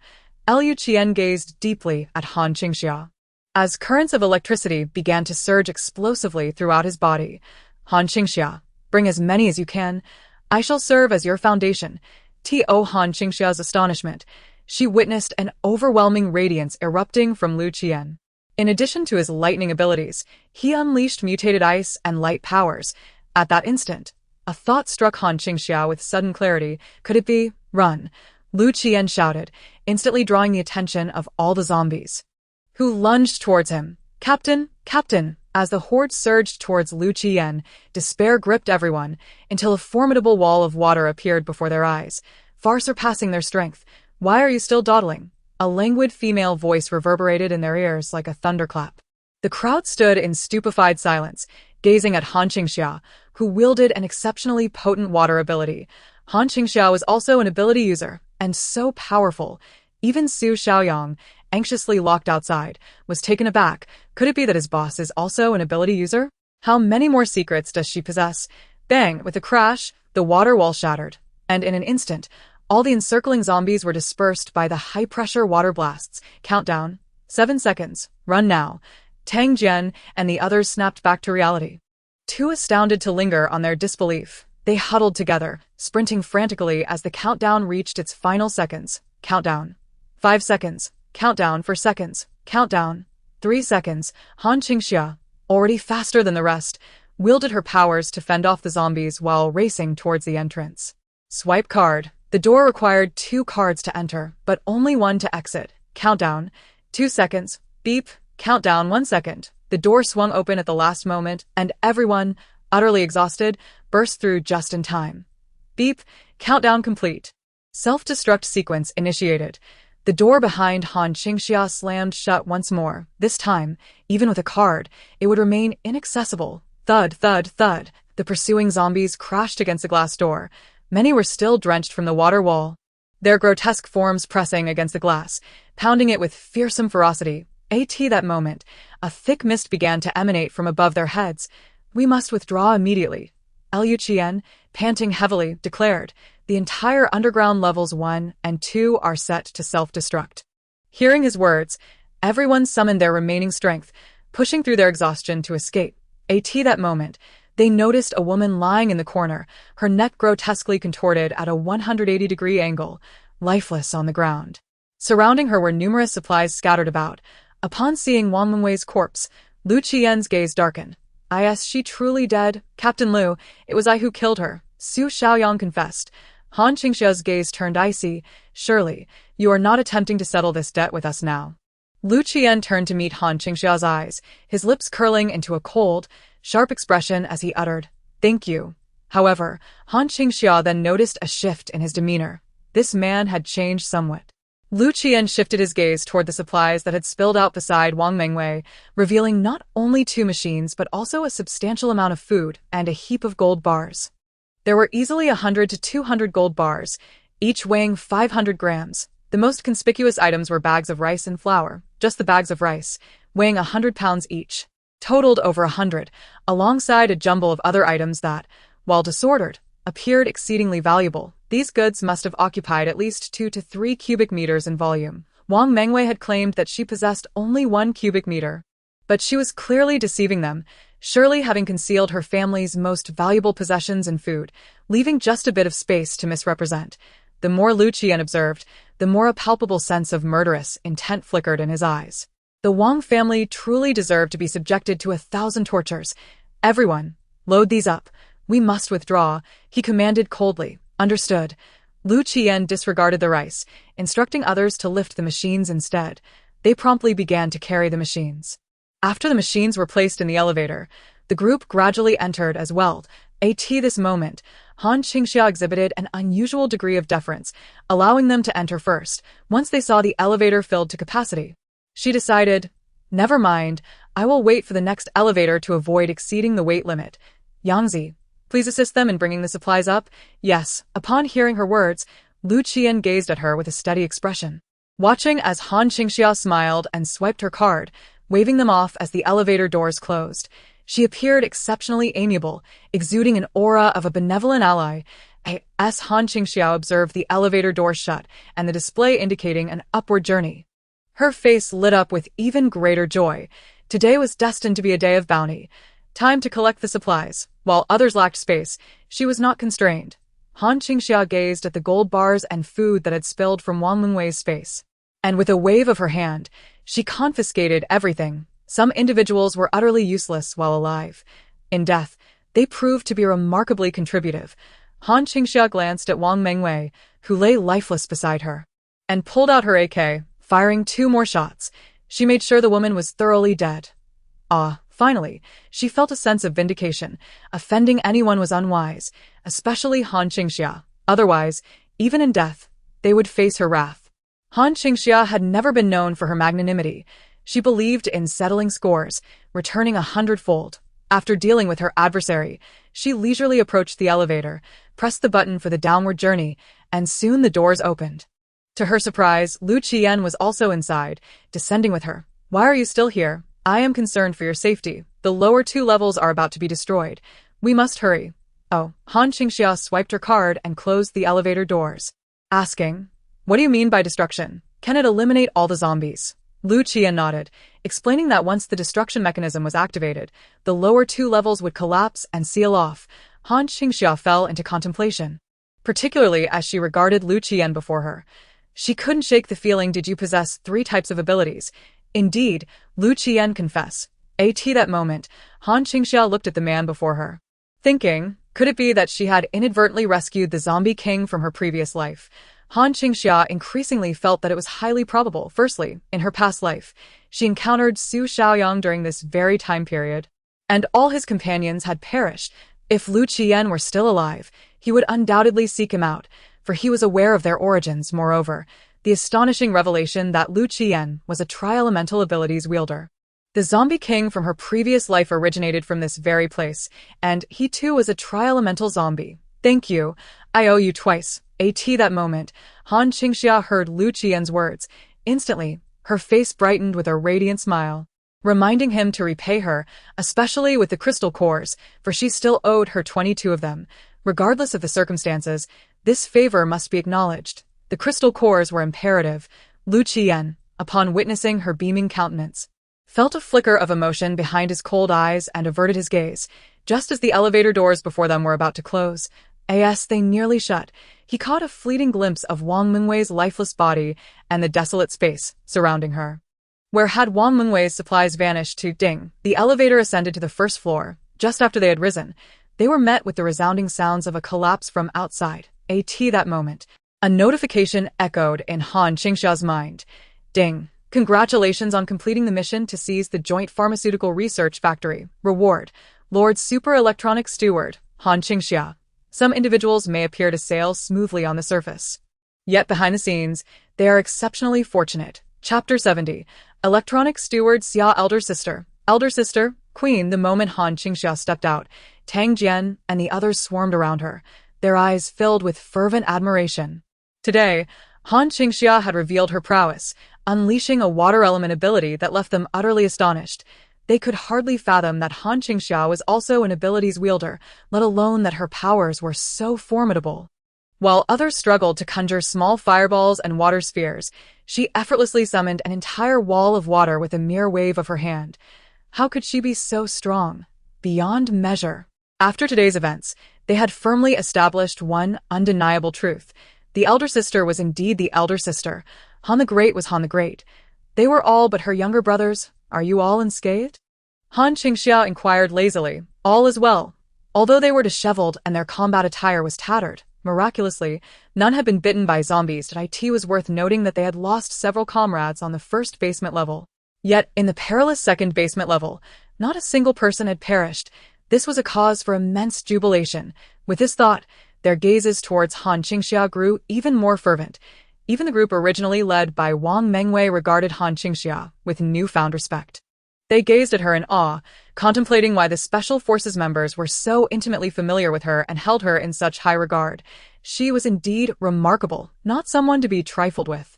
By the way, elder sister, what brings you here? Tang Jian inquired. Indeed. Do you need our assistance? No need. Han Qingxia searched through the crowd for Su Xiaoyang, beckoning him. Yangzi, we can set up our sign now. Yes, Su Xiaoyang retrieved a sign from the vehicle. Removing the original one at the entrance and replacing it, everyone watched Su Xiaoyang's familiar actions in disbelief. No way, traversing mountains and crossing waters, heedless of the dangers, they arrived here solely to expand their territory. They gazed in astonishment at the expanse of land that Han Qingxia had just claimed, their hearts overwhelmed with incredulity. Indeed, she had come to occupy space. Was this some kind of mistake? The world of the powerful was truly beyond their comprehension. Han Qingxia seemed to possess an inexplicable obsession with territorial expansion. They could not fathom the utility of seizing so much unclaimed and seemingly worthless land. Moreover, with zombies rampant everywhere, all areas had transformed into uninhabited zones. Devoid of ownership, her desire to claim would face no opposition. At the very least, they had no intention of asserting any claim themselves. Not only them, but other factions and forces shared this obliviousness. Yet, they remained unaware that in the future, these occupied lands would yield immense economic benefits and forge formidable base kingdoms. Regardless of the circumstances, land remained the cornerstone of all development, especially in the later stages of base development. As internal resources dwindled and the need for expansion arose, they would realize that all claimable territory had already been seized by Han Qingxia. Farewell, dear sister, until we meet again. Goodbye, Queen. After occupying this research facility, the sun gradually descended. Han Qingxia and her team, led by Lu Qian, parted ways to return to their respective bases. Just before leaving, Lu Qian paused his vehicle and inquired, "Do you possess a satellite phone?" "No, what about a radio?" "Yes." With the entire city plunged into darkness, the terrestrial signal stations had become obsolete. The only remaining communication signals were those from the satellites above. However, satellite signals could not be sustained indefinitely, as years without maintenance would lead to their demise. In her previous life, Han Qingxia had never utilized a satellite phone, but she had employed a more rudimentary form of radio wave communication. That was the radio. Devices like radios and fax machines, capable of transmitting and receiving low-frequency signals, represented the most primitive and straightforward forms of communication. In the later stages of base civilization, every base possessed a radio station. Upon hearing Lu Qian's words, Han Qingxia understood his meaning. She certainly had a radio. Her home was filled with electronic devices that could function as a radio. It was simply that she had no one to contact. "Give me your radio frequency." The time was 6:30 in the evening.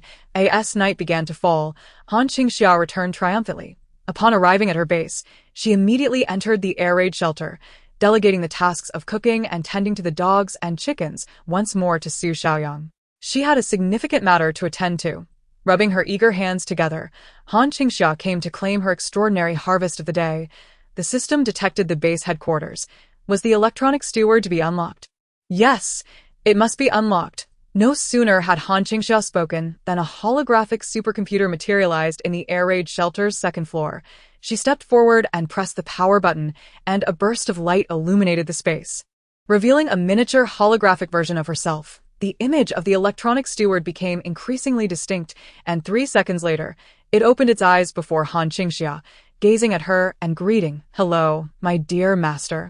Please bestow upon me a name." Han Qingxia, satisfied with the electronic robot before her, replied, "You shall be called Xiaoxia." "Yes, my dear master. Xiaoxia is at your service immediately." The cold, mechanical voice of Xiao Xiao echoed through the air. And in an instant, every device on the second floor of the air raid shelter emitted a synchronized beep, as if they had all been connected to a network. "Master, I have successfully linked to all electronic facilities within the base. I shall oversee and manage all operations within the base at every moment." Upon hearing this, Han Qingxia felt immense satisfaction. Do not be deceived by Xiao Xiao's status as a mere incorporeal electronic manager. In truth, it would become the most formidable and foundational overseer of Han Qingxia's base. All the cameras within the base served as its eyes. The comprehensive radar functioned as its sensory appendages throughout the entire facility, and the surveillance drones patrolling the exterior were its instruments of execution. Every piece of equipment within the base was but an extension of her being. Henceforth, Han Qingxia would no longer need to personally address every trivial matter. For instance, should the radar system detect an intruder, Xiao Xiao would promptly dispatch a surveillance drone to the scene, eliminating the need for repetitive reports to Han Qingxia. Xiao Xiao would autonomously drive away the intruder. And if that were to fail, it would resort to offensive measures. Moreover, in the face of danger, the drones would adeptly retreat, ensuring they would not be destroyed for lack of directives from Han Qingxia. In summary, the entire offense and defense of Han Qingxia's base would be governed by a singular intellect. This alleviated Han Qingxia's concerns about leaving the base unattended. Xiao Xiao was her vigilant guardian. Furthermore, the mundane affairs of the residents within the territory could also be entrusted to it. For example, the previously burdensome tasks of point tallying, item exchanges, and production management could be effortlessly handled by Xiao Xiao with the installation of a computer in the residential area, eliminating the need for Wang Yunduo to run back and forth delivering messages and items. Additionally, while humans require rest, machines do not. During Han Qingxia's periods of repose, Xiao Xiao would continue to manage the base around the clock. In essence, she had acquired a thoroughly comprehensive and impeccably efficient steward for her base. One that would never betray her. "Excellent, Xiao Xiao. From this moment on, you shall oversee all affairs within the base. Constantly monitor the Qingxia base." "Yes, my dear master." Xiao Xiao twirled before Han Qingxia and vanished into the holographic screen. Han Qingxia then began contemplating the expansion of Xiao Xiao's operational scope. The following day, Han Qingxia, accompanied by Su Zhaoyang, transported a truckload of supplies to the residential area. The diligent residents, upon seeing Han Qingxia, greeted her with enthusiasm. My lord, you have arrived." Chapter 71. Establishing a directly operated supermarket at the base. Han Qingxia exchanged pleasantries with her 19 residents and halted the vehicle in front of an unoccupied villa. At that moment, Wang Yunduo bounced over. "My lord, you are here. I was just about to seek you out. What do you need me for?" "I was hoping to exchange supplies with you, my lord, and look at all this." Wang Yunduo sweetly produced a densely packed list of items. She grinned at Han Qingxia and added, "By the way, my lord, when will you host another market? The last one you organized was such a delight. I can hardly wait to visit your market again and indulge in delicious treats." Han Qingxia smiled, playfully tugging at the little girl's braid. "From now on, whenever you wish to purchase something, you may do so at any time." With a wave of her hand, Su Zhaoyang descended from a truck, which was none other than the delivery vehicle that Han Qingxia had seized on the highway during their last encounter. Once on the ground, Su Zhaoyang commenced unloading the cargo. Upon witnessing this, the surrounding residents hurriedly approached to lend their assistance. "My lord, what is this? What is that?" "This is our direct-operated store at the Qingxia base." The crowd gasped in astonishment. Half an hour later, a supermarket that had been a common sight before the apocalypse materialized before everyone's eyes. The onlookers, gazing at the array of delectable goods, felt as though they had stepped into a different era. They were astonished to discover that they could shop as they had before the world fell into chaos. At the center of the store stood an enormous electronic screen displaying the prices of all available goods alongside a virtual Han Qingxia. "This is our Qingxia base's direct-operated supermarket. She is the base's steward, Xia. From now on, whenever you wish to purchase items, simply enter here. There is no need for cards. Xia will recognize your accounts through facial recognition. And the items you take will be automatically deducted from your balance. And of course, if you have items to exchange, please place them on the shelf to the right. There is an electronic scale available. And once weighed, Xia will automatically tally your remaining balance. If you have any concerns, there is a card reader at the entrance where you can check your balance. Wow, I want to give it a try. Wang Yunduo exclaimed with excitement. Go ahead, Han Qingxia replied with a knowing glance, prompting Wang Yunduo to dash over to the snack aisle. She seized a lollipop and, unable to contain her joy, tore off the wrapper right there in the store and began to savor it. Seeing this, Wang Yumin and his wife took out Wang Yunduo's card to check the balance. With a beep, a string of numbers appeared. 99.5 points. Previously, Wang Yunduo had 100 points, which had been granted as a subsidy for her family's contributions and for employing her. The lollipop had automatically deducted 0.5 points, leaving her with 99.5 points. The couple felt a mix of joy and concern.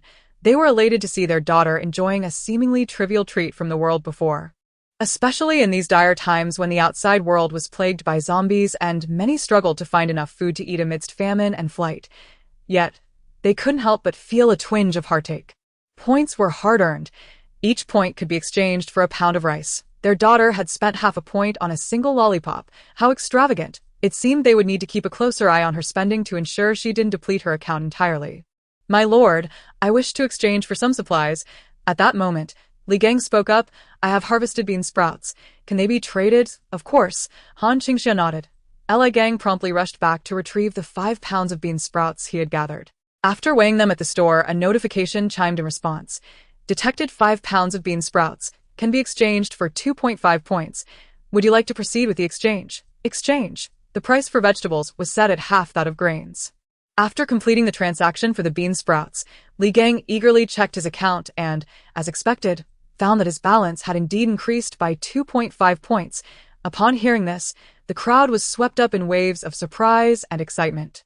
As throngs of people streamed into the store, some engaged in purchasing goods, others exchanged points, while some simply wandered, indulging in the atmosphere. The shelves were stocked with the most fundamental necessities: rice, flour, cooking oil, salt, sugar, daily essentials, and items like tissues and sanitary napkins. There were also a few nostalgic snacks that transported one back to the world before the apocalypse: lollipops, cola, and small loaves of bread. Instantly, a profound sense of satisfaction blossomed within everyone, evoking a feeling of returning to the time before the world fell into chaos. And their hearts, they felt a singular sentiment. Their thriving base was improving day by day, visibly growing stronger. Han Qingxia's promise of a better life was indeed becoming a reality. The sense of belonging to the Qingxia base surged among the populace. At this moment, a notification echoed in Han Qingxia's mind. Ding! Prosperity within the base has increased by 100. Current base prosperity 180. Surprised by the substantial rise in prosperity from the establishment of a modest direct-operated store, Han Qingxia quickly realized the logic behind it. The trade of goods is an essential need for the residents. Even in her previous life, within a small base plagued by scarcity, there existed numerous bustling trade zones, with people constantly exchanging supplies. A direct-operated store within the base was indeed a necessity. Observing the bustling marketplace, Han Qingxia envisioned future developments once land productivity stabilized: agriculture, livestock farming, aquaculture, and various processing plants. Her base was steadily advancing with vigor. After successfully managing the direct-operated store, Han Qingxia returned to her underground shelter. The replenishment and delivery for the base's store were entirely automated through Xia, eliminating any burden from Han Qingxia. Xia would dispatch drones to transport goods based on real-time inventory levels. The drones effortlessly flew to Han Qingxia's warehouse, retrieving items in a fully automated manner. Whenever the supply reserves reached a certain threshold, Xia would notify Han Qingxia, allowing her to adjust the inventory list as needed. Xia proved to be an impeccable assistant, significantly alleviating the issue of manpower shortages for Han Qingxia. There was no need for her to worry about base management anymore. She could finally unleash her potential. Yangzi, accompany me to a certain location. Chapter 72. The early bird catches the worm. This was a global outbreak of a zombie virus that decimated the world's population by 99.9%, wreaking havoc on human society. In areas with poor geography and dense populations, Vast swathes of humanity were wiped out. Zombies isolated the world into numerous islands, with only a handful of survivors clinging to life, banding together to form one base after another. However, even in their unity, they faced numerous challenges: food shortages, scarce resources, an unending onslaught of zombies, and occasional incursions from other humans. In her previous life, Qingxia found herself stranded in a small base, struggling for a decade, during which she encountered 8 waves of zombie hordes. Several times, she was on the brink of annihilation, and during the final wave of the super zombie tide, her base was completely obliterated. The most despairing aspect was not death itself, but the utter lack of escape routes. As her base was annihilated, so too were other small bases. Across the entire eastern region, only the beleaguered K1 base remained, teetering on the brink of collapse, yet it too could not withstand the inevitable for long. The densely populated hordes of zombies leave humanity with but one question: how long can they survive? It is not a matter of how long humans can endure, but rather a grim struggle for existence. This is a genocide, a cataclysm that threatens to obliterate civilization, plunging all into despair with no avenue of escape. Following the events of yesterday, Qingxia experienced an epiphany. Fate is malleable. She had rescued Lu Qian's team and simultaneously eradicated a significant future threat posed by a formidable zombie king. Thus, she realized she could achieve much more in the early days of this apocalypse, especially now that the dangers are relatively weak and her own strength is formidable. Qingxia now aims to diligently eliminate threats while discreetly and swiftly developing her base. With a self-sustaining and steadily increasing food production, a robust defense system, and a stable population structure, she would possess sufficient power to withstand any impending calamities. At the very least, her summer base must endure the cataclysm that looms a decade hence. Seizing the relatively tranquil early days of the apocalypse, she must hasten to fortify her strength and expand her base. Each day the base improves is a day she gains an edge against disaster. With resolute determination, Qingxia set out with Su Xiaoyang to vanquish zombies, intending to eliminate all the most threatening areas surrounding her territory. She drove to a breeding farm in the western suburbs, recalling that this location had suffered from an animal plague 6 months into the apocalypse. While the zombie virus does not infect animals, the absence of human caretakers leads to the starvation and illness of livestock, causing their corpses to rot and spawn a multitude of animal plagues. In her previous life, she had accompanied others from the base to gather supplies, witnessing a scene of death and decay. With animal carcasses littering the ground, the air was thick with the buzzing of flies, swarming around the fetid remains of pigs, cows, and sheep. White maggots writhed within the decaying bodies, and putrid fluids oozed from the rotting flesh, creating a nauseating spectacle. The small animals, with their fur decomposing slowly, were particularly horrifying. Their bodies had disintegrated into the earth, while their fur stood defiantly upright, resembling clusters of moldy fur growing from the ground. The sight was beyond repulsive, inducing a visceral reaction that sent shivers coursing through one's body. Worse still, these putrid corpses harbored a plethora of animal-borne bacteria and viruses. After returning from the farm, a wave of animal plague swept through the base, exacerbating the already dire situation of the fragile community. It seemed to have far-reaching effects, leading to the downfall of several smaller bases. Qingxia's first step in showcasing her abilities was to leverage her previous experiences to arrive ahead of everyone else and claim this place for herself. Guided by her memories, she approached the area, only to be unexpectedly met with the sound of gunfire. Bang! A volley of bullets was fired in her direction, aimed straight at the breeding farm before her. As a small group of 7 or 8 individuals launched an assault at the entrance, someone had beaten her to the punch. However, this group appeared remarkably inexperienced, wielding merely 2 handguns with poor accuracy. Having fired several shots without landing a single hit, Qingxia focused her mind, employing her psychic abilities to assess the situation. The group consisted of 5 men and 2 women, with only one possessing fire-based abilities and 2 exhibiting enhanced strength. While the handguns were in the hands of the strength-based individuals, leaving the rest as ordinary civilians, they clutched weapons such as clubs or machetes, closely trailing behind 3 individuals endowed with extraordinary abilities, all exhibiting palpable tension. However, Qingxia noticed the last man in their ranks, adorned with a cap, who emitted no discernible aura of supernatural power, yet she perceived a subtle energy that set him apart from ordinary humans. He was neither a typical person nor a supernatural being. After firing several shots, it seemed they realized the situation within was untenable, and then they caught sight of Han Qingxia's armored vehicle approaching. "Brother Feng, look over there. A vehicle is coming. It's an armored car. It must be people. Others are arriving." The leading man fixed his gaze on Han Qingxia's vehicle, instructing his subordinates to retreat. "You all stay here. I will go over." He strode purposefully towards Han Qingxia's car, and to demonstrate his sincerity, at a distance of 10 meters, he waved to her and removed the magazine from his gun in her presence. Han Qingxia signaled Su Xiaoyang to flash the headlights twice, prompting the man to approach them to end this post-apocalyptic world. There existed its own set of rules. In such close proximity, one could easily turn friend into foe. Everyone had to remain vigilant, as the approach of any stranger posed a potential threat, and no one could guarantee the intentions of another. Zhang Feng, positioned across from Han Qingxia, was the first to extend a gesture of goodwill. He tapped on the window of her armored vehicle. Han Qingxia lowered her window a quarter of the way. The height of the armored car loomed above the man, providing her with a significant defensive advantage. Should he harbor ill intentions, his actions would be quite inconvenient, while she could easily subdue him. Additionally, she could hear him speak. "Friend, you are also here to gather supplies, aren't you?" Zhang Feng inquired. "Yes. Perfect timing. How about we join forces and go in together? We have been waiting here for 3 days and are quite familiar with the area. Once we secure it, we can split the supplies evenly." Zhang Feng retrieved a cigarette from his pocket, treating it with great reverence as he held it aloft. In these times, tobacco was a scarce commodity. With food in short supply, cigarettes were a luxury. Each one smoked was one less available. He offered his cigarette to those inside, only to be met with a refusal. "No, you go ahead. I'll go after you." Upon hearing her words, a smile froze on Zhang Feng's face.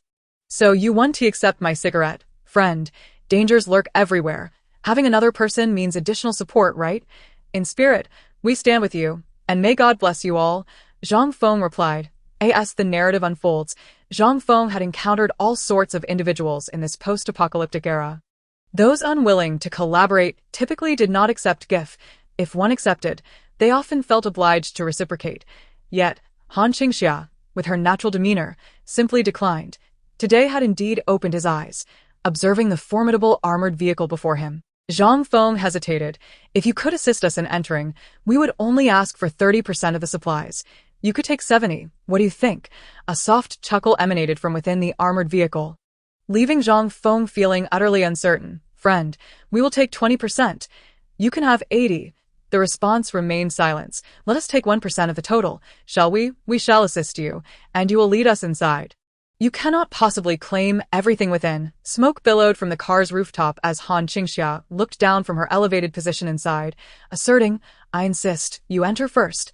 We will wait until you have finished your plunder." Han Qingxia had no need to share anything with anyone. Even 1% was out of the question.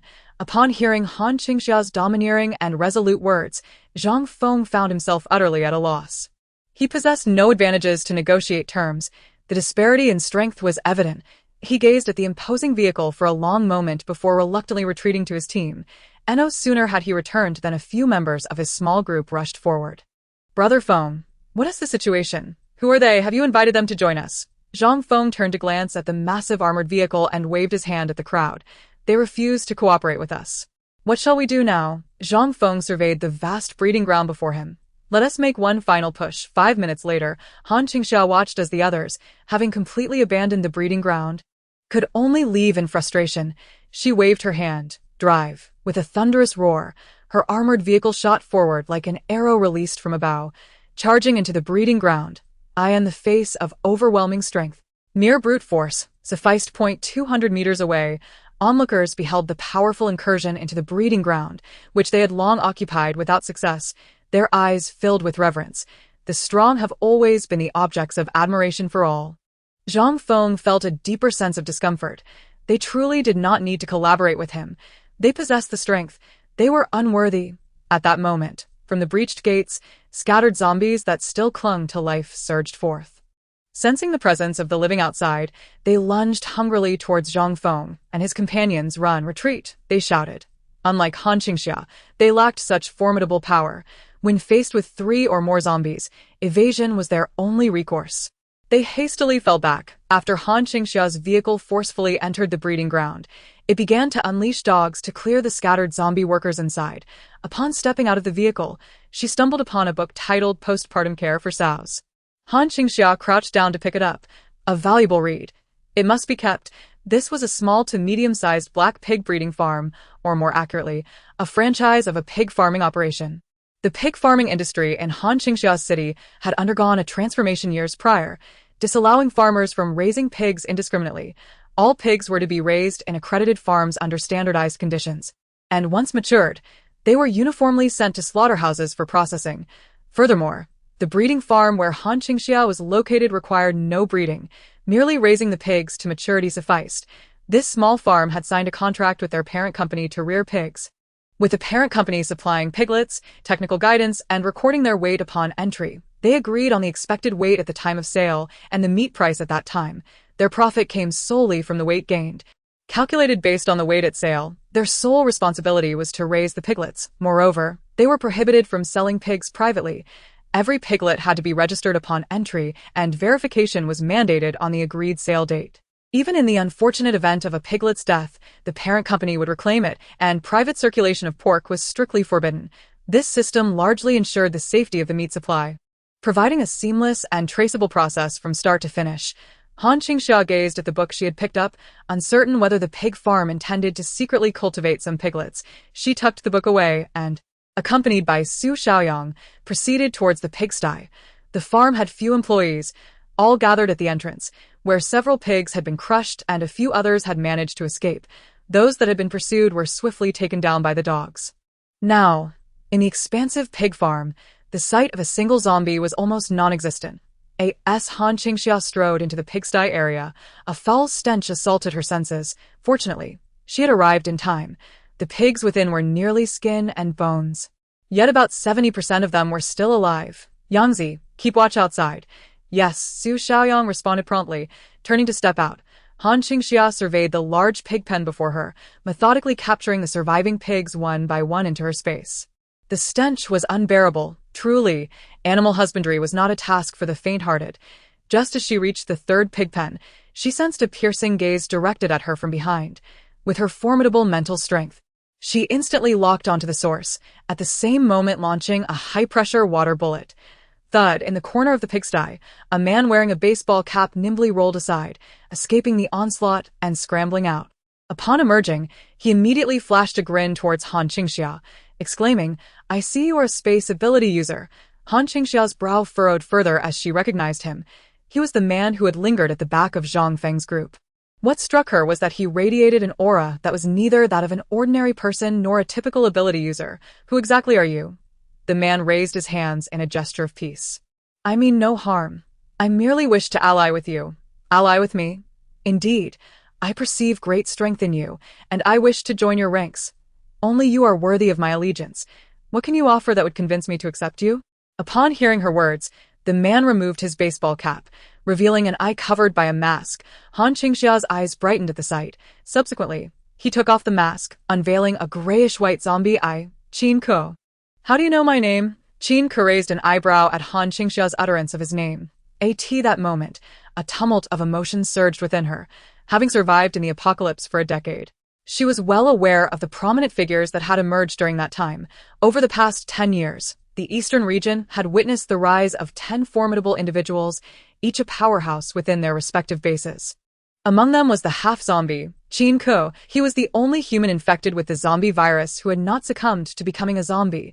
This individual had roamed freely during the outbreak, leveraging his unique immunity to zombie bites. However, what made Qingke most notorious was not merely his exceptional ability, but rather the myriad of unscrupulous deeds he had committed. Cunning and avaricious, he was unpredictable and had a penchant for betrayal.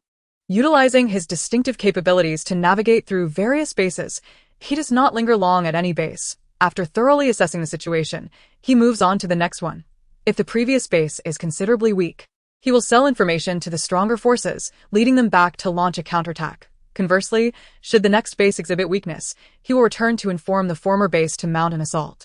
As has been previously noted, in this apocalyptic world, beyond the threat posed by zombies, there exists a significant danger presented by human incursions. This troublemaker, Qingxia has single-handedly dismantled several small encampments and one medium-sized base. After his destructive endeavors, he claims half of the resources from the defeated bases for himself. He revels in his spoils before moving on to his next target point. One might wonder why he does not venture into the cities teeming with zombies to indulge freely in resources. This is because he remains a man wholly removed from refined pleasures. While others shun vice, he embraces it, swindling money and supplies only to squander them on gambling and women. His insatiable greed and lecherous nature render solitary existence impossible for him. His only pursuits revolve around deception and exploitation. The base where Han Qingxia resides had once caught his attention, but its remote location, distanced from neighboring encampments, spared it from his predatory grasp when he initially infiltrated their small base. Han Qingxia paid him little mind. It was only much later, after his departure, that she learned of his exploits through the base's broadcasting station. It was then that everyone came to realize the true nature of this individual. Subsequently, in her base's tavern, Han Qingxia would occasionally overhear tales of his hedonistic escapades. However, his fate was not a fortunate one. In the 8th year of the apocalypse, while attempting to incite a conflict between the Hope Base and K1 Base, he was captured by the inhabitants of the Hope Base. It is rumored that he was taken to their laboratory for dissection and research in hopes of unraveling the mystery of the serum. After that, Han Qingxia heard no further news of him. She never anticipated that her life would intersect with such a legendary figure of misfortune. Beautiful lady, allow me to share something with you. I've been infected with the zombie virus. Yet I have not mutated. I can wander freely among the zombies without incurring their wrath. So, tell me, is someone like me eligible to join your ranks? Qingxia, with his half-zombie, half-human black eyes, gazed at Han Qingxia with an exuberant smile. His gaze was remarkably sincere and earnest. Had Han Qingxia not possessed a decade's worth of experience from her past life, she might have been swayed by his apparent honesty and capabilities. How could such talent go unrecognized? Yet, Han Qingxia was well aware of the kind of person he truly was. As she regarded the surrendering Qingxia, her gaze wavered momentarily. Should she kill him or spare him? This individual was sure to be disloyal, a potential landmine waiting to explode, and such a person was untrustworthy. Nevertheless, his innate talent, Han Qingxia had the ability to replicate the unique attributes of all those she accepted. And his half-zombie physique was indeed a necessity. Very well, I accept your request to join us. Wait, Qingxia interjected, beautiful lady, I have yet to finish my statement. If I join you, what kind of treatment will I receive? Han Qingxia smirked, her smile not quite reaching her eyes. Rest assured, you will receive the finest treatment. Under my command, there will be meat on the table for every meal. Does your base have women? Oh no, I meant to ask how many people reside in your base. Han Qingxia, this fellow truly lives up to the rumors. It's just me and Su Xiaoyang, and that one outside. Just the two of you. Upon hearing this, Qingxia stroked his chin, his single black eye glinting with an unusual light. Then he smiled. Yes, not your boyfriend, is he, Han Qingxia? No, very well, I shall join you. Qingxia replied promptly. In an instant, a voice echoed in Han Qingxia's mind. Detected base guard, pseudo, 1 reward points, 100, base new guard loyalty insufficient at 60, unable to unlock special attributes, Han Qingxia. She stared in astonishment at the unprecedented, pseudo, notification, opening his attribute panel within her mind. A line of white numbers boldly appeared. Loyalty, 59, initial loyalty, 19, system increased loyalty by 40. Han Qingxia. Damn it, the initial loyalty was merely 19. Even with the System S addition of 40 loyalty, it still fell short of the 60 standard. What a pitfall. Su Xiaoyang next to him had a loyalty rating of a brilliant 100. When Su Xiaoyang first joined Han Qingxia, he had a loyalty of 70, and the system had increased it by 40, pushing it well over 100. Beyond 100, loyalty is further categorized into 3 color grades: red, purple, and gold. Red signifies fiery loyalty, purple denotes unwavering allegiance, and gold represents eternal singularity. Yet this individual before her holds a mere 59, not even enough to unlock his special attributes. Han Qingxia was exasperated, contemplating the idea of eliminating this inherently treacherous being who seemed to join with intentions of betrayal. Who would dare to keep someone like him? However, noticing the loyalty was just shy of the threshold. She thought, no, I must have his half-zombie physique. Qingxia, what do you like? If you join us as captain, I must present you with a gift. Let us hurry to raise that loyalty. I don't really have any preferences. Qingke chuckled, gazing at Han Qingxia, the beautiful captain. If you truly wish to gift me something, why not offer your heart? The moment I laid eyes on you, I fell for you at first sight. Sincerely, bang. Han Qingxia, unable to tolerate his frivolity any longer, kicked him away. Get to work. Drive those live pigs out. Hesitate, and I'll dig out your heart to feed the pigs. Qingke crumpled on the ground. He watched as Han Qingxia ventured into the next pig pen to gather the live pigs, his half-zombie, half-human eyes glimmering with a hint of mischief, a smile slowly emerging at the corners of his mouth. Half an hour later, all the live pigs from the pigsty were collected into Han Qingxia's space. The remaining dead pigs, she instructed Qingke to drag into a pit, with his half-zombified physique. His strength and speed seemed enhanced, and he worked swiftly. The dead pigs were buried together, gasoline poured over them, and set ablaze. These carcasses had been deceased for some time, decaying and no longer fit for consumption, posing a risk of breeding bacteria and viruses. To avert future plagues, they were incinerated in advance. Throughout the process, Qingke remained largely silent, his single eye humorously fixated on Han Qingxia. Chapter 75. Cunning as a fox sensing the fire within. Su Xiaoyang and the dogs outside began to vocalize, woof woof, woof woof. Boss, how are you in there? I'm fine. Han Qingxia cleared out the pigsty and pushed the door open. Su Xiaoyang stood outside, his expression filled with anxious concern. Boss, is something wrong? It's nothing. At that moment, his gaze fell upon the man trailing behind Han Qingxia, wearing a cap and an eye mask. Who are you? Xiaoyang, this is my newly recruited subordinate. Qingke, Han Qingxia introduced. Hello, brother. I'm Qingke, pleased to meet you. Qingke grinned widely, extending his hand in greeting to Su Xiaoyang. Su Xiaoyang felt an immediate aversion to the man before him. The one visible eye revealed an intense gaze that, beneath its apparent warmth, was laced with cunning, making him quite uncomfortable. Seeing Han Qingxia associate with such a character, his brow furrowed, ignoring the outstretched hand. He turned to Han Qingxia and asked, Boss, what about the pigs inside? Do you need me to handle them? Before Han Qingxia could respond, Qingke interjected, No need. I'm a spatial ability user. I've already collected all the pigs. Su Xiaoyang, taken aback, gazed at Qingke in astonishment. You're a spatial ability user? Qingke crossed his arms. Indeed. With me in the team, we needn't worry about supplies anymore, he said, casting a glance at Han Qingxia, his smile wide enough to hide his sharp teeth. Seizing the moment while Su Xiaoyang wasn't looking, he leaned closer to Han Qingxia and cheerfully remarked, Beautiful captain, this will be our little secret. Han Qingxia regarded the astutely clever man, a sly smile creeping onto her lips. Very well, had she not known beforehand what kind of person he was, she might have genuinely been charmed by his wit and attentiveness. Just by observing a single detail, seeing that she had previously sent Su Xiaoyang away to conceal her spatial abilities, he had seamlessly stepped into cover for her, such a shrewd individual. No wonder he had stirred unrest among various small bases in his past life. Truly, a fox of the utmost cunning. Let us go, all right, my beautiful captain. Qingke, arms crossed, followed closely behind Han Qingxia, his eye gleaming with excitement.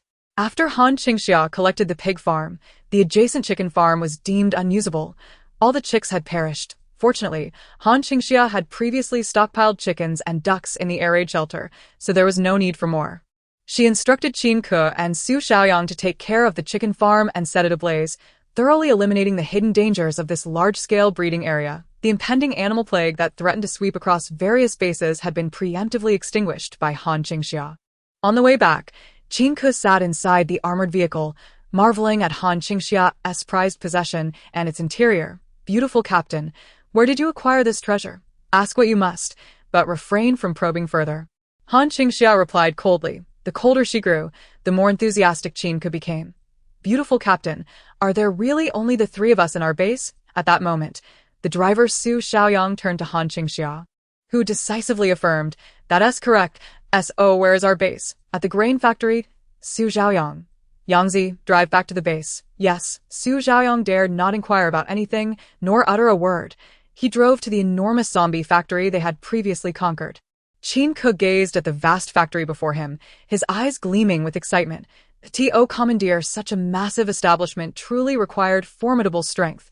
The last time they departed from this place, they had not only extracted all the zombie crystal cores, but also disposed of the zombie corpses. incinerating them entirely. This area, under Han Qingxia's management, remained relatively clean. She instructed Su Zhaoyang to park the vehicle at the dormitory building, allowing him the freedom to choose any floor for his accommodation. Assuring him that he need not fear the zombies, Qingxia chuckled. "All right, beautiful captain, I'll select a room myself." After Qingxia left, Su Zhaoyang scrutinized the man, exuding an air of recklessness, his brow furrowing increasingly.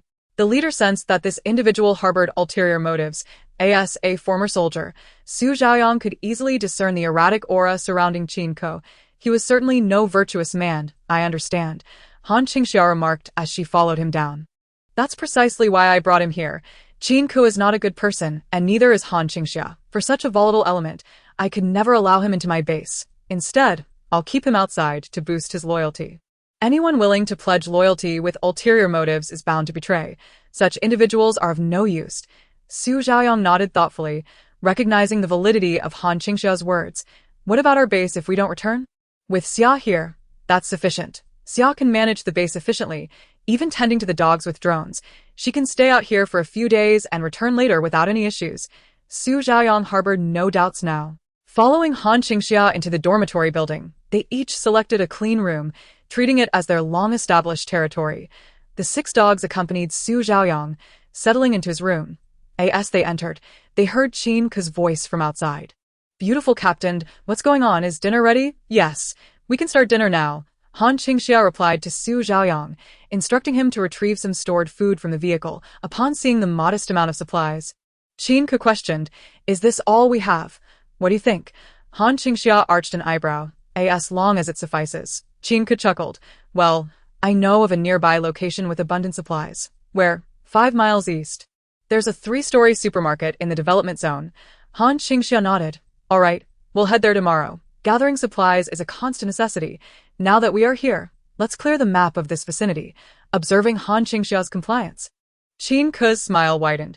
He began chatting with Han Qingxia and Su Zhaoyang about various topics, attempting to draw closer to them and glean more information from their conversation. "By the way, brother, where are you from? You look like a former soldier. How did you come to know the beautiful captain?" Regrettably, Su Zhaoyang was rather taciturn, responding only to Han Qingxia's inquiries while remaining cold and distant otherwise. After a meal, Qingxia was unable to extract any information from the mouths of the 2 individuals, ultimately only receiving a few responses from the dogs. He remained unfazed by this. Regardless, he maintained a jovial demeanor, regaling Han Qingxia and Su Zhaoyang with tales in a manner reminiscent of a storyteller. As the meal came to a close, he suddenly turned to Han Qingxia and said, "Captain Beauty, did you not mention today that you would grant me a gift? What do you desire?" Han Qingxia finally replied. Upon meeting the gaze of a singular, radiant eye, she turned away and delivered him a punch. "Do not look at me when you speak." Qingxia covered his unique eye and lamented. "Captain Beauty, could you possibly treat me with a bit more kindness? I grew up without parents, raised by my gambling grandmother, who would strike or scold me at the slightest displeasure. Throughout my life, I have had no friends, and now, in this apocalyptic world, I genuinely wish to accompany you all, to become comrades bound by life and death. Can you accept someone like me? Speak plainly. I seek some supplies. Without them, I feel insecure." Su Zhaoyang looked on in shock at such audacity.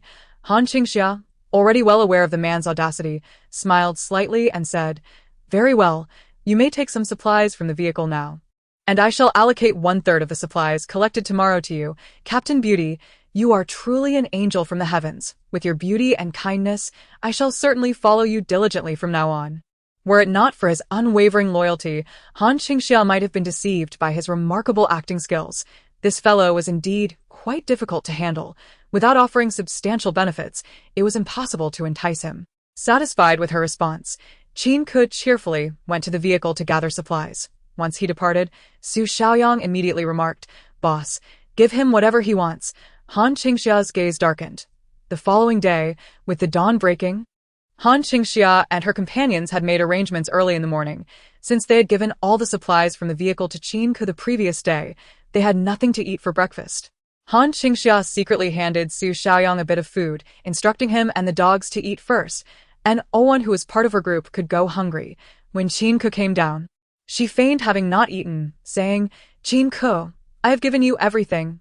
I haven't even had breakfast. We must go find some supplies." Qingxia immediately opened his backpack and produced a bag of bread. It was Han Qingxia's bread, which she had stored in her armored vehicle as backup provisions. How can Captain Beauty go hungry? Please have my bread first. Han Qingxia, not one to be polite, accepted it, as it was originally hers. Let us go. If we don't find something, we'll be left starving in the future.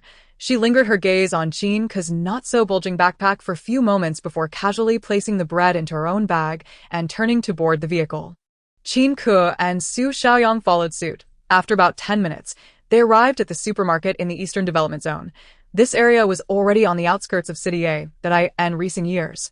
City A had developed quite well. The outskirts, which once only had a few small villa districts, had now seen several new large residential complexes built, though most of these complexes remained largely uninhabited. With a limited population, the occupancy rate was quite low.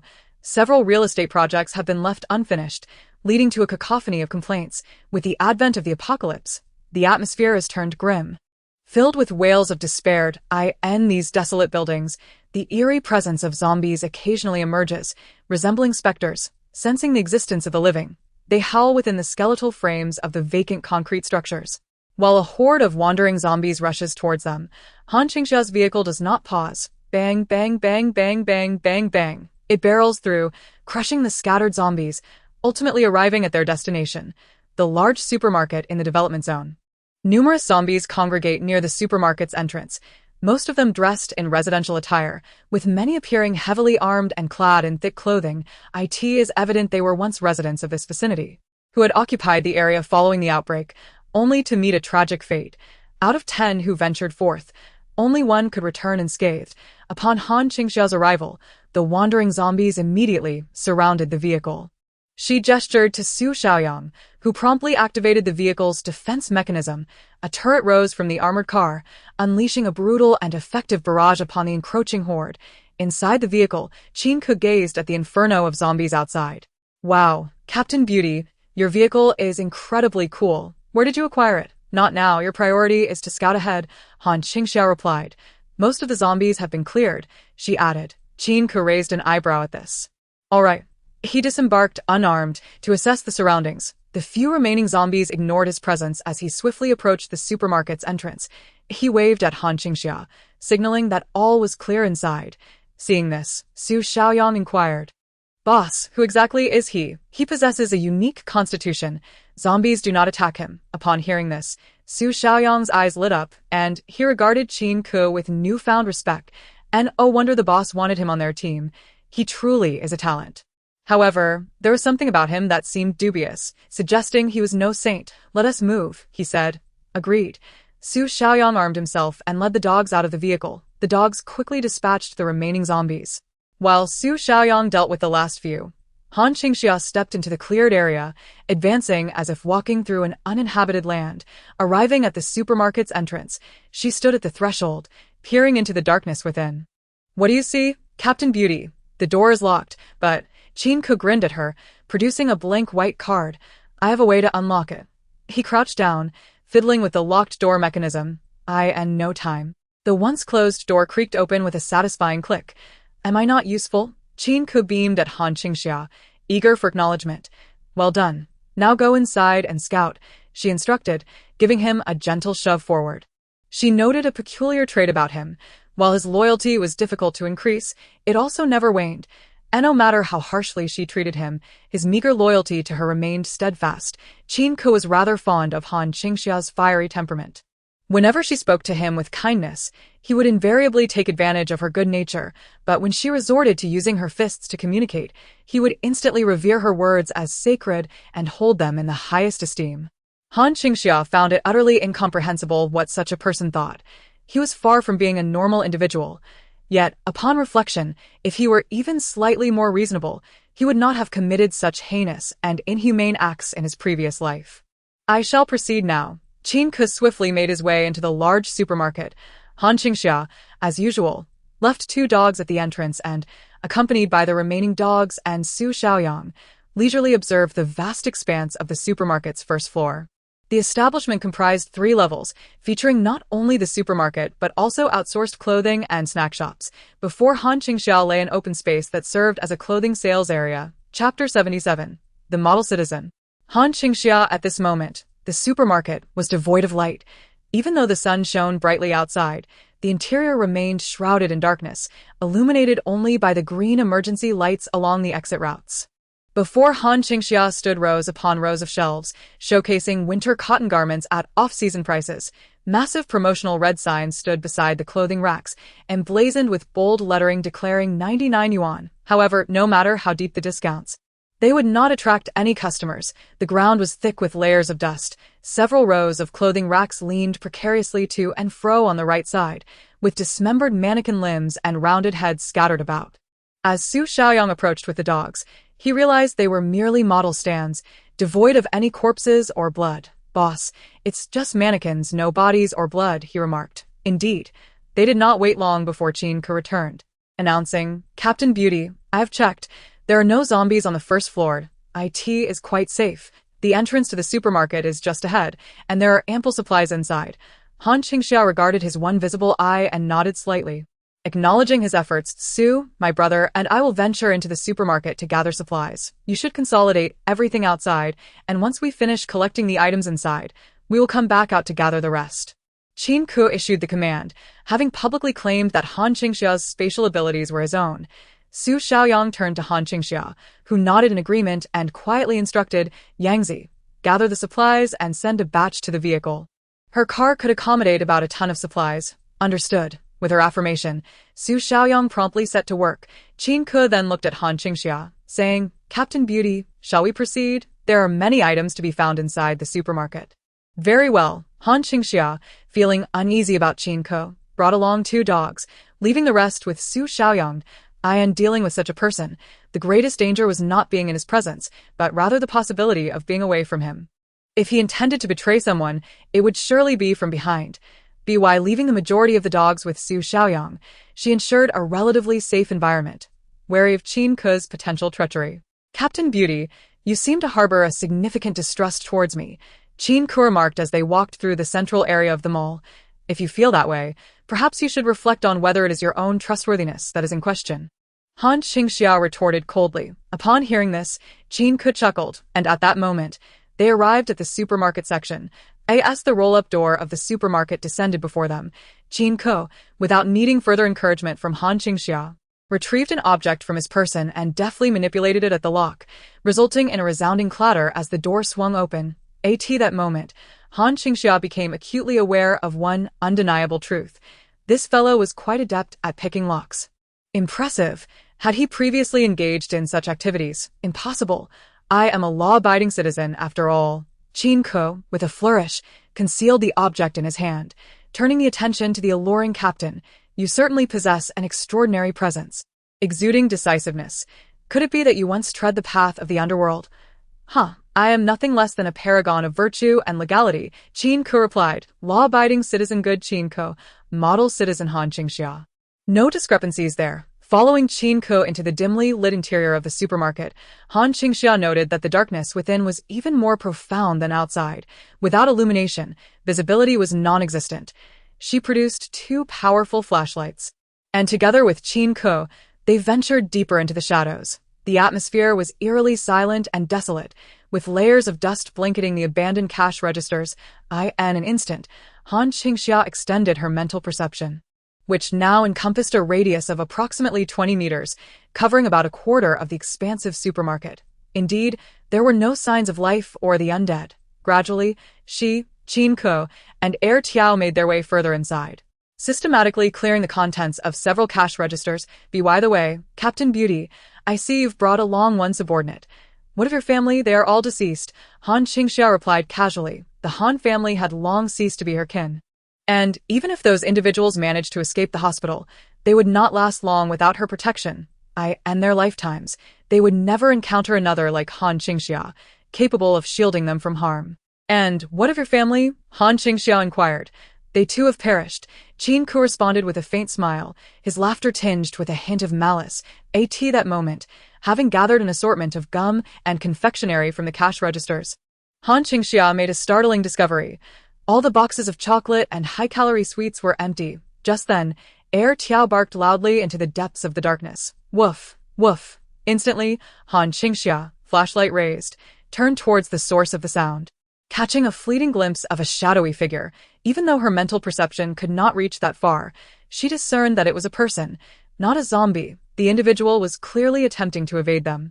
Had it been a zombie, it would have lunged towards them with a growl. "There is someone here," Qingxia remarked.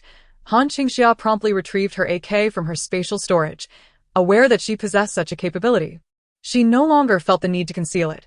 Raising the AK, she led Qingxia and Tiao in the direction of the sound. Along the way, she observed that the food shelves within had been nearly stripped bare. Indeed, there were those who had taken refuge here. Upon reaching the latter section of the supermarket, her expanded mental perception clearly detected the presence of 7 individuals in the employee area. There were both men and women, young and old, none of whom possessed any special abilities. As her words fell, a throng of people surged forth from the employee quarters. "Are you here to rescue us?" 7 individuals emerged, including 2 13- or 14-year-old twin boys. 3 elderly men with graying hair, a young pregnant woman with a pronounced belly, and the only one who appeared to be a laborer, a middle-aged man. The man did not seem to be the one in charge amidst this gathering. He stood there like an honest man, positioned behind the frail and vulnerable. Qingxia found this assembly rather peculiar. In an apocalyptic world, it was indeed rare for the old and the young to survive together in such a manner. "Why have you only just arrived? Hurry and take us out of here." The oldest woman among them regarded Qingxia, who was armed, and addressed her as if she were a soldier, commanding her with a tone that was undeniably irksome. As though they were her subordinates, before Qingxia could express her irritation, another voice rang out. "Grandma, look who is beside her. That wretched spawn of a mistress, a boy, around 13 or 14 years old." Shouted loudly. "It's definitely him. How is he still alive? What is he doing here?" Another child's voice chimed in. "Grandma, hurry and drive him away. I can't stand the sight of him. Just his presence would tarnish my eyes." In an instant, all gazes fell upon Qingxia, who lurked in the shadows behind Qingxia. Wearing a cap, Qingxia felt as if he had encountered an acquaintance and lowered his head with a smile. "Captain May, perhaps you should head to the 2nd floor to gather supplies. I know some people here, and I wish to handle a matter." Chapter 78. Qingxia's past. Qingxia met Qingxia's single eye and graciously acquiesced to his suggestion. Just as she was about to leave, the elderly woman who had spoken earlier immediately blocked her path. "Where do you think you are going? You cannot leave. Is this person your teammate? What sort of individuals are you recruiting as allies? Quickly send him away. I tell you, the largest real estate in Province A belongs to the Qin family, and my youngest son is the vice governor of City B. If you take us out and locate them, there will be considerable rewards for you." "Grandma, I want to go out. I want to eat fried chicken. I cannot bear to remain in this place." "Me too. I want to play games. It has been ages since I last logged in." "Have her charge my phone. Enough." "Enough?" The elderly woman soothed her 2 precious grandchildren, then turned back to Qingxia. "Did you hear that? Make arrangements for us quickly. Do not mistreat my grandchildren. And of course, first remove this wretched creature. Our Qin family does not associate with such despicable filth." Hearing the chatter around him, Qingxia lowered his head further beneath his cap, yet a sinister smile grew more pronounced at the corners of his mouth. At that moment, he heard the click of a gun being cocked. And the dim light. Qingxia looked on in disbelief as the woman before him raised the dark muzzle of her weapon. Pressing it against the old woman's mouth, a cold and languid female voice emerged. "Who are you calling a wretched creature?" "Huh, my people are not to be insulted by you." Qingxia resembled a bandit. For in truth, that was precisely who she was. Lawless, rebellious, and ruthlessly selfish, yet fiercely protective of those within her circle. She would defend those she deemed hers to the very end, even though she was wary of Qingxia and did not fully regard him as one of her subordinates. There was no way she would allow anyone to slander him, and oh chance at all. Qingxia held the cold barrel of her gun firmly against the old woman's mouth. Behind her, Qingxia watched the scene unfold, his only exposed eye gradually gleaming with excitement. At this moment, the individuals across from them were utterly petrified, with the pregnant woman seeking refuge in the embrace of the only male laborer. They hastily distanced themselves from the group, while 2 boys, merely 13 or 14 years of age, continued to shout defiantly, "We were right all along. His mother is nothing but a despicable mistress who climbed into my father's bed. That mother and her child cling to our home like beggars, scamming us for money. He has even been imprisoned, having entered a juvenile detention center at the age of 13, engaging in all sorts of nefarious activities.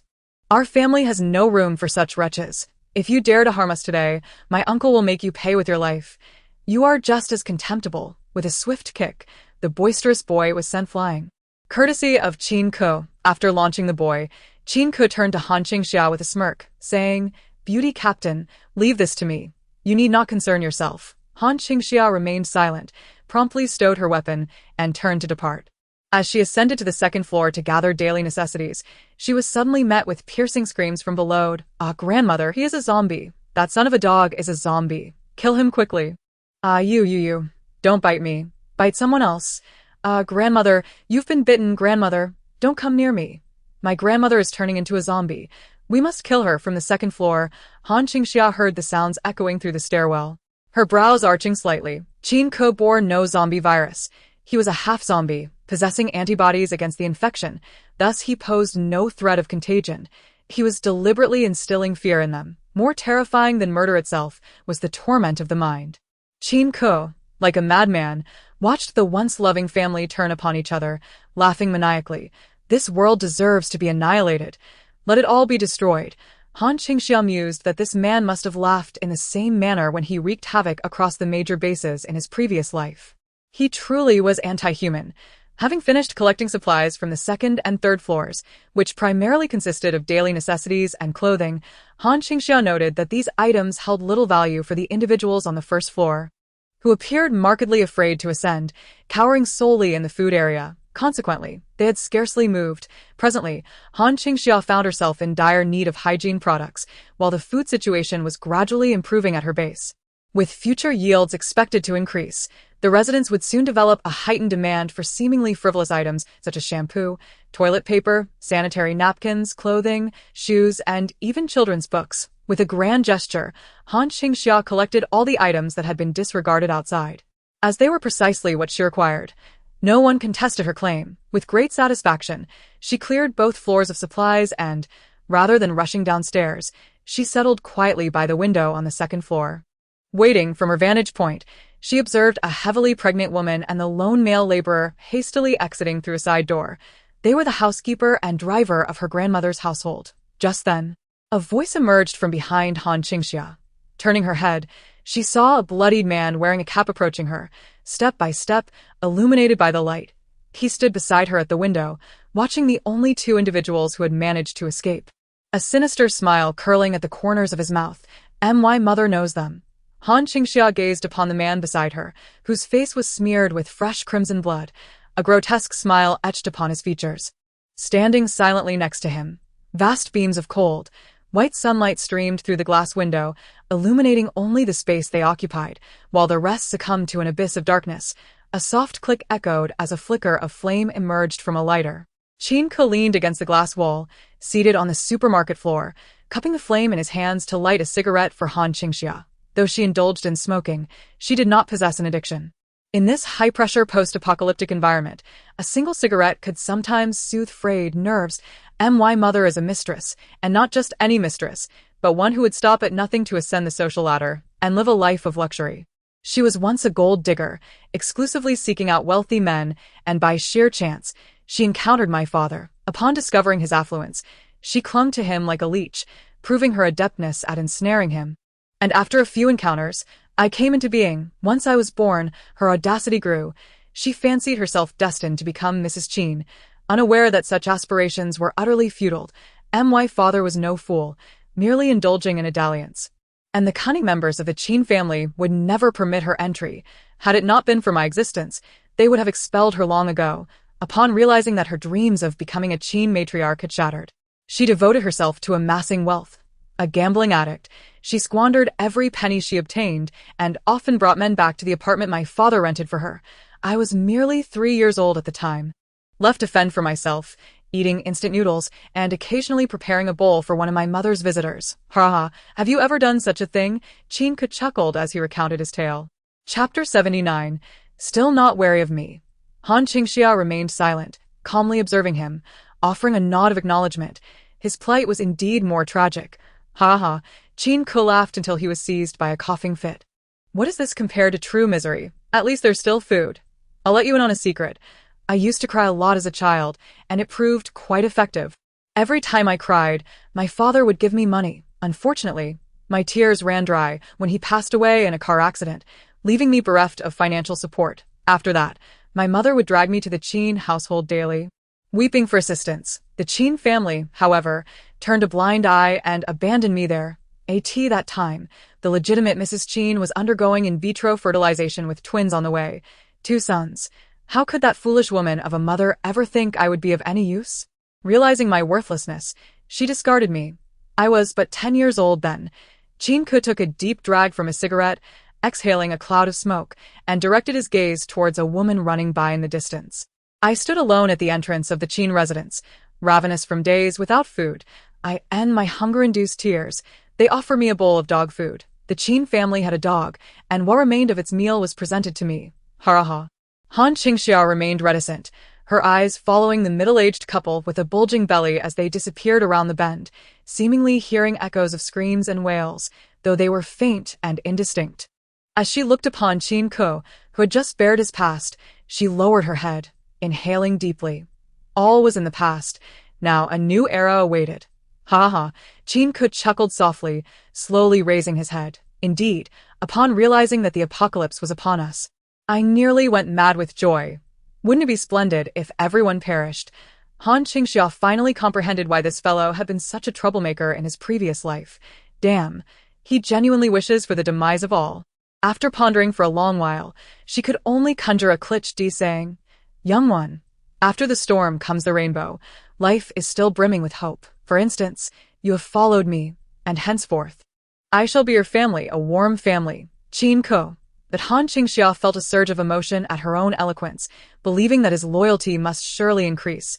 She fixed her gaze intently upon his eyes, only to see Qin Ke lower his head, chuckling softly. "Then let me ask you something.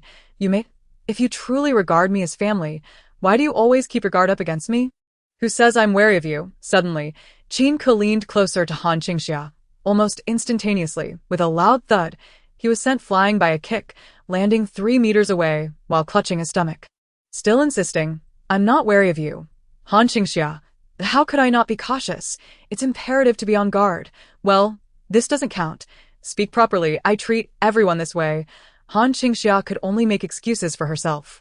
Qin Ke, rising while holding his stomach, his gaze darkening for a moment before he quickly donned a cheerful facade. "Captain Mei, you need not explain. I was truly moved by your words today. Shall we return?" "All right. Could you wait here for a moment? I need to handle the situation on the first floor. After all, they are." Han Qingxia. "Okay." As Qin Ke began to descend the stairs, he turned back on the second floor. "You must not leave. You must wait for me here, all right?" Han Qingxia. "Okay." As she responded, a broad smile spread across Qin Ke's face, and he hurried down the stairs. Han Qingxia watched as he gradually disappeared into the shadows, her brow furrowing slightly. Today, she had gained insight into the secrets of this chaotic troublemaker from his past life. They had shared their hearts, yet why did his loyalty remain steadfast at a rock-solid 59? This guy. Just then, she heard Su Zhaoyang's voice from downstairs. Boss, Yangzi, I'm here." Upon hearing Su Zhaoyang burst in, Han Qingxia's mind felt as though a string had snapped. Oh no, she dashed downstairs like the wind, reaching the supermarket hall on the first floor just in time to see the anxious Su Zhaoyang rushing in. "Boss, thank goodness you're safe. Where's Qin Ke? Qin Ke said you were in danger inside and sent me to assist you." Han Qingxia. "Damn it." She immediately sprinted towards the entrance, chasing after Qin Ke. As she reached the doorway, she saw a convertible sports car zoom past with a whoosh. The man inside waved enthusiastically at Han Qingxia, who was rushing out the door. "Captain Mei Ren, I shall take my leave now. Thank you for your provisions. How are you so adorable? Next time, I shall definitely sleep with you." Han Qingxia.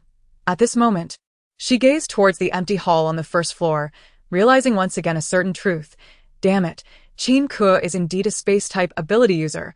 He has truly deceived her. Han Qingxia was infuriated, her anger causing her to stomp her feet. "I XXXX your granduncle. Just you wait. The next time I encounter you, I will certainly break your legs. You are doomed." Han Qingxia's fury was so intense that it felt as though her heart and liver were in agony.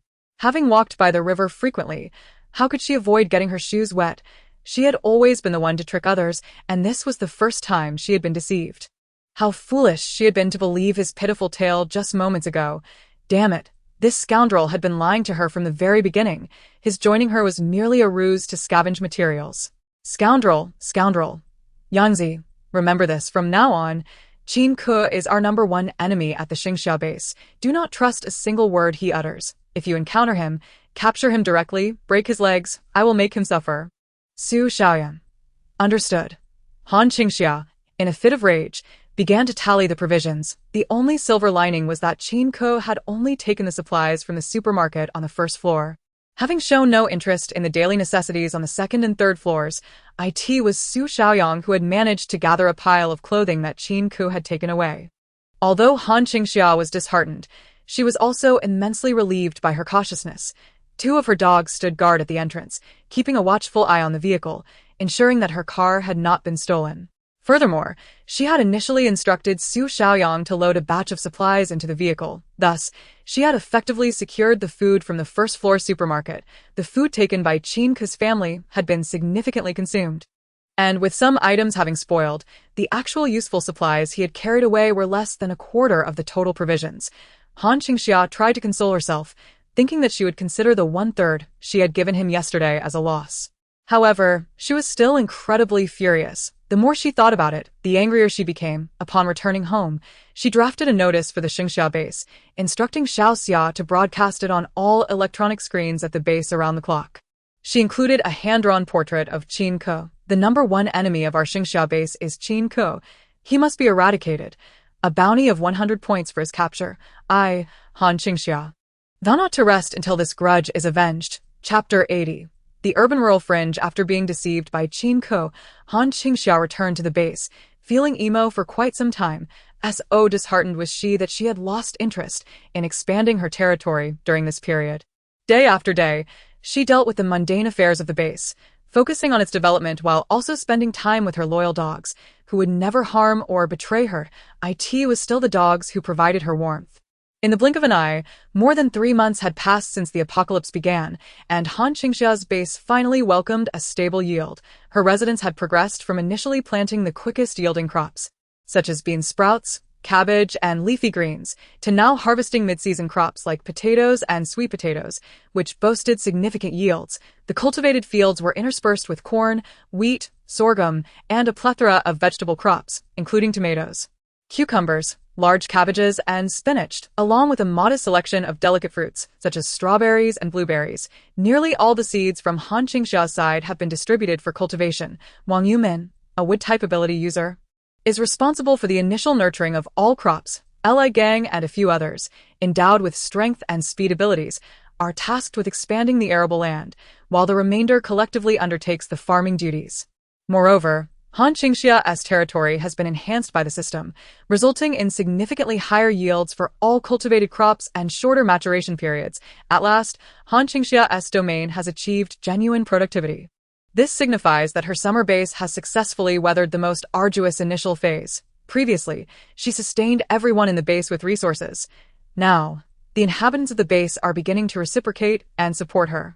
The abundant materials they produce flow into Han Qingxia's warehouse through a point exchange system. She compensates them with points while also allocating a portion of daily necessities for exchange with the populace. Regardless of the exchanges, it is impossible for them to deplete all their points. The remaining points in their accounts signify an accumulation of wealth, and the current apocalyptic scenario, where resources are scarce. The populace can only produce food. Han Qingxia adeptly leverages the disparity between industrial and agricultural prices, known as the scissors effect, to enhance the value of the points in their possession. To illustrate, Han Qingxia acquires their grain at the rate of 1 point per pound, yet she offers a brand new garment to the populace priced at 100 points. This implies that the garment is valued at 100 pounds of grain. In reality, the value of a single piece of clothing does not equate to 100 pounds of grain. Nevertheless, this is how it is sold, by elevating the prices of crafted goods and lowering the base price of grain. The scissors effect significantly aids in reclaiming the wealth accumulated by the residents while balancing their labor output. The residents can produce only grain. All other materials must be procured from Han Qingxia. Thus, even if the garment is expensive, once their accumulated points reach a certain threshold, they will still be inclined to spend. Undoubtedly, the residents of the summer base reap immense benefits from this process. To put it into perspective, while others in different bases are preoccupied with concerns over what to eat to stave off hunger and how to ensure their personal safety, the residents of the summer base can enjoy ample meals and exchange surplus materials for clothing. Shampoos, snacks, and beverages. This is simply beyond imagination. As the base continues to develop and the summer residents consistently generate wealth, there will inevitably be some inflation of resources. Han Qingxia will meticulously manage and calculate this inflation, adjusting prices in accordance with the material circumstances of her territory to ensure that residents remain in a relatively affluent environment. Furthermore, Han Qingxia's piglets have commenced breeding after the harvest of sweet potatoes and other crops. She has distributed a batch of pigs for the populace to raise. Considering her current labor shortage, establishing a dedicated pig farm and hiring workers would be a waste of resources and manpower. Moreover, such a direct-operated pig farm would find it challenging to motivate the residents to fully commit to the care of the animals, as it would require her to specially prepare food for them. Thus, she has allocated pigs for them to adopt based on the number of residents in the summer base. All the little piglets are weighed upon adoption, and again when they are ready for market. They are compensated with 10 points for every pound of pork, and additionally, they receive 1/10 of the pork produced at the time of sale. This greatly stimulates the enthusiasm of the residents for pig farming. The residents, filled with fervor, increase their output, producing more grain to feed the pigs, while vigilantly monitoring the health of the piglets, fearful of losing them to neglect or mismanagement, by appropriately distributing rights to the residents. The associated risks are equally shared between them and the farm base, fostering a stronger sense of belonging to the base. This is their land, their livestock. They will not abandon their homeland. Furthermore, with the farm base achieving stable production, Han Qingxia has introduced livestock breeding, causing the prosperity of her base to soar dramatically. Each day, the prosperity increases slightly, and this time it has surpassed the significant milestone of 500. She successfully earns the title of Urban-Rural Integration Zone. The next target for prosperity is 1,000, which would grant her the title of a small county. Han Qingxia had previously been indifferent to such minor titles, even neglecting the system's accolades, but on the day she received the title of Urban-Rural Integration Zone, she was astonished to discover a remarkable change. The points contributed by the residents had doubled. All residents within her territory, apart from the initial contribution of 100 points upon joining, now contribute 1 system point daily per individual. With 19 residents, that amounts to 19 points each day. Even without venturing out to combat zombies or expand her territory, these points steadily accumulate. Once her prosperity reaches the Urban-Rural Integration Zone status, every resident contributes 2 points daily. 19 residents thus yield 38 points. One should not underestimate these seemingly trivial points, as they could mean that if Han Qingxia's level is sufficiently high and with more residents, she could effortlessly amass a substantial number of points daily. As development progresses, the contributions from her base's residents will only grow larger. Her long-cherished goal of developing a zombie virus inhibitor is no longer a distant dream. Upon realizing that the daily contributions from residents would evolve with the prosperity of her territory, Han Qingxia felt a renewed sense of determination. Development. Of course, Han Qingxia is acutely aware that her current base is still a tender sapling, vulnerable to any storm. She must take great care to protect it. First, she must conceal her base to foster its growth, at least until it becomes robust and thriving. After inspecting her base today and witnessing its prosperity upgrade, she distributed 1 pound of meat to each resident as a welfare gesture, uplifting everyone's spirits. Amidst the cheers and support of the crowd, she returned to her shelter. The Lord is truly benevolent. We are fortunate to join the midsummer base. Today we have meat to eat. Long live the Lord, let us work hard. The Lord said we did well, and there will be no shortage of welfare in the future.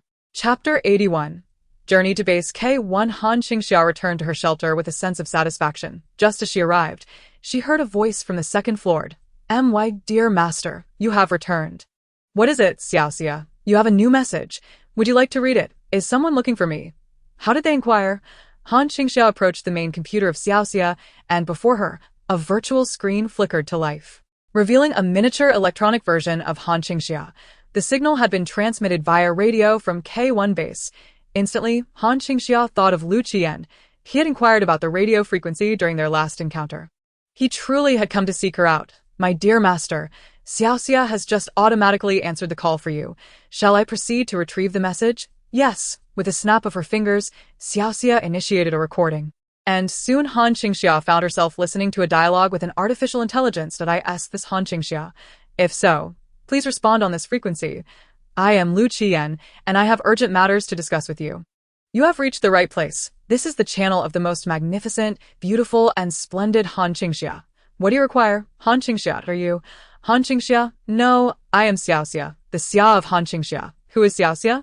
I am my master's little secretary. Feel free to speak without hesitation. Very well, Xiaoxia. Please inform your master that our K1 base has detected an impending major cold wave by the end of the month. I am uncertain if your supplies are sufficient. If not, I would like to invite your master to collaborate on a mission to seize the eastern region's reserve granaries. Is she interested? Certainly, I will convey your message. Dear M.R. Lu Qiyan, goodbye, Xiaoxia. Do say goodbye properly to dear Xiaoxia. Farewell. If you don't, Xiaoxia won't assist in the next call. You know, the final response from the radio lingered for quite some time. Sounding rather languid. Dear Xiaoxia, goodbye, Han Qingxia. Then my dear master, that is the entirety of the message. Are you satisfied with Xiaoxia's handling of the call? Han Qingxia. Thank you, my dear Xiaoxia, and no need for thanks. My beloved master, the electronic Xiaoxia twirled on the screen, her eyes sparkling with affection as she gazed at Han Qingxia. It is my honor to serve you. Would you like me to respond to him now? Please do, and inquire about the supplies available there, how resources are allocated, and the level of danger present. Understood. Please hold on. Xiaoxia transmitted a series of waves back to the K1 base. Before long, Lu Qiyan's voice echoed back.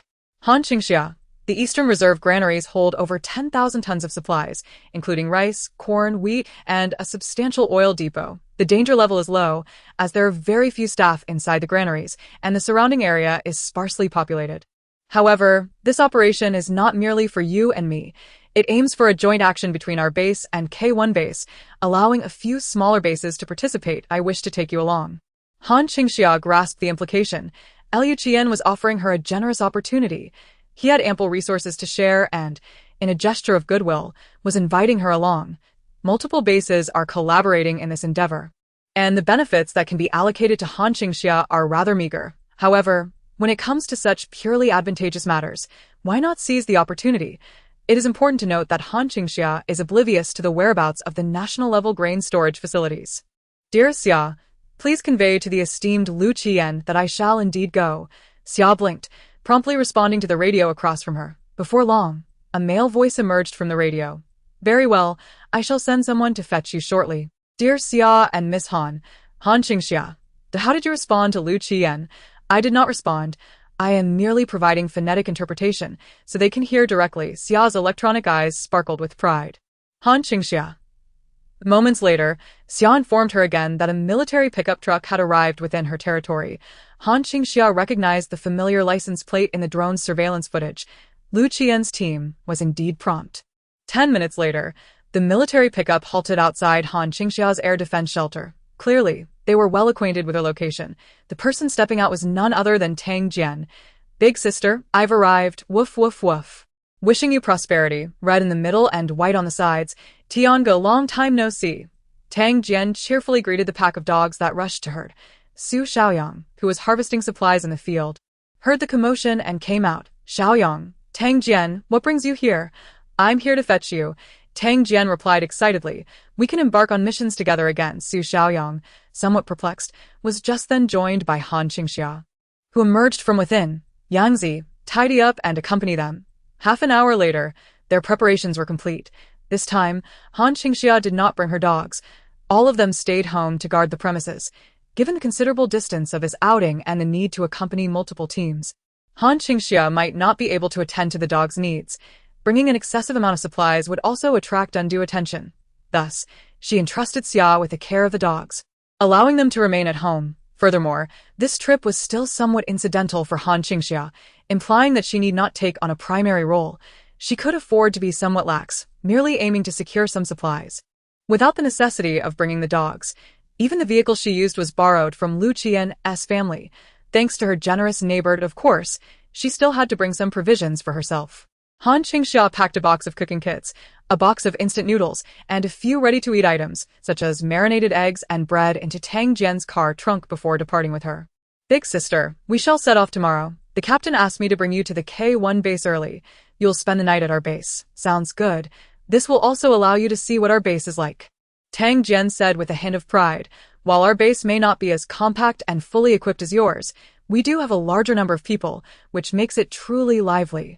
It must be rather lonely for just the two of you at times. Humans are indeed social beings. Han Qingxia smiled silently. Up until this point, none of them were aware that Han Qingxia's base had already grown to 19 members.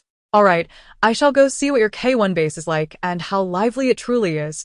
Tang Jian drove them towards the K1 base. Chapter 82.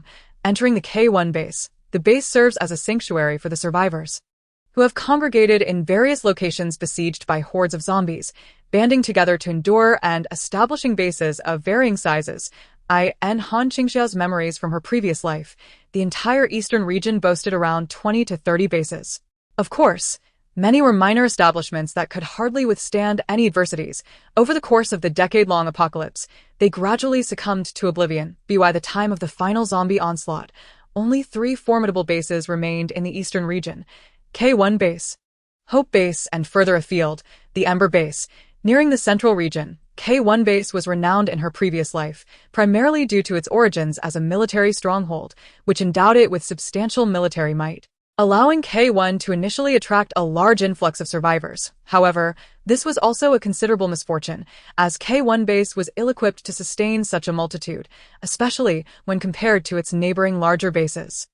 Hope base accepted only capable survivors and, from the outset, attracted a significant number of scientific talents.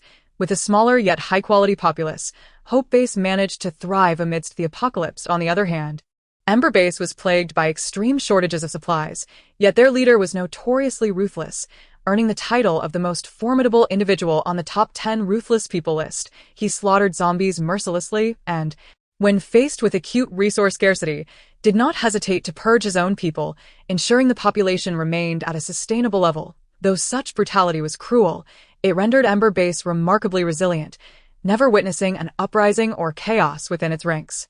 In the apocalypse, humanity often proved more perilous than the undead, especially in dire scarcity, where individuals could easily devolve into primal beasts. K1 base had experienced countless internal upheavals.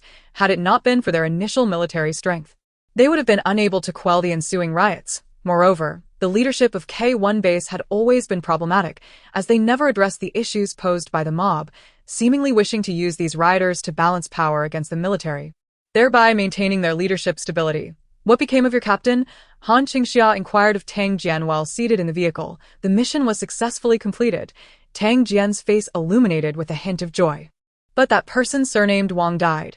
Wasn't he her father one of the base's administrators? Han Qingxia expressed her curiosity. At that moment, their vehicle approached a main thoroughfare, where a large tunnel loomed ahead. Flanked by countless protective barriers, a group of guards stood vigilant at the entrance of this expansive tunnel, while numerous vehicles lined up in an orderly fashion, parked along the mountainsides. Those seeking refuge congregated in makeshift tents erected outside the mountain, patiently awaiting their turn. Han Qingxia was acutely aware of the procedures at play. They were screening individuals for zombie bites. Should anyone transform during the wait, they would be shot on sight.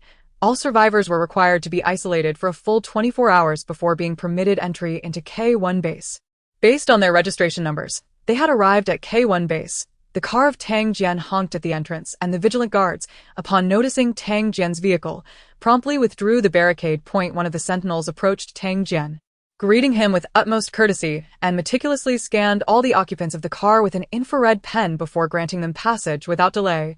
There was no need to wait whatsoever, as the vehicle drove into the tunnel amidst the envious gazes of the survivors waiting outside. Tang Jian turned to look at Han Qingxia with pride, exclaiming, "Our elder brother is now the deputy administrator of the base." Han Qingxia's eyes sparkled with excitement. "Sister, let me tell you a little secret. Our captain's grandfather is a high-ranking military officer. After our last return, the general met with our captain, and following a half-hour meeting, he appointed our captain as the deputy administrator. He is now solely responsible for the production and living conditions within the base, while everything else is managed by our captain." Upon hearing this, Han Qingxia paused for a moment and then burst into laughter. How impressive!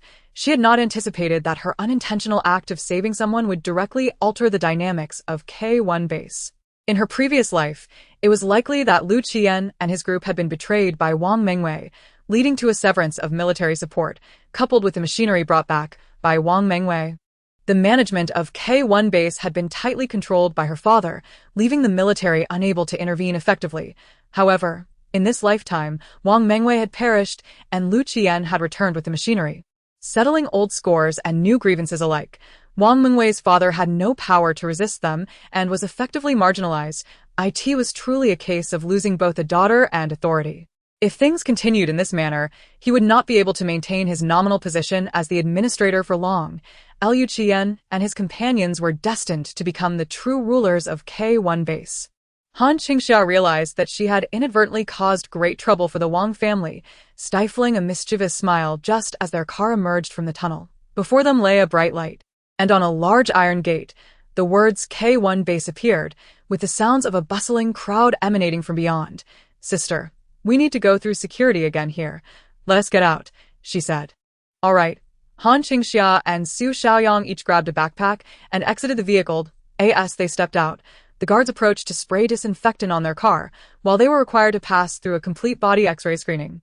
The security check ensured that all individuals entering the base were safe and healthy, and they were also required to submit their supplies. Anyone entering K1 base must surrender half of their provisions, which needed to be registered upon entry. Failure to do so would result in confiscation if discovered at the checkpoint. "Please open your backpacks. You must voluntarily surrender half of the supplies. Any attempt to conceal will result in complete confiscation." "These two are guests of Captain Liu, not residents." Tang Jian presented a letter of explanation. Upon seeing the letter, the staff immediately saluted Han Qingxia and Su Xiaoyang, allowing them to proceed with their backpacks directly into the X-ray inspection room.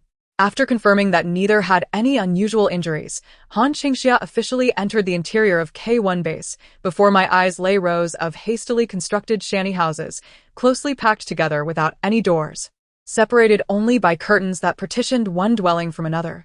It was mealtime, and the residents of base K1, much like the early indigenous inhabitants, sat on the ground, gathered in small groups either by family or makeshift arrangements, nibbling on steamed buns while warily keeping an eye on everyone around them. In the western open space, a group of robust laborers, either having finished their meals or perhaps having gone without, toiled sweatily to erect new shanties and barriers. The streets were alive with a throng of wandering souls, bustling about, with the sounds of chatter and occasional brawls echoing incessantly.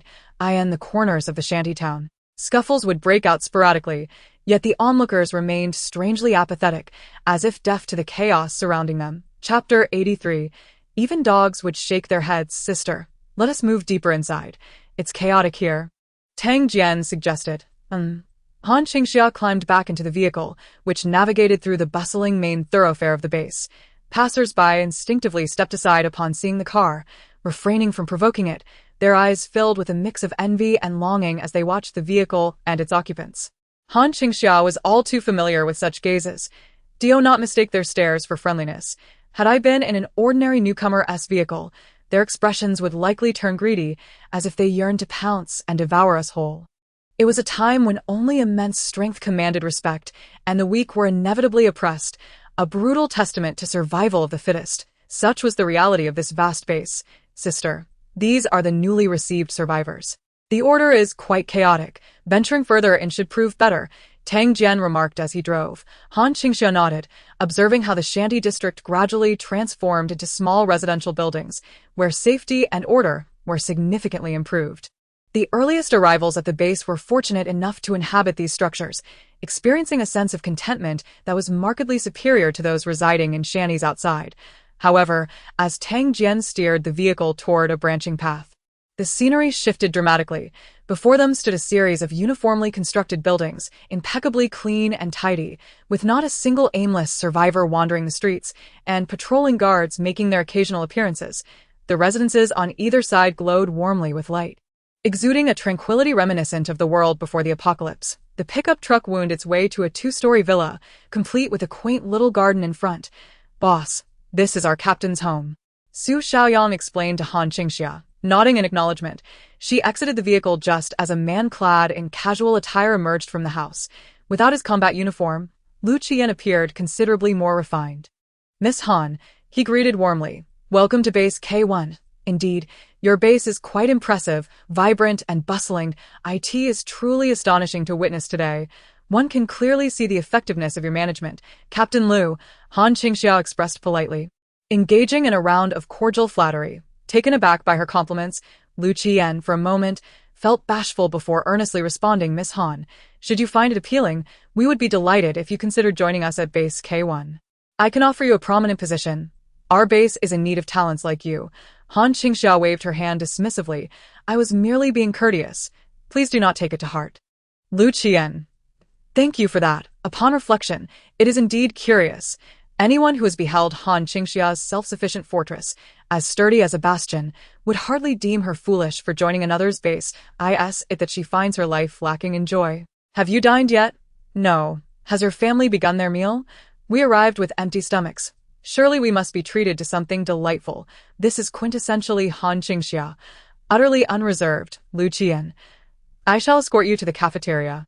Along the way, Lu Qian provided a brief introduction to their K1 base. The K1 base is situated in a core area surrounded by rolling hills, with the primary access being a tunnel, ensuring a high level of security. However, there is insufficient arable land to sustain crops, and with an increasing influx of personnel, the base is facing a severe food shortage. Currently, they have implemented a unified food management system, wherein each individual can receive 2 steamed buns and a bowl of vegetable soup daily from the communal cafeteria. Should anyone wish to procure additional provisions, the base welcomes them to venture out in search of supplies, with a stipulation that half of what they gather must be surrendered to the base, while the remainder is theirs to keep. Naturally, the base also offers numerous job opportunities for the populace. Residents engaged in base construction earn extra points, which can be exchanged for food at the cafeteria. A typical adult male can earn 1 point in a day's labor, enough to redeem a single bun. In these straitened circumstances, the K1 base operates under considerable constraints daily.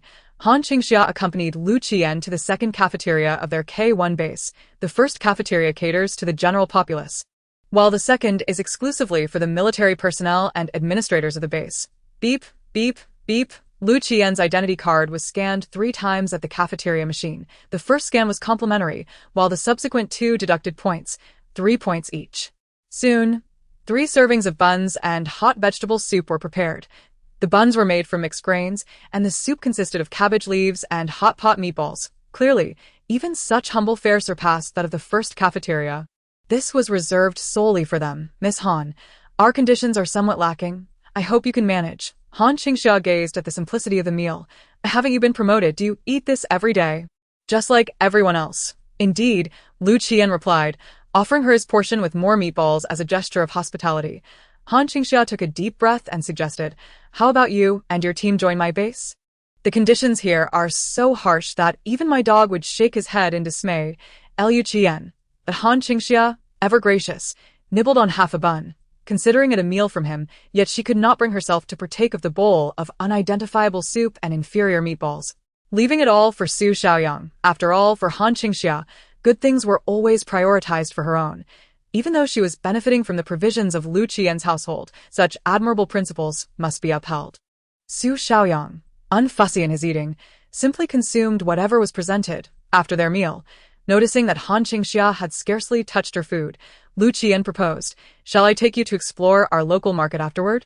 That sounds delightful. Han Qingxia was keen to learn more about the rumored K1 base. After she exited the cafeteria, she inquired while walking alongside a few companions, how many teams are there in total tomorrow? There should be 7 teams, came the reply. The mission truly devoid of danger. The interior and surrounding areas of the supply depot are vast and sparsely populated. However, the main thoroughfare outside is teeming with zombies. We will need to collaborate, and when the time comes, you can follow us as we delve deeper. The level of danger should not be high. Han Qingxia nodded in understanding. That moment, they arrived at the market of the K1 base. A bustling street where residents had spontaneously set up stalls to trade goods. People sat on the ground, showcasing their wares, which primarily consisted of clothing, jewelry, gold, silver, jade, and even cash. Stacks of money were displayed on the stalls, evidently left behind by some wealthy individual who had fled during the apocalypse, only to discover that money had become the most useless commodity. Han Qingxia strolled along the expansive street with great curiosity. marveling at the various items on display when she suddenly heard a familiar voice exclaiming, "Food, food, do you think you can get away without paying? Hurry, someone come," a middle-aged man's voice echoed ahead. Qingxia saw a burly man emerge from a small shack. His pants precariously held up. Upon his exit, he was immediately embraced by a middle-aged man in his 40s who had a limp and a disheveled old woman. Following closely, a weary-looking woman in her 40s rushed out of the shack, and the three began shouting in unison, "Someone is taken without paying. Quick, someone come here. Someone is taken without paying, damn it. What kind of scum dares to say I took without paying? What did you say to me back then? You claimed your wife was young and beautiful, more radiant than a young girl, and now you have the audacity to demand money for this old hag. I didn't choose you, choose. You should also choose your 78-year-old mother." The middle-aged man clung tightly to his leg, declaring that he wouldn't be allowed to leave without paying. "Yes, you must give something. It's not my concern if you find me unattractive. If you come here, you must pay," the old woman shouted, drawing the attention of the entire street. The burly man, noticing several individuals dressed as base soldiers approaching, grew increasingly irritated and pulled out a packet of instant noodles from his belongings. What a damn nuisance. He tossed the noodles onto the ground, brushed past the crowd, and stomped on the packet as he departed. The trio immediately lunged at the crushed noodles like desperate dogs, scrambling to collect the remnants. "Get away, this is what I earned. No stealing, dear, you can still earn. Just give some to me and Mom. We haven't eaten all day and are starving. Yes, good daughter-in-law, you are the best. I haven't eaten all day. Enough of you." At that moment, a younger man's voice emerged from the shack, a scruffy-looking man in his 20s or 30s, weary but in better shape than the others, stepped outside and snatched the instant noodles away. "Inger, stop taking. Haven't you already eaten today? You even fed Dad and Grandma," protested the limping middle-aged man, a good grandson, feeding his grandmother, who is on the verge of starvation. "How dare you, you worthless lot! You don't deserve to eat." A young man forcefully shoves them aside. "Mother, you should never have associated with these two good-for-nothings.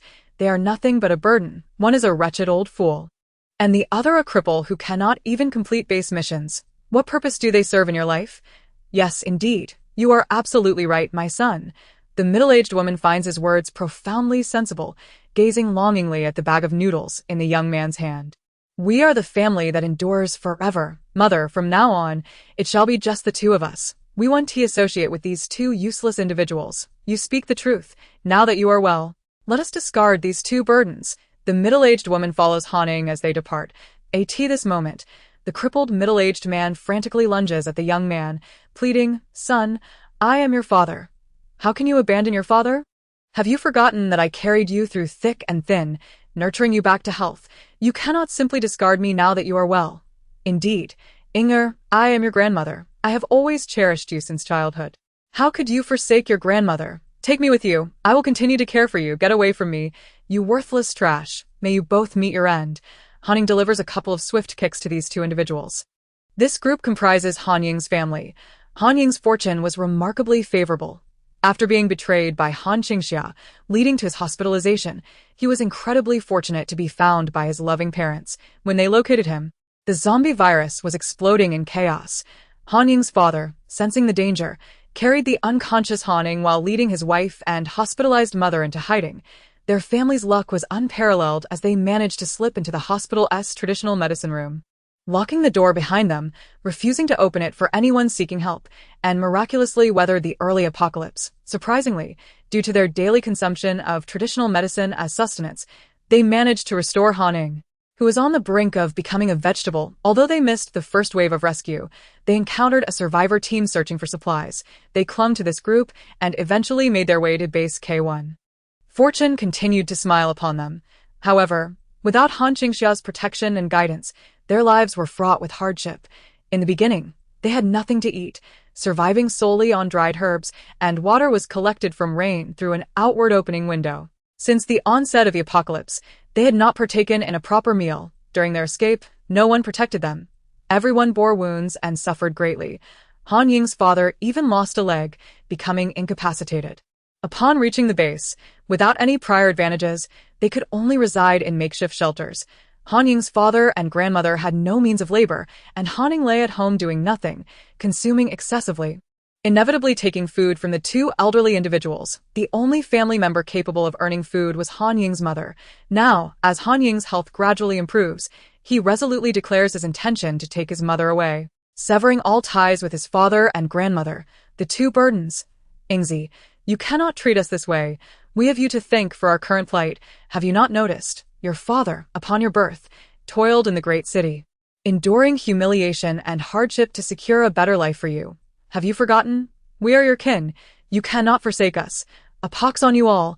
Han Ying violently ticked his grandmother and father, exclaiming that if not for their incompetence, would I have to endure such wretched days? Before the apocalypse, you couldn't even provide a roof over my head. You caused my wife to abort our child and leave me, forcing me to live in misery. I can hardly afford a decent meal. With such worthless trash for relatives, may you all perish. Han Ying unleashed a brutal kick toward their heads. His grandmother, frail from years of malnutrition and illness, soon curled up, coughing up blood. Han Ying's father cried out, Mother, mother, Han Ying, you've killed your grandmother. Han Ying, devoid of any compassion, retorted with glee, she deserved it. A waste like her should die. She is of no use.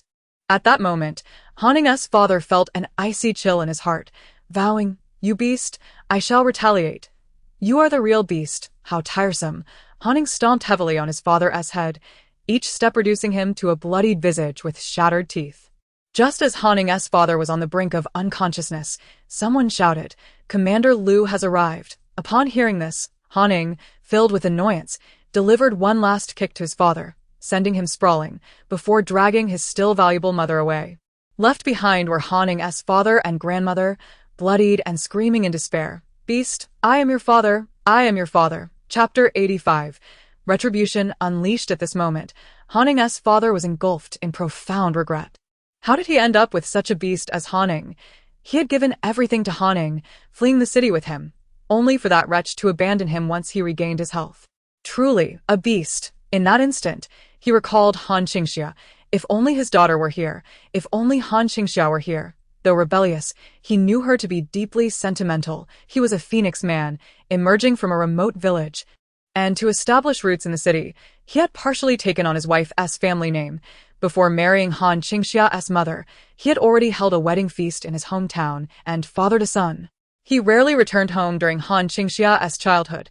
Her mother never complained, yet Han Qingxia would always shout at him. Later, he brought his mother from the countryside, and when his mother bullied Han Qingxia's mother, the 5-year-old Han Qingxia, like a little wolf cub, leaped to her defense, biting savagely until blood flowed. Having grown up without a father, Han Qingxia felt compelled to protect her home. Han Ying's father understood her nature well. Once she marked someone in her heart, she would not permit anyone to harm them. If only his daughter were here, they would not have descended into this state. She would have protected them by any means necessary. At this moment, Han Ying's father was steeped in profound regret. At that moment, on the brink of death, he suddenly caught sight of a familiar figure among the approaching crowd, enveloped by a group of base guards. A young girl stood out, clad in a crisp combat uniform and sporting a high ponytail, accompanied by the newly appointed manager of the base, Liu Qian. She towered above in her tall combat boots, exuding an air of authority that felt entirely foreign to him. Han Ying attempted to gaze upwards, but was instead lifted off the ground and carried back to his quarters.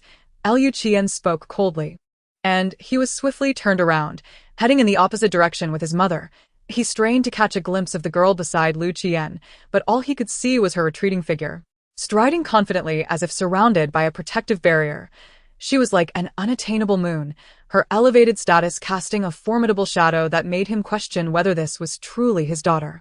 Han Qingxia, the girl they had always treated as a mere blood bag, a neglected being of little worth. Yet, the silence that greeted him was deafening. She regarded him as if he were air, as if he were a mere insect, indifferent to his presence as she moved onward, engrossed in the spectacle. At that moment, Han Ying's father could no longer contain himself, loudly lamenting and calling out to her.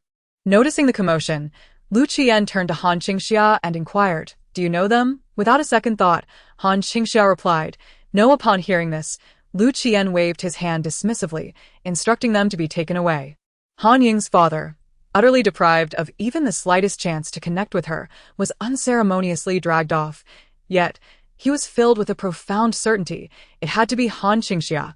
It was indeed her. She had become so formidable, but alas, she did not recognize him. Regret washed over him, and he wished he could slap himself in the face for not having treated Han Qingxia better, for not having chosen her. Surely, he would not be in this predicament now. He had lost a veritable treasure. Captain Liu, how does your base typically handle such matters? Han Qingxia inquired. Internal management does not fall under my jurisdiction. But should a life be lost, the perpetrator meets death. Han Qingxia chuckled at this, marveling at the cyclical nature of fate. Did I end this world, where resources were scarce, especially medical ones? Her father and grandmother, already burdened with ailments, would undoubtedly not survive such an assault. It was ironic that their final fate would be sealed in such a manner, abandoned and killed by the very son they had cherished for a lifetime.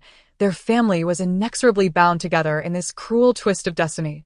Truly an example of karmic retribution, but of course, Han Qingxia, with her so-called good intentions, could hardly tolerate such injustices. She declared, Captain Liu, you should act swiftly to apprehend those responsible, like those two just now, such pitiful souls. They surely have only days left. It would be prudent to detain them in advance and keep them together. In the event of unforeseen circumstances, the victims deserve answers. We cannot wait until it is too late, only to find that we cannot apprehend them, leaving the victims to suffer in silence.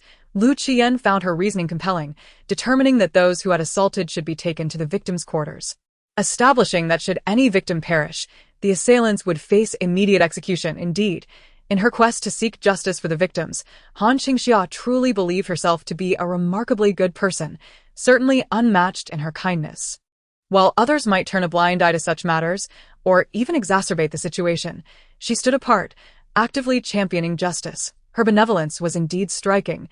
Should anyone dare to claim she was not a good person, she would be the first to vehemently disagree. After wandering through the marketplace, Han Qingxia had gained a profound understanding of the K1 base, TO encapsulated in a single word, deplorable.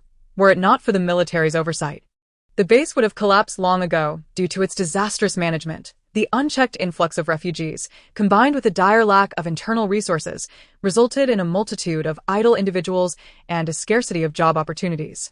If not for the soldiers tirelessly scavenging for supplies, the situation would be utterly untenable. At its core, the base was simply starved of resources. It was no wonder he was so intent on journeying to the distant supply depot in search of provisions.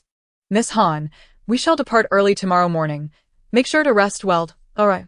Liu Qian settled her into a vacant room in his villa, with Su Xiaoyang residing next door. Just as he was about to close the door, he called out to her, by the way, I noticed you didn't eat much for dinner. There are some snacks and cookies in the drawer of your room. Feel free to indulge if you're hungry. Okay. Han Qingxia closed the door. Following Lu Qian's advice, she indeed found a box of exquisite cookies in the drawer. The hospitality of this landlord was quite commendable, surpassing her expectations. Perhaps next time, she could host them a bit more generously. The next day, having spent the night at Lu Qian's residence, Han Qingxia rose early. Upon descending the stairs, she found the convoy already lined up outside. In addition to a few pickup trucks, there were dozens of massive cargo trucks. Miss Han, you and Xiaoyang will use the vehicle you arrived in. This truck will be designated for transporting supplies. Very well. Han Qingxia climbed into the vehicle with Su Xiaoyang, following behind Lu Qian's convoy as they set off towards the distant city B. This journey promised to be a lengthy trek. If all went smoothly, it would take 3 days for a round trip. They planned to convene and spend the night on the highway outside City B. Chapter 86.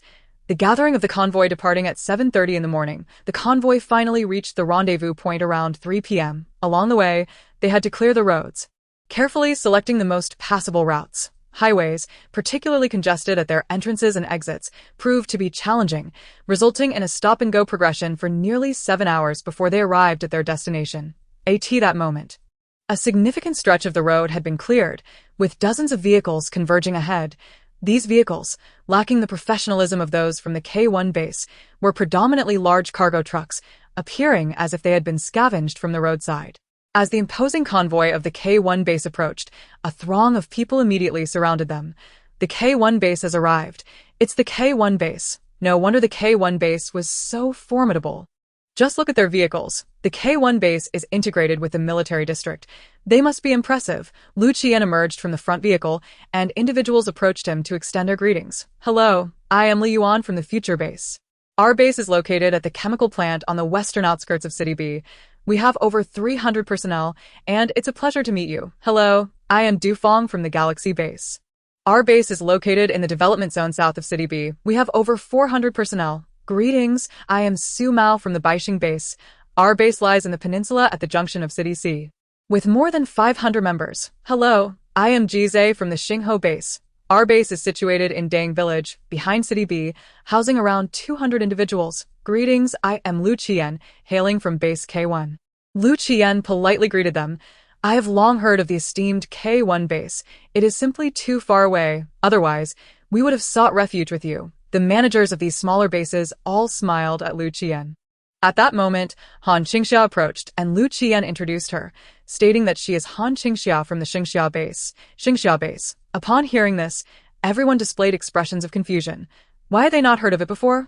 Our base tends to be rather low profile, Lu Qian explained. This remark, however, took on a different connotation in the ears of the listeners. A low profile suggests it must be quite a small base. Captain Han, how many members does your Qingxia base have? About 10 or so. The crowd, upon hearing this, felt a tinge of envy. Just 10 members. What could such a base possibly be like? Nevertheless, since they were accompanying Lu Qian, they refrained from further comments, pretending to be unaware of the base, and instead surrounded Lu Qian to inquire about base resources. Captain Lu, is your food supply sufficient? Captain Lu, do you have any surplus meat? Captain Lu, how are your vegetables? Captain Lu, we wish to trade for some weapons. Do you have any excess? The true affluent individual was entirely overlooked by these people, none of whom showed any regard for Han Qingxia. She, too, was disinclined to engage with the managers of these smaller bases. At that moment, a girl with a short, crew-cut hairstyle approached her, dressed in a tomboyish manner. Have you truly established a base? Han Qingxia looked up to meet a face so tan that it was difficult to discern any feminine features. And who might you be? I am Jiro, and along with my brother Jizhe, we hail from the Xingho base, located in Dang Village to the north of City B. North of City B. Dang Village. Boss, that's not far from us, Su Xiaoyang remarked. The westernmost part of Captain Han's territory is indeed Dang Village of City B. Upon hearing this, Jiro expressed her astonishment. You truly have your own base? What is so hard to believe? Even if the number of members is a bit small, it is still a base. Jiro then furrowed her thick brows and said, No, I have never seen a woman establish a base before. She regarded Han Qingxia earnestly, extending her hand. It is a pleasure to meet you. I am Jiro, a fire-type ability user. Han Qingxia observed the outstretched hand and replied, Han Qingxia, water-type. She shook her hand, which felt as warm as flames. At that moment, a rumbling sound of a convoy reached their ears. Another fleet of vehicles was arriving. It is the Hope Base. Chapter 87. Hope Base. The convoy of the Hope Base was entirely white, resembling that of a professional corporate team. In reality, this was indeed the case. As one of the three major large-scale bases, the Hope Base initially attracted a substantial number of research personnel, all of whom hailed from a colossal monopolistic technology research company known as Dawn Group. Dawn Group is an enormous semi-state enterprise comprising over 20 research institutes with fields of expertise that include, but are not limited to, pharmaceuticals, medical hardware, life engineering, and even a portion of military and defense research. Prior to the apocalypse, Dawn Group was the largest enterprise in City B. Its headquarters is situated at the confluence of cities B and C, sprawling over a vast area and possessing a comprehensive ecological system. Before the outbreak of the zombie virus, the workforce alone numbered in the hundreds of thousands, with the lowest educational qualification being a master's degree. It was truly a gathering place for the elite. Following the initial crisis of the zombie outbreak, the upheaval, and the ensuing fear, these high-caliber human survivors, leveraging the resources within the compound, eradicated the zombies, rebuilt their sanctuary, and established a large base. Consequently, Dawn Group was officially renamed Hope Base. Their number of survivors has reached an impressive 1,000. Naturally, the criteria for joining are exceedingly stringent. They do not accept ordinary individuals. Only the most exceptional personnel are welcomed. In the eyes of these individuals, accepting ordinary people is deemed a waste of resources. In a world where resources are scarce, an ordinary person consumes the same amount of supplies as a superior individual. Thus, why would they wish to include a group that could only serve as a burden, contributing little?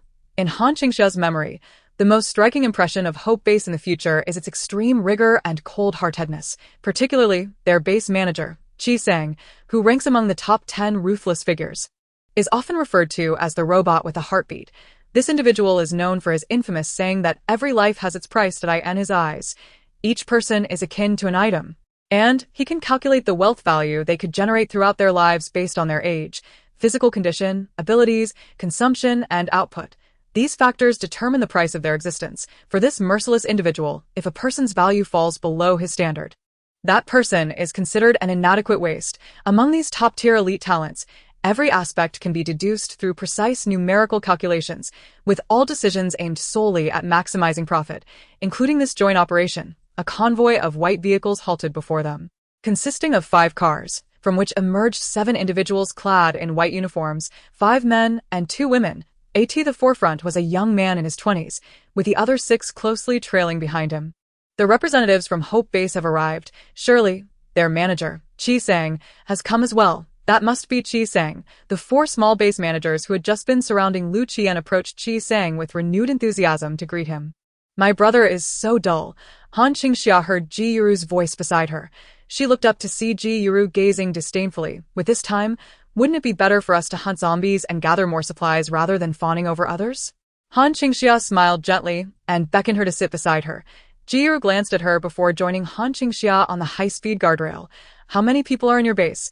Han Qingxia inquired as she retrieved a handful of sunflower seeds from her versatile pocket. As Ji Yuru gazed at the sunflower seeds being offered, she hesitated for a fleeting moment before declining. No, thank you. Our base has over 200 people. They are all villagers from my community and the nearby ones.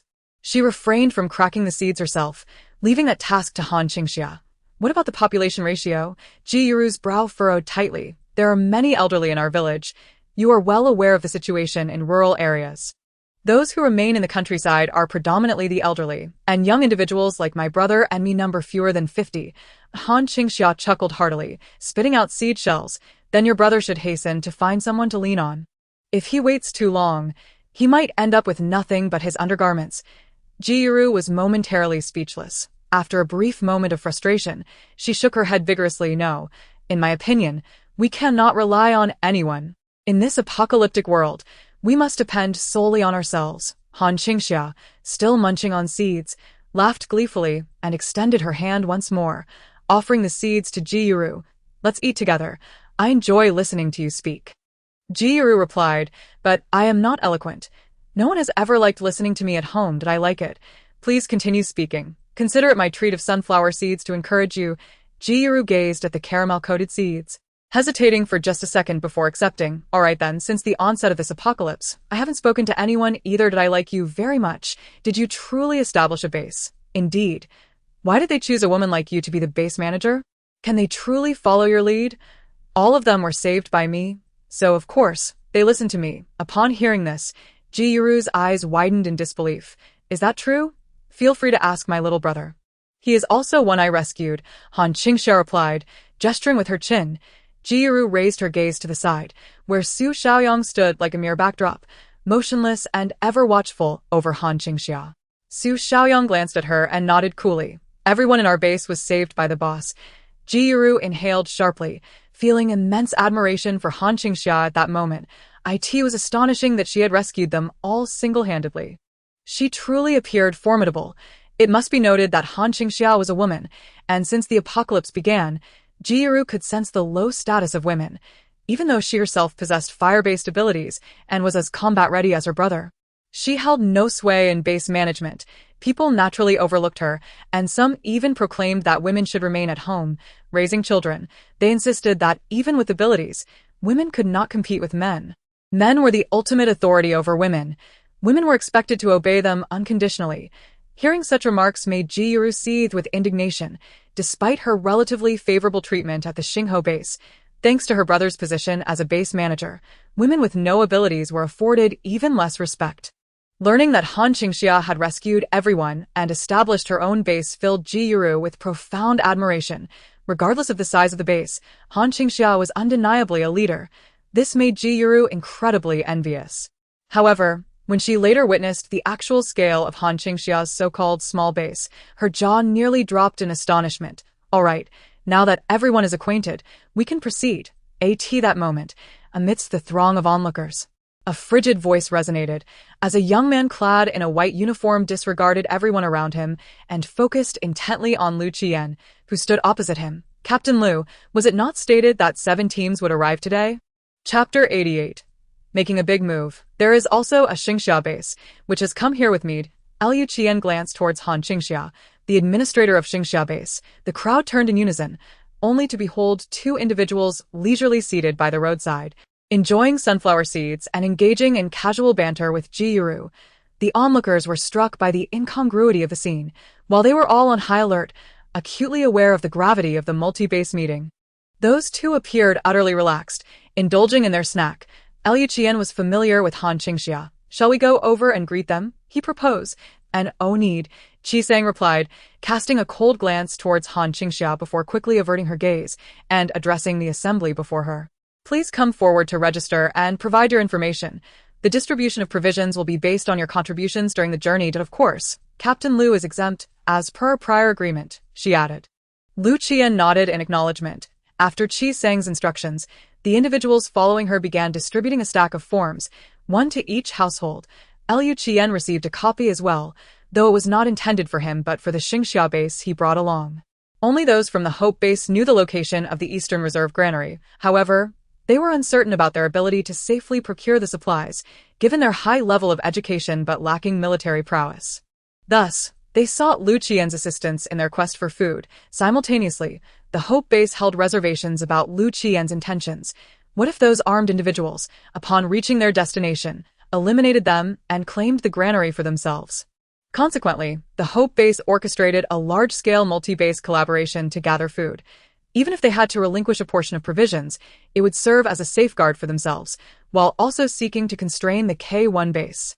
As the smaller bases received the forms, they respectfully took them back to fill out.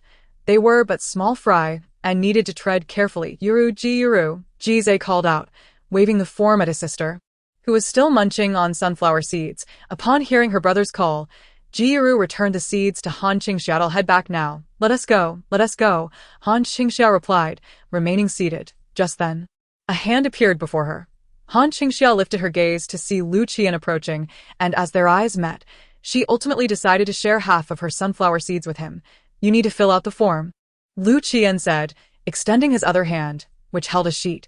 Han Qingxia took the form, glanced over it, noting the comprehensive personal information required. Name, age, place of origin, and even pre-apocalypse occupation. There were also inquiries about abilities, base size, and structural composition, details that were quite sensitive. "Who requires this?" she inquired. "The Hope base," Lu Qian replied. Han Qingxia spat out a sunflower seed shell and proceeded to complete the form. "Liu Qian." Han Qingxia lazily patted her backside and rose from the ground. This time, she hoped that the base would provide a map, and you would offer military strength, correct? Indeed. Han Qingxia waved at Lu Qian, who leaned closer. With their backs turned to the others, Han Qingxia suggested, "Shall we pull off something grand?" Lu Qian. After a moment of contemplation, he reluctantly replied, "Don't mess around, then tell me. How will the supplies be distributed?" "The Hope base takes 40%, I take 40%, and the remaining 20% will be divided among the other bases according to their contribution." To prevent Han Qingxia, the instigator, from continuing her persuasion, Lu Qian preemptively stated, "Han Qingxia, I don't want you to take action. Just accompany me to distribute the supplies. Nothing more." Upon hearing this, Han Qingxia gazed at the blue sky at a 45-degree angle and sighed. Recognizing Lu Qian as a straightforward person, partnering with such a candid individual, yet, without this honest man, she would not be able to seize such an opportunity. She would take advantage, without acting coy. "Fine, I won't take action, all right." Han Qingxia handed Lu Qian a blank form and turned to lead Su Xiaoyang back to her vehicle. Other teams gradually submitted their forms. As the forms were completed, night fell, and all base teams set up tents around their vehicles to rest. Naturally, the Hope base's tent was positioned centrally among all the vehicle teams, protected by them. Other teams were required to send personnel for patrols, leaving the members of the Hope base to rest. Han Qingxia chose to rest inside her vehicle, reclining the back seat to sleep alone. Su Xiaoyang set up a tent outside to guard her. Just as Han Qingxia closed her eyes, preparing to sleep, she suddenly heard a rustling sound. Rustle, rustle. Something was dragging along the grass. A mental ability user. Han Qingxia's hearing was sharper than that of an ordinary person.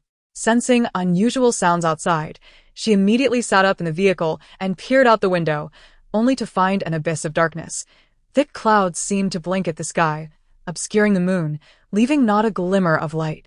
To avoid attracting zombies, they had also refrained from any illumination. The rustling grew louder in her ears, and she amplified her perception.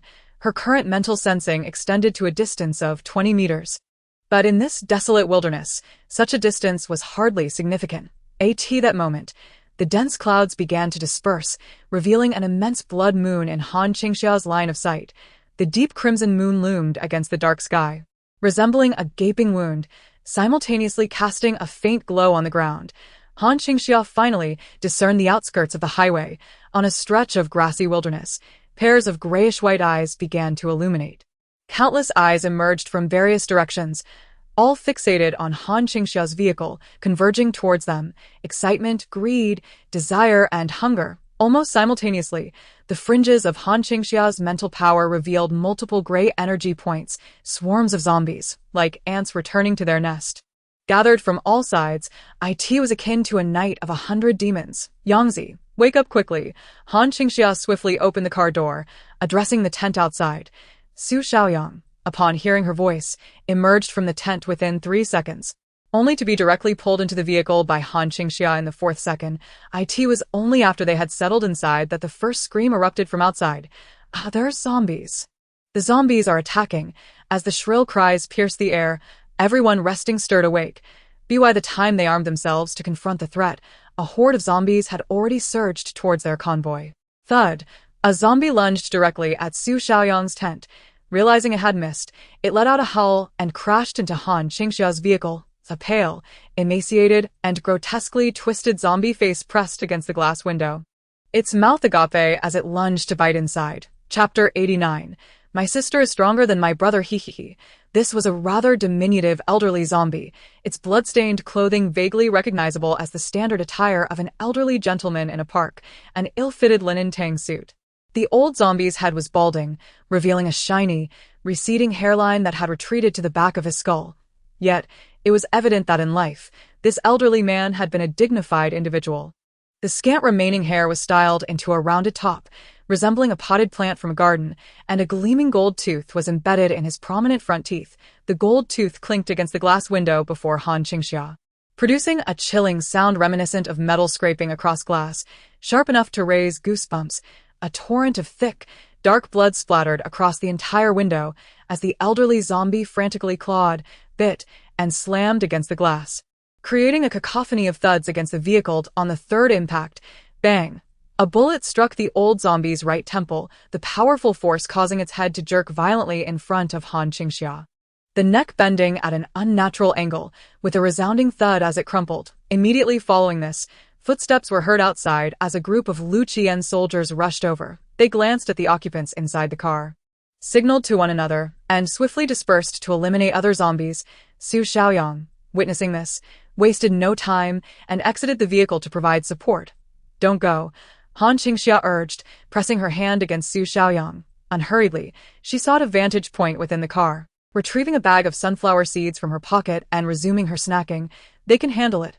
Su Xiaoyang. Outside, the relentless tide of zombies continued to surge towards them. The convoy had clustered together, and aside from Han Qingxia and those from the Hope base who remained inside, everyone else had exited to engage in the nighttime defense. The scene outside was a chaotic blend of fire and blood. Han Qingxia observed that among the 4 small bases, only 2 possessed firearms, and even those were in scant supply. Firearm control in Huaxia was exceedingly stringent, even in the aftermath of the apocalypse. The available weapons remained severely limited. The primary firepower support relied on base K1, where Lu Qian's personnel were all armed with heavy weaponry, charging into the fray, the sounds of gunfire resonating in unison. While the other 4 small bases exerted their utmost strength, the elemental abilities of the practitioners were unleashed in a dazzling display, with fireballs, water spheres, and metallic orbs swirling through the air. The strength-type practitioners wielded weapons such as machetes and baseball bats, transforming into frenzied warriors as they engaged in close combat. A few individuals, devoid of any powers, remained within the defensive lines, wielding weapons to provide support. The battle raged on with fervor. Han Qingxia spotted the young girl named Jiro from earlier in the day.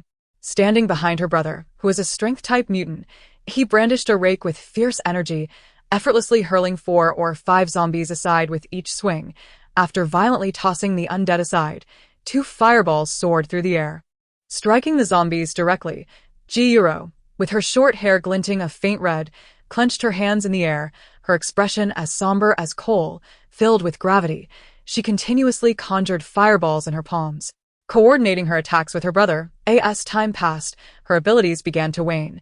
Being merely a level 1 practitioner, she could summon a maximum of 2 fireballs at a time, and with each use, her strength diminished, her face growing pale against the darkness. Yet, the tide of zombies seemed unending. "Brother, why are there so many zombies? I didn't see this many during the day. They must have hidden during the daylight." He replied, "Night, the combat prowess of the zombies was magnified several times, and their sensory capabilities were exponentially heightened.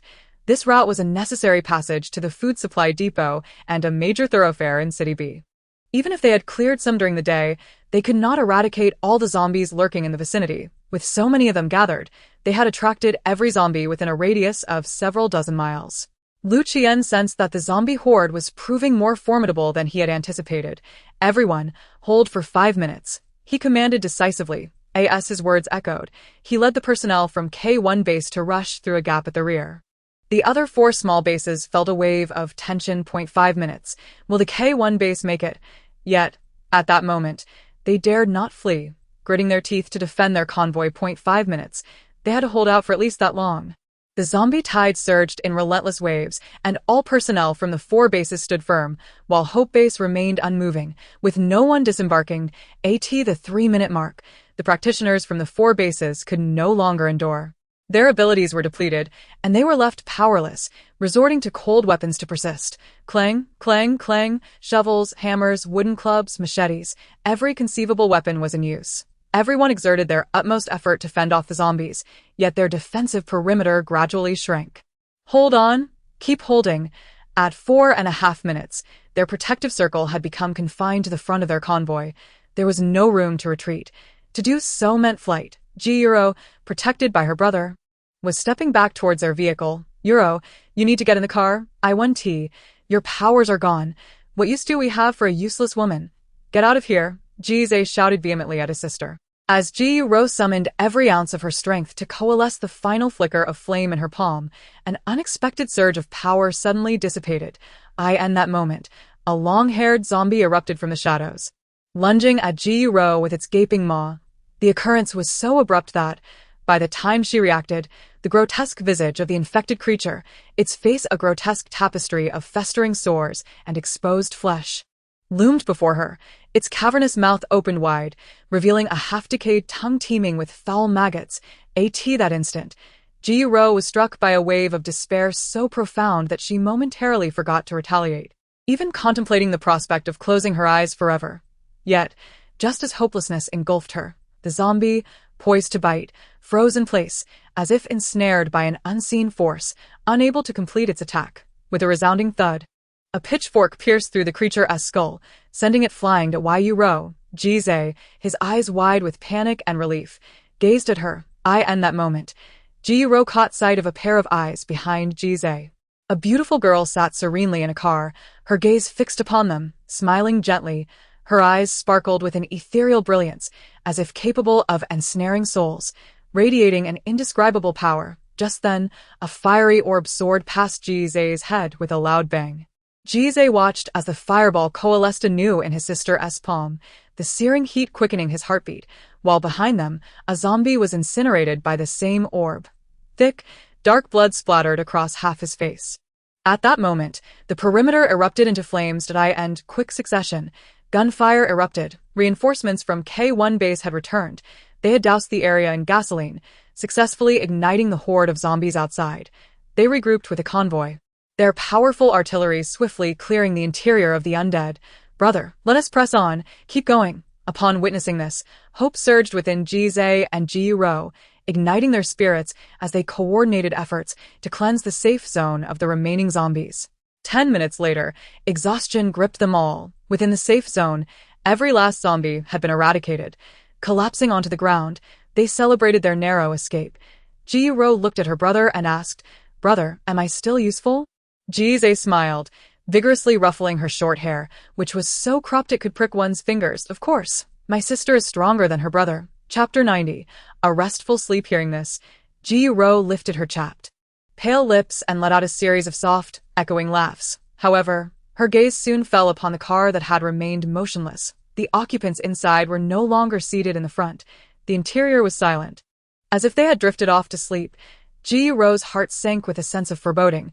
Had that been an illusion? Why had the zombies halted? Was it her doing inside the vehicle? Qingxia yawned, rubbing her weary head from the overexertion of her mental faculties, gradually succumbing to sleep.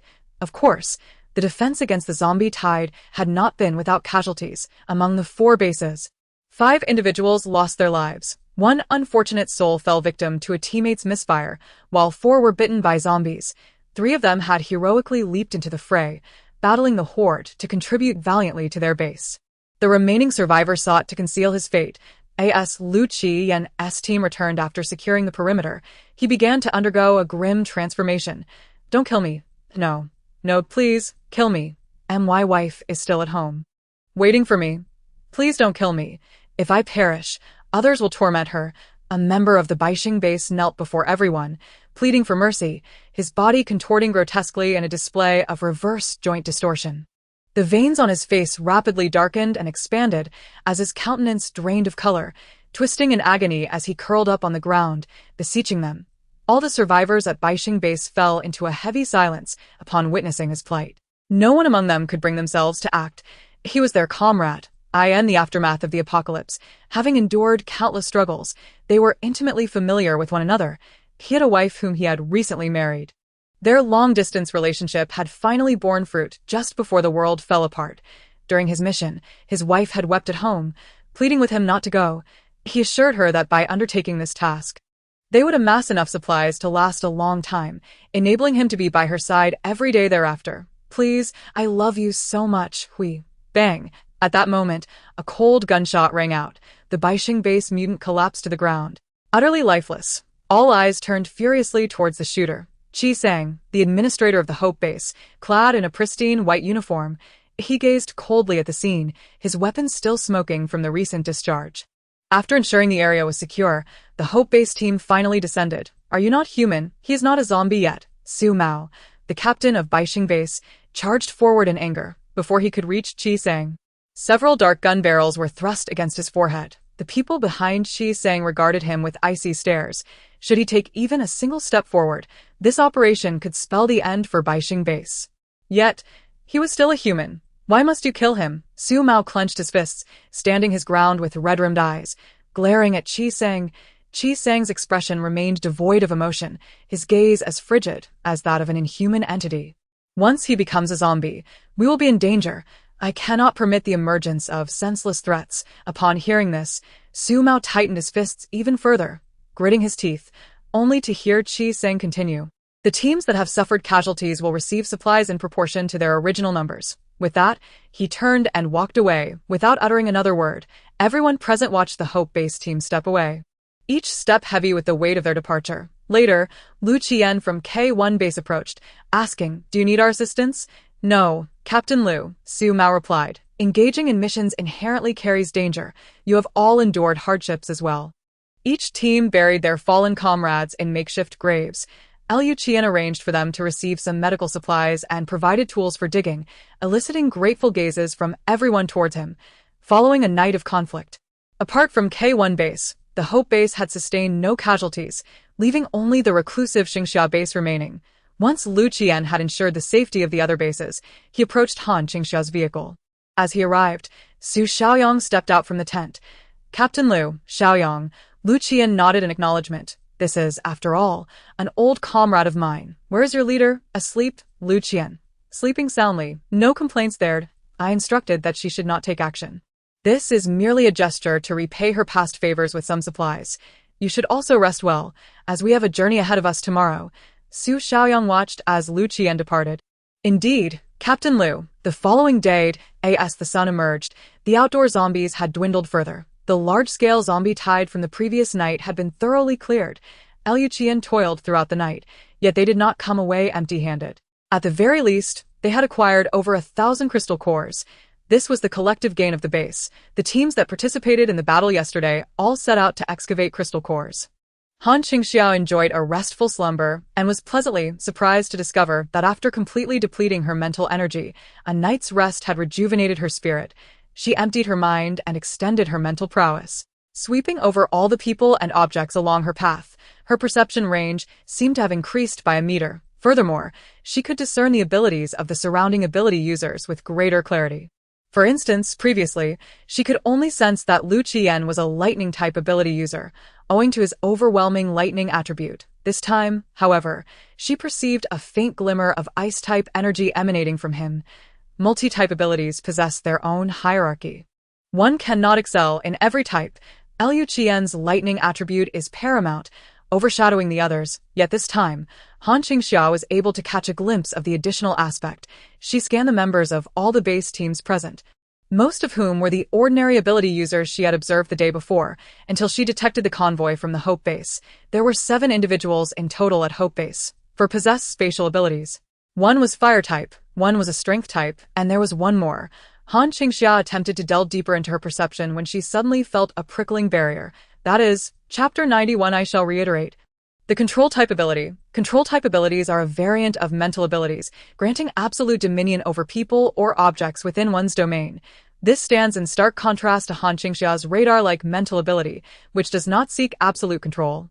Everything within the range of mental influence moves at the behest of the wielder's thoughts. Telekinesis, hypnosis, and mental barriers, among others, render them the unequivocal sovereigns of their domain, unlike Han Qingxia's radar-like mental ability.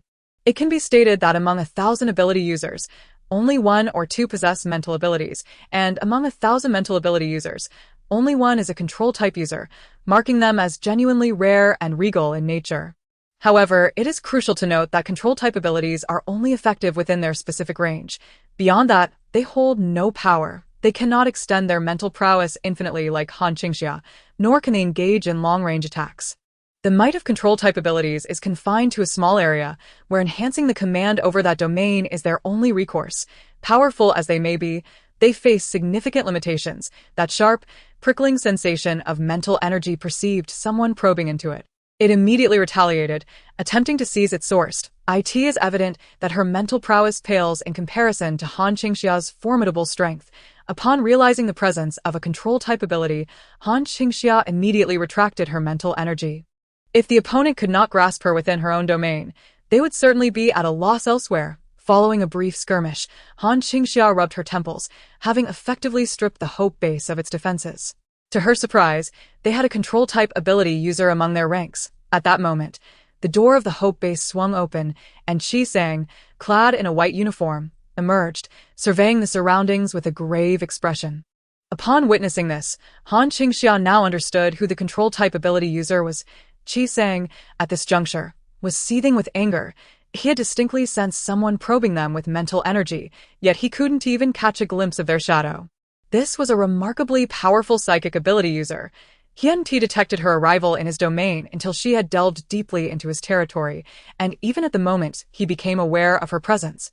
She swiftly retreated, eluding his grasp entirely. Who could it be? The strength of that mental energy was astonishing. They had been thoroughly stripped of their defenses, and yet he couldn't trace the whereabouts of his adversary. It was utterly infuriating. As he stood outside scanning the crowd, a voice rang out. Didn't your base fail to emerge to slay zombies yesterday? A member of the Baixing base approached Han Qingxia. Indignant, his voice drew the attention of others from surrounding bases, who belatedly realized that Han Qingxia and her group had indeed not participated yesterday. They had simply been asleep, in response to the assembled crowd demanding accountability. Han Qingxia languidly remarked, "What of it? Were we not entitled to rest?" Upon hearing this, the others were incensed. "You were sleeping. Do you have any idea how hard we fought yesterday? We lost several brothers. And you were all snoring away inside. How could you still manage to sleep? What else would you have me do?" Han Qingxia tilted her head, feigning innocence. The individual before her was nearly apoplectic. Pointing an accusatory finger at the notorious Han Qingxia, "How dare you utter such words? Do you not feel the slightest shame?" With a sardonic smile, Han Qingxia replied, "Is there anything else you wish to discuss?" This time, the other party was so enraged they were trembling. "You will stand still. Today, You must provide us with an explanation. Apologize to all of us. Apologize. Han Qingxia stretched languidly, fixing her gaze on the individual, and soothingly patted their chest. All right, which of my words offended you? State it, and I shall repeat it. The other party was left speechless. Their vexation had escalated to the brink of tears. How could such a person exist in this world? Was she a bandit? Observing this spectacle, Tang Jian and the others could only remark on the striking resemblance to past encounters. Once, he had nearly been brought to tears by Han Qingxia's antics. The other members from different bases, witnessing the scene, were equally stirred. It was evident that it would take the cunning of the tempestuous Han Qingxia to ignite the collective ire of the crowd. Your midsummer base truly is audacious, exclaimed Baixing Base. You only sent 2 people, and neither were willing to fight. You have gone too far, retorted the future base. Today, you must provide us with an explanation, demanded the Qinghe base. At that moment, a voice resounded behind them, inquiring about the situation. Liu Qian strode over, accompanied by several individuals. Upon seeing Liu Qian's arrival, the others from the base immediately spoke up. Captain Liu, not a single person emerged from the Qingxia base yesterday. They were utterly arrogant. There were only 2 of them, yet neither showed up. They are so few in number, and while we might have turned a blind eye to their joining us. Can you imagine what she said? After such a brutal ambush yesterday, she was asleep. Liu Qian, feeling a headache coming on, cast a glance at the living ancestor, Han Qingxia, and forcefully attempted to explain. Captain Han may have truly been asleep and did not hear. Upon hearing this, everyone felt a surge of frustration. Could Liu Qian not wear his blatant favoritism on his forehead? This protection was far too evident. Yet, despite their grievances against Han Qingxia, could they possibly hold any resentment towards Liu Qian? If it were not for Liu Qian rallying the K1 base to turn the tide as the principal force yesterday, they would have already perished. Not to mention that afterwards, Liu Qian also assisted them in tending to the injured or deceased team members. They genuinely respected Liu Qian. They were willing to grant him a measure of deference. Liu Qian observed everyone and continued, "Let this matter rest. They are my people. Consider it that the K1 base has aided the Qingxia base." Upon hearing this, the others felt even more discontent. They realized that this Qingxia base was merely a group of freeloaders relying on Liu Qian. Lacking any real strength, they had only their connections. I believe Captain Liu makes a valid point. At this moment, Jiru stood up to support Han Qingxia. As soon as she finished speaking, her brother immediately tugged at her, casting a disapproving glance in her direction. Jiru glanced at Han Qingxia, her eyes reflecting the determination she had witnessed the previous day, resolutely stating, "Regardless, I believe Captain Liu's assertion that they have fulfilled their responsibilities to the Qingxia base is acceptable." Upon hearing Jiru's words, the others felt as though they had found a slope to slide down. They conceded that since Liu Qian had stepped forward to shield them, they had little recourse to voice their objections. With Jiru further supporting the notion, who among them would dare to oppose, lest they appear unreasonable? Just then, a chilling voice echoed from behind them, "I believe this matter should not be settled in such a manner." Chapter 92. Arrival at the grain reserve. Qi Sang's words prompted everyone to turn and look. They beheld Qi Sang, dressed in a white uniform, striding towards them. His demeanor today was markedly different from usual, exuding an air of absolute indifference and superiority. The individuals from the smaller bases felt as if they were being pinned down by an invisible force, causing them to lower their heads in discomfort. The only ones seemingly immune to Qi Sang's aura were Liu Qian and Han Qingxia. Han Qingxia languidly regarded the approaching figure, as countless threads of mental energy emanated from within a 2-meter radius of Qi Sang. Imbued with a distinct probing ability, while control-type abilities were formidable within their own domain, they lacked the capacity to discern the nature of other abilities. He could only sense whether the opponent possessed abilities or not, but could not identify their specific powers as Han Qingxia could. Moreover, Han Qingxia's psychic prowess far surpasses his own. As long as she refrains from unleashing her mental energy, he remains utterly oblivious to its presence. Qi Sang projected his own supernatural abilities, endeavoring to locate the formidable psychic among them. After scanning the surroundings, he was met with an utter lack of discoveries. Instead, Liu Qian regarded him with palpable dissatisfaction, inquiring, "Captain Qi, what is your intention?" Liu Qian's silence was not due to a lack of awareness. His powers were simply formidable. He could sense Qi Sang's aggression directed at everyone present. What was this man up to? Upon hearing Liu Qian's words, Qi Sang lingered a moment longer, his expression tinged with skepticism. After a brief pause, he retracted his domain and replied, his gaze profoundly cold. I am contemplating the words spoken by Captain Liu. I believe it is inappropriate to act as you suggest. If you take it upon yourself to act on their behalf, they will undoubtedly evade responsibility. Qi Sang's eyes turned towards Han Qingxia. Devoid of any semblance of human emotion, did I end this operation? The distribution of resources will be contingent upon contributions. Should you lack any measurable contribution, you shall receive no resources, regardless of who brought them. A heavy silence enveloped the area. At that moment, Lu Qian positioned himself protectively in front of Han Qingxia, asserting, there is no need for further discussion. The resources from the Qingxia base will be integrated into our K1 base. He obstructed Qi Sang's line of sight, and upon hearing his words, Qi Sang's icy gaze darkened further. Since Captain Liu has stated it so, I shall withhold my comments. He turned away, leading his team to depart. The other squads also found this resolution agreeable and began to disperse. Once everyone had left, Lu Qian turned to Han Qingxia, saying, please do not be upset. It is unnecessary to explain. Han Qingxia, seemingly unfazed, patted Lu Qian on the shoulder with a cheerful smile, remarking, after all, you brought me along to enjoy the benefits without any cost to me. Why would I be angry? She was no foolish girl. Thinking that Lu Qian owed her anything, he had insisted on her doing nothing while he facilitated her enjoyment. Liu Qian had already been exceedingly generous in his kindness. To be angry with him would be akin to folly. However, as for the others, particularly that Qi Sang, he had successfully incurred her ire. If today's grievances were not repaid tenfold, she would not bear the surname Han. After the events of the morning quickly dissipated, the group prepared to regroup and advance. The previous day's battle had been brutal, yet correspondingly, the major waves of zombies along their route had been effectively cleared, under the leadership of the K1 base. All vehicles collaborated to eliminate any scattered zombies and navigate the wreckage from accidents, successfully clearing the main thoroughfare. By the afternoon of the second day, they traversed the most perilous zones and smoothly entered the vast and sparsely populated area designated for grain reserves. The sites for these reserves had been strategically chosen to be far removed from human habitation, situated in desolate locales. With the solitary road devoid of any vehicles, they proceeded seamlessly along a broad and unobstructed path. And as the sun began its descent, casting shadows anew, they finally beheld towering cylindrical grain silos rising majestically from the ground. The National Grain Reserve arrived. Upon sighting the granaries, the crowd could hardly contain their exhilaration. We've arrived. At the granary. Food, soon.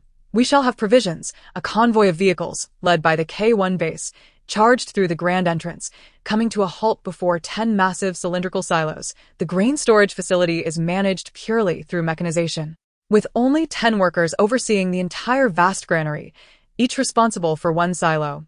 Apart from them, there are no others. We have arrived. Behold our reserve granary. Just imagine the sheer quantity of grain stored here. Each silo holds 5,000 tons. With 10 silos, that amounts to an astounding 50,000 tons. Enough provisions for all the inhabitants of our bases to sustain themselves for a century. This is remarkable. The legacy of human civilization is extraordinarily rich, so abundant that discovering even a single treasure can enable survivors to overcome monumental challenges, although 99.99% of the treasures left behind have sunk into oblivion like sunken ships. Forever lost to time, even a mere fraction of what remains is sufficient. Qi Sang and Lu Qian instructed everyone to disembark, and the group first surveyed the surroundings of the granary to ensure there were no threats outside before entering the employee building. To their surprise, the building was eerily silent, devoid of any staff. Uncertainty loomed. Were the employees missing, or had they succumbed to the fate of the undead? After deliberation, Lu Qian and Qi Sang led the group into the granary to inspect the grain. Everyone wielded flashlights, and upon entering the first silo, they were greeted by mountains of grain, leaving them utterly astonished. There is food. They truly have provisions. However, their elation was short-lived as they soon encountered the second silo, which had succumbed to mold. Months had passed since the apocalypse, and with no oversight, the immense quantity of grain stored had become susceptible to spontaneous combustion or spoilage. Once mold sets in, the entire storage becomes unfit for consumption. The third silo was similarly afflicted. By the time they had inspected all 10 colossal silos, they discovered that over half had spoiled. One had caught fire. Another was damp, and yet another had become a veritable paradise for rodents. Teeming with oversized rats, only 2 silos remained intact, the first and the last a mere 10,000 tons. While not insignificant, it was still a considerable amount. The group promptly expressed their intent to begin transferring the grain. Let me clarify the allocation of provisions. K1 base and I shall each take 40%. We will take our share first, and the remaining individuals can take theirs according to the proportions I calculate. Any objections? Upon hearing this, everyone from the 4 smaller bases nodded in agreement. Though their share would average around 5%, it was still a substantial amount. Each team dispatched 10 large trucks, unable to transport it all in one trip, necessitating 2 journeys, ample to sustain their respective bases for several years. No objections. The 4 small bases echoed in unison. I will personally allocate 200 tons to you, Lu Qian said to Han Qingxia.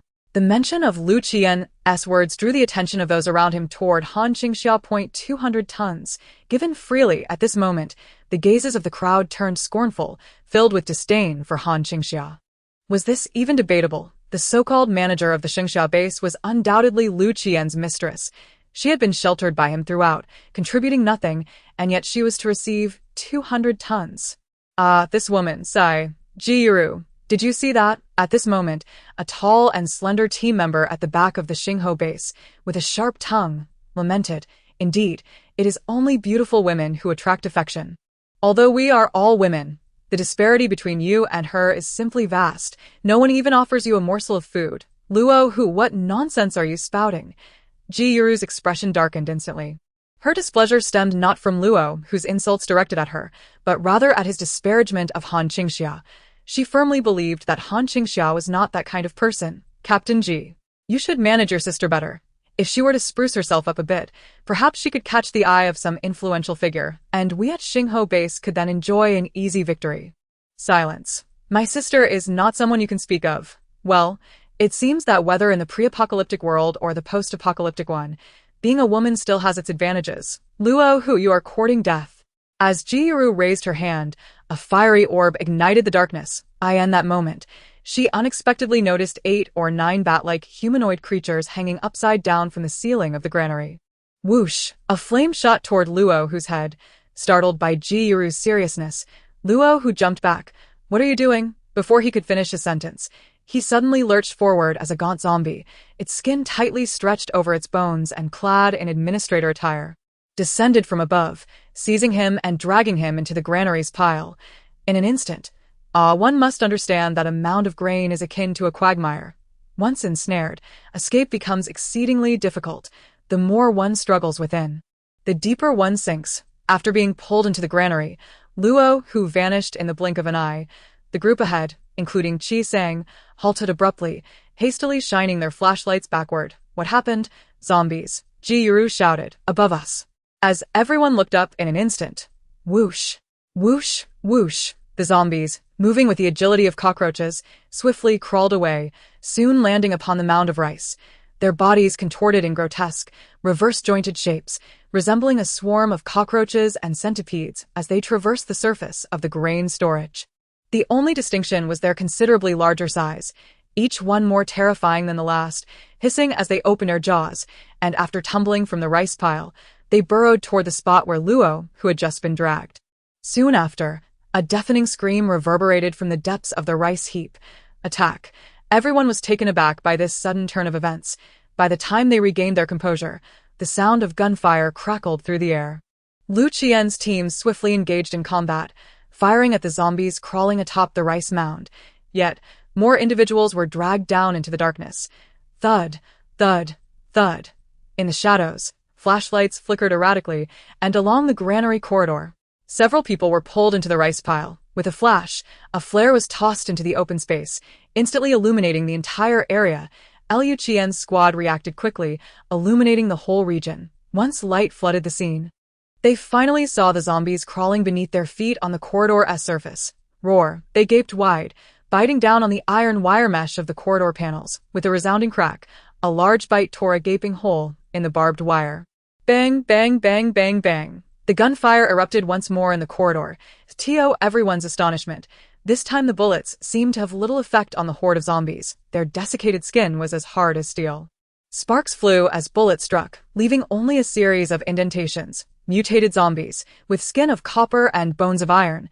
This was something that Lu Qian and his companions had never encountered before.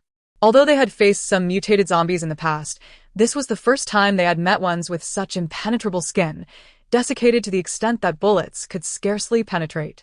Moreover, their speed was astonishing. Retreat to the entrance. Lu Qian shouted loudly. Immediately, everyone on the scene rushed in his direction, running while guarding against zombies from every direction. With each inch they ran, the zombies clinging to the floor gnawed at the steel wire beneath their feet.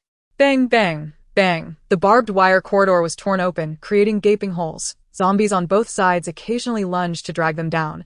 As they ran, some were seized and pulled down. Once they fell, it was akin to plunging into a quagmire. Rapidly engulfed by the mounds of rice stalks, in the blink of an eye, half of their group of 60 or 70 had vanished. The firepower of the guns cleared a path, and soon they discovered that the effects of their abilities were slightly more effective than bullets. The zombies were inherently restrained by these powers. The entire Lu Qian team ceased using firearms, and everyone began to unleash their abilities. Fireballs, water orbs, metallic spheres, and lightning bolts merged together, striking out at the encroaching zombies from all directions. The powerful outburst of abilities successfully bought them a moment of respite. Run, run. They hurled their abilities without restraint, attempting to fend off the zombies from all sides, just as they were nearing the entrance. A loud crash echoed. At the end of the passage, a colossal shadow suddenly fell with a thud. Bang! The shadow turned. It was an enormous zombie, grotesquely bloated, its body appearing as if it had been scalded. Rotting away, its tattered uniform blended into its decaying flesh, and with half a face collapsed, it charged towards the group. With a deafening roar, it barreled toward Han Qingxia and the others, in an instant. The ground trembled violently. The entire corridor shook. At this moment, they faced a giant zombie ahead, with no escape behind. The zombies pursuing them had already reached the feet of the last person in the group. There was nowhere to hide. To make matters worse, they were out of abilities. The last member of the future base was dragged down by a zombie clutching his foot. His teammates tried to save him, grasping his hand, but with a snap, a zombie climbed onto the suspended teammate's back, delivering a fatal blow to his heart. Simultaneously, a horde of zombies, dark and writhing like a centipede, lunged at this group of tender flesh. They were all huddled together, with no escape in any direction. Just as everyone felt certain of their doom, a massive wall of water suddenly enveloped them. It was an extraordinarily powerful water wall, the likes of which they had never seen before. In an instant, an overwhelming force surged, causing everyone to feel as though the moisture within their bodies had been entirely evaporated, leaving the air startlingly arid. Bang! All eyes widened in astonishment as droplets of water soared through the air like high-pressure bullets, effortlessly piercing the resilient skin of zombies that ordinary bullets could not penetrate. From this moment forth, I shall be the arbiter of our sustenance. Chapter 94. How could she be so powerful? The mist of water exploded, repelling all the zombies that lunged forward with tremendous force. A member of the future base, who was rescuing others, witnessed in horror as a zombie reached for his heart, its claws halting mere inches from his chest. The sharp talons tore through his thick tactical jacket, only to be thwarted by a formidable wall of condensed water. In his eyes, the water wall shattered into countless droplets in the blink of an eye. Those minuscule droplets, propelled at high speed, sliced through the arms of the approaching zombies like water knives. Each droplet struck them with the precision of bullets, effortlessly penetrating their reinforced bodies. Such power, was nothing short of astonishing. The imposing zombie directly before them was also violently pushed back several meters. Its swollen, bloated body was battered by Han Qingxia's water droplets, resembling a steamed bun soaked in water, each impact creating craters akin to those made by a hornet's nest. After stumbling back a few steps, it came to a halt, its entire form drenched in a viscous, sanguine fluid, as if it had been submerged in water. The zombie roared in rage, spewing blood and foam at the humans before it. Han Qingxia calmly commanded, "Yangzi, cover me." Yes. In full view of everyone, Han Qingxia unsheathed the tang dao that had been strapped to her back, placing a foot upon the railing of the corridor as she leaped high into the air, aiming to strike the hefty zombie. This portly creature was swift and powerful, yet Han Qingxia's speed surpassed its own. Her strength eclipsed it. The silver blade of the tang dao flickered ominously under the crimson glow of the magnesium flare. She moved like a specter, her speed creating afterimages of her blade. The formidable force behind each strike produced a sound akin to the slicing of air, as Han Qingxia unleashed a flurry of attacks.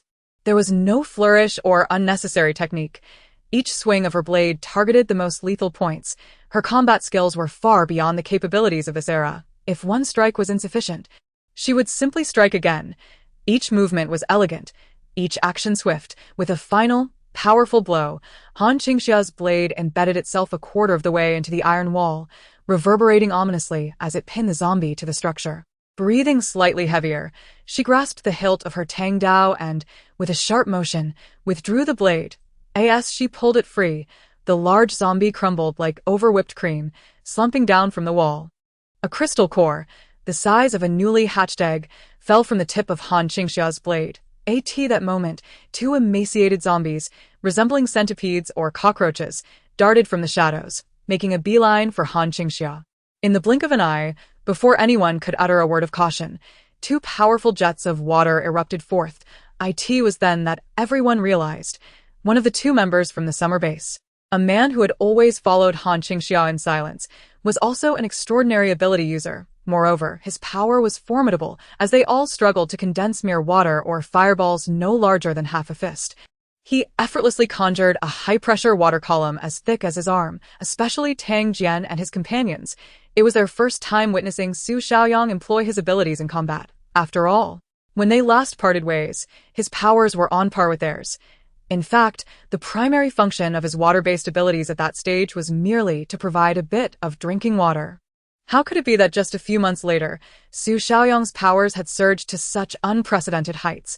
He surpassed them by at least tenfold. Bang, bang, two high-pressure water columns shielded Han Qingxia on either side, sweeping away the two zombies that lunged at her as she simultaneously swung her Tang Dao. With Su Xiaoyang's flawless support, Han Qingxia swiftly severed the heads of the two zombies. However, right behind them, the zombies that Han Qingxia had repelled began to crawl back.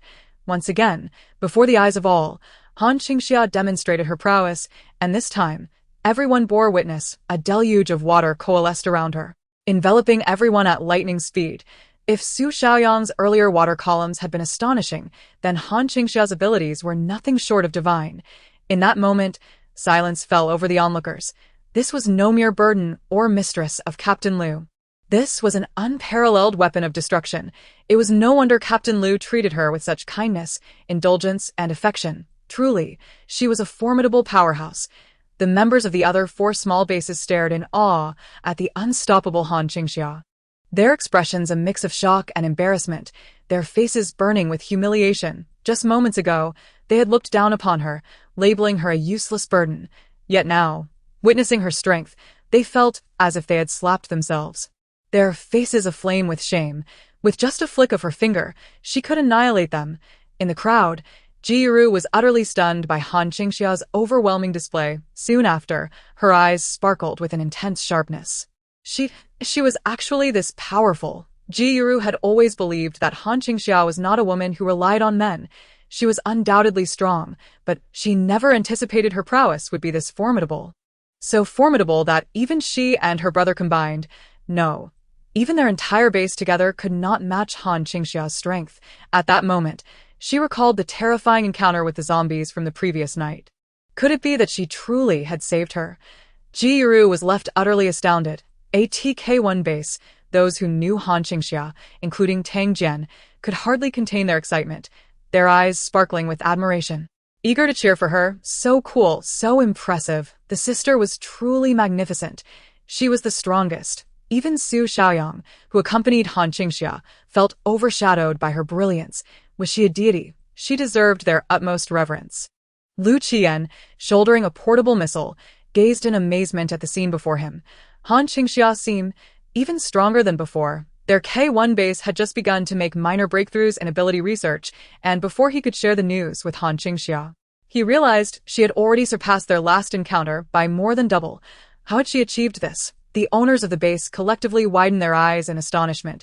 Even the usually unflappable Qisang, who had never been shaken by anything, found his icy gaze shattered by the display of the woman's extraordinary abilities before him. He looked at her power with disbelief. This was undoubtedly the most formidable level of supernatural ability he had ever witnessed. The strongest, without exception, even though it was merely an ordinary water-based ability, which typically rated low in their studies. Han Qingxia managed to exhibit such strength. Qi Sang was left in awe, completely overturning his previous assessment of Han Qingxia. Chapter 95. A direct assault. Bang, bang, bang. Under the seamless cooperation of Han Qingxia and Su Xiaoyang, their abilities unleashed in full force, swiftly eliminating the majority of the zombies present, Liu Qian and the others, realizing there were only 2 or 3 zombies left, quickly joined the fray. Some fired their guns, while others employed their supernatural powers. In no time, they had cleared away all 10 of the administrator zombies. Meanwhile, a few individuals had fallen into a pile of rice, and everyone hurriedly activated the machinery in the granary to rescue them. By around 9 o'clock in the evening, the situation was finally under control. Out of the several individuals who had fallen, only 4 were saved. The rest had succumbed to the zombies' attacks and had been turned. The most tragic was Luo, who, the first to fall, when he was retrieved. He was nothing but a skeletal frame, having been devoured by the famished zombies.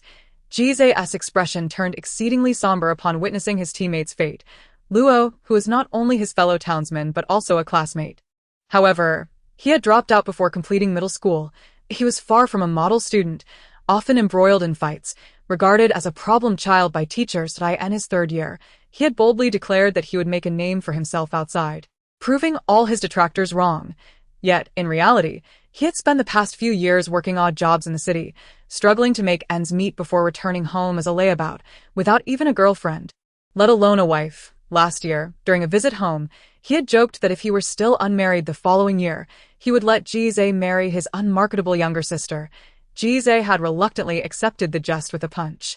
He was seen as a disappointment by everyone, yet Jize still vividly remembered that spirited 15 or 16-year-old boy who had told him he would carve out a place for himself in the world, proving all his skeptics wrong. At that moment, Ji Yuro approached him, saying, "Brother, it's all my fault. If only I had reacted a bit faster." Perhaps Ji Yuro had already been fighting back, but it was too late. "Stop thinking about it," Jize said, patting his sister's shoulder. Together, they delivered a final blow to Luo, whose remains, and buried him on the spot. This was the apocalypse, not a trivial jest. Accidents and the trials of life and death lurked everywhere. No one knew when their time would come, nor would anyone always be there to safeguard their lives.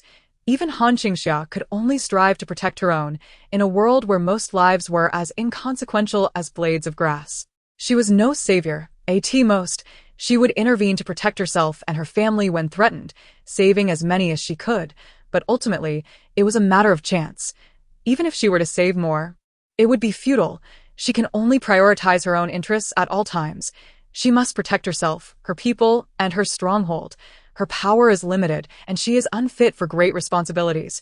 Han Qingxia may not be capable of handling significant duties, yet she must excel in the minor ones. As the others gradually wrap up the situation at hand, she prepares to settle accounts with fervor. "Come here, I am about to redistribute the rations. Do any of you have objections?" Han Qingxia stood outside the granary, summoning everyone to her presence. 6 teams were present, and the 4 small bases had no objections, all approaching her, including K1 base. The group dressed in white uniforms from the Hope base seemed to be in a meeting. Upon hearing Han Qingxia's words, Qisong glanced over at them before leading everyone over. Upon arriving, Qisong assumed the role of a leader, stating, "Captain Han has made significant contributions today, as everyone can see. You deserve a larger share. How about this? We will redistribute it. Each of us, K1 and you, will take 30%, and the remaining small teams will share the last 10% equally." As Qisong concluded, the other 4 small teams displayed their dissatisfaction. Yet they dared not voice their anger. Everyone had witnessed Han Qingxia's remarkable efforts today, and if she chose not to share the larger portion, the formidable figure would undoubtedly retaliate against them. Thus, they were left to sacrifice their small gains. "Your name is Qisong?" Han Qingxia inquired. "Indeed, Captain Han, it is a pleasure to meet you. I am Qisong." From the Hope base, Qisong's demeanor softened, though his gaze still bore no warmth. He extended his hand to Han Qingxia. This was the first time he formally introduced himself, a courtesy he had not even extended to Liu Qian. In response to his overture, Han Qingxia boldly quipped, "Little Chong, there is no need to ingratiate yourself. I am known for my lack of fairness. if others found out you approached me for a handshake and I awarded you an extra grain? Wouldn't they all be clamoring to curry favor with me daily, Qingxia? Oh, by the way, I believe your proposal is reasonable. Did you all hear that? Just now, Little Chong suggested you receive only 10%. Can you accept this? Qingxia, the four small bases exchanged glances, and after a moment of hesitation, they finally acquiesced. Very well. The four bases splitting 10% amounted to 1,000 tons, each receiving 250 tons. Although this was half of the initial calculation, it was still a substantial amount. With an average population of 200 to 300, this allocation would sustain them for nearly a decade. While it was unlikely they could store food for that long, it would certainly carry them through the most challenging times ahead. This 250 tons would suffice. Moreover, what authority did they possess? Whether Qisong withheld their interests to benefit Han Qingxia, both figures were not to be trifled with. Very well, we shall proceed as Little Chong suggested. You four bases will share 10%, divided equally. Is that agreeable? They exchanged glances. Their losses were similar, and there was little room for further negotiation. They nodded in agreement. Xiaoyang, release the rations. Upon hearing the command, Su Xiaoyang promptly set about distributing the food. The granary here still has electricity, and the grain distribution is entirely mechanized, with just a few operations on the system. The pipes above the large grain silos will automatically release the grain through the external discharge pipes. All vehicles from various bases queue in an orderly manner at the designated area, each driving oversized trucks on average. Each vehicle carries more than 20 tons, with a few colossal trucks reaching a maximum capacity of 55 tons. Essentially, each vehicle is filled to the brim, totaling 250 tons. As everyone gazes at the bountiful grain-laden trucks, they finally feel that this trip was worthwhile. They have managed to resolve the significant grain shortages at their respective bases. After allocating tasks to the four individuals, Han Qingxia turned to Lu Qian. Captain Lu, Xiao Qi just mentioned a 3% share for you. Would you accept that? Lu Qian's gaze flickered momentarily before he replied succinctly, acceptable. A 1% shortfall is tolerable, especially since it is offered to Han Qingxia. Very well. Yangzi, continue the grain distribution, allocating 3% to Captain Lu. Oh, and reserve 200 tons, as Captain Lu requested. Upon hearing this, Lu Qian smiled lightly, and at that moment, Qisong stepped forward. Captain Han, is it our turn now? Han Qingxia regarded him with a gentle smile. Xiao Qi, I believe your distribution proposal is rather inappropriate. Did I not just tell you that I am the least fair-minded person? How do you wish to divide it? Qisong's brows furrowed tightly. The remainder is all mine. Chapter 96. You can't handle it. Captain Han jesting. Qisong's expression turned as frigid as ice, radiating a palpable chill. Han Qingxia maintained a benevolent smile. Xiao Qi, you are ultimately still young. You lack the ability to grasp the situation. Are you feeling defiant now? Qisong felt a throbbing pain in the vessels at the back of his head. What do you say, Captain Han? Fine, since you are young, let me teach you a lesson. I will initially calculate according to your rules to make you see reason. You previously mentioned that distribution should be based on contribution. What do you believe your base contributed in this operation? Was it the effort in repelling the zombie siege yesterday, or the slaying of a single zombie today? Qisong's face darkened further. We have scouted the map. Please answer my question. Han Qingxia rose, her gaze piercing as she confronted him. Did your base, Hope Base, manage to kill even one zombie? Just one. Anyone will suffice. Qisong pressed his thin lips into a tight line, unable to utter a word. They had indeed not killed a single zombie. Undertaking such perilous tasks was not their responsibility. Han Qingxia let out a cold laugh. How about this? I still recall you mentioning yesterday that if someone else did the work for you, it wouldn't count. Without personal contribution, there would be no reward. However, I am different from you. I am quite lenient and will give you another opportunity. Ask the individuals present if any team is willing to step forward and claim they fought on your behalf. If anyone does, I will count it as a contribution. Han Qingxia's words felt like a public execution for Qisong, returning to him the treatment he had previously dished out to her. She truly was lenient. Nevertheless, he surveyed the Hope-based personnel around him. Clearly, unlike Han Qingxia, no one was willing to step forward to assist them. They had successfully alienated everyone without discussing the matters that transpired during this journey. It is evident to all that the actions of the Hope Base have been witnessed. Take, for instance, the final allocation of food supplies. This was also initiated by him, who decisively cut their rations in half to supplement Han Qingxia. Their original share of 0.5 was reduced to a mere 0.25, and those words were indeed his. Now, they are unwilling to speak on behalf of the Hope Base, moreover. To advocate for him would incur the wrath of Han Qingxia. They are not the well-liked and highly accomplished K1 base. Why should they assist him? Do you see? Han Qingxia, with a grin, gazed at Qi Sang and remarked that even if she were inclined to grant him contribution points, the others would not agree. However, it is we who have brought you here. At this moment, Qi Sang's fists clenched tightly. Ahem, let me clarify. It is not you who brought us, but rather you who led them. Captain Qi, you haven't lost your memory, have you? I have long been expelled from your action team. Thus I am entitled to none of your rations. Not even your team members count me as one of their own. You cannot possibly attribute the contributions you provided to them on my behalf, claiming I have received benefits from you. Do you genuinely believe your reasoning holds merit? As Han Qingxia spoke, Qi Sang's grip tightened around his fists. He silently advanced toward her, and with his steps, an overwhelming domain began to expand. Mastery over his abilities. Just as he was about to reach Han Qingxia, a sharp sound rang out as a tang knife was pressed against his chest. Upon drawing her blade, everyone behind Qi Sang swiftly unholstered their firearms, aiming them at Han Qingxia. Observing from the sidelines, Tang Jian and others did not wait for Lu Qian to speak. They promptly chambered their weapons. Targeting the central Hope Base, Han Qingxia then called out to Qi Sang, demanding the disarmament of all Hope Base personnel, promising a reward of 100 pounds of food. Immediately, the representatives from the 4 major bases raised their weapons and surged forward, swiftly disarming the few individuals present. Among them, the majority were spatial ability users, while the remaining few were researchers of limited combat prowess. How could they possibly contend with such force? At this sight, Qi Sang's expression shifted dramatically. Stop it, he commanded. Han Qingxia chuckled. Oh, little Qi, your youth betrays your naivety. You do not grasp the reality of your situation. Who can you command a halt? You can only cease your own actions. Captain Han, you are exceedingly arrogant, Qi Sang retorted, his fists clenched tightly. After a brief moment of confrontation with Han Qingxia, he retracted his domain. Almost instantly, a powerful kick sent him sprawling to the ground. Han Qingxia towered over him, declaring, small in stature, yet not submissive, weak yet unafraid of the strong. Now that is true arrogance. Let me tell you, Qi Sang, it is I who saved your lives. The provisions are distributed by me, not shared with you. You have never possessed the right to negotiate with me. In fact, it is the Hope Base that owes me a debt of gratitude for saving your lives. If I were in your position, I would have long since learned to keep my head down. With a smile, Han Qingxia stood upon his chest. Qi Sang locked eyes with her, and his usually calm heart raced unexpectedly. He beheld the formidable strength of a fierce tiger. True power emanates from the depths of one's soul. It transcends gender, age, and all else. It is sheer strength, dominance, and assertiveness. She possesses the qualifications, the capability. She is a true powerhouse. He truly lacks the qualifications to negotiate terms with her.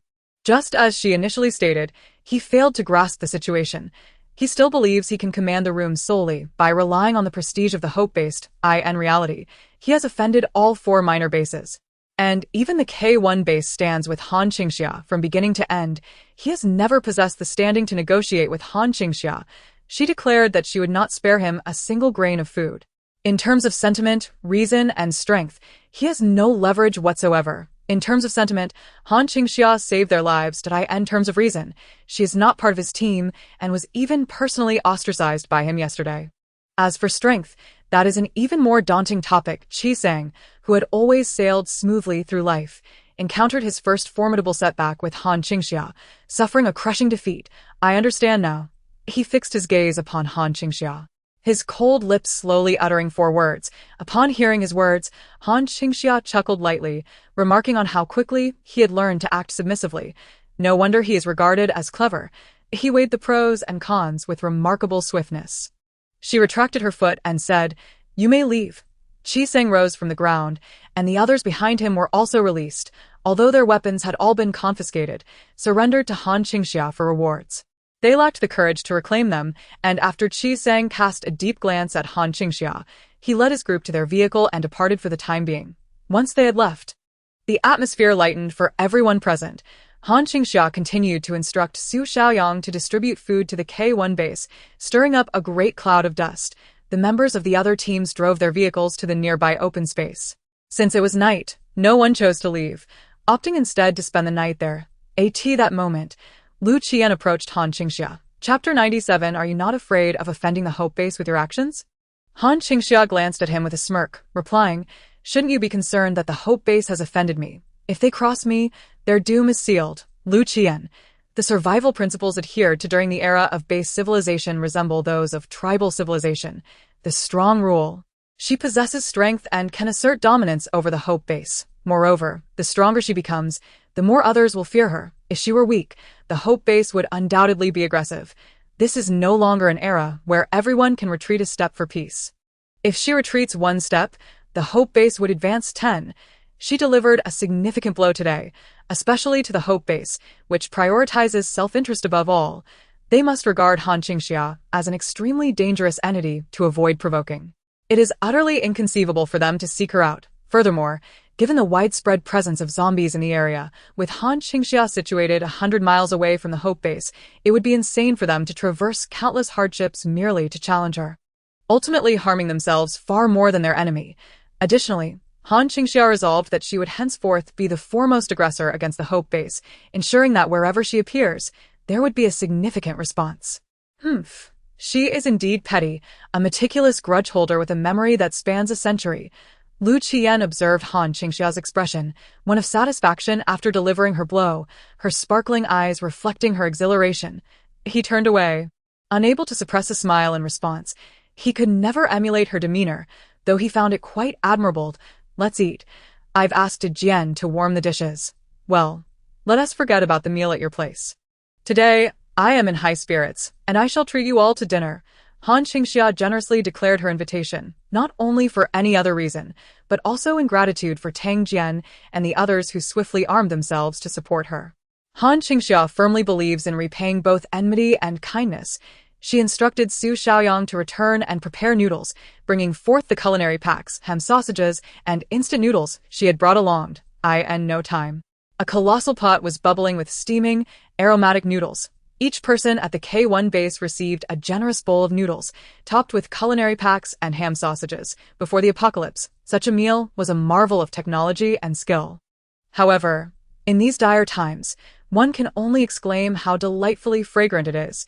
It is simply divine, especially the instant noodles, at this late hour of 11 o'clock at night, after a day filled with toil and the terror of survival. Being able to sit together and enjoy a hearty meal of instant noodles is nothing short of a luxury, particularly for many of them who had been subsisting on bland, oilless boiled vegetables in their own bases. The rich, oily broth mingled with familiar savory spices made everyone yearn to savor every last drop, even scraping the pot. The golden, oil-laden noodles were slurped up with delight, making the K1 base members feel as if they were on cloud 9. Tang Jian and the others gathered closely around Han Qingxia, affectionately calling her big sister with warmth. The other 4 smaller bases, witnessing the scene, could not help but swallow their envy. They too were consuming their own provisions, some with instant noodles, yet lacking the lavish toppings and cheerful atmosphere that Han Qingxia's meal provided. They could only huddle together around their own small bases, eating while casting glances towards the lively gathering. Brother, Jiru turned to her brother after observing for a while. Do you remember what I told you about yesterday? I do, Jizai replied, offering the last piece of cured meat from his bowl to Jiru. Yesterday, I nearly scared you to death. Thankfully, divine providence intervened. You were almost bitten to know. Brother, Jiru set down her bowl, earnestly grasping Jizai's arm. The zombies truly intended to bite me, but suddenly they halted. I believe Captain Han helped me. She pointed towards Han Qingxia, her gaze unwaveringly convinced. In that moment, when Han Qingxia had commanded respect, Jiru felt it was she who had intervened. The more she reflected on it, the more certain she became. She is incredibly powerful. Otherwise, how could she explain the sudden cessation of that zombie's advance? Upon hearing his sister's words, Jizai turned his gaze towards Han Qingxia, his eyes deepening as he studied her for 3 seconds. He then patted his sister's head. Let us eat first. Tomorrow I will thank her. After all, she saved us today. Meanwhile, the group at Han Qingxia's side finished their meal. The K1 base members busied themselves packing their belongings and loading their provisions. Several spatial ability users had also arrived. To be precise, all spatial ability users had been mobilized, along with dozens of colossal trucks. they efficiently loaded the supplies, which would sustain their base for several years. The initial food shortage issue was greatly alleviated. Once Han Qingxia ensured everything was loaded, she stepped into the first granary. It was filled to the brim with 5,000 tons of provisions. Her hands rested upon the grains. And in an instant, all the food surged rapidly toward her spatial domain. Within mere minutes, the vast granary was entirely depleted. Following closely was the subsequent store, where all remaining provisions were similarly drawn away. By the time she had transported all the food, her space was nearly at capacity. Henceforth, encountering a large quantity of supplies would pose a challenge for storage. That moment, she heard a prompt in her mind. Ding! The Super Lord system is activated. Please increase the population of your base. Doubling the base population will result in a reward of doubled spatial area. Han Qingxia, at last a new task has emerged. This system is exceedingly considerate. Whatever is lacking arrives immediately. Population. Tomorrow, I shall return and recruit. With satisfaction, Han Qingxia emptied both granaries and headed back. The following day, all were to return. Before their departure, Lu Qiyan approached her. Should I arrange for some individuals to remain here and transport additional supplies back for you? Han Qingxia replied, No need for your concern. I will manage it myself. Eager to return for recruitment. She refrained from further conversation with Lu Qiyan, taking Su Xiaoyang with her as she set off in a vehicle laden with grains. Observing her immediate departure, Lu Qiyan recalled Wang Mengwei's words from that day. And he found his answer. He gazed at Han Qingxia's vehicle and instructed Tang Jian, add an extra lock here afterwards. Understood. Their vehicle departed last, after everyone else had left, not long after their exit. Another convoy returned to the site. The leading man beheld the desolate granary area, his cold and profound gaze fixed. Quickly, proceed inside. Yes, it was hoped that after being driven away by Han Qingxia the previous day, the base had waited nearby overnight, and upon seeing everyone gone the next day, hastily returned to steal the supplies. After all, with such an abundance of food, it was impossible to transport everything at once. Qi Sang led his team directly to granary number 1, only to discover upon arrival that an additional lock had been placed. Just one lock. Qi Sang strode closer, and as he approached, the lock trembled violently. Then, with a crack, it split before everyone's eyes. Controlling abilities, commanding all objects within the domain, Qi Sang's cold eyes regarded the fractured lock, and he thought, they truly underestimate me. Even if I fear Han Qingxia, I cannot fear this lock. Is this all there is? Just this. He stepped boldly into the granary, only to be left utterly astonished. Chapter 98. To my base before him lay the immense granary. Completely barren, not only granary number 1, but even the last, granary number 10, was similarly empty. Not a single grain remained. The granaries were so devoid that one could hear echoes within as they stood inside. Qi Sang felt an overwhelming shock. How could everything be taken away? Yet, they had only used those vehicles. All the vehicles were overloaded, at most transporting merely a large barrel. The primary supplies here belonged to Han Qingxia. She had carried them all away. Qi Sang's breath caught in his throat, a greater astonishment dawning upon him. That woman was not merely a water-based ability user, she was also a spatial ability user. Moreover, her space was terrifyingly vast. With this realization, Qi Sang felt a tempest raging within him. Overwhelmed by an unparalleled shock, he stood motionless for an extended period, his cold, icy gaze shattering like glass upon the ground. All his pride, all his confidence, was utterly obliterated in the presence of Han Qingxia. From the moment of his birth, he had been regarded as the chosen one by all. He began delving into mathematical Olympiad problems at the tender age of 3. Self-studied the entirety of high school knowledge by 5, secured a guaranteed admission to a prestigious university by 7, and graduated with a doctorate by 15, with an incalculable number of research achievements to his name. Yet, in comparison to his illustrious background, his personal accomplishments seemed trivial. His father was the largest shareholder of the Dawn Group, and his mother an elite figure in the political arena. Even in the apocalypse, he awakened the unique ability of control. To say that Qi Sang was born with a silver spoon in his mouth would be an understatement. He was as if fed by the hand of God himself. This dazzling life, one that commanded the admiration of all, had elevated Qi Sang's pride to its zenith, rendering all ordinary individuals in his eyes as a swarm of foolish and inept ants, none worthy of a second glance. In that moment, the pride of the heavens, Qi Sang felt a tumultuous surge within him as he fixated on the desolate granary. a brand new set of numbers erupting exponentially in his mind. Reaching heights he had never before experienced, he even contemplated formulating a new calculation, all for her, Han Qingxia. On the straight road, a vehicle led the way, navigating the return journey with ease and comfort. They had cleared the zombies and the highway on their way here, allowing Han Qingxia and her companions to drive back effortlessly. As they passed the highway gathering point from 2 days prior, a series of honks echoed from behind. Glancing in the rearview mirror, Han Qingxia spotted a smaller truck trailing closely behind her, which she recognized as belonging to the Qingxia base, the one driven by the young girl named Jiro. She instructed Su Xiaoyang to reduce their speed. As they slowed down, the small truck matched their pace, pulling alongside them. The window rolled down to reveal a face as dark as coal.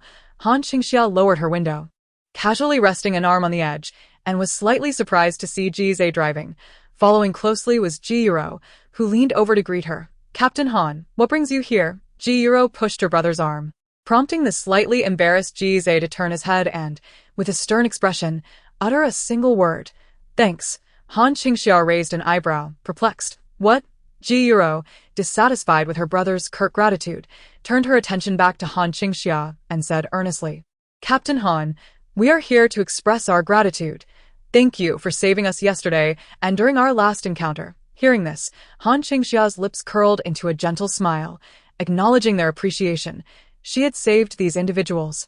Yet it was only the two of them who had come to express their thanks. There was something endearing about these two. Upon hearing Han Qingxia's response, Jiro felt a weight lift from her heart. Though neither she nor her brother were particularly loquacious, with Han Qingxia having acknowledged them, they found themselves at a loss for words. At that moment, a voice called out from across the way. "Hey, little girl inside, would you like to come with me?" Upon hearing Han Qingxia's words, Jiro turned to her brother, bewildered. "Captain Han, are you talking about me? Otherwise, how many young girls are there left in your team?" Han Qingxia leaned against the car window, urging me to come along, promising a life filled with prosperity, where meat would grace our plates at every meal. Whatever you desire, I can largely fulfill. Most importantly, within my base, no one would ever look down upon you. Upon hearing this, Jiru's eyes sparkled with excitement, yet she quickly turned to her brother. "Of course, if you wish to bring your brother along, that is permissible, but it must be understood that upon arriving at my place, both you and your brother must heed my commands. The conditions at my base are rather favorable." Jiru was overwhelmed with emotion, exclaiming, "Brother, let us go together." After a moment of serious contemplation, Jizai replied, "All right, sister, you may go with her. I shall not accompany you. Brother, the Qingxia base still requires my presence. You cannot leave. Accompany Captain Han, and I will be at ease. Take good care of yourself, and send me messages on the radio whenever you can." They had a plethora of elders at the Qingxia base, and if he were to leave, no one would willingly take over the burdensome responsibilities. However, Jiru could depart. He had witnessed the supplies Han Qingxia had procured, treating the K1 base members to a feast, and he was certain that if Jiru followed her, food would never be scarce.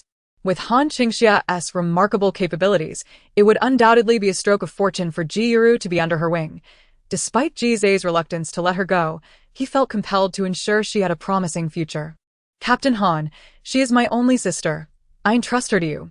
Please take good care of her, and I, Jizai, shall be forever grateful." Jizai pressed the brakes, bringing the car to a halt by the roadside. Observing this, Han Qingxia signaled Su Xiaoyang to slow down as well. However, once they stopped, Jiru was unwilling to leave the vehicle. "Brother, I want to go. Let us return. Stop speaking nonsense and don't waste Captain Han's time. Go. If you don't go, then I shan't either." Jiru clung tightly to her seat, refusing to disembark. Jizai felt a pang of anxiety at this moment. Such a golden opportunity, and she was hesitating to seize it. What if Han Qingxia changed her mind? "Get out. After all the effort I put into finding you a new home, you little brat still want to cling to me. I'm your brother, not your father. I've long been exasperated by this burden." Jizai, hurry up and leave. Don't become a hindrance. Jiru immediately pouted, glaring at him with unwavering defiance. "I want to go. I refuse to leave, no matter what." Jizai raised his hand, forcefully attempting to pull her out. Thinking he was joking, "Leave." At that moment, a voice resonated from behind them. Foolish, Jizai turned to face a pair of bright, penetrating eyes that seemed to see through his facade, laying bare his hypocrisy. "In this apocalyptic world, stop pretending. You are her brother. not her enemy. If you care for your sister, do so openly. There is no shame in that. Following this, a piece of paper fluttered down from above. This is the radio of my base. If you come to a decision, feel free to contact me. I can accommodate up to 30 individuals from your base. She would not engage in foolishness while doing good deeds. Given the composition of their base as personnel, she could not afford to take on more. A string of numbers fell, and Qingxia promptly caught it by the window after he caught the item. The vehicle beside him roared back to life, and Han Qingxia's car sped down the straight road once more. Qingxia watched as their car vanished at the end of the highway, gripping the note tightly in his hand, while his sister Ji Yuru pouted, gazing out of the window. After carefully stowing the note away, he noticed his sister's continued displeasure and gently nudged her arm. Enough now, they have left, and you cannot go after them. Humph, brother, I shall not speak to you in such a manner again. Is that satisfactory? Ji Yuru turned to glare at him. It's so difficult to just admit you were wrong. I am your brother. Do you wish to defy me? Ji Yuru's eyes brimmed with tears from her indignation. Ever since childhood, her brother had always been like this, never one to apologize in her fury. She nearly threatened to exit the vehicle and part ways with him when she suddenly heard him say, all right, brother was in the wrong. She turned her head to see Qingxia smiling at her. You are still laughing.